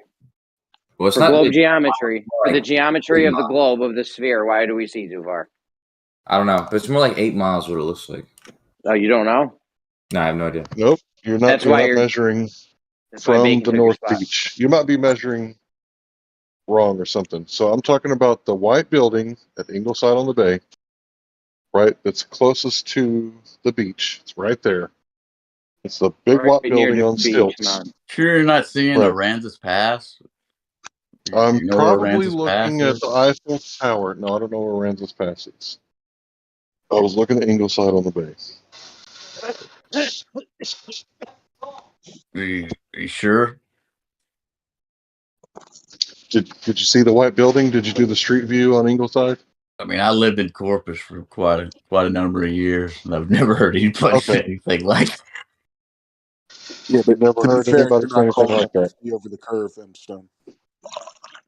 So, can you go to Ingleside on the Bay? I'm sorry, can you go to North Beach if you live in Corpus Christi? What do you mean? Like in a car or in a plane or what? In a bike? No, your body, bro. Your body. Can you get in the water and observe what I observed because I was right next to the USS Lexington, right You there were at North in, Beach. you I were in the was in the water next to water. the Lexington? Yes. Really, right there off the dock? I don't know about dock, but I was at the public beach. And you could see Ingleside from where? In the water. In the water. The And water you was have up to my pics of this armpits. or anything? Just your No, I didn't get pics. You can go to the beach if anecdotal you are. story. So we're gonna take that. Yeah, everybody can go to the beach. Everyone Nobody's can go to the stopping you. beach. Stone, Nobody's stopping are you you from going to the basically beach and doubting doing your him? own observation. Stone, Yeah, I are don't you care if you doubting him? believe me or not. I don't give a shit. Yeah, like That doesn't Okay. what? matter to If you me. don't care if we believe you, that's fair enough then. Yeah, I don't give a shit. It doesn't matter to me. If you I've don't want to never go heard look, Larry to that's your lie. own thing. I do see there's a house. There's a house on this one beach by itself, about 9 miles away. But then there's a bunch of houses in the neighborhood Are you behind that. Ingleside on the Bay? There's a bunch of houses, right? Yeah, And if you go all the way down the road, there's a 2-story house that's on stilts. So that's about 3 stories. Uh-huh. Right? That's what I was seeing Yeah, from in the water. the beach club. Coach, we didn't care if you believe it. Why don't you just say refraction before you tell Larry that he's a liar? Yeah, I don't know why we're even No. going through all this. If he did see too far, we already know what you're going to say. We all see too far all the time. You're like accusing him of lying. You're claiming he saw too far when he's seeing within a range that refraction can be answered. So I don't know why we brought up. That never stopped you before. I mean, I know you're a little more honest here. The thing is, it's not an impossible observation. Like if you have an impossible observation, that's one thing, but something that it seems weird that it's It not used to be impossible. 8 inches per mile squared. Then you changed the goalpost on us and said, "Oh, you forgot I about never did refraction." The thing is, there is no impossible observation on a globe because Rumpus, Ruhef, these guys are all running around saying we could see our own ass in a telescope if the conditions were right. So nothing's impossible. All right. Yeah, nothing's impossible. I So got what would we see if I saw my own ass in a telescope? Would you I got say that's an impossible? I'm still listening, but I don't have to do that. If we did have that, if somebody should make that and Photoshop it and show Rumpus, he'd be like, "See, I told you so."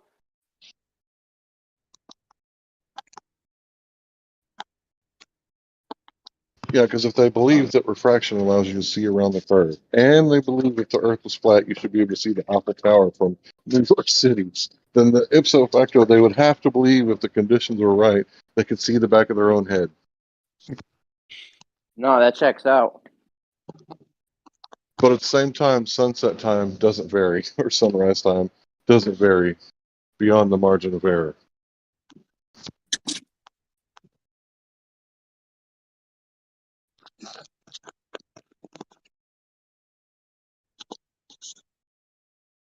Even though they used to say light travels forever. Light Are travels those forever. Bugle Boy jeans I'm wearing? Let me look. It was Jordache, dude. Jordache. Jinkos were the thing when I was coming up. You used to get them at Chess King? No, I used to get them at Spencer's. Chess King turned into Spencer's. It's weird. Like the store in the mall was Chess King, and then So they can just identify us however they want to now? It's an apparent name change, not actual. If you're moving, if you're in a different frame, you wouldn't understand. Man, I just really like the old. Go ahead. I was going to say I'm still confused about this whole thing. It can't actually be changing sizes, contracting, because I could just slow down, and that's not going to affect if I contract or not. Obviously, I'm not contracting, just based on by how fast. Based on by how fast you're moving, why would that make me contract? Yeah, it's just like refraction. If you can see too far, well, it has to be a globe, so there must be refraction. So if you can't measure it, that's just because it has to be spinning or going around the sun. Therefore, it has to be contraction, right? And it contracts at the exact same amount we needed to, even though we couldn't measure it. Trust us. And exactly the amount of gravitation that's missing at the galactic level, there just happens to be the exact same amount of dark matter there to create the exact amount of gravitation that we need, and it just happens to work out perfectly. Same thing with dark energy. Don't question. Yeah, that whole You're a heretic. Yeah, that whole thing. I mean, it sounds like the Coriolis effect or something, where from your reference frame, it looks like it's curving, but it's not actually curving. It's going straight. Like that's the only way It's because just a coincidence. the speed that I move at can't affect how big you actually are. That doesn't even make sense. So I could just slow down and speed up and just change how big you are. That's why it can't be actually contracting. It can't be.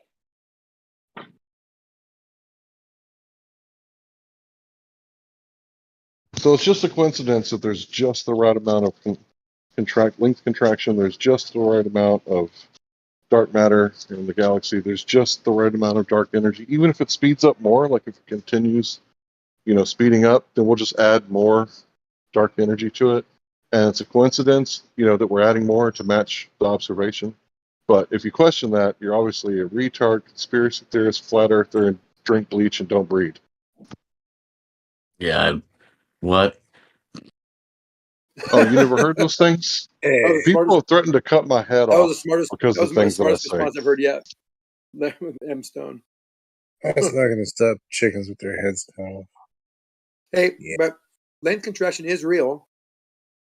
Yeah, So the size I am. It has to be. Are the people in the frame, are they actually contracting or not? They were actually contracted as viewed from another non-co. So it's all observational. They're not actually getting bigger or shorter.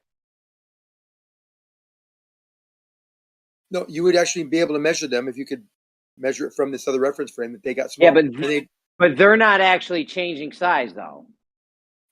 The thing you're looking at in their own reference frame in the actual on the Earth, for example, you're not changing size. You measure yourself, everything's fine. Witzer would say that it's actually the whole frame's contracting. You can't detect it, but it is happening. But it's not. It doesn't happen unless you measure it from another frame. It's only because of the speed of light being constant, and because the light. So this is all an apparent effect, a visual effect, basically, because it's not. I'm not actually getting bigger and smaller. It's just what you observe from somewhere else, and that's what it looks like. If your definition of actual is where you're at, do you see yourself shrinking? No, you're not changing size. It's only your size is changing because time dilation, and that's also is why we have the acceleration of Earth upward to objects that are falling. Same reason, because of time dilation, because the time slows down as you get mass, and those all so are related. The people here on Earth, they're not actually changing size. Not in our frame. In some other frame they are, but that's just a visual effect because they can slow down or speed up, and we know that that's not actually happening. We're not actually changing size. Well, putting it like that, yeah, I'd say I have to agree with you that it's not. It's more of a visual or an optical effect. No, you can't. You can't do that, Zanuck, because it is claimed that it is actually happening. I know, but it's just because it's a dumb theory, and Einstein is an idiot. All right. Well, the way Jeremy's posing it, I know what he's actually getting at. I know what he's getting at too. He's they're trying actually getting to make smaller it make sense we can to measure him in them. reality, but it They're doesn't. getting smaller. We can measure them, but are they actually smaller? Well, you go there and talk to them. You go in that frame, you're not getting smaller, but you're looking at your brother on the Earth, and you're sitting on top of the sun. Hey, my brother just got tiny. What happened to him? Yeah, but that doesn't happen, and you can never prove that. So you can actually. It's all Not stupid. very easily. You can prove What? it. Go to Slack. They get these R particles to near relativistic speed. They can measure length contraction. Are you bringing muons up with a muon detector? No, not muons, electron. But same type of idea, right? Right. Yeah. Cool. No, yeah, that's dumb. the muon is actually the muon is a Jeremy's formation trying to make this whole thing make sense to him, and he can't because it doesn't make sense. But well, you brought Jeremy, to answer you, Einstein does claim this. He claims it's an actual effect, man. It's just so weird. An actual visual effect, I'd be fine with. Nah, but like he claims Coriolis he claims an actual contraction. Like the Coriolis is an actual visual effect that people get. Fine, I'm cool with that. We know No, the ball's not no, doing not two like different that, things though, at the Jenny. same time. Depending on the reference frame it is, you can prove this to yourself on a merry-go-round. Does the ball curve? But it's slack. If I'm throwing the ball, if I'm throwing the ball to you across the ring, it didn't go to you. It took a curve. In that rotating reference frame, it takes the curve. It actually does curve. Only because we know that's just a visual. We know that's a visual effect, and it's actually going straight because we know how to actually throw a ball. We know how to actually throw a ball in a straight line. You know, Bob. You know what Bob, the science guy's response was when I explained to him that scenario about two guys standing in a park throwing a ball back and forth, and then we had a roundabout. And now we're all agreed that that is the Coriolis effect. You know what Bob's response was to that? He said that's not Coriolis. That's just an optical illusion or something to that effect, a visual effect. Well, that's exactly what Coriolis is. It actually is viewing. Yeah, because we know it's not actually curving. It's an optical. Hold on. Effect. Let me finish. My bad. Said it is optically looking at an object from a rotating or accelerating reference frame of an object that is actually inertial. And it has a path. You'll see a deviation due to the fact that you're viewing it from a rotating reference frame. That's the optical effect. That is Coriolis. Yeah, but it's not real because we know the ball's not actually going straight. We know the ball's not actually curving. This is the problem. We know the ball's not actually curved. It's curved in the rotating reference frame. Yeah, it is. I mean, this is the problem we're running into with relativity as well. Is it length contraction? Exactly, Zanuck. Yeah. And one's clearly reality and one's not. They're both reality. Reference frames. No, they're both reality. That ball didn't, like the ball literally isn't Hold curving. on. Wait, I'm still talking. Jeremy said it's not actually curving. I said, yeah, he's right. In the inertial reference frame, it's not curving. Through the ball straight. We know balls go straight. They can't curve. But when you view it from a point coordinate system that is rotating, that point coordinate system will define a curved path. Why? You did say it's actually curving. Hold on. Why? Because we can see the progress it makes through this point coordinate system and know that an XYZ coordinate system that it has made a curved path, because we know that a 1-to-1 ratio would be a straight line, and if it's not, if it's a progressive or a logarithmic or exponential function, we know it's curving, and that is a parabolic function. It's apparent, Zanuck. It's apparent. No, it actually in that reference frame. In what frame? Is curving. What frame?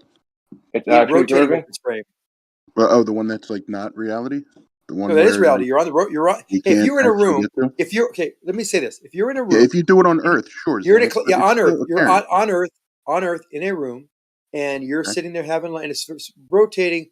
I'm not even tell if it's rotating, but you roll a ball. You say roll a ball across the table to your buddy, and you roll it straight to you. Swear to God, take about 3 or 4 inch deviation. Yeah, maybe it's tilted, right? Maybe it's tilted. Another test. We measure it, make sure it's level. Blah blah blah. Eventually, you realize that, you know what? I'm not in an inertial frame. I'm in a rotating frame. So that ball, you actually saw it curve in your frame of reference. So it is definitely rotating. The ball actually rotates. It's not rotating. It is actually curving in your frame of reference. But I mean, if we can't agree on this, if it was a one-way mirror on top looking down, inertial observers would say, "Oh, look at those idiots. They think it's actually curving. It's actually going straight." Well, you're talking about you're arguing semantics. You all know. No, it's actually going straight. Talk over. So it's actually going straight, Zanuck. You just said from the inertial reference frame. Yes, Zanuck. You just told me it's actually going straight. Yep, from the inertial reference frame. Yes, actually going straight. Apparent effect. We know because that's the definition of curving to the guys. Can I finish a goddamn sentence? No. You try. So we know that objects in motion that are inertial and that are going in a straight path will stay on that straight path until we know that's the definition of Coriolis. It has to be that way. So we know actually curve. Can I fucking finish? So we know because we know that. Yeah, Zanuck, we know exactly what you're saying. Because we know it goes straight and we see it curving. We know we must be. So it's the viewing of this. You just want to speak straight. freely now. Can I just finish just the like sentence? A soliloquy now. Let me finish the sentence. Solo Zan. Let him finish. Let me finish the sentence. Let me finish the sentence. Jeremy, please take control of the room, please. So when we throw something, we know it's going straight. Everyone knows, and that's the foundation. It's the fundamental foundation of Coriolis that we know things when they're thrown that are actually going straight. Jeremy, to use your vernacular, but as viewed from the rotating reference frame, it takes the curve. Is that better? Yeah, because It's an we know optical what illusion. you're saying. Illusion, It's yeah, an it's optical illusion because optical we know. illusion because you're in a rotating Zanuck, can I reference frame. finish? Which Can is I what finish a fucking Jeremy sentence, said from the Zanuck, beginning. please? Yeah, Zanuck, I get know what control of he's the room, saying. please, Zanuck, get control of the room. Go ahead, Jeremy. Go ahead. So we know the ball's actually going straight, and the curve is just an optical illusion because we know which way it's actually going.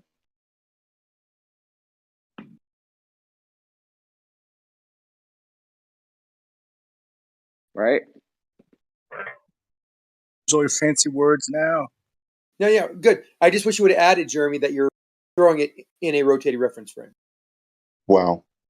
That would be better. But I'll take what you Do said. we know It's how fine. to throw a ball straight? Yep. Balls only So go we straight. can't throw a ball straight. So if somebody were to see that ball curving, but we know we threw it straight, what would we say? That's just an optical illusion, right? Sure. I mean, I'm tired of fighting you, so I'm just gonna say, yeah, you're right. It's an optical. Well, Yeah, balls and then don't what do we? always And go then if straight, it, Zanuck, when either. we would only see it from where? Outer space, because we'd have to leave the reference frame. You have to see it from an inertial reference frame. So we're on the. I'm not we're on saying the you Earth. wouldn't The see Earth. the ball curve. Go ahead. Oh, right, Balls but there's don't like always go airplanes and straight, stuff. I Zanuck. mean, that's what I thought. Yeah. Your Think globe about does. airplanes. Well, if you're on a I want you- merry-go-round, you can see that. You can see it happen. We just know that it's an illusion and the ball's actually Right. going Yeah. straight. You know what? It's just, I'm tired of just fighting it, curving. Jeremy. You're right. You're right. It's an illusion because you're Don't throwing just it in a yes me rotating to death. Don't yes. Bob, your own guy, Bob the science guy. Remember the example, two guys standing in a park throwing a ball back and forth. Construction crew comes and puts a roundabout in the middle of them. The guy spinning gets on the roundabout, starts spinning. The guy in the roundabout sees the Coriolis effect. Bob said, no, that's not the Coriolis effect. That's just an optical illusion. You know why he said that, Zanuck? Why did he say Why that? Bob said that? You know why? Bob was Why? wrong. Coriolis effect I know is he's just an wrong. optical illusion because the Coriolis effect is just an optical illusion. We know the ball's going straight. Yeah, that's about right. I'm curious. What's that? I've actually agreed with you because I don't want to fight you anymore about it. And it is an optical illusion if you think of it that way. That's fine. I accept it from now on. Well, It's not Zanuck, Where at the could, time, It's going. no, I Let me appreciate that. finish. I really Let me appreciate that, finish. man. It's going straight. Tell him about It how he always folded like a curves. cheap suit, Kosho. If you're viewing any motion from a rotating reference frame, you can witness Coriolis. I don't care if it's. You're just a yes man. You're yesing me to death. You were yesing Bob to death. No, I'm Kosho, not. remember how he Bob's folded wrong. like a cheap I'm suit? saying Bob's Kosho, wrong. I'm remember saying how Zanuck Bob's folded wrong. on Bob? Any deviation, No soul. any deviation of motion viewed from a rotating reference frame is Coriolis. I don't care where it comes from. So where can we view Coriolis with the airplanes now? We can't view them from Earth, right? There's no Coriolis effect with airplanes. Shoot a rocket 20 miles, you'll see Coriolis. hey, real quick, Remember when Zanuck folded on Bob like a cheap suit? I was going to bring up how, when Bob had brought that up, I remember Bob being wrong about that. We disagree with him. I did at least. And the point is bringing it back to length contraction. What about now? Now you still disagree with him, or just that? No, I still disagree with Bob. Yes, about that. Yes, Okay. length contraction. I think Bob understands why. I think Bob actually ended up conceding to us. But length contraction. Like let's say Jeremy wanted to buy a fleshlight, and he has to get like the extra small kind that they don't make because they would be for a kid, but he wants it for him, so they have to make a special one. Anyways, and he happens to live out on Pluto. Let's just pretend. So he's orbiting the sun from. It's a whole scenario, and anyways, But you're kind of wishing you more like lived on Uranus. the point is he's very far away, going to this different speed, and there's length contraction. So even though they make it on Earth at one size, they know that his, dingling is different length out there, and so they're thinking, do they have to make it a different length? But the truth is, even though from our perspective, or from our reference frame, there's length contraction happening in some other frame, when they take that fleshlight, they build one that was made here on Earth for what his dingling is here on Earth. They bring it to him there, and it's going to work perfectly because it's going to be the exact size it needs to be. Because even though there's length contraction, when you go to this other length or go to this other place, the length is going to be just exactly what you expect it to be once you're there. Hey, listen, when you were debating Whitson on this earlier and you used this analogy of you having sex with someone, you got to use more realistic analogies, bro. No one's going to believe you had sex. Just watch your home videos The ones that you're not in, and you'll see me having sex with your wife. Damn, that was rough. Okay, so I want to say something. The Red Bull jump happened, right? Felix Baumgartner allegedly went up, right, 128,000 feet or something like that. And he was up ascending for 3 hours before he jumped. Now, if the Earth was rotating underneath, he should have landed 2,100 miles away. But he actually landed in the opposite direction. Was it 70 or 80 miles away? So was the Earth spinning the opposite way that day? No, the wind was blowing the opposite way. Wind was blowing up. Yeah, but does the wind blow faster than the Earth spins? Oh God, yes. If you're not moving across the surface, as I mentioned all the time, Larry, you've been paying attention. Coriolis only happens when you're moving in a rotating reference frame. I'm not talking about the Coriolis effect. I'm talking about the Earth rotating underneath the balloon that's ascending. It won't move underneath because the air is still. Yeah, the wind. I thought it was moving faster than the speed of Earth. Now it's still. The wind speed. It can move faster. They're called jet stream. They move fast. The wind yeah, speed. But he was. Sorry, just real fast. He was ascending, and when he jumped out at the top, he started like spinning because he couldn't use, I guess, lift to guide himself, and he started like spinning uncontrollably. The centrifugal force made him pass out until he reached an altitude where he could, use lift to grab the wind, so to speak, and achieve terminal velocity and control over his body. Right. So if there was all this, So if there's all this wind, where was the wind, that he could grab to steady his ascent so he wouldn't pass out? No wind up there, Larry. Here's the deal: when you're as you rise, you still were given the momentum of spinning. That momentum is conserved, and it's conserved as you go up. But you will lag behind the Earth as you go up. That naturally happens. Not very much, but a little bit.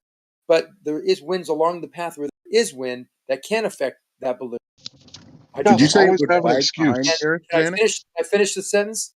So yes, it would push it in a multitude, many different directions, depending on which way it's going. And if it pushed it one way, they'll push it one way. And if it went up there for 3 and 4 hours, yes, even a little wind can make, like you see clouds on a real still day. Clouds still move, right? Up in the upper atmosphere. That's what would happen to him. And it has happened to move in that direction. Larry, it's not that complicated. Did you say they lag behind, Zanuck? It's not that complicated. The thing that we would expect to happen didn't happen again, right? But it has to be happening, right? Even though it didn't happen. Why did you expect it to happen? Because if he's up there and the Earth is spinning underneath him like it does with a pendulum, why would the Earth spin underneath a man in a balloon not connected to the ground? Yeah, that's not but how it spins to a pendulum, which is connected to beams that are connected to the ground. That's not how it works. Dude, I once got George Hanichuk. I once got George Hanichuk to say the Earth is and isn't rotating under the bullet. It's fantastic. It was awesome. Dead. It was awesome. What? You're such a sick fucking guy, dude. He's not with us anymore. Rest in peace, George. He's a hell of a guy for your side. That's the only time. That's the only reason why you climbed up a rank. He wasn't disrespectful. It's not like he said some of the stuff that they've said about Rob Skiba. Come on, I've heard some really bad things from ballers about him. That's really. I got much love for George. He gave us the picture of the horizon above level. That's dope.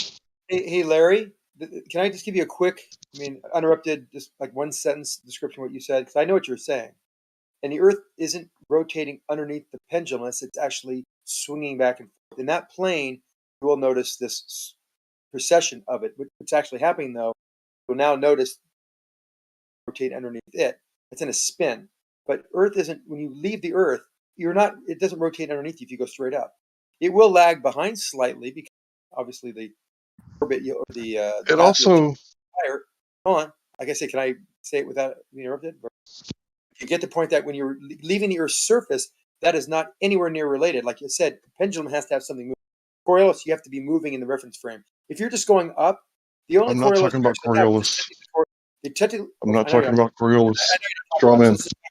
Let's just talk about what actually happened. So as you go up, you'll be to stay in lockstep with the point where you took off from. You would actually start lagging behind if you're not given any additional momentum. So technically, you would lag behind whatever direction the Earth is spinning. Well, that's not exactly true either, because we have this thing called super rotation on Earth, which makes it go faster. So you'd actually be going ahead of the rotation. Yeah, what causes super rotation? Your people don't even know. I don't think it's that fucking happening, dude. We're not talking about being in the upper. So we're not talking about being in the upper atmosphere. Just going up Go up on Earth. Okay, just in the atmosphere and a little Go bit up out of the atmosphere. So on Earth. none of these extra objections are really any valid at all. But I do want to ask Kosho something. You know, the gyro technically shouldn't detect the orbit around the sun, Kosho, because it's We following. already know that. Kosho's the only one that didn't know that. That's why he's not in the top 23 Globers. I want to mention it to him real quick because I Hey, initially. can you let me respond to what you said? Oh, sorry, Jeez. Larry. Sorry, I really. Yeah, you're just gonna carry on, aren't you? All right. Okay. So yeah, I'm not claiming Coriolis effect. I'm claiming that this is what would happen if the Earth was spinning underneath the pendulum. That it would also spin under free floating balloons not attached to the surface of the Earth, because that just makes perfect. I don't listen to Nathan Thompson, that's bro. his I don't give a shit about responses. Nathan Thompson. That's what's Can you just like? So, Larry, let me answer you. Well, No, let bro, him finish. stop. He didn't finish. Zanuck, he didn't finish. You interrupted him. Let him go. Yeah, come on, bro. Don't make it weird. So what I'm saying is that every time we don't see what we should see, if what you're saying is going on, it doesn't happen, you just gotta say that it's like a coincidence or something. Like, when are you guys gonna be such, stop being such coincidence theorists and go, I wonder if the Earth isn't actually spinning underneath the balloon that Felix Baumgartner went up on. Is it possible that I've been wrong? Do you guys ever entertain that? Are you skeptic at all? Do you have any skepticism in your whole body, Zanuck? Yeah, you've been hoodwinked. No, like I said, both are two different scenarios. Spinning under the pendulum, you have a pendulum that's moving. That is truly a Coriolis effect, Coriolis derived effect. We're not talking about that. We're talking about just Earth spinning under things. No, if you leave the Earth's surface, you How is have. that a Coriolis effect if it's in the same spot? You have to be traveling north or south to see the Coriolis effect, bro. No, no, you can have the Yes. Coriolis effect. And Yes. a pendulum's principal function of precession is due to Coriolis. The pendulum's bullcrap. Stop talking about the pendulum. Talk about the. Yeah, you got hypnotized. You got hypnotized with pendulums and neurolinguistic programming, Guys, bro. I'm talking. Come on. The reason that the pendulum has the ground rotating underneath it is because it's in a fixed plane. The balloon is not in that scenario at all. The balloon just leaves the surface, retains the momentum that the Earth gives it before it leaves, and it continues at the momentum as it goes up. It will lag behind slightly. However, the winds will far exceed any Coriolis effect. That's a Coriolis effect as well about the object going up in the upper atmosphere. And So the Earth rotates underneath. So the Earth rotates underneath the Foucault pendulum, but not underneath the balloons. You're saying correct? Look, okay, if I shoot a bullet, I actually agree with that. But Zanuck, why would it lag behind? Why do you keep saying that when the atmosphere actually outruns the spin of the Earth? Because it would have hysteresis. Hysteresis is caused by that given momentum at the surface, the tangential velocity.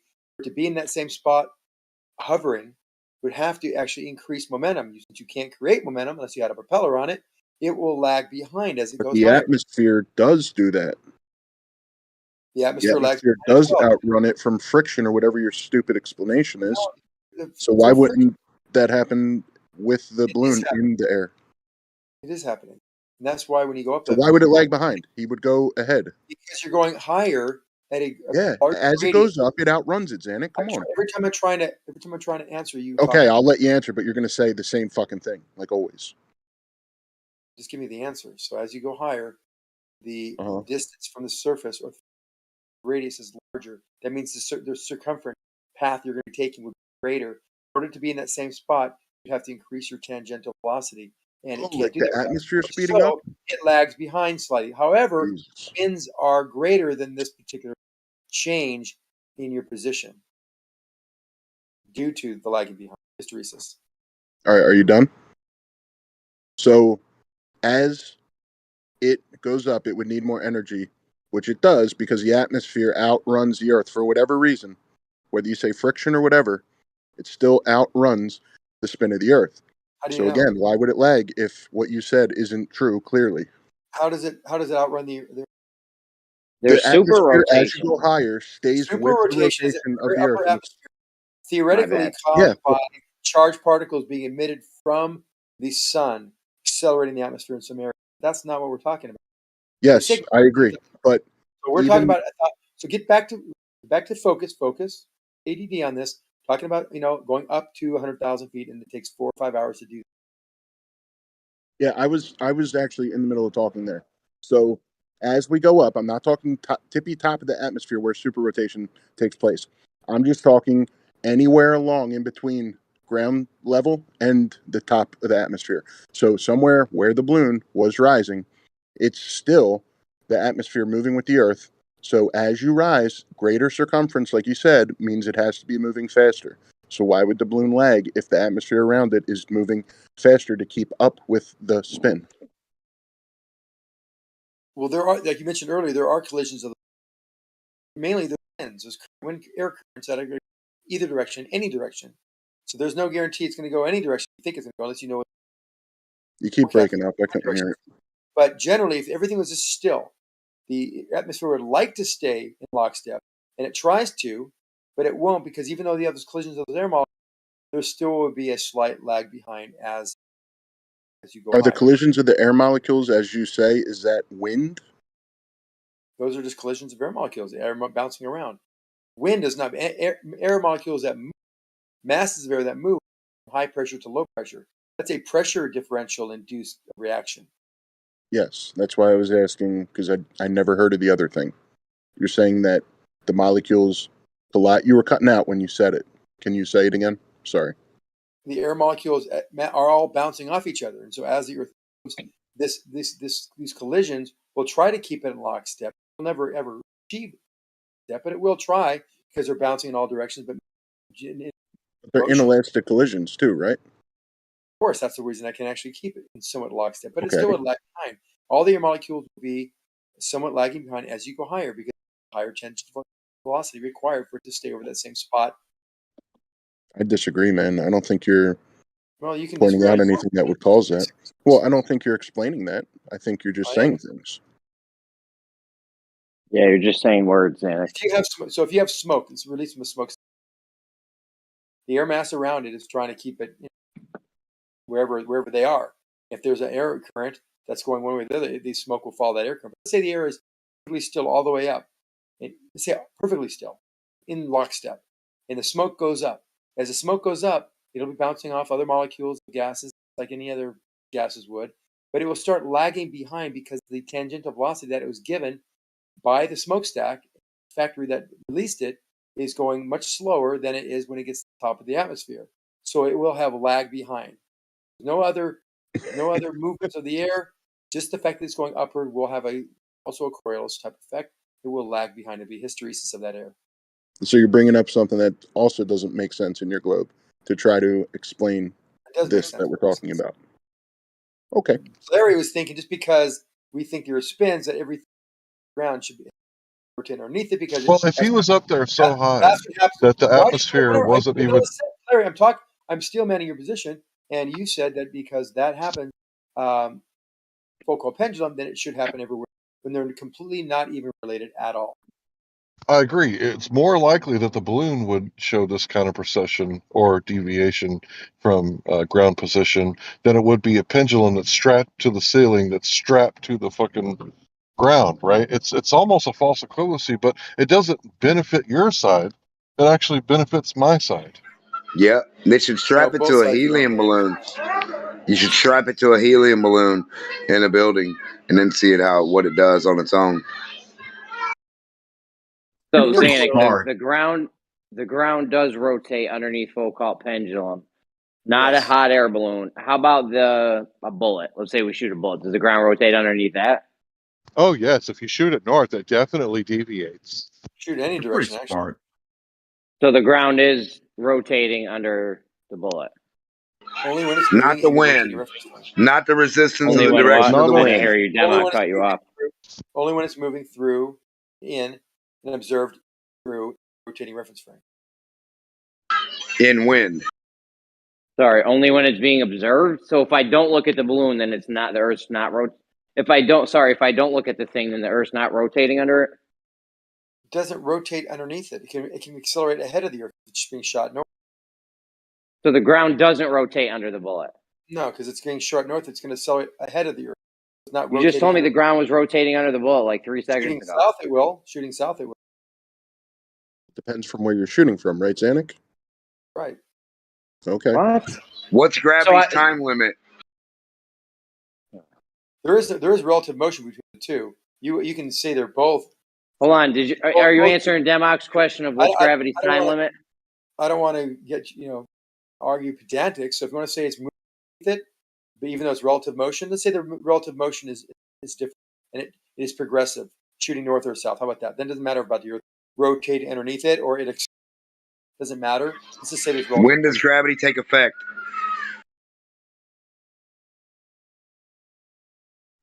How long does gravity have before it affects the bullet or you or any object going away? I think he got you turned down, Democ. No, I hear him. About this. Oh, you hear him? I don't interact with him. You don't interact with him? I don't blame you.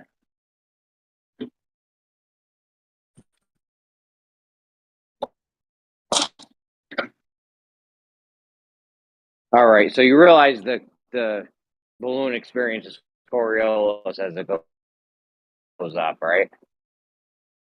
It's a type of Coriolis. Vanek.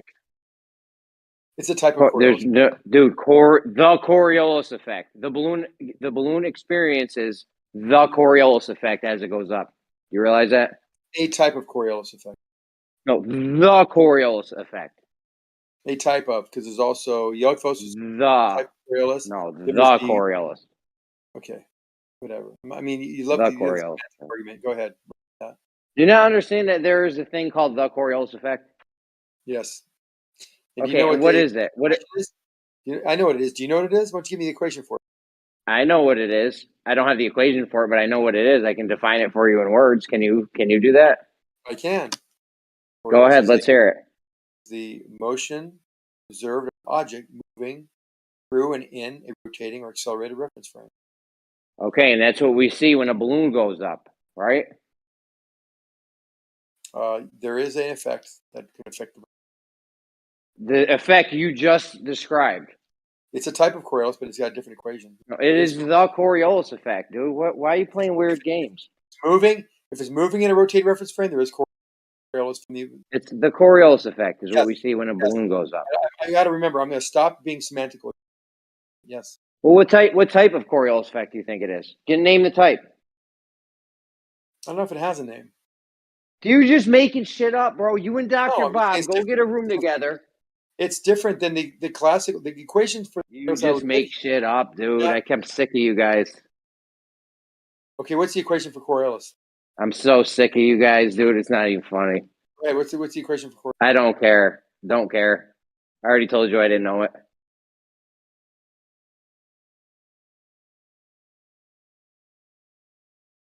However, you did sit here and tell me that it was a type of Coriolis effect. You don't even know what it is. You're just making shit up. Zanuck, what do you mean by the equation for Coriolis? I'm sorry, what? Was that? Oh, the equation? GWV mean?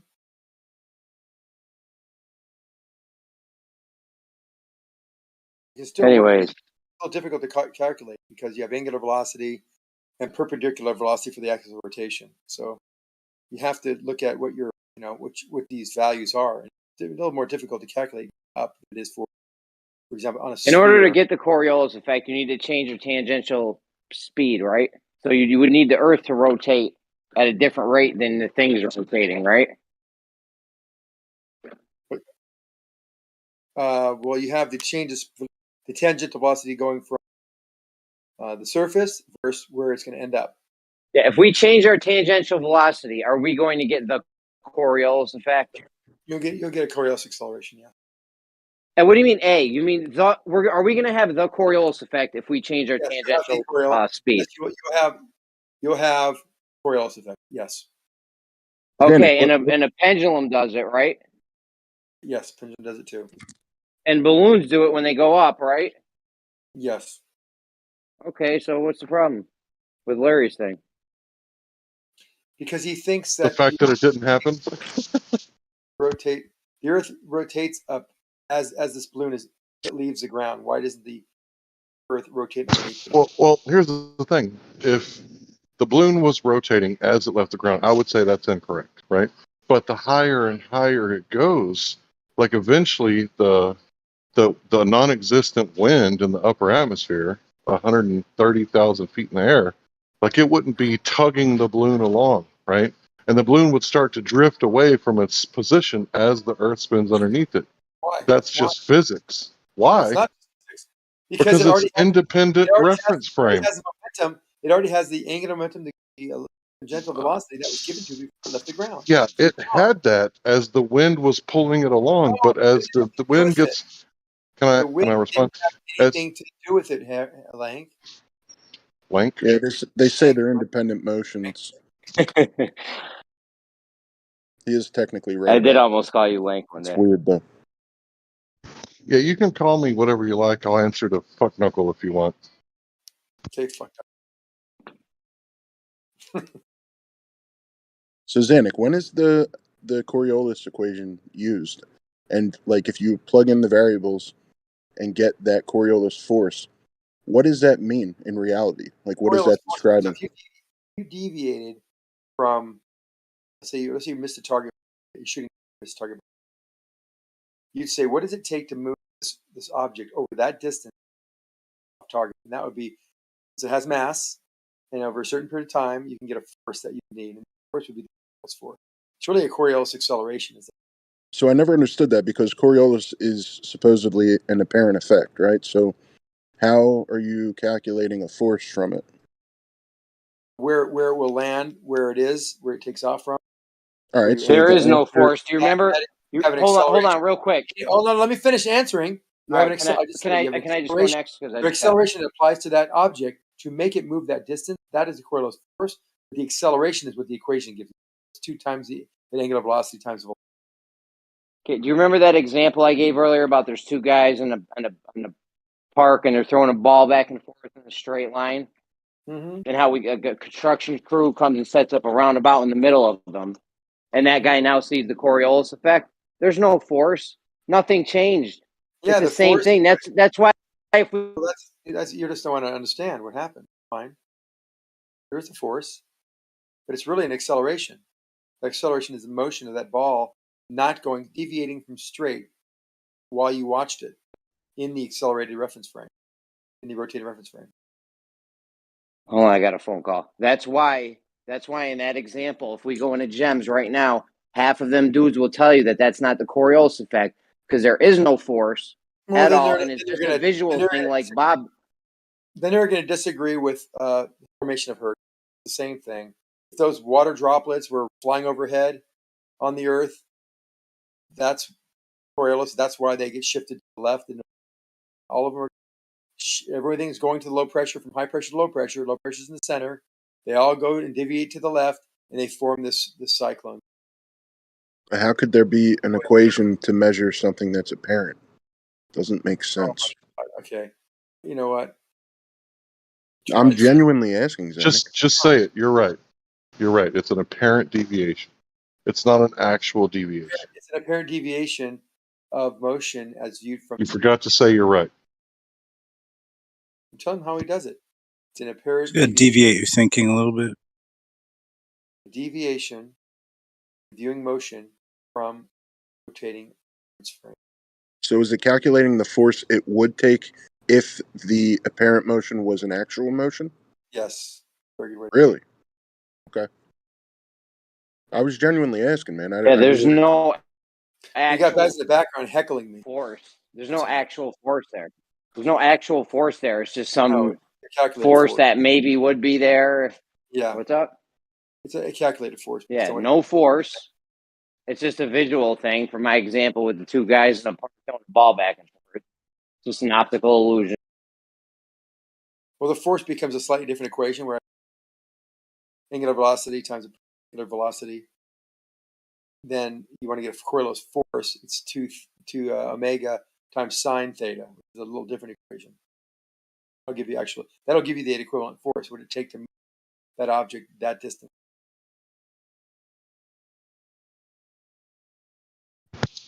find it really interesting. there's no.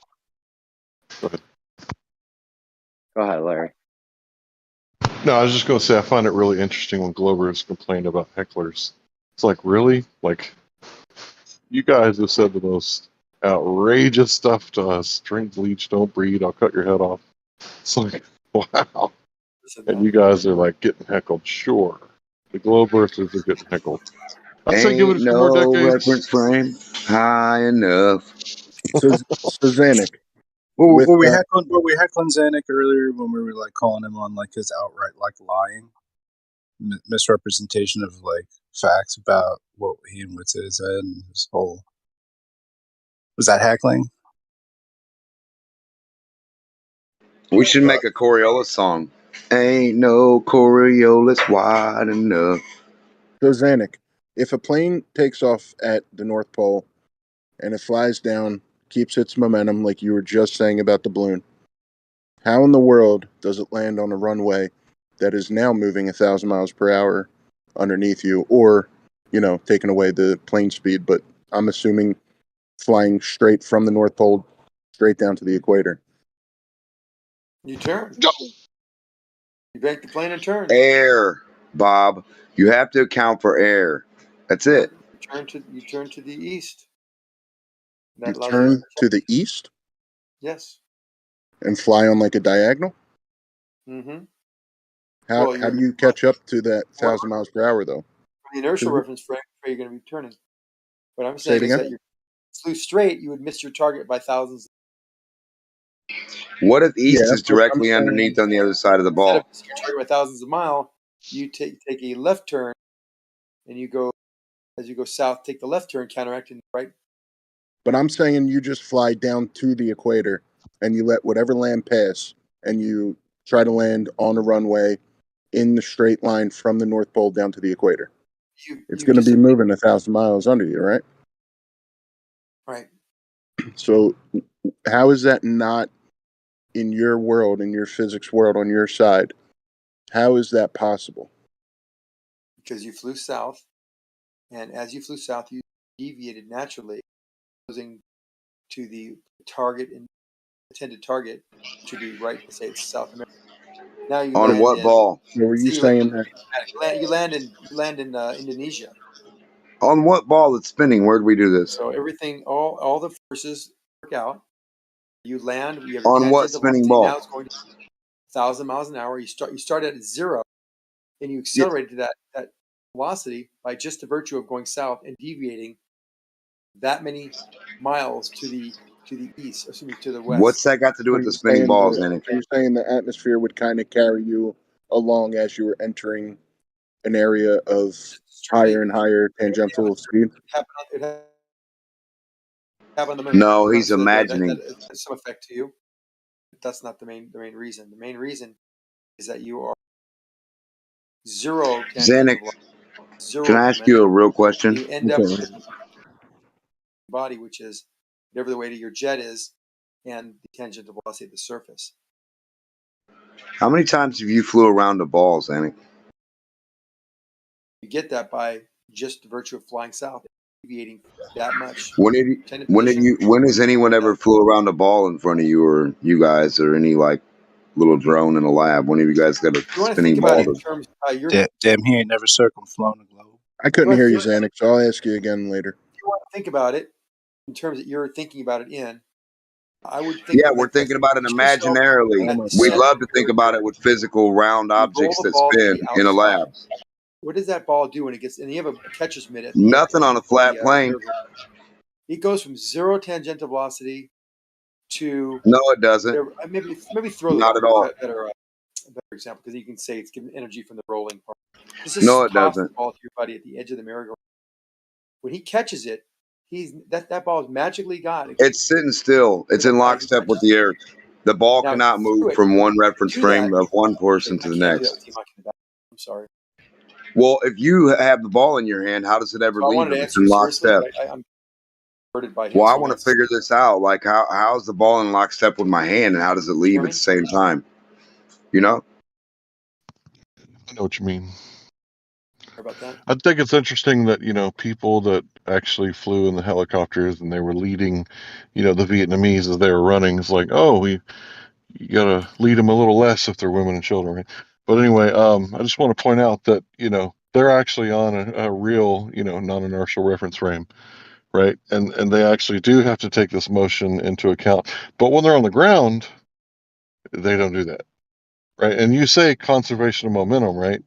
But conservation of momentum doesn't have anything to do with the Coriolis effect. You guys just put those two things together to explain why the Coriolis effect doesn't actually exist here on Earth. It's an actual thing on merry-go-rounds, but it doesn't actually exist here on Earth.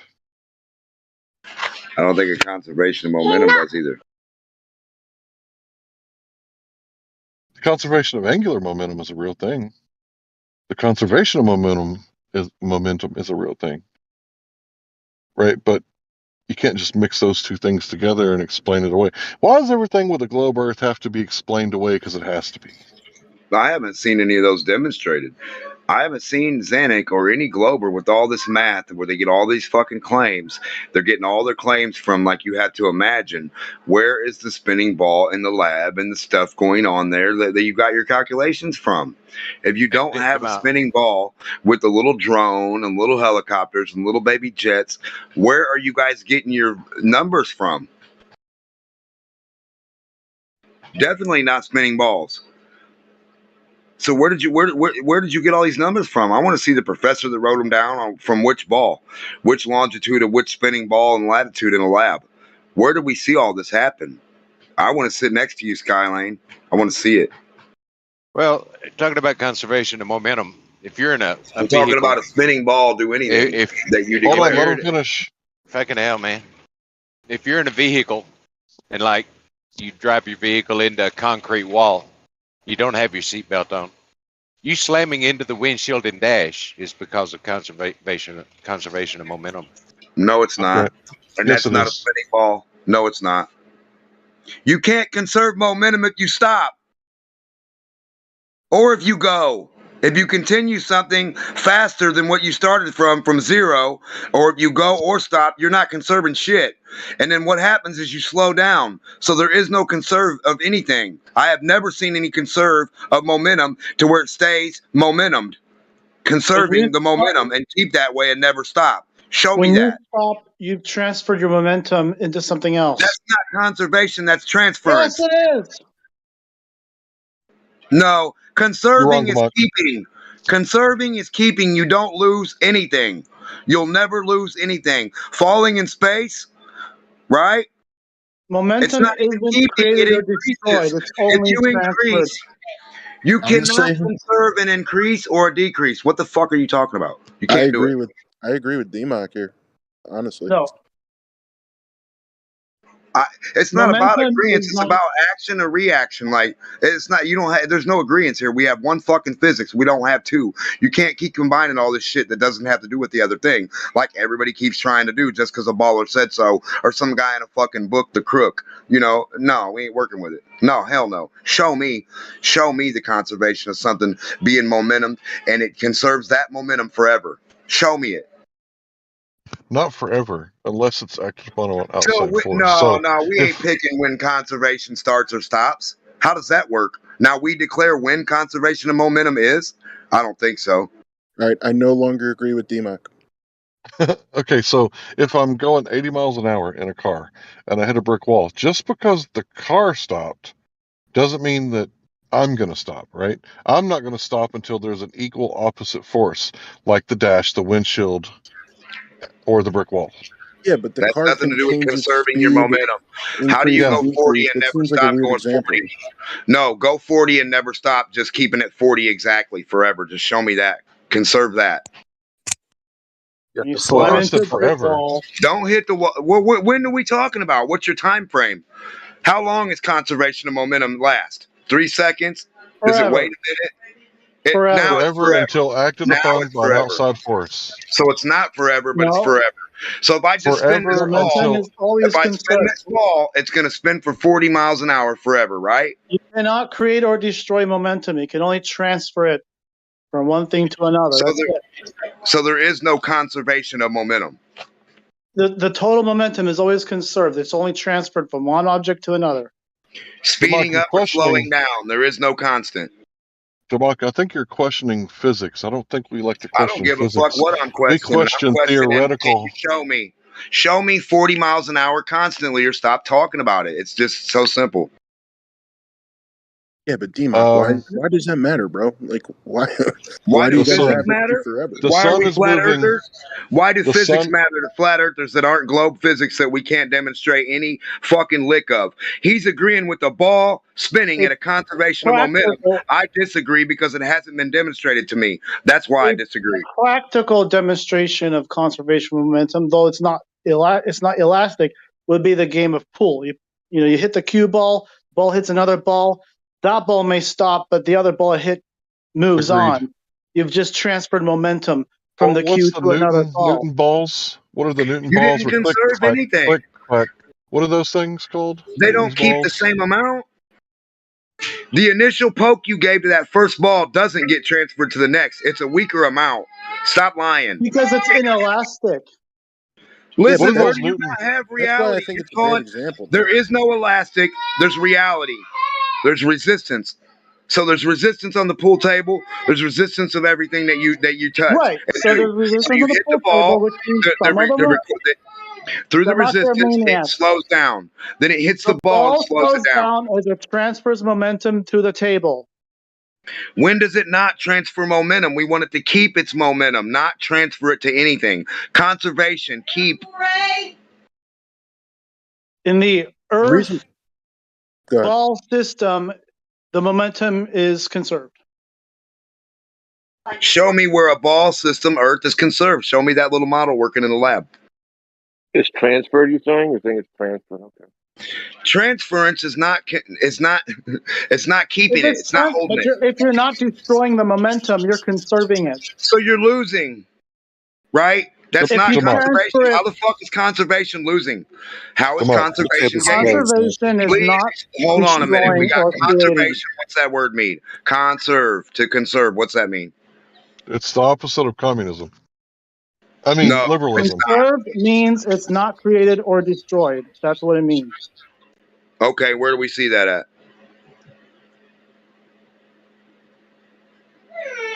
Huh. Everywhere in life. The Newton balls. Yeah, What we are those see it balls? everywhere. But the room Hold on, got quiet. relax, come on, Can I see relax. a ball conserve its momentum, please? Just fucking please Yes, at 1,000 when you miles have an the hour. Newton balls and you pull 1,000 one miles away. an hour. Okay, what are those Newton balls called? What is that thing I where don't you know. pull the What is the ball lab called and that you you let it can show go? me this? I don't And it know. goes like click, Newtonian, clack, it's called like click, Newton clack. balls or something. That's called not Newton's a cradle. spinning ball. Newton's That is cradle. not Yeah, a Newton's spinning cradle. ball. Thank you. No, it's called That is not Newton's conservation of cradle. momentum because they Let stop. me tell you. I usually hear this example brought up with like energy in the system and stuff. Normally, when I hear conservation of momentum, I'm thinking about like a bullet, how, like lateral movement is going to always conserve its momentum. They're independent motions, Distribution is not conservation. What are you talking about? You're not conserving momentum with a bullet. It stops. It slows down. You distribute your momentum. No, it doesn't slow down, D-Mock. For the amount of resistance, and you stop. Where the fuck are you going to keep? Demok, It doesn't Where slow does the down bullet keep ignoring air going and not drive, stop? D-Mock. look at what I posted, Demok. Look at what I D-Mock, posted. a bullet dropped and a bullet fired out exactly level are going to hit the ground at the same time. The only difference is the one had its conservation of momentum, its lateral speed going. No, it just didn't. doesn't diminish. Nothing It had doesn't slow down. conservation of anything. that out like one time. D-Mock, you Oh can my do God. this in real life, bro. You can drop a bullet and shoot one. You put an amount of potential perfectly behind horizontal. something. If I slap you in your face, that's not conservation of momentum. You guys are ignorant. Stop. Please. I agree with you. You're just Calm showing your down. ignorance. Look If I at what I slap just you in the agree face, with that's you an on that. amount of fucking force I added to you. Same with the bullet. I hit the ass end of it, smack it on its bottom, the explosion, it goes forward, and then it fucking stops. Where did I conserve any momentum at? You guys aren't making any sense to me here. It At doesn't all. stop None. until it Demok, hits the ground.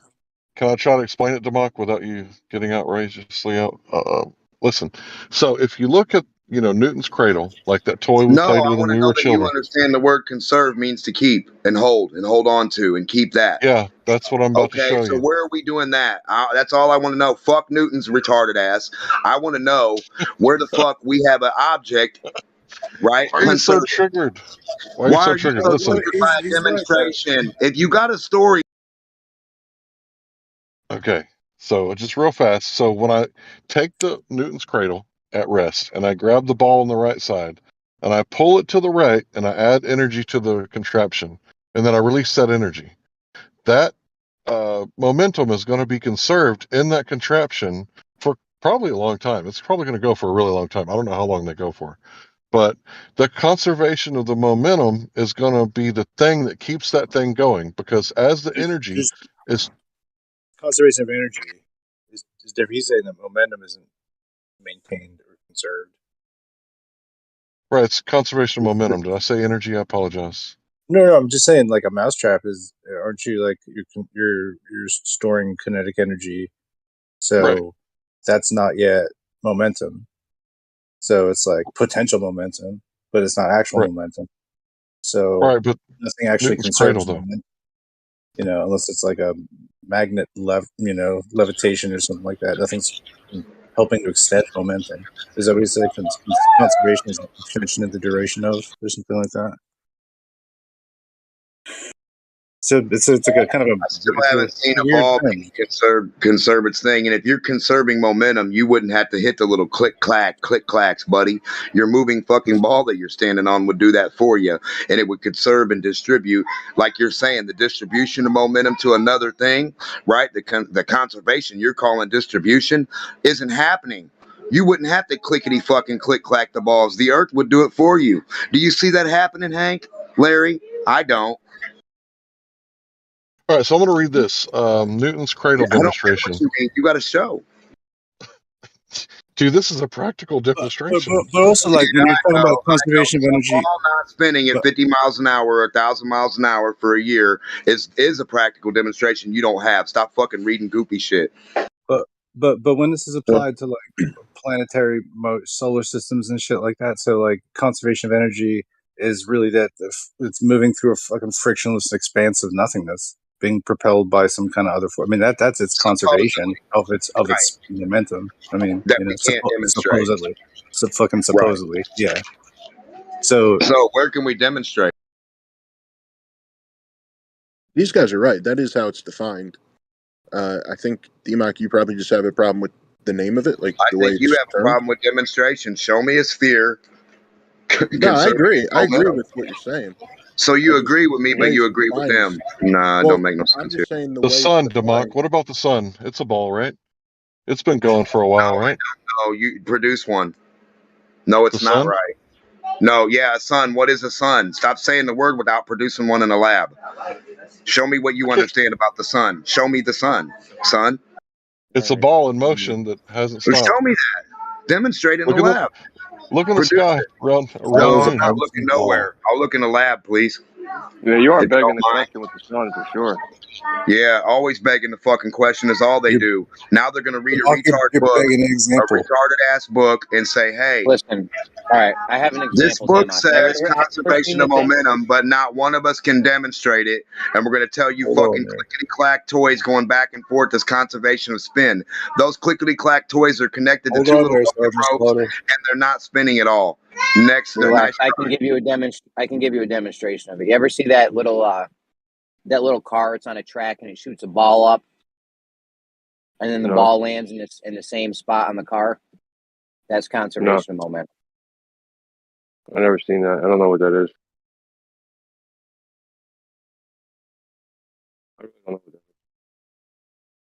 You've never seen that where the little car shoots the ball up and then it lands back on the car as the car is traveling because it conserved its forward momentum.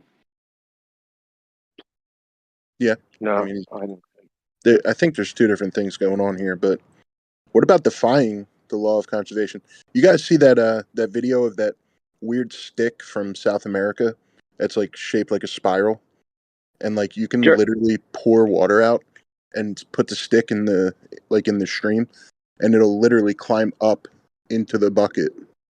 It's crazy. Like how is that possible? Doesn't that defy the work put in versus the work get out of the machine, whatever the hell law that is? First law of thermodynamics. Jeremy, are you saying like when you drive in a car and you throw a ball up in the air and it stays with you? Is that what you're saying? So I'm just going to My read bad. this What'd real you say? fast. Oh, go ahead. Maybe I just don't know this toy car thing, but are you talking about like if you drive a car and you just toss a car up in the air and while you're driving that it stays with you? Is that as an example? Well, they do it in a little. They do it just on a little railroad track or a little toy car track. They shoot a ball up, and the car is moving. They shoot the ball up. The ball lands on a car because it has a Okay, let me read this. momentum. Let me read this real fast, just so that I think I'm getting it right. Using Newton's cradle apparatus, a very familiar example of momentum conservation is demonstrated. The law of conservation of momentum states that the change in the total momentum of a system is zero when the net force on the system is zero. Is anybody disagreeing so far? Nope. Okay, so I think, this is a real thing, right? So when the ballers are saying this happens, like to a certain extent, yeah, it would happen, but you would need more force, right, to keep it in lockstep if you're living on a ball Earth and you fly a balloon up 130,000 feet. Where's that extra energy coming from to keep it in lockstep? Because as the circumference increases, you're going to need more force. Well, yeah, like the atmosphere is what they would claim, right? Because it moves pretty much In in all lockstep. directions. But there'd still be wind in all directions, right? Yeah, no, I agree. I don't think it would work, but yeah, I'm just saying from their standpoint, that's probably what they would say. You See, said you're on flat a earthers balloon? flat earthers shouldn't disagree with like standard physics because it's a real science. It's a real science, right? Testable, repeatable, observable, all this stuff here on Earth that we do, like pool table and Newton's cradle, like this stuff is observable, testable, repeatable, falsifiable, all that stuff. Well, It's for the the most part. theoretical. Yeah, I'm not saying it's settled, right? You can show me at any time how I'm wrong about Newton's cradle. Please demonstrate, But I'm saying, like, I'm not going to really argue, physics, right? It's the theoretical astrophysics, right, that I really have an issue with. With Newton's So, cradle, how many balls can you put in between? Can I put like 100 of those balls in between for it to pop up and back? Up and back? I think so. As many as I want. Yeah. so let me ask you, what is wind? When you feel the wind, is that not a transfer of momentum between the air and yourself? It's not Yeah. conservation. Transference, sure. Yes. There is Transference of wind, but how much wind is at 130,000 feet? It's a great Not a question. lot. Well, Very Not a what lot, little. is right? There's wind very is the little transfer of question. momentum. I guess wind would feel lighter up there too, right? Like it wouldn't feel as pronounced as it does down here. Can you describe the wind like static, electrostatic? And then when you go up there, it like feels like less static or less wind? Like I can't answer that. electrostatic conductivity, movement, flow, hot and cold. You know what I'm saying? Tornadoes, tides, Okay, so let's say transferred. So the ball hits the ball next to it, and that energy is transferred to the other side, and then that ball pops out and flies away, and then comes back and hits the ball next to it, and the process repeats. Click, clack, click, clack, click, clack. So during this time, no energy is lost if it were an isolated system. Hypothetical isolated system, right? Right. Well, if But what's it's the going though, right? Not So the hypothetical, energy is ideal. not lost, it's conserved. It's But transferred from one ball to the other, right? No, it it's used doesn't up. go indefinitely though, It's Larry, right? transferred out. Like It's I think it transferred out loses towards some the energy and resistance. vibration. The resistance is never going to decrease. What's going to decrease is the potential that you first initially put into it. When you first put into it, it's going to hit the ball, it's going to click clack for a certain amount of fucking time, and then it's going to stop. The total because energy his in the atmosphere is going system to slow it down. is No conserved. resistance of reality, physics. That's all you have is resistance. You don't need atmosphere. The other ball is going to resist it, Hank. Sorry to teach you something. You don't Yeah, even need I wind in there. thought that's what it was, but that's a good point too, Larry. Like the atmosphere slowing it down, but I think it does lose some energy through like vibration up the strings. like the little So if wire. I throw a ball in the air, like if I'm driving in a car and I throw it high up in the air, 130,000 feet, then it'll eventually go faster. It'll actually run me.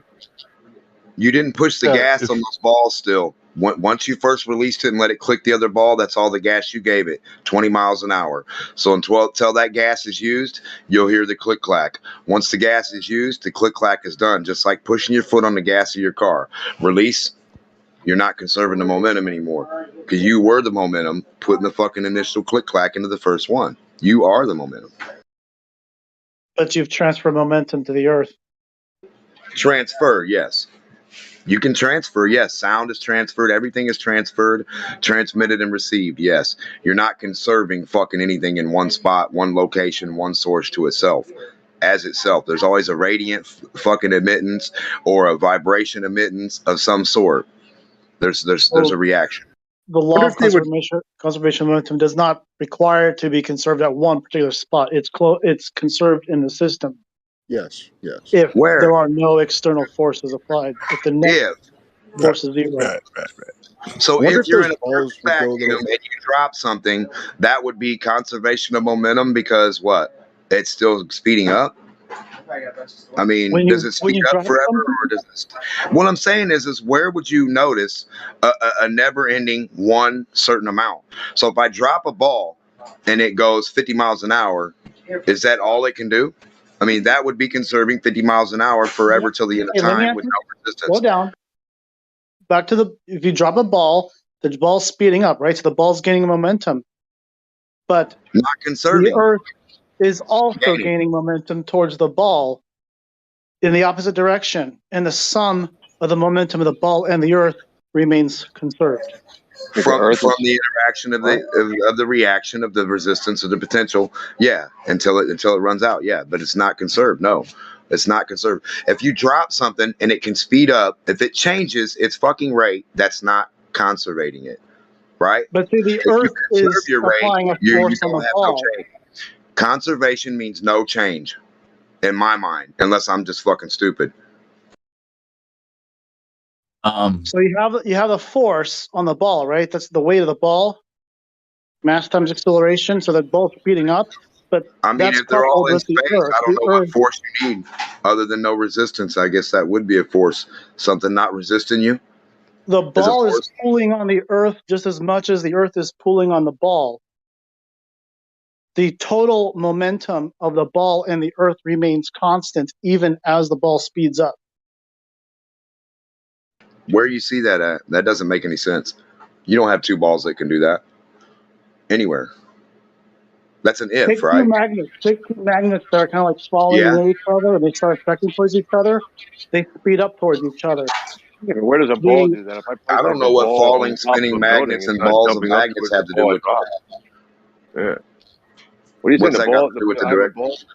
I mean, you can go ahead if you want, but I wanted to clarify what he was saying about Yeah, the ball go ahead. is also speeding up towards the other ball.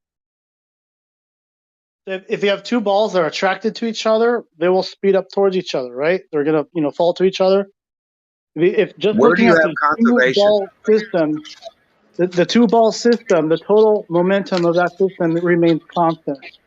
No, there As is the no balls constant speed up, remember, momentum has direction to it. It's not just mass times speed. It's mass times velocity, which has direction. direction to it. Conservation doesn't have direction. We're not So I talking think about momentum. I want to see something that's conserved. No one has still demonstrated a fucking thing to me that's been conserved to be one Momentum thing is a only and vector. stay that one thing. That's conservation of that one thing. Until you can do so, it's a whole bunch of other words. Cool. Enoch, what if they called it the conservation of momentum of an isolated system? Would that change your mind or no? You listen until you can demonstrate whatever we're talking about. It's all Narnia and jackasses, right? It's leprechauns. So the leprechaun of momentum that you can't demonstrate to me is a fucking leprechaun of momentum, right? These are You have laws to of show the physics, effects in other places in basically. the system. I mean, that'd be tough to do. The law of conservation of energy is the first law of thermodynamics. Looks like you Right? need to change it. Why? Looks like it's wrong. I don't know. Why would you use another guy's story that's wrong? Hank. You can't tell your own story. You not have your own brain, your own IQ, your own thought process. You can't look out into nature and figure anything out. What do you mean, why? I don't fucking need Bob's story. That's why. You might. I don't. I don't think Bob invented I the don't think Bob's conservation of demonstrated shit. energy. Bob hasn't demonstrated that to you, has he? Because you haven't demonstrated it to me. You said a I don't bunch know of who. words and showed me some click-clack toys that don't conserve shit. So can I see conservation of momentum, please? One God, time. you saw it. You literally saw it. Saw the word it? That's a painted clown. Sorry, that's not conservation of momentum. Go in the sewers and float with him.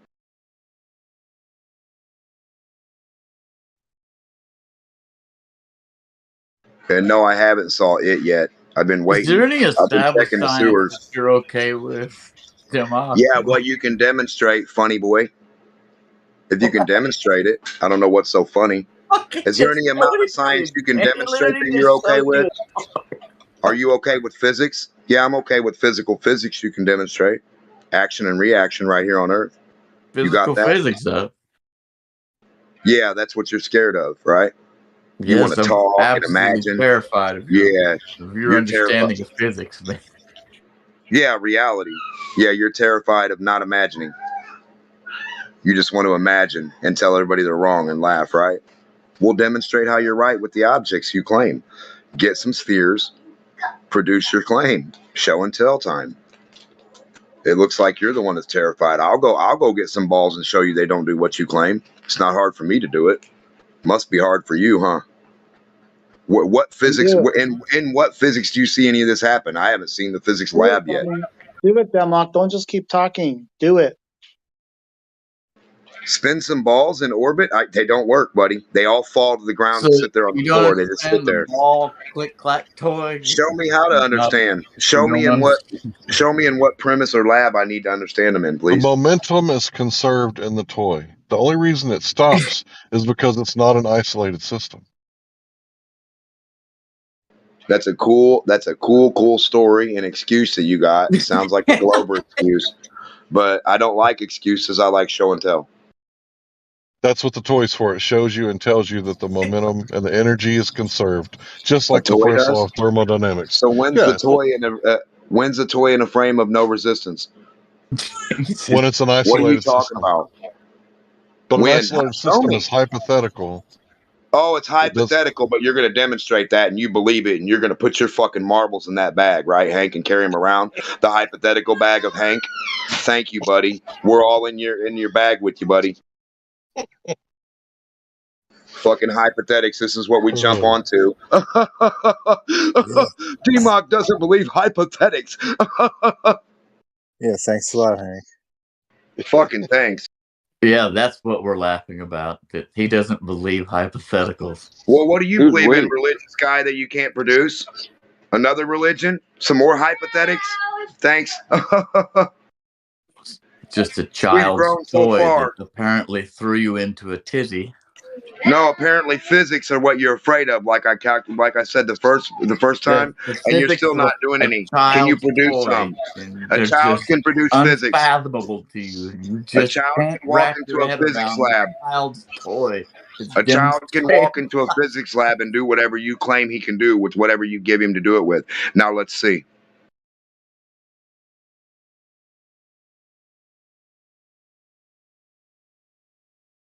Imagining conservation, imagining all this other shit, light speed, redshift, no Nobody's demonstration. imagining. They literally showed you a child's toy that demonstrates it pretty well, and it just went right over your head. You're still talking about it like you. It's not a thing. You showed me no resistance somewhere and something conserved speed and never stop. That it really went over my head. It went way over my head because I didn't see it happen. I don't see your camera turned on. The sun. Demok. What's the sun? Produce one in the lab. I haven't seen you produce energy. shit. You keep saying words, Dr. Seuss. Snorlax. We can both do this, Larry. All day, baby. Yo, Demok. The Snorlax. The conservation of momentum and energy allows us to make predictions. Your No, it doesn't. You're Produce it. yapping against it. Prediction from what? Help me If you're not accomplish what? producing it in a lab, where did you get your prediction from? Your imagination. Produce it, and I'll make the same predictions or different than you. What lab did you get the prediction from? What's the address? What's the doctor's name? Can I get it, please? You don't have it? Well, who's we? Sounds like Tell him the another name. something Yeah, that's made up, huh? Maybe you can get some help. So Maybe we's Discord address isn't that the right doesn't for exist, you. the lab address that doesn't You're gonna exist, they talk. can't give me an address, please. Just get him some mental health You address. ever Yeah, been give to me the a roller physics coaster? address to Been on the a roller physics coaster department. ride? Those roller coasters work because of the conservation of momentum Yeah, and cool energy. story. Try it out next time, Snorlax. Do we have a physics department where you can go to and meet me? Dude, Snorlax is totally my spirit Pokemon animal. Yeah, hold up. I thought you were more of a Bulbasaur. So you're denying established physics now, huh? That's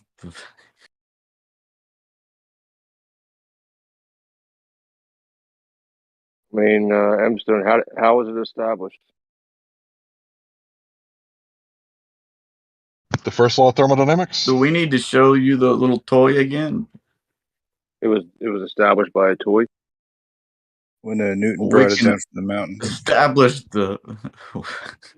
We can establish how it works by the toy. What's it? Maybe if you're not I'm Dimmock, just I asking. don't know. I'm not Democ, right? But you're saying it was Do you established how? understand the conservation of moment? Do you I understand how mean, it works with what the is little it again? balls, the little click clack balls? Do you understand how that works? Click clack balls. Okay, go ahead. Yeah, it's called Newton's cradle. It demonstrates how the energy is conserved within an isolated system if it's not acted upon by outside force. But unfortunately, this little toy that sits on a desk, there's outside forces involved, like air friction, and eventually it stops. So what about Newton's cradle in a closed system? I assume that it would be very similar. Newton's cradle in a vacuum, has that been shown?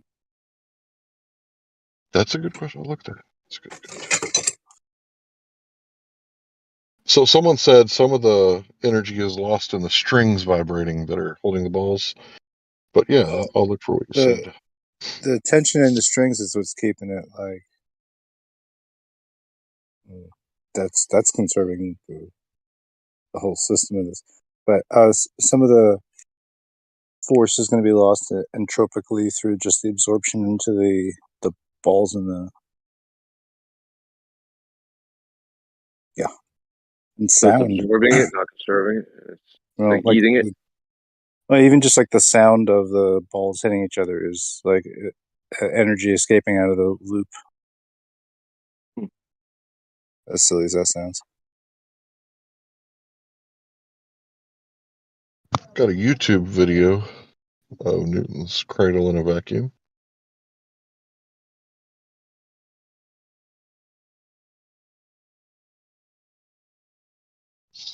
Looks like a dog, like a chihuahua. Right, Newton's cradle is that thing with a bunch of yarn. You put it between your fingers. No, it's a cat's cradle. Sorry, it's different. My bad. Mm-hmm.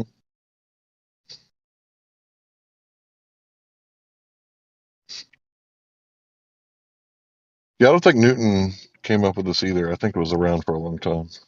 You don't think he invented it? No, I think The what is cradle? it like? He's No. actually it's like an incorrect pendulum. It's basically like An you put a incorrect pendulum. Yeah, I think it's like right, like the other pendulums that they'll make are like in different varying lengths, and then you can kind of see them make all these kinds of crazy shapes and stuff like that as they go. It's a series of pendulums, right? But like a Newton's cradle is a bunch of them in the same size, and then they're just like hitting each other, so they're going the wrong way. The other ones are going like left to Dropped right. really fast in the back. It looks like really fast. Lasted like 10 seconds. Oh no, he didn't turn the vacuum on. Sorry.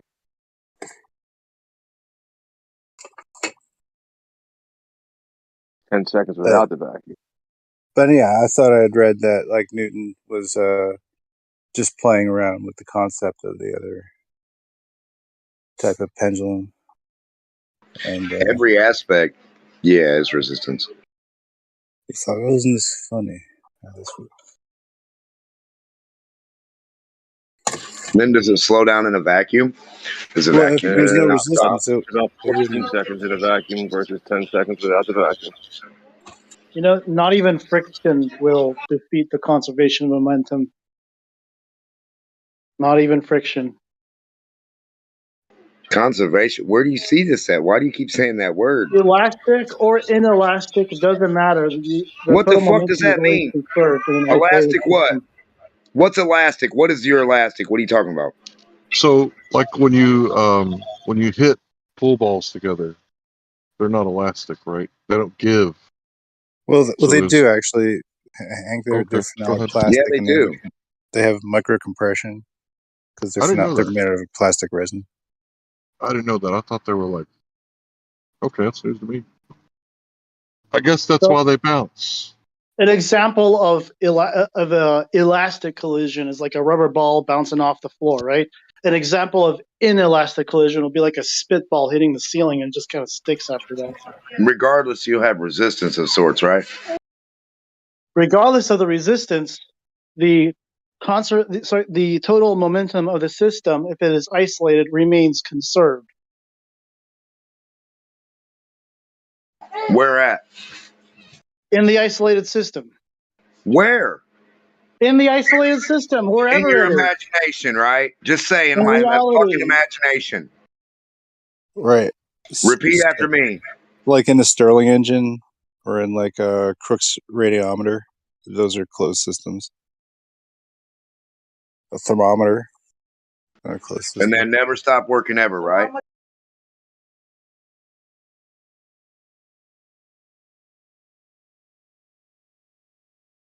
Yeah, this Newton's cradle wasn't a great example. It only lasts for, I think it was like 11 seconds outside of a vacuum and then 14 seconds inside of a vacuum.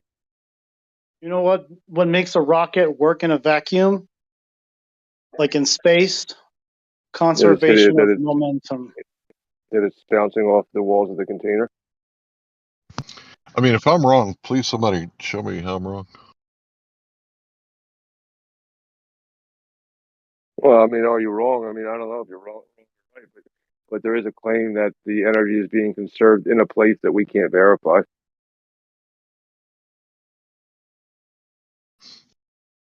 So how would we possibly be able to show you you're wrong if you can't show us you're right? What the hell? Maybe I'm wrong. Maybe the conservation of momentum is bullshit. Maybe it's the conservation let's of think about that. transference, Hank. Let's think about the that. conservation of transference. Just a transfer of energy rather than the conservation of momentum or energy. But then there is a loss. Yeah, because it's not. So there's a rate of induction and a rate of deduction or out. Yeah. I mean that's just a rate. Big E.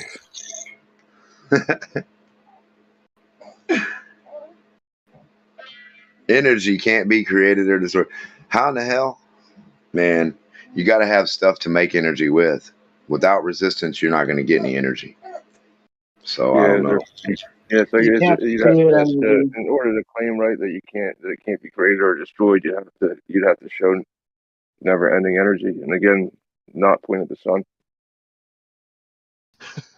No one's claiming Sun was never-ending bad. energy. I apologize. It's just conserved.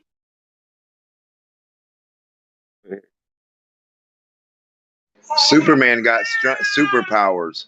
The sun. Look at the sun, you guys. Just look at it. Look. Science. Superman, that's where he got his powers from. The sun. Look at it. The balls lose their energy to heat and sound. Heat is energy, right?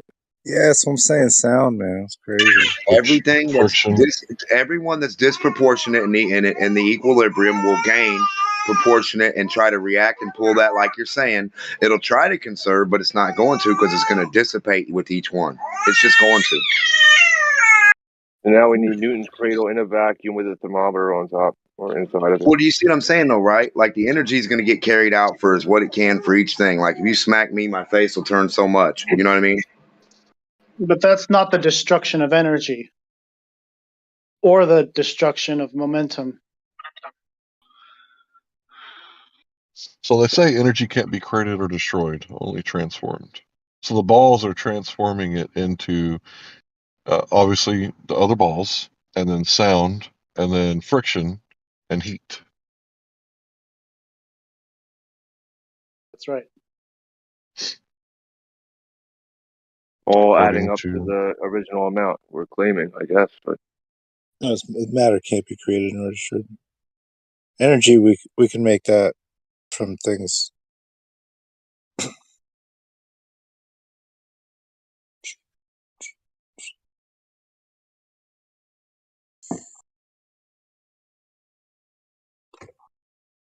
So we're stuck on a ball, right? That you can't like go outward from, because if you go outward, you go back in a system that was created that where you can't make anything or destroy anything.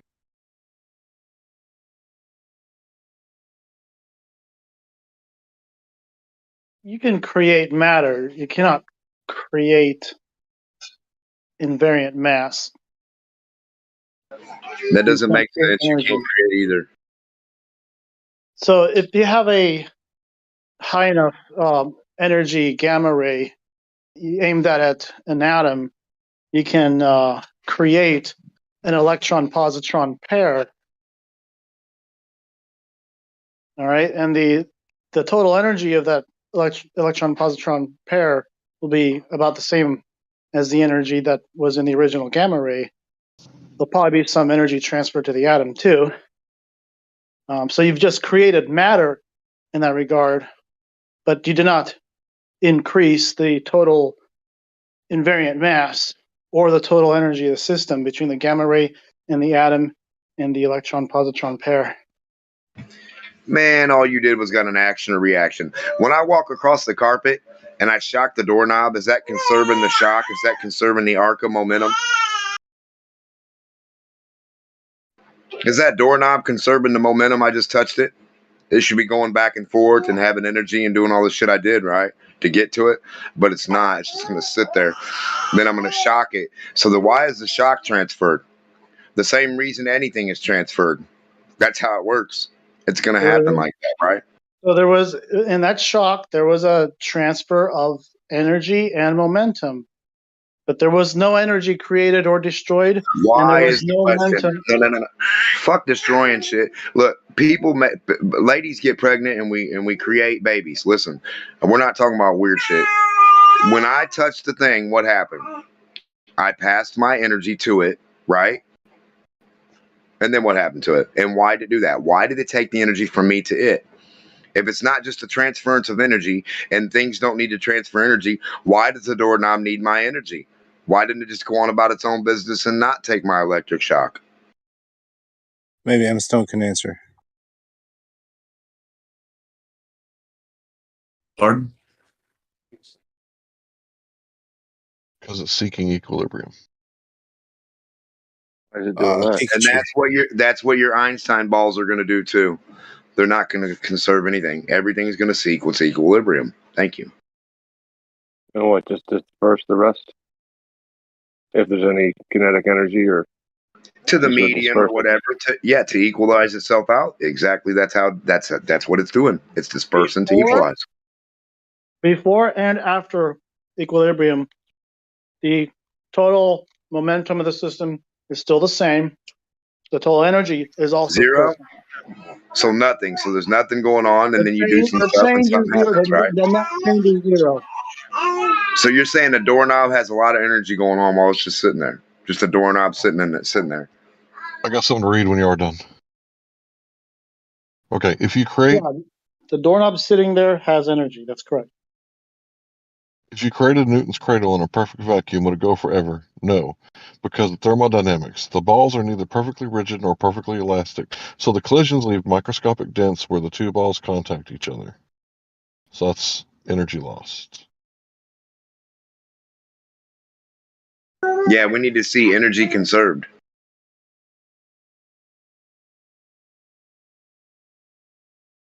It's like the dispersion of energy.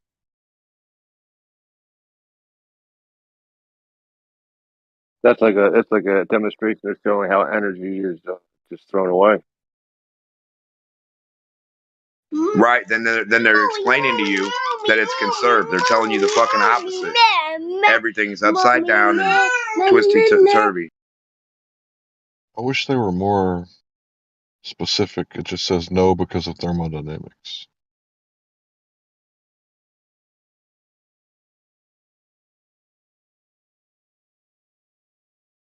Which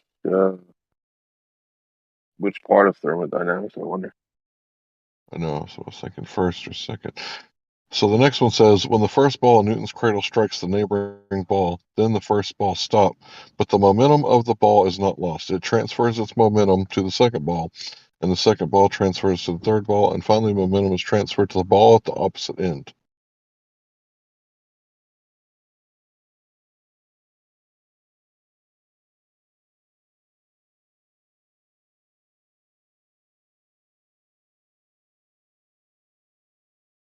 They named it in honor of Isaac Newton.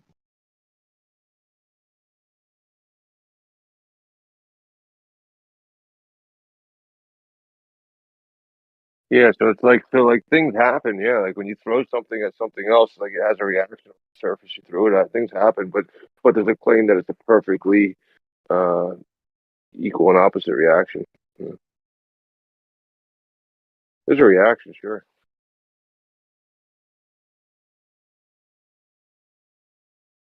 It's perfectly equal and opposite. Is it measurably equal and opposite? So like two cars going 10 miles an hour at each other, they'll just hit and just nothing, like two pillows. They'll transfer their energy into another form. That's so funny. You could literally make like a little bead toy and like it would just go around the earth never ending. You just click one bead and it just like hit the other beads and make them go forward and they just keep going, conserving their momentum.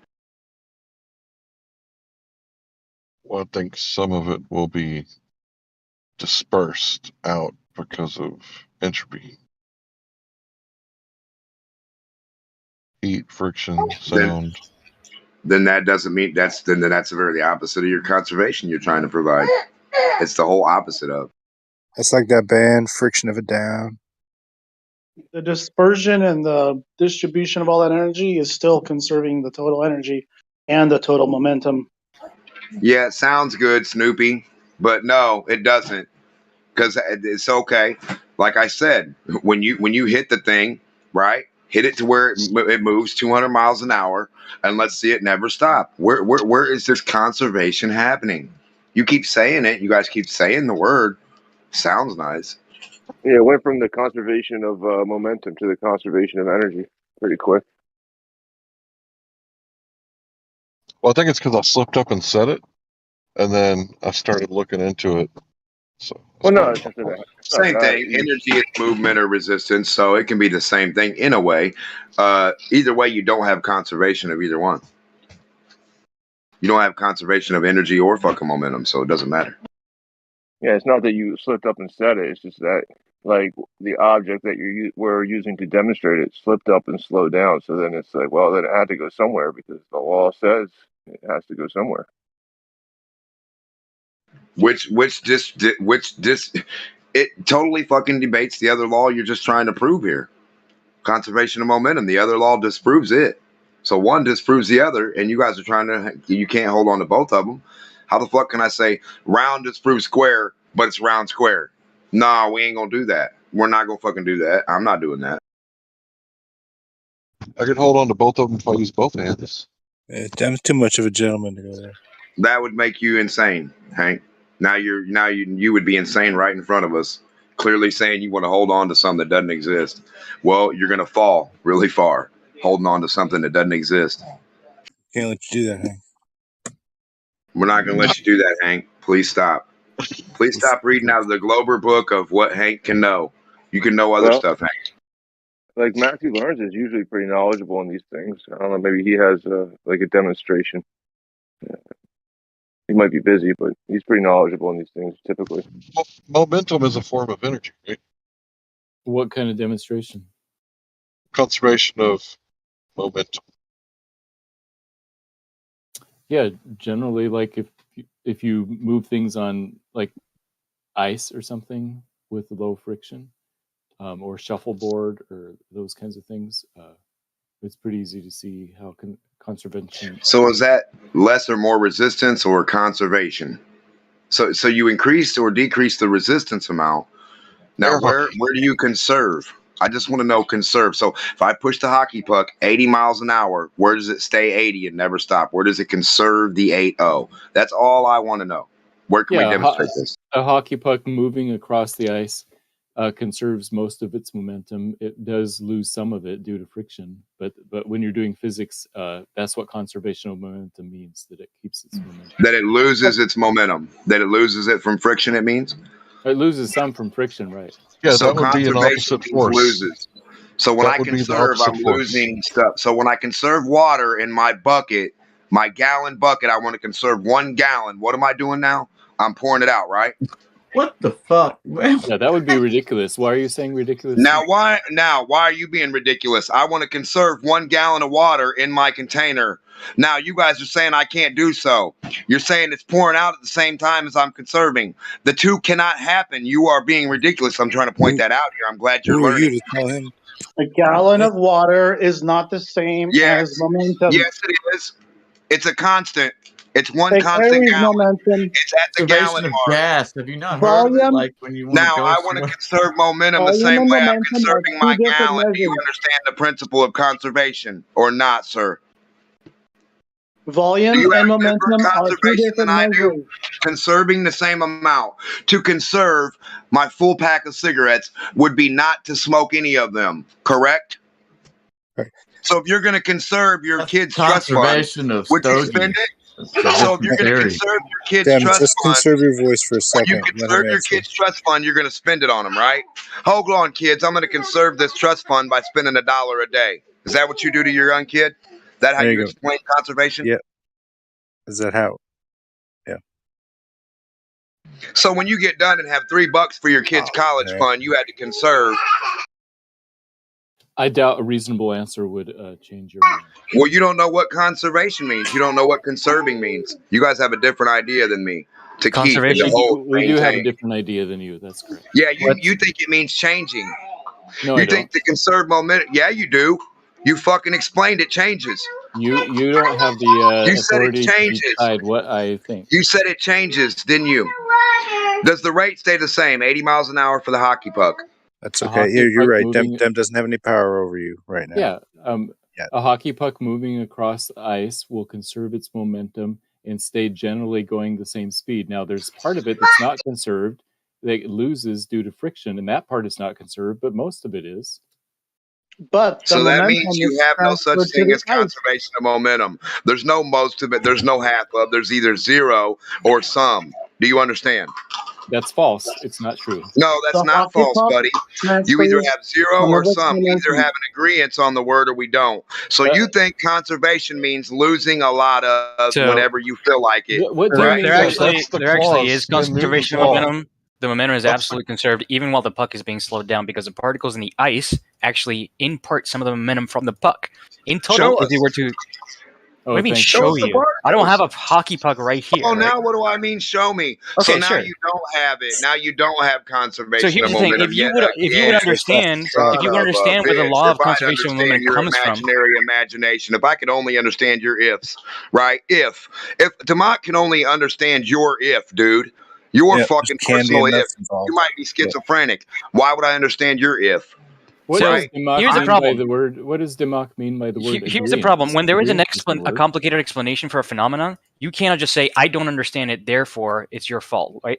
So, like, I could tell you, right, that conservation laws come from something called Noether's theorem, right? Which involves very, very, very, very advanced mathematics, which I'm sure you would not understand. But I could tell you, Noether's theorem states that basically whenever you have a symmetry in a system, then you have a conserved quantity. And for momentum, that happens to be translational symmetry, right? So if you have a system that is symmetric upon a translation, you necessarily have conservation of momentum, but you wouldn't understand that. How are you going to get a flies over circular your ring head. diagram to equate to conservation momentum? How are you going to say that Noether's work on fucking ring diagrams is get the fuck out of here with that shit? Just because you can talk about it doesn't mean it made any damn sense. I'll understand that for Dem. Dem, just reject that shit he said. So Dem was Newton's gonna law. anyway. He was gonna do it anyway. Newton's law talks about it's conserved unless acted upon by an outside force, which that would be friction, right? Sure. I mean, it Right. doesn't talk about momentum, but Newton's law says an object in motion will stay in motion unless acted upon by an outside force. But Right, in the example of a hockey puck on a ring, right, like on a rink, that force is friction. Right. So it's still conserved even though it's dispersed through friction. Correct, right? So like you can think of it as the ice on the ground being like little balls, right, of water, or ice, really. And those little balls take some of the momentum away as the hockey puck is hitting them, much like in a billiards table, right? The momentum of a cue ball that is hit, if you take the momentum of the cue ball after it hits another ball with the momentum of the ball that was hit, you add them together, they will be exactly equal to the momentum of the cue ball when it was before the hit.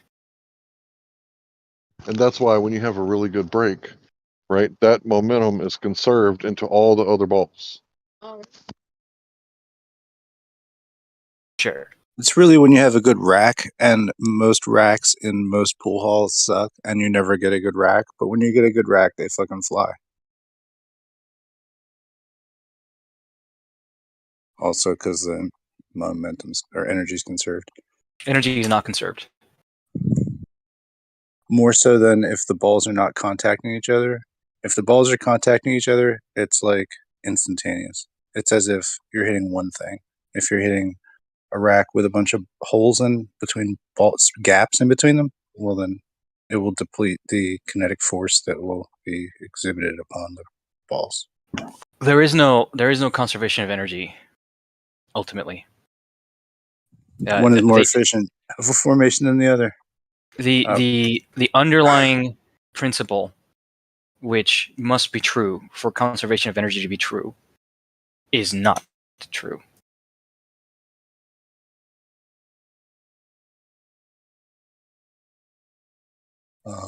So sometimes when you can just wail on the cue ball, and the balls really don't disperse very much. It's because of the factor that I just mentioned.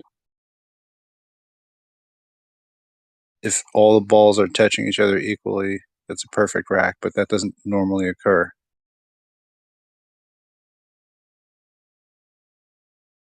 It's okay. You'll get it.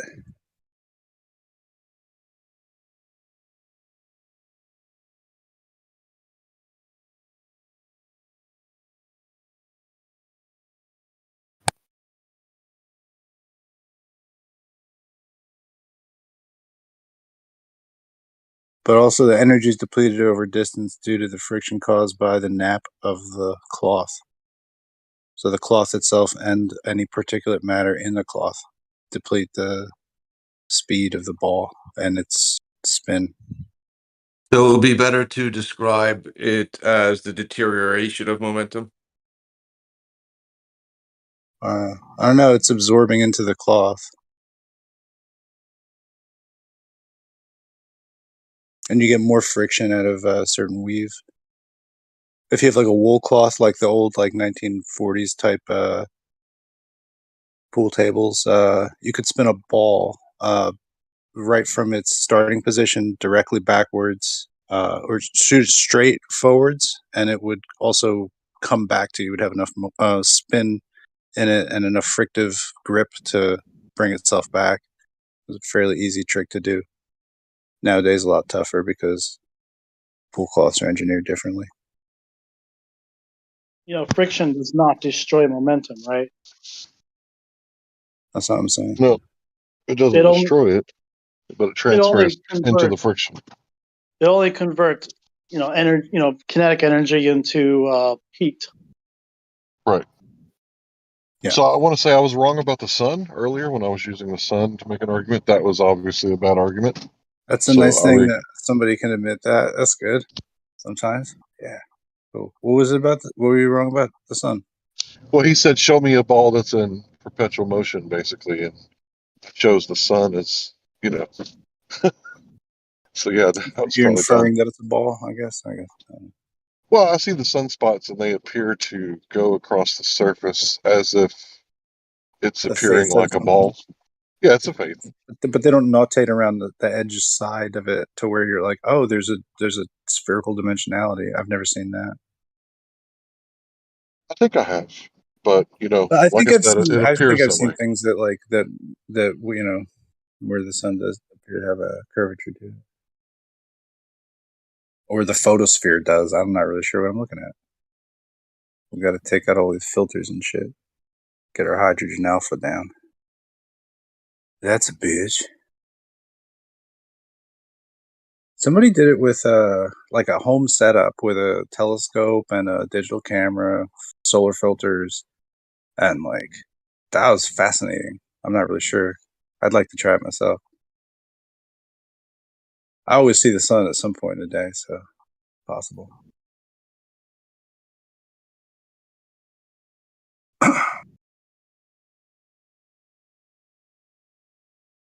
So Larry, you don't think there's something feeding the sun then, that it's not absorbing anything? Don't get me lying, bro. I just know that it was a bad argument, what I said earlier about the sun being, But my brother-in-law had a theory once. He told me way before we got into flat Earth. He said that he thinks there's something going on with the sun where every once in a while it gets recharged by, how did he say it? Something comes in contact with the sun. Forgot. It was years, like a decade ago. Something from the galaxy imparts energy onto the sun to keep it charged. That's an electric universe, like a Birkeland current filament. Like all the suns in electric universe are sort of electric powered plasmic light bulbs. Yeah, I don't know. It could be anything because everything that I see that's created at the ground surface. Gravity seems to be going up, right, towards the sun. So it could be any of these things. What? Gravity's going up to the sun? Yeah, everything goes up. To the sun? Seems like that. Yeah, it seems that way. Doesn't seem like it. It doesn't seem like anything can get past it. It just goes up. Well, the Earth is falling to the sun, technically. Golly. It's just always changing direction, so stays going around in a circle. But circular motion is centripetal acceleration. Ugh. With all these things going up, being created here at the surface, which one of these things that are going up do you think are getting to the sun? Well, if it's daytime, if it's like noon for you, then yeah, you're accelerating up to the sun. But for the someone, center of the sun, or just the sun somewhere on it? Somewhere towards the sun. So we're gonna debate somebody. I'm a debate bro. Well, depends on what religion you are. No, I don't have a religion. Fill out the form. Do you believe that the Earth has a shape? Yeah. Well, you could speak on that religion, whatever shape you think it has. That's not really a religion. Well, then you could speak on whatever beliefs you have on that. I believe the Earth most closely approximates an oblong spheroid? Wow. D model.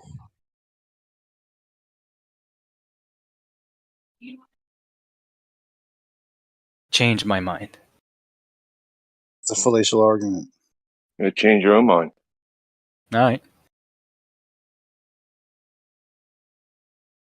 That's a fallacial argument.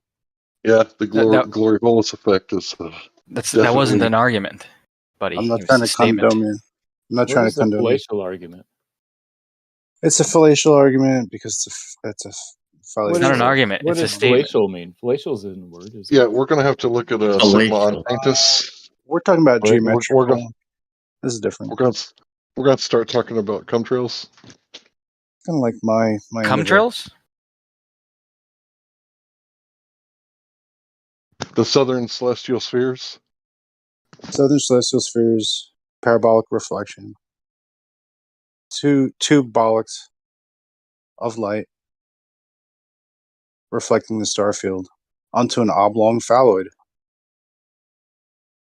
Yeah, prove us wrong. Poincaré supports it. Poincaré's conjecture supports the existence of phalloidal objects, cigar-shaped objects, such as the one that NASA just described, the Oumuamua. Whitsit, are you here? In Look, spirit. guys, for you who don't know, who haven't been around for the past 7 years, we're talking about Dick Earth. Did I have 7 anybody years of ever experience in did the did research of Whitsit the ever get his possibility. lawsuit resolved? Why are you What you talking doing? about? Why are you talking about private matters? What am I talking about? What? Sorry. Why are you talking about another man's business? It's weird. It's fun. Charlie, Also, in this server, we typically don't talk about people unless they're here and interacting. So when Witsit's here, you could ask him sometime. I mean, he's here, but he's not speaking. well, my understanding is that he likes to publicize it, right? Like he was pretty public about it. Sure, and when he's here, you can ask him. Yeah, it's weird to talk about people who aren't like present. Witsit's been on like all day long. He's been on all day long. He's probably just like left on. He's probably spending time with his family. Yeah. No, it's understandable because he's in the room, but just wait until he's speaking and then you can ask him. Yeah, it's all good. So back to the phallic Earth theory. You can't prove it wrong, so it's just as valid as the globe Earth. Sure. Tater Earth. It's a dioid. Is it though? Yeah. Yeah. You can only see it on TV. You can wrap a map around it and get somewhere No, and make predictions. it's actually it's the most natural situation is to have the Mercator projection be functional and working, since we know it does, since we explored the Earth with it, right? It's all we needed. So Mercator projection's fine. That's a cylindrical projection, so it naturally maps to a cylinder, or a baguette, or a sausage, or a cigar, or what have you. Anyway.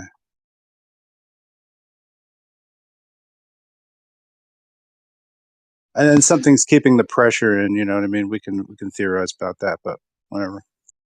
Yeah, it's the point of no return that keeps the pressure in, as long as you don't pass that point. Yeah. It's just it uses non-Euclidean geometry. Oh, anyway.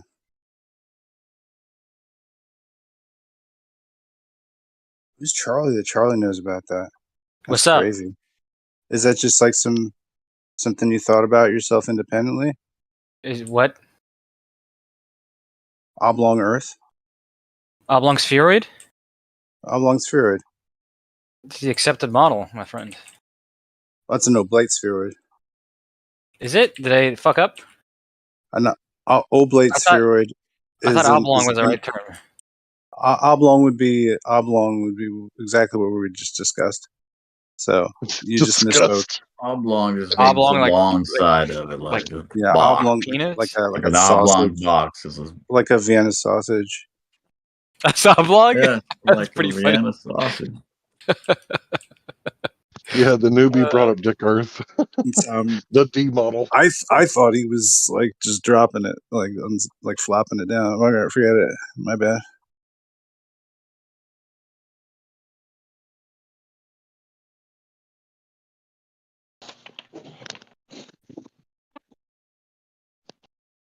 figures why he didn't get the Cumtrail joke.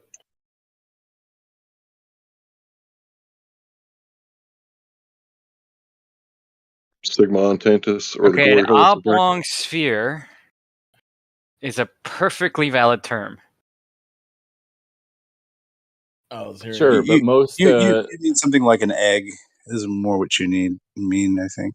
Be like an oblated spheroid. Sure. An oblong spheroid would be somewhat trending on tubular. Be an oval. What does oblong even mean? Long.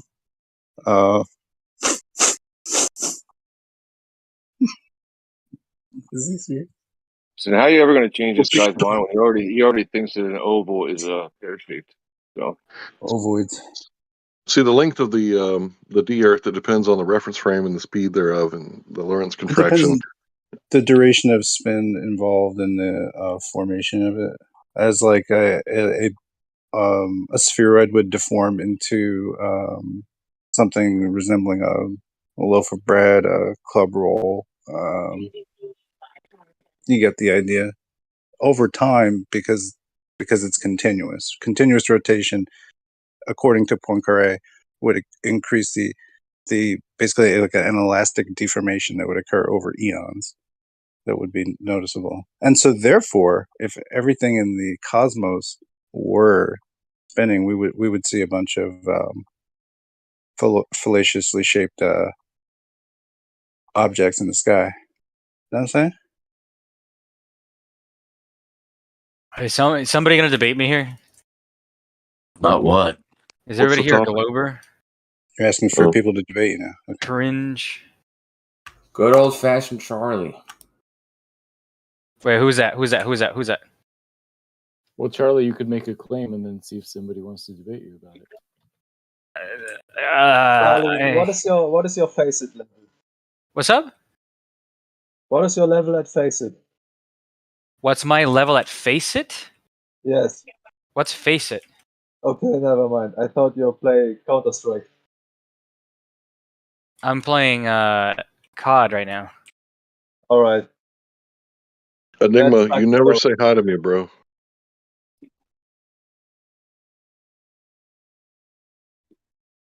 Every time I see Enigma, I'm like, "Hi, Enigma." He's like, "Fuck that white guy."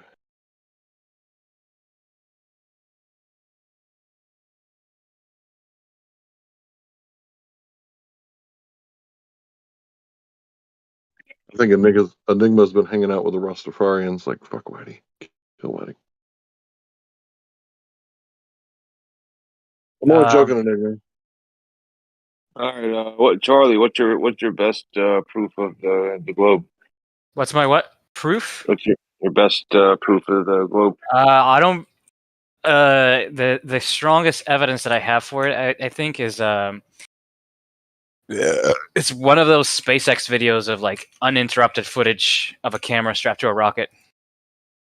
You know, have you guys seen that? Your best evidence is somebody else's experience. What's up? Your best evidence is somebody else's experience. It's not somebody else's experience, right? I can experience it myself by looking at the video. That's the best one. Yeah, that's definitely the best evidence, I guess. Like the most apparent, most easily digestible to, apes. To apes? Okay, Yeah. so you believe what somebody else is presenting you. Do you have any other evidence? Do I believe that what somebody else is presenting me? I mean, not right off the bat. I would. Well, you did, not you would. You did. Right, but like, there's a reason why I believe it, right? It's not just like, oh, please give me lies, and I just take it, right? See, what happens when you're a kid and you go to school and they teach you stuff, right? Is that you open up a science textbook and your teacher tells you, oh, this so and so is true, and then you're like, oh, okay, cool, that's cool, and you believe it as a kid, and then they give you like another lesson, and then you're like, oh, okay, that's cool, I believe it. And then some other time they give you a lesson, and then you're like, oh, well, that's hard to believe. Like, I don't see how that could be true, right? So then what you do, right, is that you verify it yourself. And then you're like, holy shit, that thing that my teacher told me is true. is actually fucking true. Holy fucking shit, right? So then you go, okay, well, quite the complex belief I'm just gonna system. keep going. I'm just gonna keep going to school, and I'm gonna learn other stuff, right? I'm gonna read more textbooks. Okay, this textbook is making this claim. Holy shit, I can't believe that's true. I'm gonna go and verify that that's true, and then you do that, and then you see, holy shit, what this textbook's telling me is actually true. You verified a Tesla rocket, right? No. My point is that after a while. My point is that after a while. Yeah. All right. Well, what are those steps that you did? You verified a video rocket video. What happened? Hold on. My point is that after a while, it You gets verified tiresome. a lot of things. Like, what did you verify? That's what I asked you originally. You said you watched a video and you verified it. No. That's not what verification is, right? Like, my point is that after a while, individual verification of it. You just trust. Okay, are you gonna let me talk? After a while, you already did talk plenty. Well, I wasn't done. Well, I had my fill. Well, that sucks for you, man. My point is that after a while, verifying every single claim is not sustainable. It doesn't scale well for humans to like build knowledge, right? So it's not worth. So what we have to do. So you have a belief in a video. No. It's not that it's not worth verifying. It's that in order for us as human beings what was like the first make thing technological that progress, told you we have to be able to stand on the knowledge of giants, right? That's a very famous claim. God, you're boring me. Really, you're really quickly boring me. Dude, you're just droning over him, Tank. Have to stand on a giant. He's droning on about how a teacher did something that proved something that I mean, you're not letting me finish my point. You asked me. If I had more evidence, you asked me for evidence, something, and like I'm giving you the evidence, but you don't want to listen. You're telling me how you trust things. Okay, you trust everything. Cool. That's your no. I told you already, right? Like in order watch the video. In order for us as a society to build knowledge, right? We have to randomly sample claims and verify some of them, and trust other claims. You need to stop saying that. Does anybody want to talk to him? Because I don't really want to talk to him. If somebody else wants to, that's fine, bro. You don't have to talk. You can just mute me, and you can just mute yourself, or just not talk. Yeah, I have that option. I'm aware of it. Yeah, that's why I'm putting it out there. That's really well, thank you for that fascinating observation. Anyway, my whole point is that it's not a sustainable system to verify every single thing that you get taught, and I claim that you yourself have not done that. There is absolutely no way that you have verified every single thing that you believe. You just don't. You can't. You have to trust to a certain degree, and a healthy amount of skepticism is always good. But you have to. There comes a time where you have to trust the research and peer review. All you're saying is you have a belief system. That other people can build on anything other than a belief system that you have. I mean, regardless of the shape of the earth, all you're telling me is you have a belief system and why it's good to have a belief system. I mean, you asked for evidence and I gave it to you, right? There's literally an unedited video of like a rocket going up to space, you being able to see that the Earth is roughly spherical, and the rocket coming back up unedited, all single tape. How do you know that it's not just like a 2-inch rocket? What's up? How do you know it's not just like a 2-inch rocket in a studio? How does the size of the rocket matter when it comes to? You know, it's not just a toy rocket in a studio. I'm just asking, what makes you believe that it's real? Oh, because I'm not a size of the rocket does matter, and I'll tell you why. That's the size of the rocket weird matters. We can explain. Well, yeah, but the fact that they pretend like it's physically impossible to fake any of this stuff is silly. No. I never pretended. I never pretended that it's physically impossible. Even if no. I never said it's physically impossible. It's obviously possible to fake it. I'm just saying. But why do you guys gotta talk at the same time? I don't understand. What the hell? Yeah, settle down, buddy. Hey, fuckers. But yeah, so you saw a video. That's all you're saying. Is you saw a video of something. But like, what leads you? What leads you to believe that it shows you anything in reality, like at all? Like, what are you connecting here? It is consistent with other evidences as well, right? That you just asked me for the strongest one. I just gave you the strongest one. A movie. You told me a movie. Strongest? Okay. Wait, hold on. That's your strongest? Yeah. You how do you confirm that I went to space? Okay, so what do you think is the difference between evidence and proof? Well, that doesn't matter about what I think. You have the strongest evidence is that you believe this thing went up into space and you didn't even see it go to space or any of that. You just saw this video and that's your strongest evidence? That is my that's my strongest evidence for like apes to digest. I can give you other evidences. Holy shit, dude, that's your strongest. Yeah, sure. A rocket. We all see the rockets. Doesn't mean they go to space. No. The rocket has a camera attached to it. So it records the entire way up and down. Yeah, it's nice that you can put rockets on Okay. cameras. Right, and there's like video of like TV news filming it from the ground. Okay, well, let me ask you this. Now, if there is a concerted effort to make you and everyone else possibly believe that we're on a ball planet, right? Mm-hmm. If that's like a major focus of all of the world's powers, sure, right? And they have all the money in the world to play with to do that, it'd be very easy to create exactly what you saw and convince you that that's strong evidence, right? Correct. I don't even know where's what he where's saw, your but- strong evidence? If that's the case, if we're right, that's obviously the case. So No. evidence. No. really counts for anything. I agree. I agree with you. If there was indeed a concerted effort by, world corporations or the Illuminati or whatever, Hillary Clinton, whatever, to make me believe that the world is spherical, and they concentrated all their money into this effort, of course they could produce a video which could. What kind convince of me. camera was it? Do you know what kind of camera? All kinds shot of it? other stuff. No, I don't. Right, It but doesn't like, matter. camera? I mean, he just admitted that obviously, if we're right, then that could be fake. So where's your evidence? What kind Where's of your wire? personally verified evidence? So here's the thing. Where'd they plug the camera Not in? Like, what kind of all wiring assumptions existed in are the equally USB? likely. Right? Where's the Not- video at? Oh, I can show it to you. Right? Do you want to see it? What kind of wiring Yeah, did but they he'd use love to you hook to up look the at the camera? video Sure, because I'll pull it up right he's now. in a pinch already. You just admitted that if we're right, then there obviously would be a concerted effort that could be very easily making these Who things wanted the that you video? believe it. So I just Yeah, posted it in the now he chat. wants to concentrate on the Sure. video, right? He wants you guys to Everybody look wants at the the video video. and see how look how real they made it look. I know. Well, I don't know. I mean, I'm just curious. What kind of you believe it? Like, what kind of fuel was used? What kind of camera was used to capture the moment? And what did I you don't see? need to know what kind of camera was being used to film in order for me to be convinced that the video is authentic, right? Can a Yeah, camera he's withstand convinced, and outer he thinks space? he doesn't have a religion. He's convinced of Oh, it's something he on can't prove, and he Twitter. thinks it's not a religion. So there you go. Like what kind of heat was put onto that camera that it was strapped on the outside of a rocket? I don't know.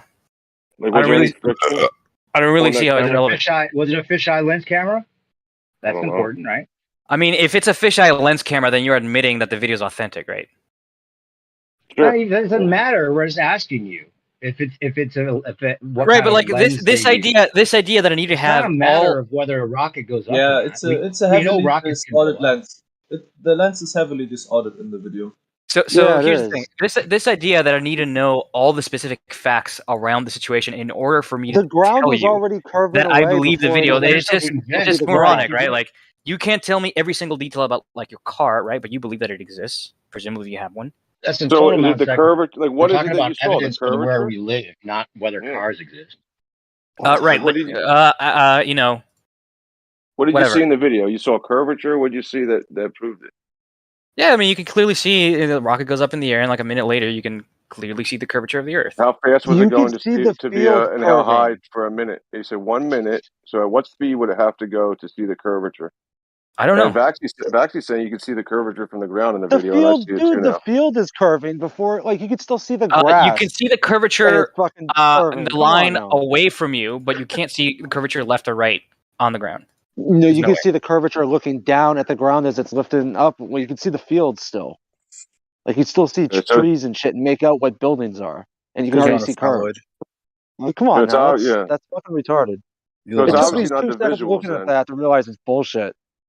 Oy. Yeah, so it can't be the visuals of the video that proves it to you. It has to be the engineering I said it of doesn't the prove it to me. I possibility. said it's the strongest evidence, right? Curved cameras on the ground. Lame. That even Dude, apes that's could ingest. pathetic. That was What's like wrong the with worst you, man? evidence, actually, I've ever seen. Why are you indirectly insulting all the time, man? You What's up? emphasized this ape stuff like 4 times, bro. What's Yeah. wrong with you? Do you have anger trying to that pick- you have he's to trying to like pick a let fight. out with What? us or what? Hold on. Relax, Who's taking? bro. Hold We on. talk Who's taking normal, man. offense to me using the word apes? Dude, we just Yo, try man, to thinking talk racist normally, right? shit. What? We don't need to be condescending or Oh, but you can call me retarded? Well, that's because you are Dude, retarded. what's wrong with you, man? Oh, You have well, so much anger. Well, here's the thing. Like, I don't mind you calling me retarded, right? But when you guys clutch your pearls and say, "Oh, don't say even apes can ingest this video," I find it to be, first of all, a little bitchy and also massively hypocritical. Honestly, probably He less wasn't calling you a retarded, retard, but though. more pretarded.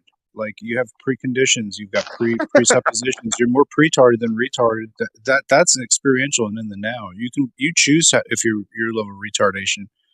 And it was funny to say, so it was like a That's win-win. actually kind of true. Okay. Retarded, yeah, it's cool. So, No, so he like has a as I belief. He has said, a belief. this is He like has a the belief, easiest, and, most easily ingestible. But I actually work for, as an engineer, I'm a software engineer and an electrical engineer. I work for a well-known satellites communications company, and I've actually seen these rockets go up in the air, and I've actually managed the software which actually sends out RF signals up into space to talk with these satellites in a way that would only be consistent, right, if they were actually in orbit. Oh, look out! These people are the toughest ever to talk about. So I mean, This I guess stuff. you would think. I guess You you know think why? that I'm being paid by NASA, right? Like I'm just siloed out, and No, but I every think month you I'm feel getting pretty a check. silly arguing with people that believe that have no belief in what you believe, but you do it for a profession. I mean, you should have no doubt that it's real. And why would you be here arguing with us? I mean, it's ridiculous. Because Obviously, it's there's a fun. doubt in your mind if you're here. It's very fun. I enjoy it a lot. It's Can't just the argue truth. with your I know, very never try to he argue. said, "Yo, You listen, I send get an paid by this RC place." signal to a balloon. That's proof of what? What? I mean, I said you're sending a fucking signal to a balloon. So what? It doesn't prove anything. I am not sending a signal to a balloon. What are you sending it to? There's a satellite. That's How do you multiple know? satellites actually. How do you know? Because I know basic trigonometry and special relativity required in order to be able to accurately Okay. calculate Special the required frequencies for the radio waves that actually reach us. Right. If We're all experts in special if my math was wrong, if my assumptions were wrong, then the system would just not work. But let me ask you a question. Kind of like what you were saying about the footage, how like if there was a mass conspiracy to cover up stuff, would it be possible to use balloons? I mean, come on now, you're being ridiculous. Sure, it's just absolutely. for that too. Yeah, absolutely. Yeah, Charlie, But, look you in know, the but- live stream voice text. Are you familiar with any of those balloon high altitude spoofing satellites that they use?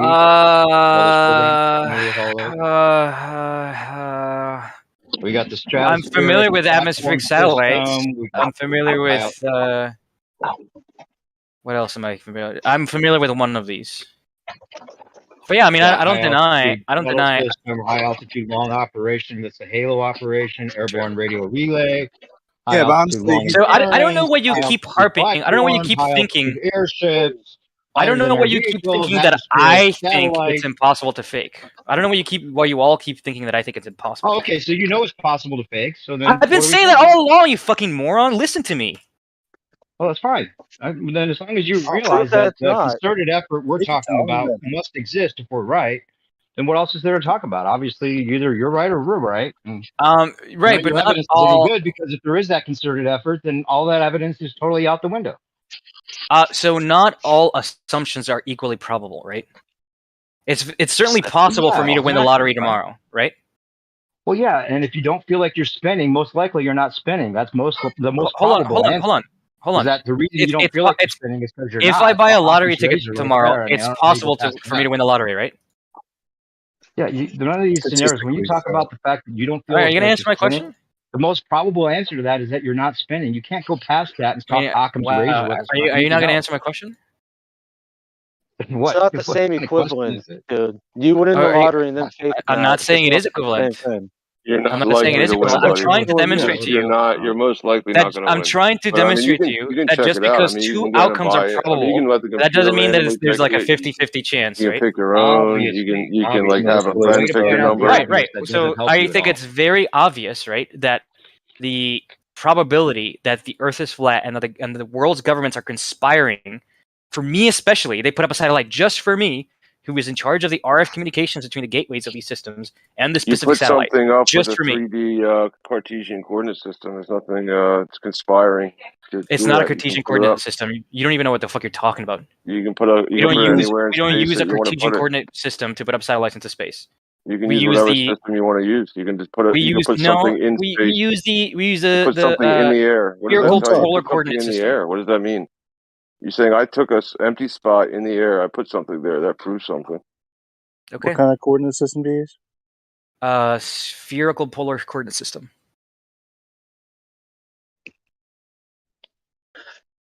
Which, polar coordinates. ironically, funnily enough, is extremely appropriate for coordinates around a sphere. Yeah, it's all in the name, huh? You put And things I up could in do the the air same thing in a for a curved cube path. too, dude, and say the Earth's a fucking cube. Yeah, well, only if you put satellites in a cube shape in the air, then it's a cube. Yeah. Yeah, I mean, you could do that for fucking anything. You Like have to that's the make a part that I square don't in the think they sky. understand. Right, I know that you can. I'm saying it's So convenient to your use. satellite's in orbit, you're saying? Yes. Geosynchronous orbit. How high up? How high? Very, very high up. So Very not high moving. Well, yeah, but what's how many miles? up. All the I way up to wouldn't the be point able where to it's tell you off the not top of my head. moving, where It's high enough that it's Like geosynchronous. Right? 300? Yeah. Like 350 miles up? Way they're higher all than at that. the exact same Is this a spot when they're NOAA not moving. balloon? No. So not moving. I work for a well-known. I work What's for a moving? well-known company that provides internet. Oh, what's the name of the well-known company? I don't I'm know. not Who gonna cares, say it. right?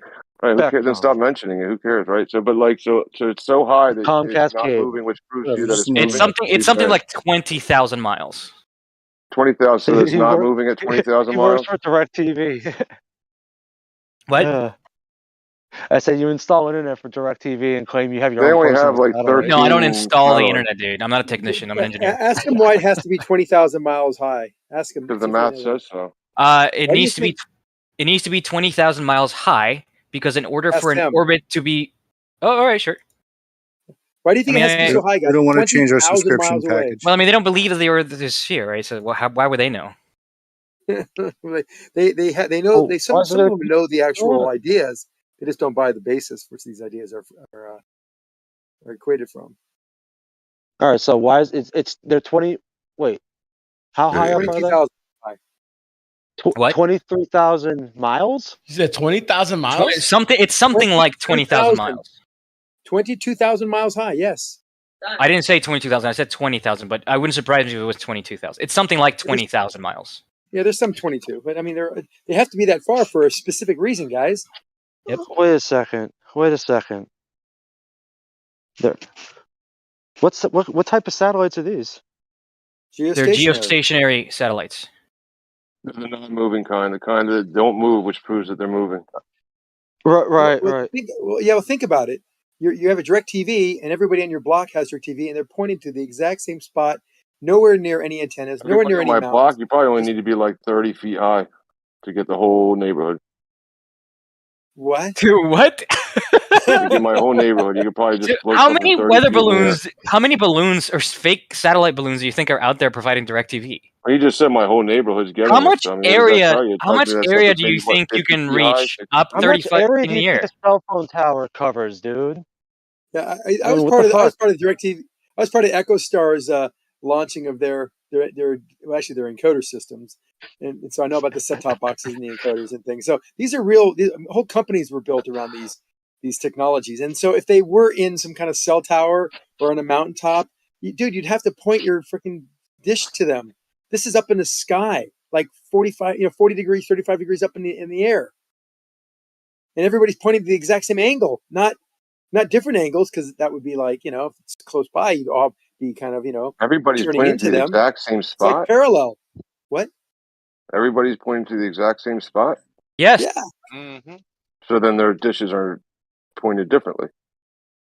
Slightly, but so far Slightly, away. extremely slightly. Very, very. That's why you have that's why you just can't set it up. I mean, and be good. You got to like. Who's the guy that tune said it that as it's you go. probably a cell phone tower or like a weather balloon? What the fuck?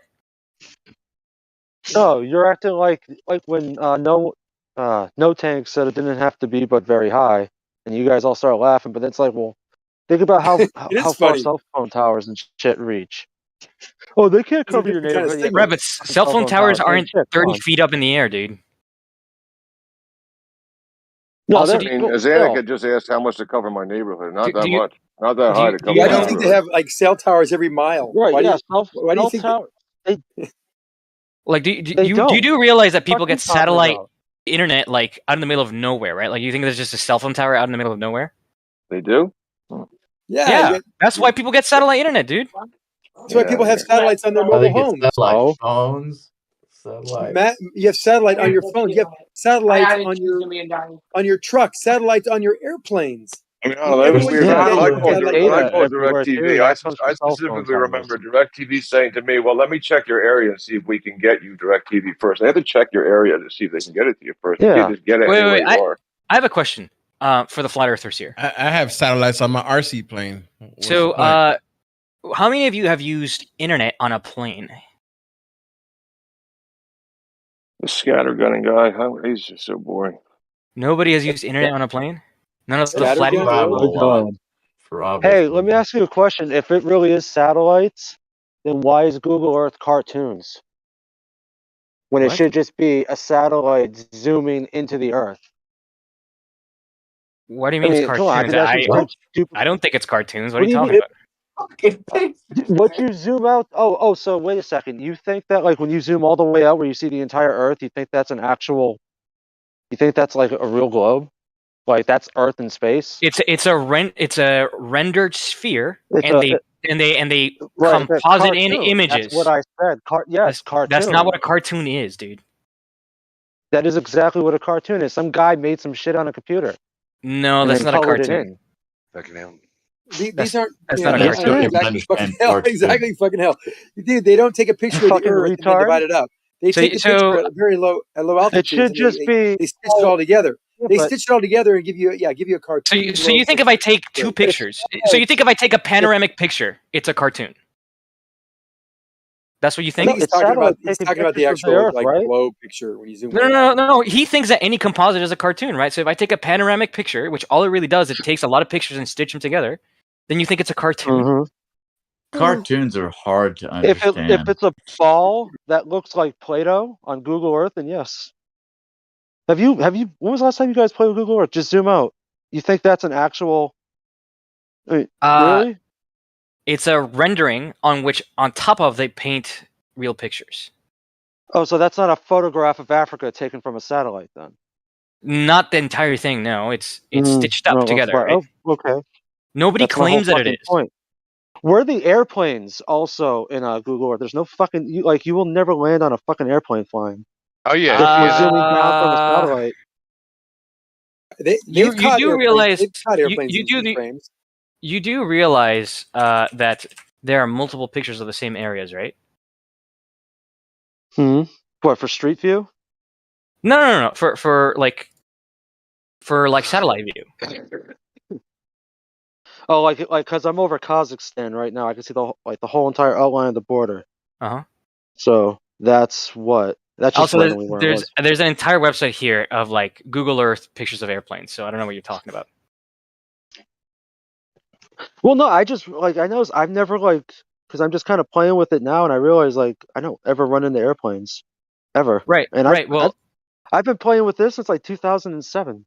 Right. They have multiple pictures of the same area. Right. They just take the picture in which there are the least airplanes, presumably zero. Also, there are plenty of pictures in which there are airplanes, and also you have to zoom in close enough because at most heights, you're not going to see a plane. Have you ever just zoomed into the most randomest part of the ocean and just zoomed in as far as you can and just looked at it? Yeah, I have done that before. Mm-hmm. And it's not very high res. Antarctica is all fucking we should be able to get the exact same footage of Antarctica as we can let's see, where am I? Why? Quebec? Yeah, gross. No, well, how come I can zoom in all the way onto Quebec and see stop signs and shit, why do you think Antarctica is just why do you think your peripheral vision with Google Earth printed into it? Why do you think your peripheral vision is not as good as your vision right in the middle of your eye? No, you can't see anything. There's just certain parts where it doesn't make sense. Okay, you're not answering my question. No. What I'm saying is, I can go to where I live, zoom in, and make out. Oh, that's my car. That's my neighbor's dirt bike. He doesn't have that anymore. But I know what it is by zooming in. Central lens is sharpest. Sure. Okay, I'm trying to answer your question, but you're gonna have to listen to what I'm saying. Why do you think? I'm answering it in a roundabout way, but I need you to follow. But then you zoom. Okay, you're not going to follow. Never mind. You don't want me to answer your question. No, well, you get what I'm saying, right? Okay, go ahead. Yes, I'm trying to answer. Okay. I'm trying to answer your doubt. Go ahead. Okay, why do you think that your peripheral vision is lower resolution than your vision right in the middle of your eye? Go ahead, tell me. What does that have to do with anything? Because there are areas in your field of view which you don't need good resolution because you can just swivel your eye. You have these balls in your eyes which you can swivel around to focus on, right? Like Google all Earth, of North Korea and Antarctica and random parts of the ocean get all fucked up. you can but see the not populated areas in North Korea just fine. Kentucky.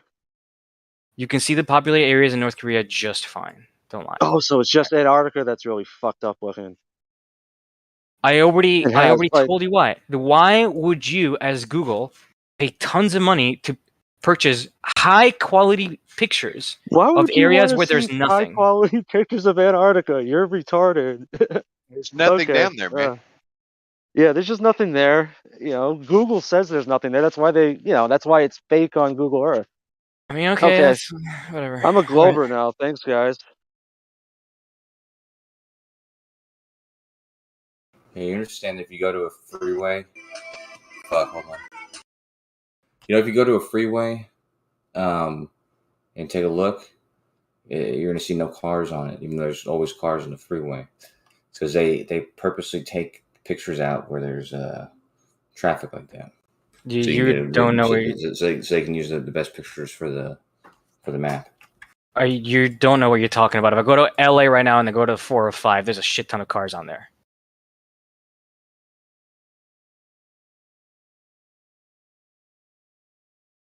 Uh-oh. Talk about Kosho? Yeah, Koso. What the fuck? Yeah, see, there's the airplane. I saw a few where they caught the airplane in flight. Oh, give me a second. And if you look at the focus of that, you can actually determine how high that plane is. So what? Have we turned you all into Globers now? You're all Globers? I think we did it. I think this is a successful meeting. Good job, Charlie. Well done. Any other questions you guys have for the vastly knowledgeable? I think. How do you validate any of your nonsense? I think you actually. How do I validate? How do I validate any of my nonsense? Would you want to ask that question in a non-loaded way? Maybe in a way that's honest. You know. Ooh, that's tough. Honesty is tough. No, I meant exactly what I said. How do you validate this shit? You're spewing. Oh, okay. Like you're sincerely asking me, like, how do I know, right? So here's a problem. Whenever there's a claim to be verified, right? You have to be willing to explain it in terms of something that you allow to be true, because otherwise you're always perpetually like asking how, right? So like I could give you an explanation, but then you're gonna add, well, how do you know that? You know what you just used to explain it, right? And we can keep going down the rabbit hole ultimately until I tell you, well, I don't really know anything. I know things to certain degrees of freedom. The only thing I know is that I exist and that I think, right? And that I have to, and that's the only thing that I have. And that's the only thing that I can do. And I have to presuppose things like logic, right? I have to presuppose things like mathematics. And like that's it. Like right. So you can't verify anything. All you have is, whatever story they gave you, or whatever information you have. Right? No. I mean, I can verify it in terms of something that you yourself agree is true. Well, I mean, irrational problem. Then there's just a problem with that because why? We know that gas pressure needs a container in order to exist. Otherwise, how do we know that? How do we know that? Because it's the only way demonstrable. I got this, Anik. Can you demonstrate that any other way? So I'm sorry. Can you repeat your claim? Not a claim that I have. It's a claim of second law of thermodynamics. Okay, what you said? Can you repeat what you said? Yeah, with second law of thermodynamics, that entropy will assume if you have less pressure next to a higher pressure. No. You made a different claim. You said I'm not making a claim. The second law of thermodynamics does not say anything about gas in a container. Entropy will happen. Listen to me. You have no idea what entropy is. Do you want me to mute you, bro? I'm not talking to you at the moment, right? Listen to me. You first made a claim about containers and gas pressure, right? Right. How do you have gas pressure? Okay. The second law says nothing about that first of all. I'm not. The second law says, according to gas, that entropy will happen if there's nature. Sure, but let's not bring in the second law. Okay, right. let's just talk about gas and pressure. How do you okay? have gas pressure? How do you have? What do you mean? What do you mean? How do you have gas pressure? Yeah, the second law How refers is to gas change of pressure- energy in an isolated system. Nothing to do with gas pressure. No, it doesn't. Hold on. I want to answer that question because I've done this before. Let's go. Okay. Gas and pressure. How do you have gas pressure? Do you want to ask me? I'm asking you, how do you have gas pressure? What do you mean? How do you have gas? Do you mean How to can ask you me? have gas pressure? Do you mean to ask me how is it possible that the atmosphere can stick to the Earth Now, did I even ask though you there's that no question? container around? Well, I'm trying to build Play a his game. coherent You gotta- statement from what you're saying. Charlie, with Evo, you gotta How play his do game. you have His gas answer is pressure? I don't know what you mean by that. You need to ask molecules have to hit each other. ask a coherent question. Molecules have to hit each other. There, gas. Really? Is that the definition of gas pressure? Yes. Really? Xanic, stop fucking fighting my battles for me. Holy shit. Okay. All right. Sorry. All right. Can you ask your question in a complete sentence, please? I don't think it's a lot to ask. I really don't. It might be. All right, Evo, come on, play along with him. Get him the How answer. do you have? How do you have gas pressure? What does it take to have gas pressure? How's Okay, that? sure. You're great. That's enough for me, right? Pressure is a concept where pressure is defined as force over an area, right? And specifically in terms of gas, it's momentum being imparted onto generally speaking onto a surface or into an area. What's an area? What's an area? I mean, do I really need to define these things for you? Yes. Sure. Typically speaking, it's a two-dimensional. Two-dimensional generalization of length. It's the extent or measurement of a surface. No, Surface I mean, of land. Yes, it is. No, not really. But okay. Oh, well, that's a definition. Oh, I see. You're stuck with semantics. Oh, you think that words have hard definitions and that the boundaries words don't are hard have to define? meaning? Yes, most. No, they have do. mean. They absolutely have Semantic meaning. Right? arguments. But they don't so have. you're saying an area, but they you don't wanna have. You want to think that area includes. I mean, do you want me to answer your question? Do you want me to answer your question? You need to let me ask finish a answering your question. Yes, you did. What was my question? Do definitions have meaning, right? And I'm answering it. I'm saying, of course they do have meaning, but you need to be willing to understand that definitions do not have hard boundaries in this abstract semantic space of words, whereas you think that they do.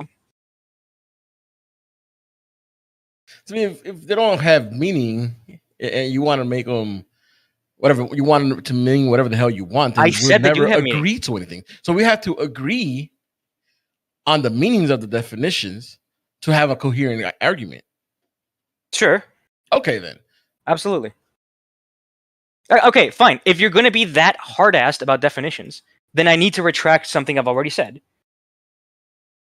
Ooh, the retraction. So you asked me, what is pressure, right? Pressure is just momentum over time being imparted on what's generally approximated as an area.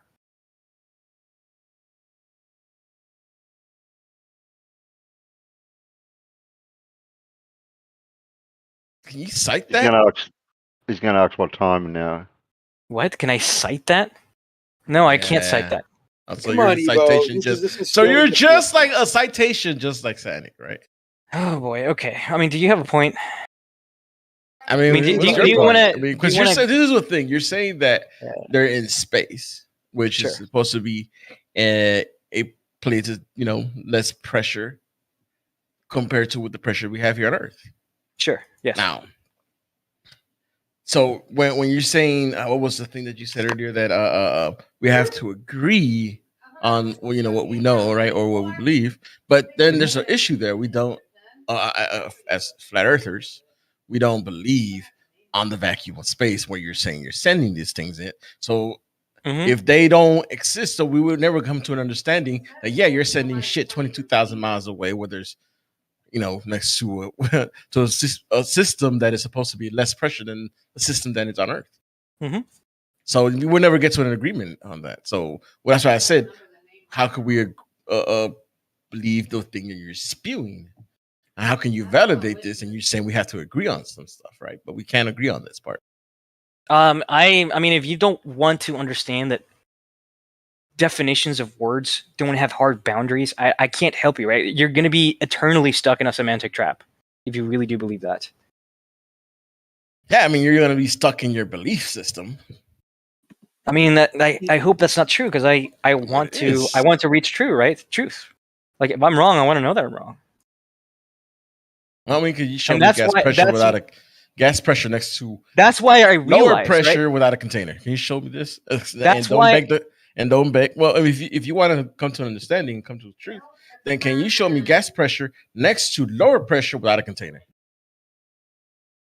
Depends on what you mean by a container, right? Because without a container, what does a container mean?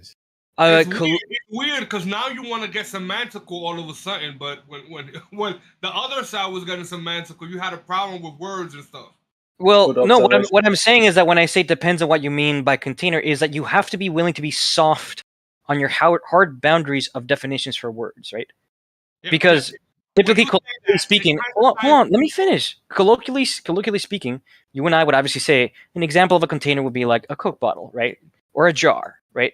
But in order to have pressure, strictly speaking, you don't need a container. You just need something that imparts a force on the gas particles.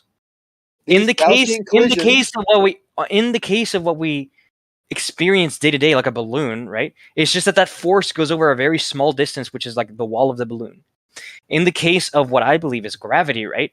It's imparted over a much longer distance, but zoomed out, it basically looks like a surface. Remember, these Gaussian collisions are no different on the surface of the container or with each other. They're bouncing off each other, changing momentum. That's defined as a force, as Charlie said. Not a big deal. And you can have containment without a container. All you need is a force. Sure, like if you have a pressurized gas, that gas is under pressure in the middle of the container too, not just at the walls. All right, so you can technically have a strong enough vacuum in an open container if the vacuum is strong enough to maintain itself, right? But that's a weird kind of not natural. Can you demonstrate that in a natural I don't know what you mean by that. Not artificial? I don't know. We make a more complete vacuum with ionized gases and large magnets. So we actually can move gases away from the center of it to create more of a vacuum using electromagnetism. So we're doing what you say. We make more of a vacuum.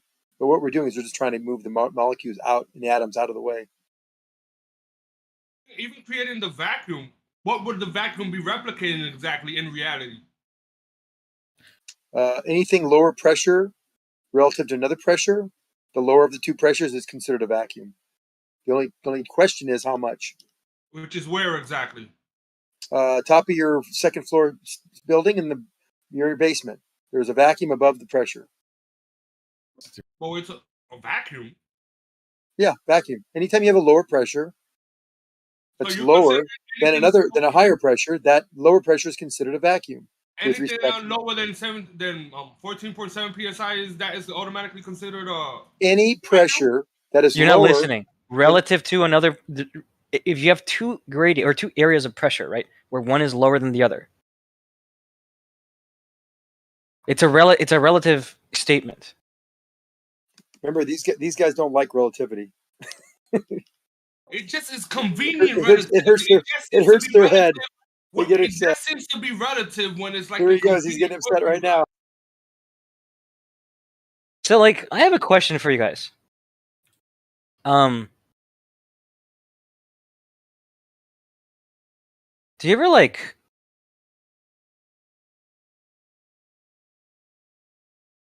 never mind. That's too rude. No, I want to hear it. No. I don't want to get banned. Well, you're keeping us in suspense private now. message me. Charlie, Yeah. private message me. Never I mind. was anticipating this question.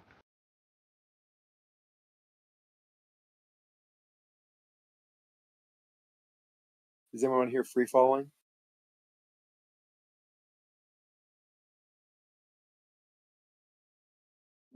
I don't know, Zanuck. The relativity thing is weird because you could say that about anything. Anything can be relative to anything else. Seems like Everything a way to isn't. dismiss anything. Yeah, everything is relative to other things. But the point is, you can have a vacuum, and it could be a weak vacuum, like your vacuum cleaner. Vacuum cleaner is only, God, I want to say it's probably less than 1 psi difference.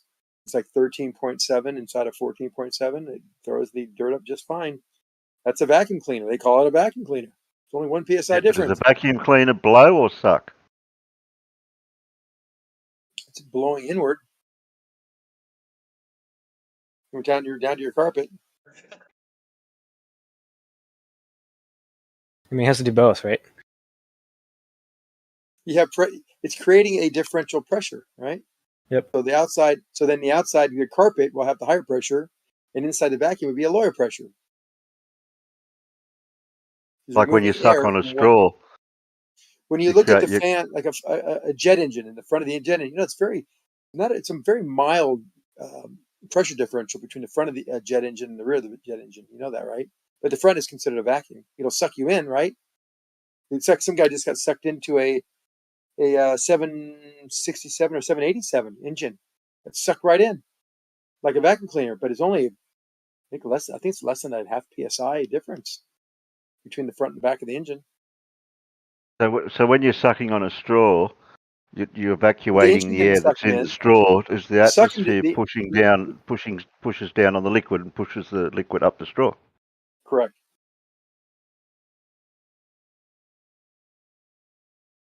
Don't worry, I'm not a flat earther, so. Yeah. I mean, it's always been a confusion of flat earthers about what vacuum is, and people think real strong vacuums are the strongest. I hate it when they call powerful. space a vacuum. I hate it when they call space a vacuum. Space vacuum. Listen, we don't call space vacuums, bro. We didn't come up with these terms. Those terms are given to us by your camp, so we didn't come up with none of it. Well, we never call space a vacuum. All of this shit is your rhetoric. Man, I would pay so much money to watch a TLC show that just follows flat earthers. I know, right? For me, that'd be like the greatest thing ever. But that's not going to happen. Not enough of them. Now, if you guys start recruiting more of you, so we can make this really truly a global spectacle, we will have endless entertainment in the form of TV shows, TLC. What are you guys calling flat earthers? What's up? People that think the Earth is flat. What do you guys mean when you guys say flat earther? Someone who thinks the Earth is flat. I don't think anybody thinks the Earth is flat. No, I didn't mean flat as in like a surface quality. I mean it's flat. Well, I as in don't think not they round. technically think the Earth's flat. They just like to question the globe all the time because they don't understand it. I mean, if you think about it, we don't have a claim. The only thing that we claim is we might not live on the globe like you guys claim. Exactly. Well, my point. The claim is coming from your side. We don't claim nothing. So what is this quote unquote flat earther thing? Do you ever wonder like how phones work? What, two tin cans and a piece of string? How phones are made. Two tin cans, piece of string. That's best. Or like how an internal combustion engine works. Are you asking me those questions? 2-stroke or 4-stroke? I'm actually a motorcycle mechanic and also a inventor of sorts. I very well know how a lot of things are made and how a lot of things work. I don't necessarily have to have every PhD to be able to explain that to you. That's fine. Can you explain to me the basic mechanics of a 4-stroke engine? No, I can't. But you know what I can do? I can show you thousands of videos that I do have of engines that I've taken apart and of jobs that I've actually done. I can. I got a question. I got a simple question for you. I got a simple Me too. I have a simple one. I want to ask you how a 4-stroke. Listen, quiet for a second. I can show you. I got a simple question for you, just on the topic. So when the piston goes down, what happens? What happens when the piston goes down and the exhaust valve is closed and the intake valve is open? What do you think happens? It moves the crankshaft. This is the part. This is the No, part that what is if it you when don't, the piston goes down? What happens to this the is the chamber? part. This is the part that the Globers use against anybody they're arguing. That if you know one specific thing or one, that means that you don't know anything. I told them No, I that. just thought you said you worked on cars. I didn't mean to insult you. I'm sorry. I thought You're not insulting me because I can show you what I'm talking about. You want to get into dude. I built fantastic engines. I know all about engines. This is not a hard question. If you work on cars, you should know this because it's important, especially when they start talking about why the engine's running rough. I'll ask him an even simpler question. Just don't want to get That's why I was getting to my question. What's a two-stroke and a four-stroke? There's a difference why they're called two-stroke It's and ridiculous four-stroke. to get into this with you guys. I'm not gonna get into. Do you know that's ridiculous? I just want to know why you think. Well, we're asking you about like the basics of the field which you claim expertise in, right? And you get offended when we ask you about it. I'm not getting offended. I just don't want to engage in this line of question. And Then don't engage. Very simple. Well, you're talking, so you're engaging, and you're being offended that you're talking. Like I don't understand. Nobody's being offended. You started questioning, do I even know the internals of combustion engines? Yeah. So like the reason that I asked this, right, is because surely, yes. He's an inventor. So the reason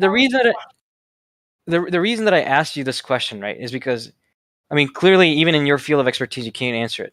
It makes me wonder whether or not you've ever thought like, hey, I really struggle with knowledge here. Maybe I don't have the best idea of like what reality actually is. Lucky I'm not complaining. They're Dunning-Kruger all-stars, man. They never give that a second thought. Lucky I'm not claiming to be a brain surgeon. Is it possible that you guys are wrong? What are you guys basing Absolutely. Absolutely. Okay, but okay. Let's reverse engineer what you're asking. I don't even know you. I don't even think you understand what reverse engineering I don't think I can be wrong. I'm different than the other guys. Reverse engineer what? I have the citation. I can't be wrong. Listen, it's all good. If you guys just want to all gang up and scream up, I can just go to the next chat. And no. Listen. Sorry. Go ahead. Media J. Go ahead. All right. Did you have a question? I kind of lost my train of thought. Just give me a second. Okay. So see, don't you go like, that doesn't seem to happen to the other people around me. That people don't ever lose their train of thought? Oh, shit. Okay. Good for them. No, like as much. As much. They don't drool either. So, like, wouldn't you go like, maybe I should trust their judgment a little more? Okay, so let's question your logic. Let's just say we're wrong, right? Let's put two jars, the globe Earth jar and the flat Earth, whatever you want to define that as, jar, right? I prefer ball in the ball. It's semantical. It don't matter, right? It's just for the general point. There are two jars.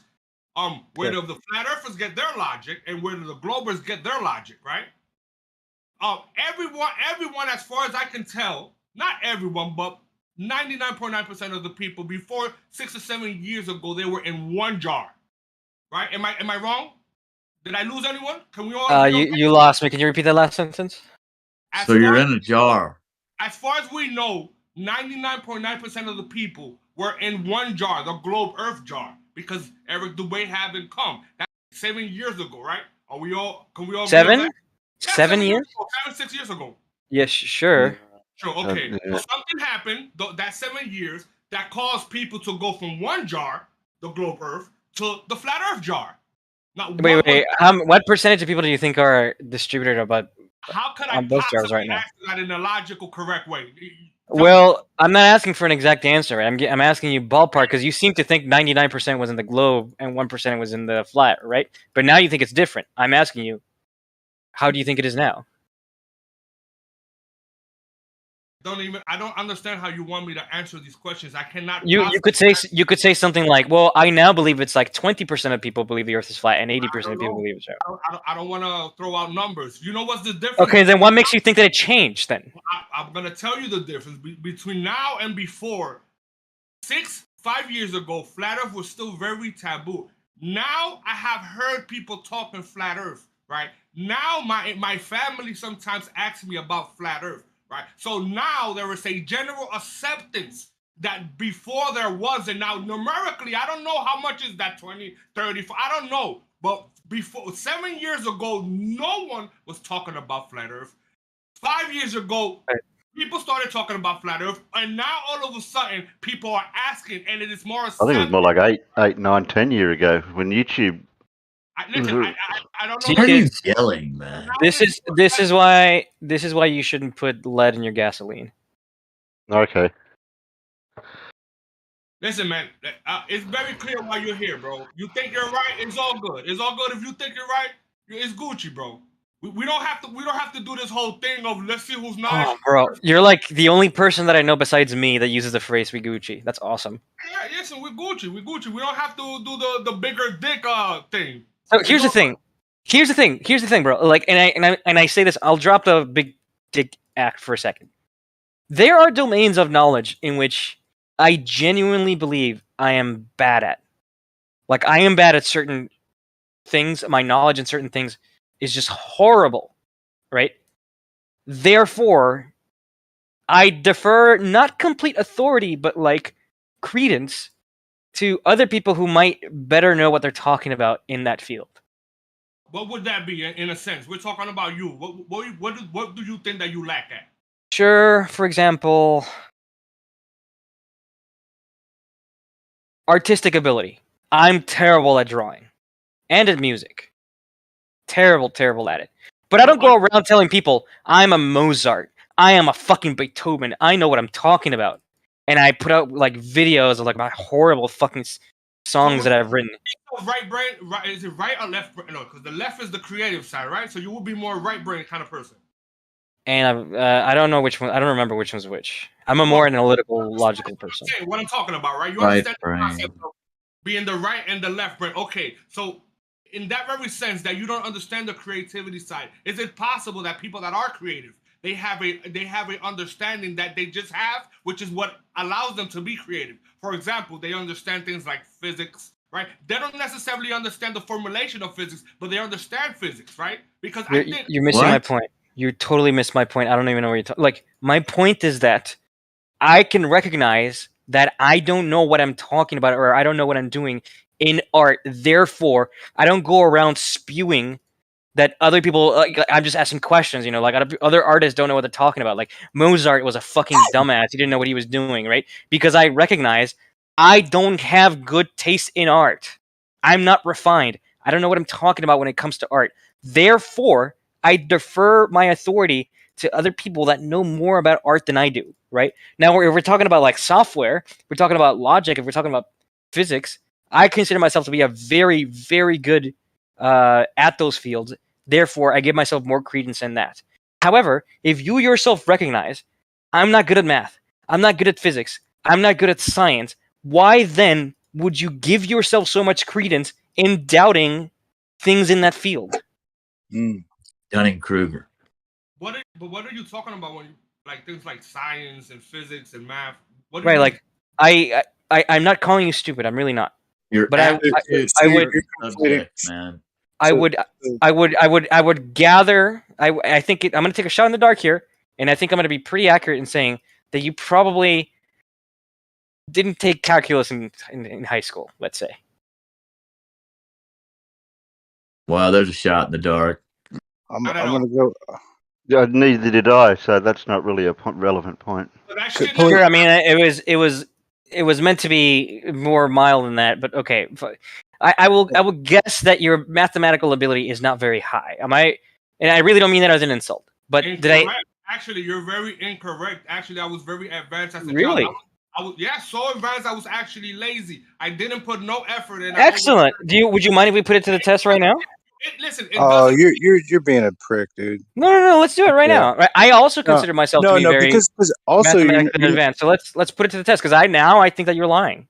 Yeah, the understanding of what level of math you're at is helpful to understand certain physics to do with the shape of the Earth. So that's it's extremely relevant, right? So you say, hey, you're advanced in math, right? You understand mathematical concepts well. So I'm calling bullshit on that. And it's okay to do. What? Okay, so. What? Is that what I said, or is that what you heard? That is what I heard. Okay. That's what I heard. Did anybody else hear that? So what I said was that I was always Yeah, I very heard good it. in math. In class, when I was going to class, I am no longer a teenager. Always very advanced. Grew up always knowing more than my fellow students. Okay, excellent. Would you? Let me finish. I was very clever when I was a child. So much so that I passed every mathematical problem without much effort, without having to study. I also became lazy because of it, so I didn't really go into the mathematical shit. So you were so smart, you Right. became So if you're dumb. lazy, you're not good at math, right? If you didn't study, you're not good at math. Like there's no. Okay, so I think we're equating. This is the same thing that the Globers do, right? It means that if you don't have 20 PhDs in every topic, they're pretty much trying to say that you can't clean your ass, right? No. You don't. It doesn't even have to be that advanced, right? That's a straw man or whatever you call it. Let me He's finish saying talking. if you're I don't not have a PhD in math at all. if you don't have aptitude at these subjects, Ultimately, it it's seems gonna go to everything that that you direction. act like you do have aptitude at these And if subjects. you don't have 20 PhDs, you don't know what you're talking about. That is literally Nobody said that. Nobody That's said not that. what you're saying. No, You're you're going misconstruing what he's saying. You're reading into it too much. Some of the smartest people that I know don't have a degree at all. Some of the people that are most advanced in physics and math that I know do not have a degree. bullshit. I see right through you, bro. I see right through you. Wait, Do Media you? J. What are you seeing through? Media J, would you be able to tell me what a derivative is? Listen, derivative of these nuts, bro. I'm out of here. I'm not gonna take this bullshit. I hear it. All right. So his answer Derivative is these no. nuts. Hey, integrate this, bitch. Oh Jesus. I admit myself he to showed everybody you. that I didn't advance in cue to school the very friggin- high, so my maths level is very low. Right, but you're willing to say your math level is low, and there's no shame in that, by the way. Absolutely none. The whole point is knowing what your aptitude levels are. If you're apt at certain subjects, and some subjects you're deficient at. I think we all have those. We do. I can read and write. It's the truth, man. I can read and write. I know I can do that. Make your mark. I am terrible at writing, like really fucking horrible, really, really, really bad. How is that possible? Don't you have to Charlie, write? when you go, like you said, you Because- don't know art very well, right? 'Cause you're terrible at art. Yeah. But when you look at a painting or a piece of art, how do you know if you like it or not? How do I know if I like it or not? I mean, that's like saying, how do I know when I'm touching something? Like, Not I just do. Not really. Like, I mean, you don't have to ask somebody if that painting is good or not, right? I mean, You either that's like it or you asking me, don't. how do I know when I like a food? Like, I just do. I just like it or I don't like it. I don't have the vocabulary to tell you why. Would you say it's a feeling, like kind of. Like You don't have to resonates? research art to appreciate it. Yeah, it resonates with you. Would you say that? So for me, the type of art which I appreciate, feeling if you're it asking gives me that, you maybe? no. So the type of art which I appreciate is when I can identify that takes a lot of fucking skill. Like that is like for example, like ultra realistic pencil drawings, I find to be just like mind blowing. Right. Yeah. Super realistic. Yeah. Yeah, like those those pencil drawings that look like pictures. Right. Yeah, like those I can appreciate, but I recognize it's a very narrow thing to appreciate art by. Like Do when you I go think to like beyond admiring the is technical a skill. Jackson Pollock painting like a total piece of shit then? What? Would a Jackson who Pollock Jackson painting Pollock be a is? total piece of shit? What a Jackson what? He doesn't know what do you even know what a It's Jackson abstract Pollock art. is? It's abstract art. Oh, that well, doesn't I was require a gonna lot of say skill. I was gonna say whenever I go to like modern art museums, because every once in a while my wife will take me to one of these things. All I do is like poke fun at the art. Like my favorite thing to do is like walk up to a thermostat and be like, "Huh, that's super interesting." Like stroke my chin. Right. Yeah. I agree with you on some of that too. Now, but has there ever been like an abstract painting or something that's like not just like you're admiring the technical skill of the artist, where it's like, wow, it says something to you, like it No. gives you a feeling, or you like it on a deeper level rather than just admiring the person that might have been good at doing it. Not from paintings, but I do get that from music. Okay, so you appreciate music in that way because it resonates with you, right? It gives Right, you but something that you can't really describe, right? Right, but it's very narrow. Really Like, describe why you like it.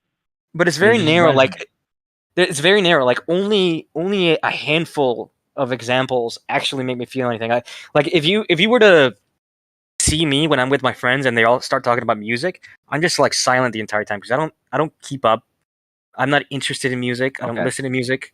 Right? Like, it's But not. more what I'm getting at, it's not about testing you for anything. It's just Sure. more what I'm getting at is that you've had things in your life that resonate with you because they just do. You may not even be able to explain it.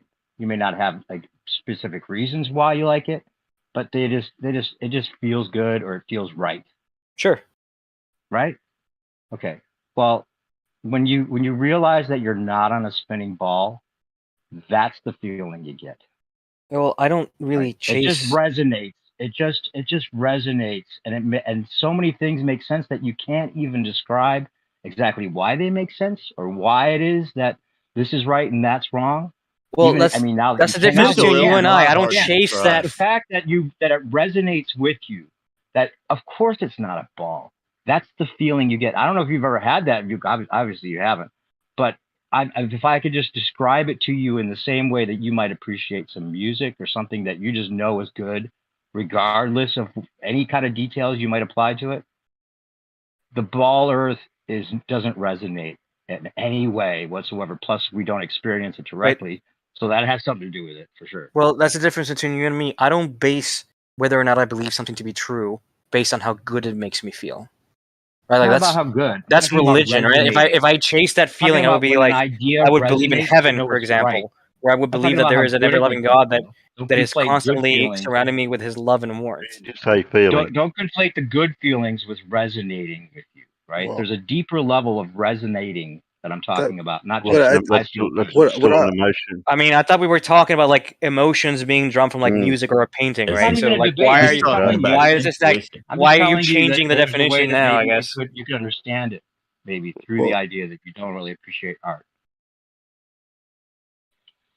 I think it's just a bad analogy to start with. You're trying to conflate like art appreciation and art abilities with the ability to do like I don't know, satellites or whatever you're doing, right? No, me? Are you talking about me? No, I don't mean you. He was like basically Subjective. his. One thing, it's subjective. How you feel about art is subjective. Absolutely, there's no. It's It's like subjective. trying to design a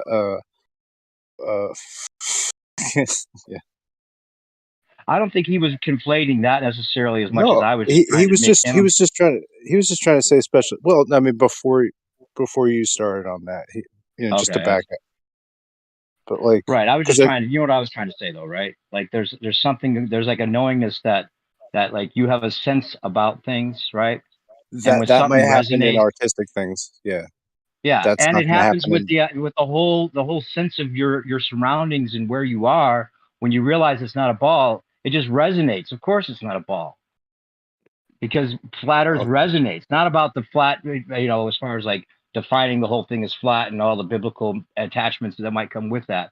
It just resonates because that is our experience, right? It's our That's full fine. 100% experience. The globe Earth And resonates for me. that's really strong evidence for flat Earth. That it And resonates for for people you? to say that is our direct experience. 100% of our direct experience is a stationary level plane. Oh yeah, no, I agree with you. It is good evidence for it. I don't disagree with that. Okay, well that's good. Like I agree that there can be good evidence for things that are not true. Yeah, and a lot of times ballers will say, well, just because you can't trust your senses, but just because you can't always trust your senses doesn't mean you just throw it all, throw out the baby with the bathwater, right? Right, but like the Globers aren't saying throw it away, right? The Globers are saying a lot of you them do. you see the Earth flat, right? However, it's inconsistent with these other things, right? And Right, these and then it's a other matter of things weighing aren't. that evidence, right? But hold on, but these other things are not subjective like your senses are. Well, kind of what I was trying to get at was because you're like, and there's a big separation in the type of people that I think we're dealing with on both sides here, and the type of person that is typically more a flat earther is it puts a lot more weight on their direct experience, right? And how that they feel like if this was happening, I would have a sense about it, regardless if I would even feel the spin. I would just Right. sense that this is happening, you know, Right. in a deeper sense. That's kind of what I was trying to get at.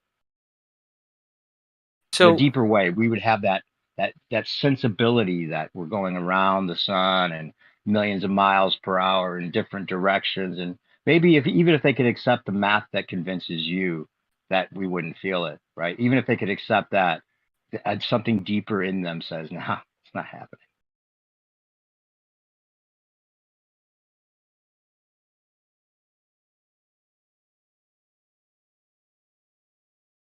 That's my point.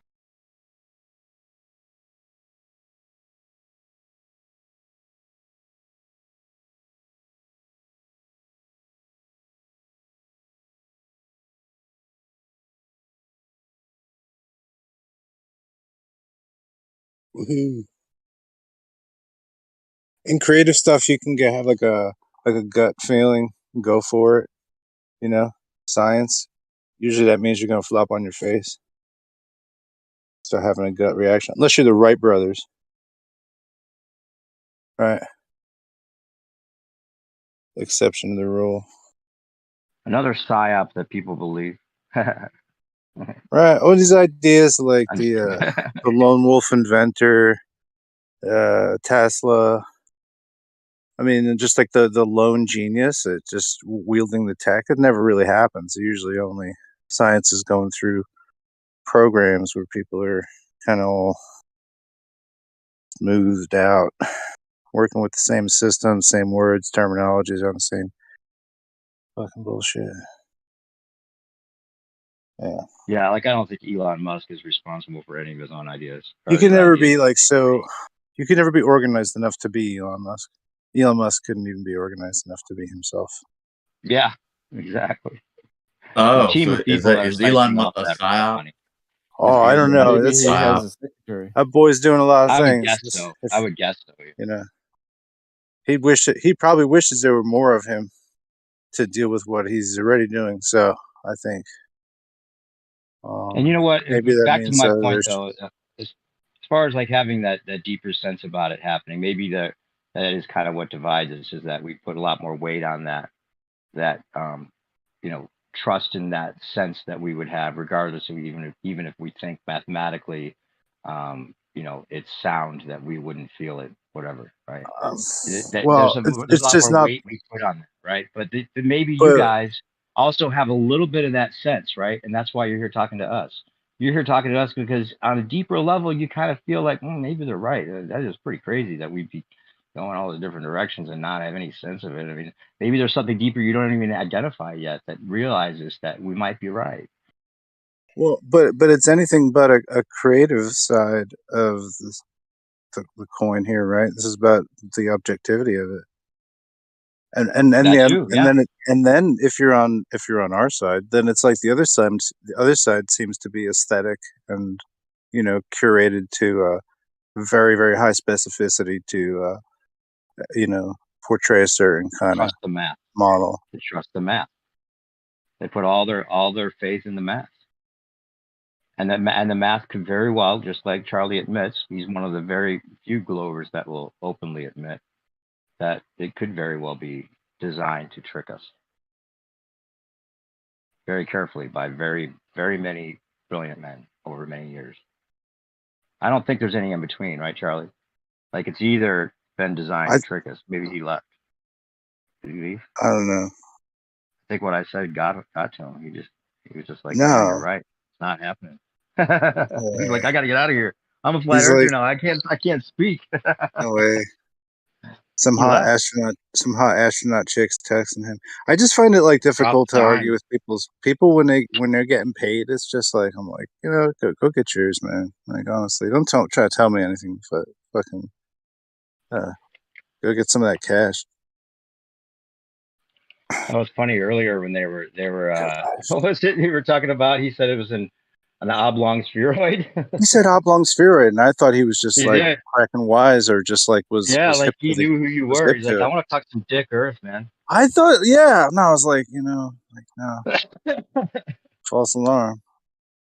But like, he was a super glober, so I guess it was like fine, right? It's like kind of all's well.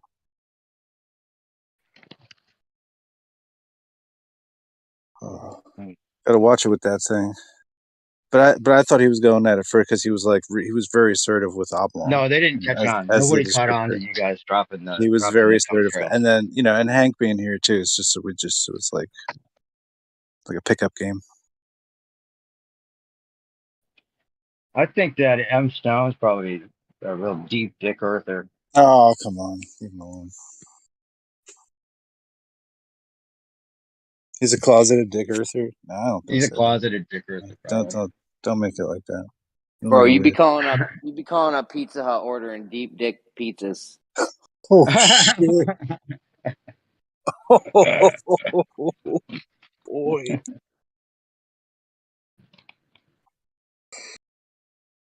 That'll fill you up. Horizon always rises to mouth level, right? How are the janitorial arts treating you there, Jeremy?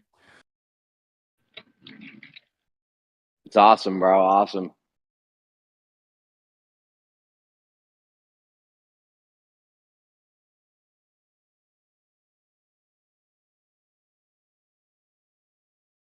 I'm actually doing science. You're a when I do janitor it. at a university, right?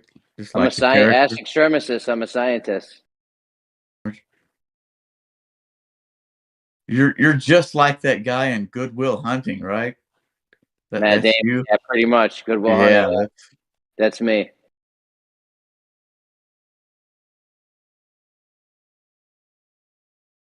They started putting the chalk in a lock case when he comes in to clean. so he doesn't eat them. I'm guessing.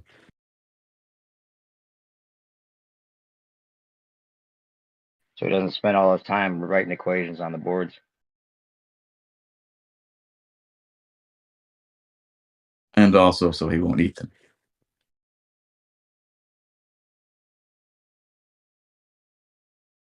Did you ever see the video on the mathematic proof that he has to do? It's like a geometric proof. Nah. Or so it's just about connected lines. How many individual like pathways can something go through, like with an amount of connected nodes in a branch series? Is it actually anything complicated? There's 10 solutions to the problem. Tensors? Not really. They're just like groups, nodal groups, and So they didn't try to take they can't have repeated relations. Brilliant. It wasn't something that was groundbreaking actually at one No. point that they just kind of reused. Yeah. Not so much, and I don't think it would take a whole it wouldn't take a whole semester. You would just like kind of go through that. I like Louis C.K.'s take on that. Have you ever watched that bit that Louis C.K. does about that movie? No. Pretty funny. I don't remember. Check it out.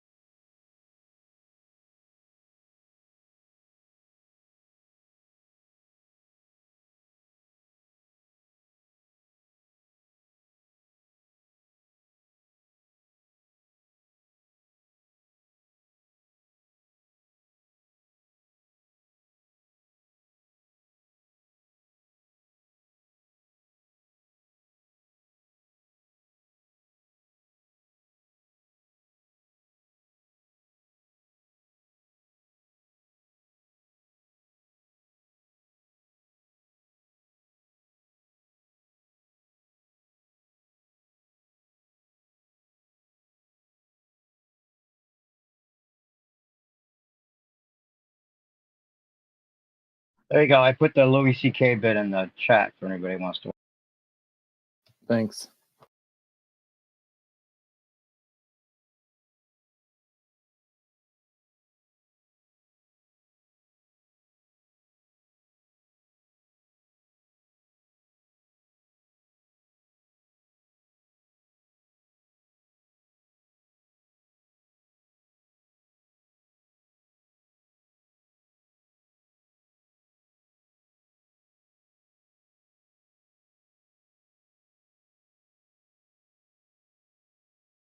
Yeah, no, they call me. I'm a regular Matt Damon, straight out of Good Will Hunting. Who I just does? be running up on equations on boards in the hallway, solving them shits, walking away like no one's business.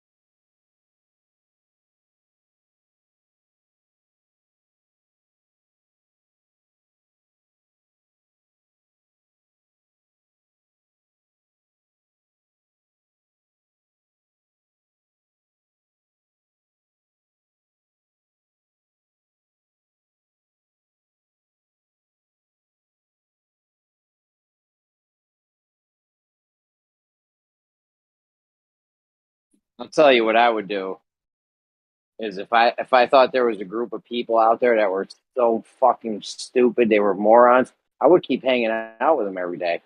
That's what I would do.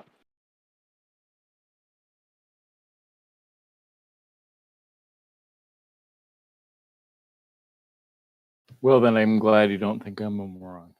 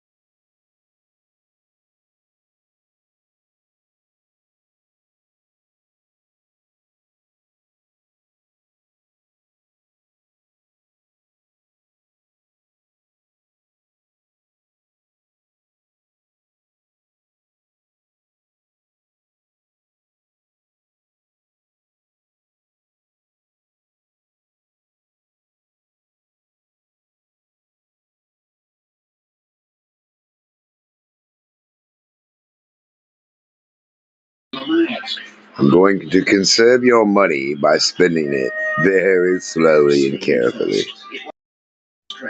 But don't worry, it will be conserved.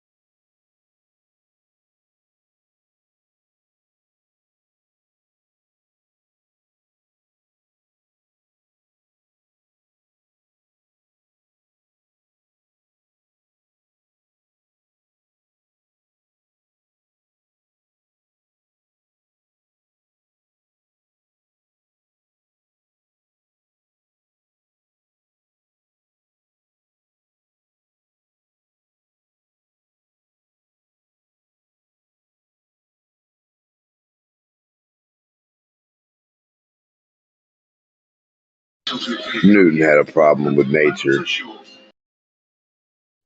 So did Einstein.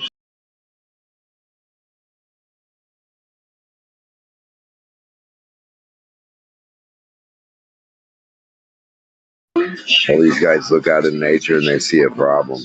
They got to solve it, you know what I mean? Check out the problem. They'll solve it.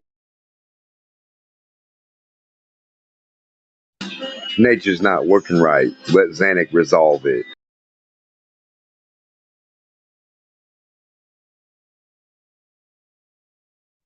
The apple, it should be floating up.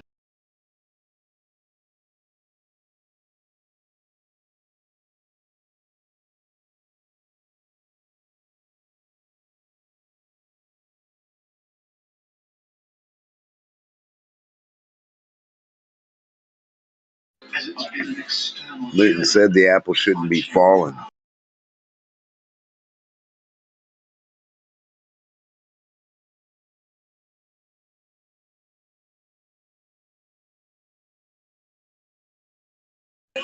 And then he said, why? Don't you find it appalling?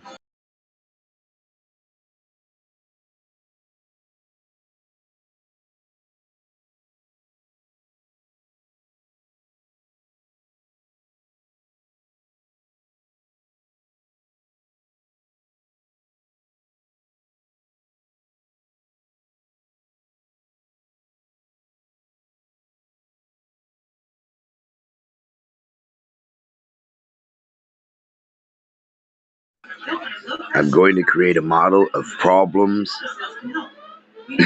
imagination, and errors. Nothing but excuses.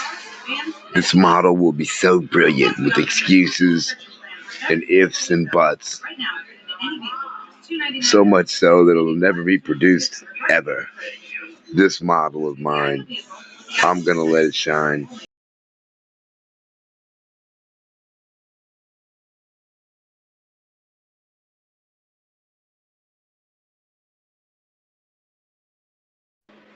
This little excuse of mine, I'm gonna let it shine.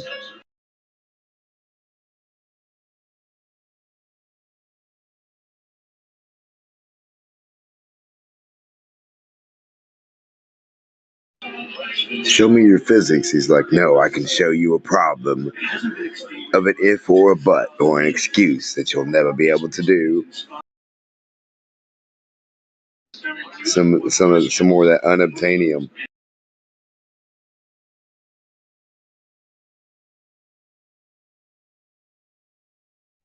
I think it's funny how they think switching longitude and latitude is what they need to do on a globe to change weight. If you were on a spinning ball, all you'd have to do is wake up in the morning and your weight would be changing. Did you know that?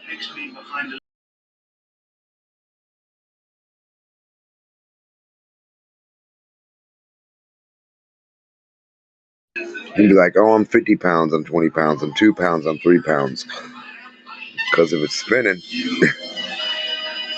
your orientation in your area where you started from the center is moving too.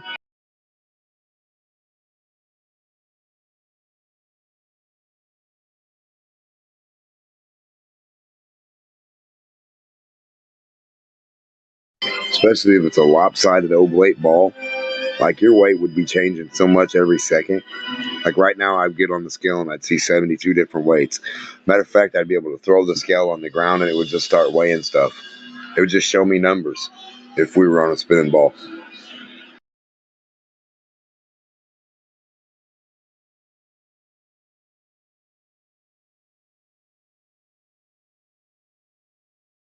I don't see how you're zeroing out a scale on a spinning ball.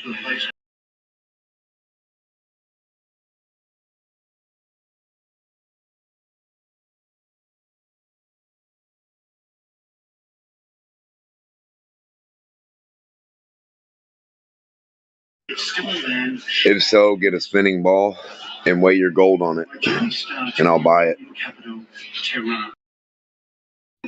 I'll buy your gold on the spinning ball scale.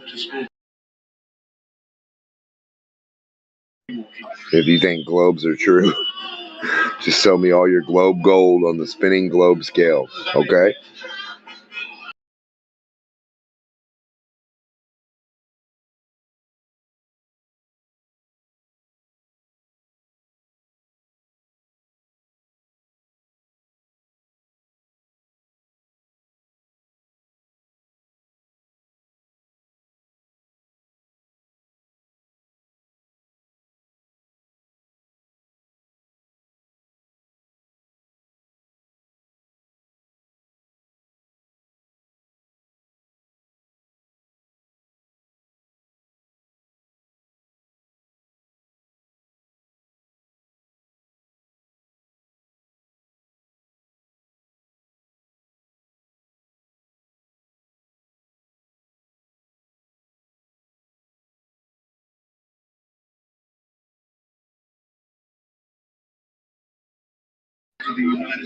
Yeah, I don't know how pointing to a ball that doesn't spin. I don't know how that's showing a spinning ball be a conservation of momentum.